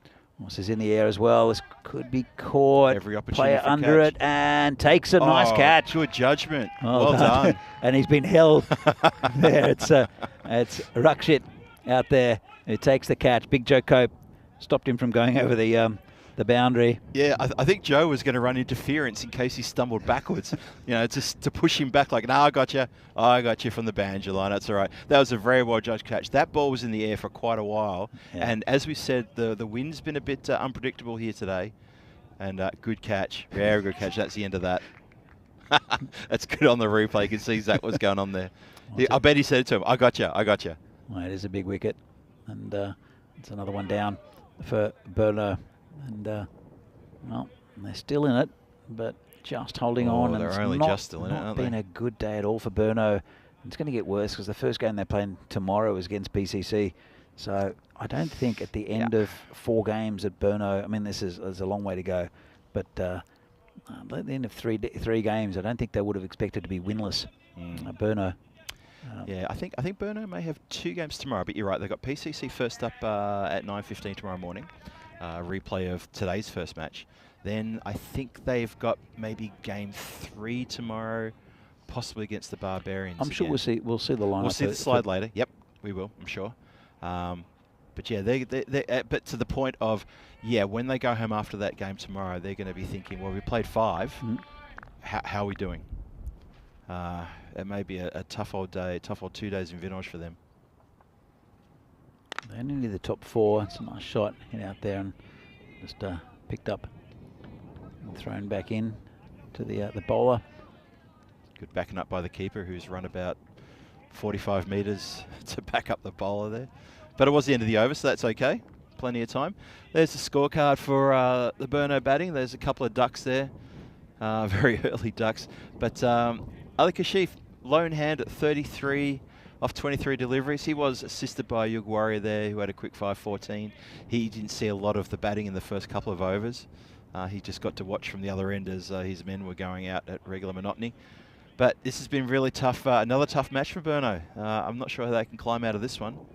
Yeah, run rate over 20, Danny. Yeah, I know. That's past that point of no return, I think. And Sid Gowd, he took 1 wicket for 3 off his previous over. Again, just settled everything down. He'll be bowling to Rahat Ali. Comes Gowd, bowling right arm around the wicket. And this is in the air. Venki coming out to get it, drops it. Oh, bad luck. He made good ground. Made really good ground to that. He just couldn't hang on. He did have to go in quite a fair way for that one. It wasn't hit with probably as much force as he thought originally. He was right on the ropes to start with as well. Yeah, they're always tough coming forward like that. Tough coming forward, tough to judge. Oh, just a single in the end. Gowd bowling to Ali Kashif. He's the key now. He needs quick runs. He needs big runs. And he misses that one. Good bowling. Sid can't believe it. He's just stopped dead and just stared around, just thinking, how does that miss everything? Yeah, I think this game is slipping away ever so gently away from the Burno team. I think Vinirad are going to feel they're very much in the box seat. They probably felt that since the very start of this innings, to be honest. That first over, 2 wickets for nothing. We can do a bit of a reflection on today's play, I think, Phil. What have you made of it? What's been your lasting impressions from today? PCC look ominous. They didn't even play with most of their players from the first division of the recent T20. Well, that's a cracking shot. That's a massive hit. But, oh, good effort there, Venki. It's just a single, I think. So they've ball watched. They've only taken 1, and it was a great effort there from Venki, who was right on that rope. And I think he's just saved his team maybe 5 runs. Let's have another look. Have a look at this. And that would have almost gone for 6, and he's touched the rope, unfortunately. He has touched the rope. I think it's 6. See, hold on, or is it? I would call it 6. Yeah, there we go. Called. Good effort though. Yep. Didn't have any room to play with at all. Yeah, bad luck. It's bad luck. He's looking at us at the moment. So yeah. But it's another 6 for Kashif, who moves up to 39. Just had the side of his shoe on the rope, Danny. Just had the side of his shoe on the rope.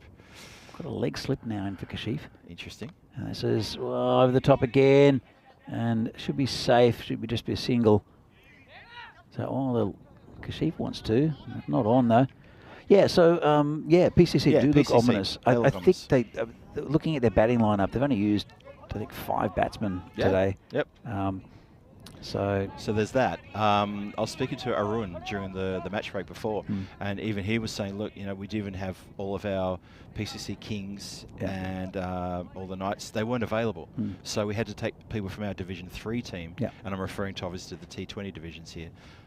So even he was quite happy about the outcome of today's matches. Well, that's straight down Joe's throat, who snatched it low to the ground, but a very good catch, staring into the sun. Good catch there, Mr. Joe Cope. Backs up his 2 wickets early with a lovely outfield take. He's had a good game, Joe Cope. He has. He's done well. Done well in the field. And yeah, look at that. I mean, down low, sun in your eyes. Good judgment. Nice catch.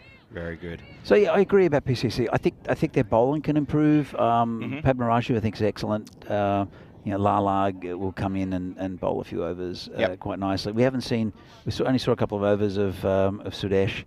We haven't seen anything from Arun Ashokan, who just bowled. He only played the one game actually. That's right. Just played that first game. And they're both quality bowlers. So there's a lot more in the tank. We'll talk about the tank. Another really handy we could player. Talk about tank. Yes. Yeah, Riddick Tomar and as an all-rounder. So there's a lot there for PCC. A lot to like about PCC. But I've seen some decent performances.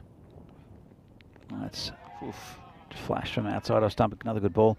I think Barbarians look pretty good actually. As Barbarians in their game against Burno. Yeah. Yeah, they looked really good. There was who was it? Vitek. As we see tomorrow's game, so we have Burno against PCC, replay of today's opening match. Barbarians against PCC again. Then Burno against Prague Barbarians, and then Vinarati end up against PCC, and then Barbarians against Vinarati, which would be a really nice game to finish the day. Two evenly matched teams. So Burno will have got 2 more games tomorrow, and they'll really want to improve. Yeah, and I think after that match 8 for them, I think they get to go home for a couple of days and rest up. Yeah, and they've got some quality players to come in. Dylan Stain is one of them. Yeah. So I'm sure they'll bring in some quality. Yeah, just going back to the Barbarians, Vishak, who had a really good innings there, 38 I think off. Vishak, yeah. Vishak off about 18 deliveries, I think he scored. Mane. I had a bit of a chat to him before. I said hi, and I said, like, it was really good to see you score runs. Yeah. And because he's a very good batsman. He's a good cricketer all up, is Vishak. And so it was nice to see good cricketers and good people get runs. You know, this is in the air, and there's 3 of them coming round, and they managed to drop it. His backup almost caught it. Oh, so that was a bit of a comedy of errors. What was going on there? No one called. Made a lot of ground to it though. It was Mohammed Nabil. The backup fielder running sort of like towards the bowler. No, the bowler almost came in for the caught and bowled after his mid-on spilled it. Oh, this is hit straight towards Venki. Just actually it's not Venki. That's Sid Gowd is out here straight. So yeah, Barbarians impressed again. Do they have the firepower to really trouble the better teams? Well, I'm talking about PCC, who this is in the air as well. And what a catch! Quite a ripper. Catch of the century. I thought he was out of position. He's just plucked it out of the air. As simple as you like with one arm. Did a full pirouette. That was ridiculous. Let's have another look at this. High up in the air from the batsman. Look at this. And bang. He had no right to catch that. Oh, what a catch. He looked out of position. He had the pirouette. It was a full 360. And then he ended up just realising, I just got to throw the arm back, and I've pouched it. And supremely confident at the end, like he was looking around thinking, I always had that. What a great catch. Yeah, fantastic catch. Here we go. Pluck, out of the air. Well done. Well done. So, but looking at Vinarati as well, I think they've got some good players. Might have some other players coming in as well. They're the youngsters who'll definitely get a game sometime during the 2 weeks. But it really depends how many of these players they can keep, especially Sid Gowd, I think, and also Rakshit with the batting. But some of their additions, Adnan Mode looks really handy. Also, Nitin Meal scored a few runs in the first game, didn't get a bat in the second. But yeah, some good additions to this Vinarati lineup. So I think they're on about the same level as Barbarians, I think, at the moment. Whereas Burno, have a look at this graph again. They just keep on losing a wicket and over. It's going down, and it's just not been a good day at the office. They'll come back hard though, Burno. Yeah, it's that decline you see in that worm that it tells you that they're just going the wrong way, completely the wrong direction. Just can't maintain the momentum that they need to get the win. One bright spot in a weird way that he's basically only played one shot. Ali Kashif, he's 42 off 29. So he's probably going to get a 50 from playing the only shot they can play. The issue is, I mean, they lost a couple of very good batsmen without a run being scored from just a fantastic over from Joe Cope. Yeah, so, yeah, that's it. But, it's amazing what that sort of over can do to a team at the top like that. It's been a really good day's cricket, though. And this is in the air, and I think it's a bit of- Rakshit's going to take it, is he? Does take a nice, comfortable good catch out there, catch. Rakshit. And Venki, the skipper, gets a wicket. And that's the end of a very good innings from Ali Kashif. And getting the bulk of Burno's runs. Losing their 6th wicket now. Let's have another look at this. Didn't quite get enough of it. Rakshit came around, judged it really well, watched it all the way and plucked it out of the air. Really good catch there from Rakshit. Yeah, very good catch. Rakshit was away. I don't know where he was, but he used to play again. In 2019, he was playing in the national team. Yep. And we had high hopes in the sense that he's a quality batsman, but he's also a very good off spinner. We haven't seen it today. I don't know if he'll get a bowl in this team, to be honest. Yeah. And but he kind of disappeared for a while. I'll have to have a chat to him, see where he went. But he's back now, and he's played the full season with Vinarati and is pretty good form. So Varun Mehta, the keeper, is the new batsman, and neither of the batsmen here, Ashish Mehta, have scored yet. It's just been hitting the covers just for no run. Well, have a look at the situation of play there, Danny. We're coming to the end of the 9th over. The score is 74. The game is definitely well and truly out of the hands of the Burno team. Sure, nice shot. There's a good shot. Short ball, clobbered, and fair enough. And Dan Ziller has replaced our usual fluorescent bib-wearing man, and he's chasing the ball himself now. I think they'll just get another ball out of the pouch and continue this game. Why not? So the point I was trying to make, though, is that the last over, will they throw the ball to Danny O'Connor? I don't know. Or are they thinking net run rate needs to be preserved? No, I don't think that's in Venki's thinking. Nice fielding again. Very good He fielding. might give it to somebody who hasn't bowled yet. He might give it to Rakshit. Could be interesting choice coming up. Again, it's just about getting a feel for things. Yep. Let's see who's going to bowl. Who does he turn to? Looks like coming in from third man. Is that Meal? I think it might be Nitin Meal. Nitin Meal, yeah. I think so. The tall guy. The tall guy. Yeah. Well, he's pretty tall. There's quite a few tall players in this team. Well, everyone's tall when it comes to me. Even Yeah, I know. Danny's my height. Not you, Danny O'Connor. He's as tall as me. I'm just a short little. Venki's quite tall. Nitin is pretty tall. He's Shubs pretty is tall. very tall. Shubs is tall. Yep. Oh, you know who isn't? Shobit Bhatia. I didn't say it, Shob. Danny did. Just so you know. Oh, lovely shot. Yep, clever. Very clever. That's I think it's Ashish Mehta. In fact it's Varun Mehta. Just got himself in position very quickly there. Saw it and went bang. He's coming from around the wicket is the bowler. It's a lovely shot, and it was Ashish Mehta. Yeah, it's sort of short on the hips like that. It's the shot to go to for the batsman here in this ground. Oh, on this ground for sure. It's such a comfortable shot to play, and it's a boundary for all day.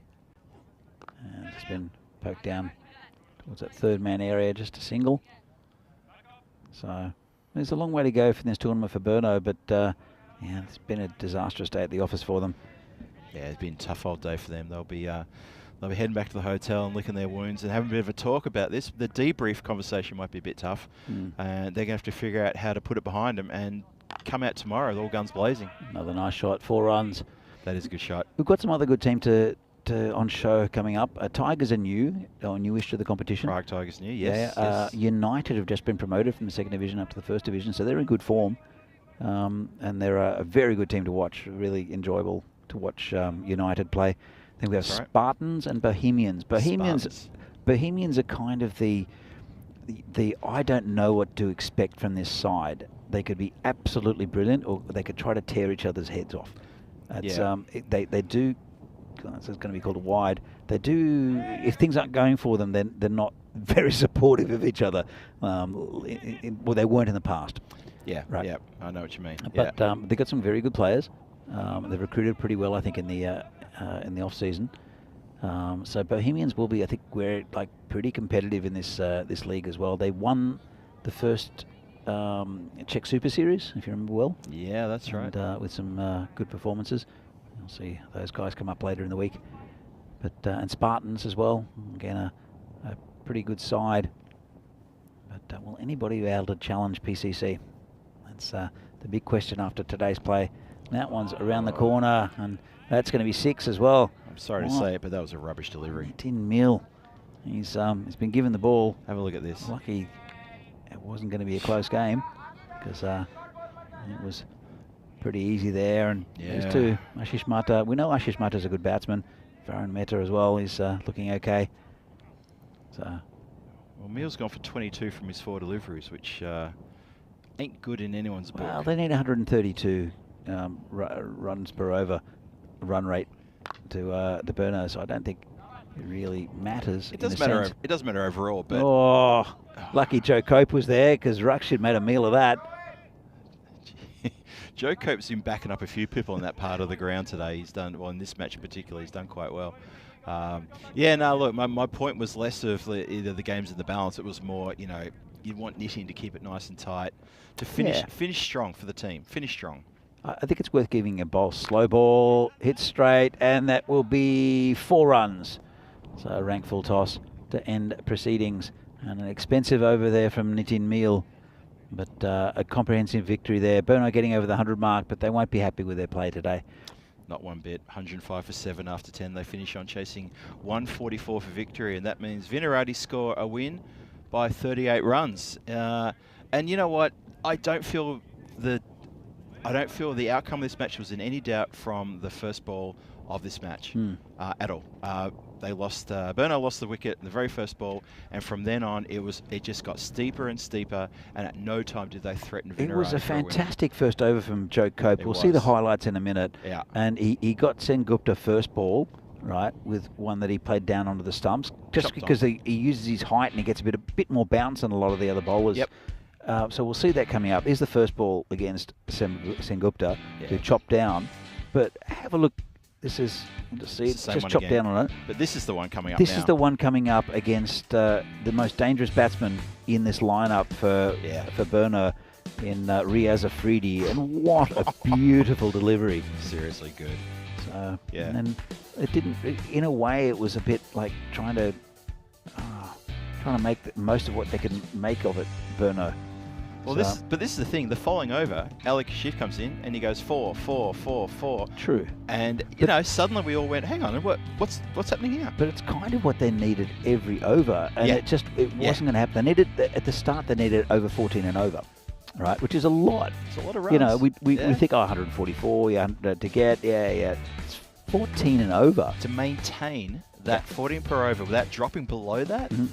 That's hard. Yeah. In anyone's book. And people in the chat and people will say, but you know, if you get 8 runs in this over, it means you've got to get 20 something next over. Oh, it's just like that, is it? It's as easy as that, is it? It's not as easy as that. It's not as easy as that. Absolutely not. I mean, again, they're amateur cricketers, but they're on both sides. There are national team members. Yep. National players who play at a good level. I mean, it's a European level. It's unlucky there that was from Venki. They play at a good level. And I mean, okay, the Czech Republic, there are some decent players here. All around Europe, though, you're getting really good players.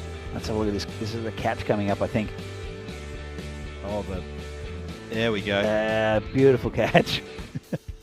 Just stuck a hand up in it. Had no right for that catch to stick. No. Not at all. We didn't see the pirouette though. This is a nice catch in the outfield here from Ruxh. Yep. But look, all up, a good performance from Vinarati. Played with a lot of spirit. Some late hitting in the final over, but it was really over by then. Yeah, I think that late hitting, it gave a bit of... it probably made the Burno effort look a bit better than what it was. I just think that they suffered right at the top of the innings and they just could never get back into gear. And to Vinarati's credit, they didn't take their foot off the accelerator. They made sure their bowling was tight, their fielding was tight. Yeah. And skipper Venki, we credit him for his passion, energy that he gives around the ground, and good for him to do that as well.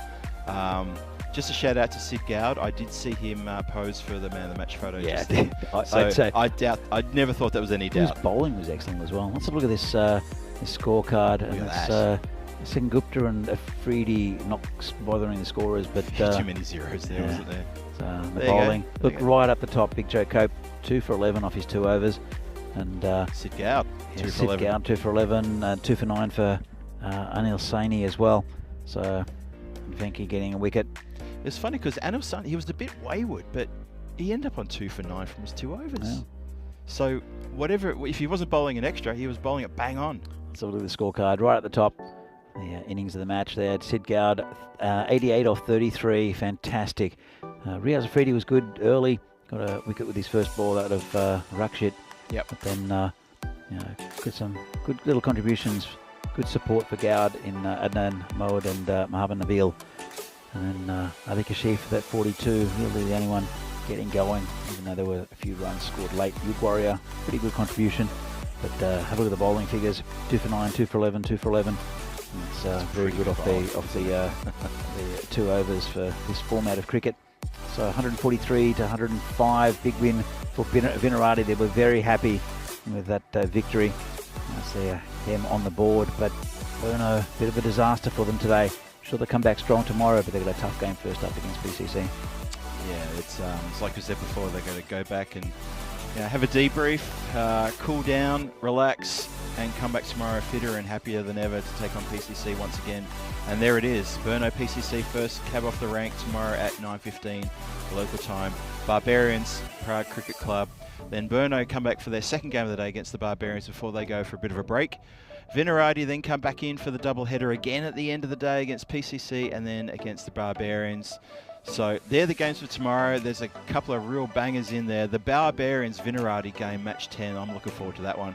That's like the old school rivalry that we've been going around Prague for many, many years, since the times that we used to play. Tomorrow, another big day of cricket. Looking forward to it. Yeah, look, very much looking forward to it. Good to be sitting next to you again, Phil. You too. Been really good fun. Yeah. I know Vinny will come in later in the week, but I'll see you again tomorrow. And see everyone at home tomorrow as well, I hope.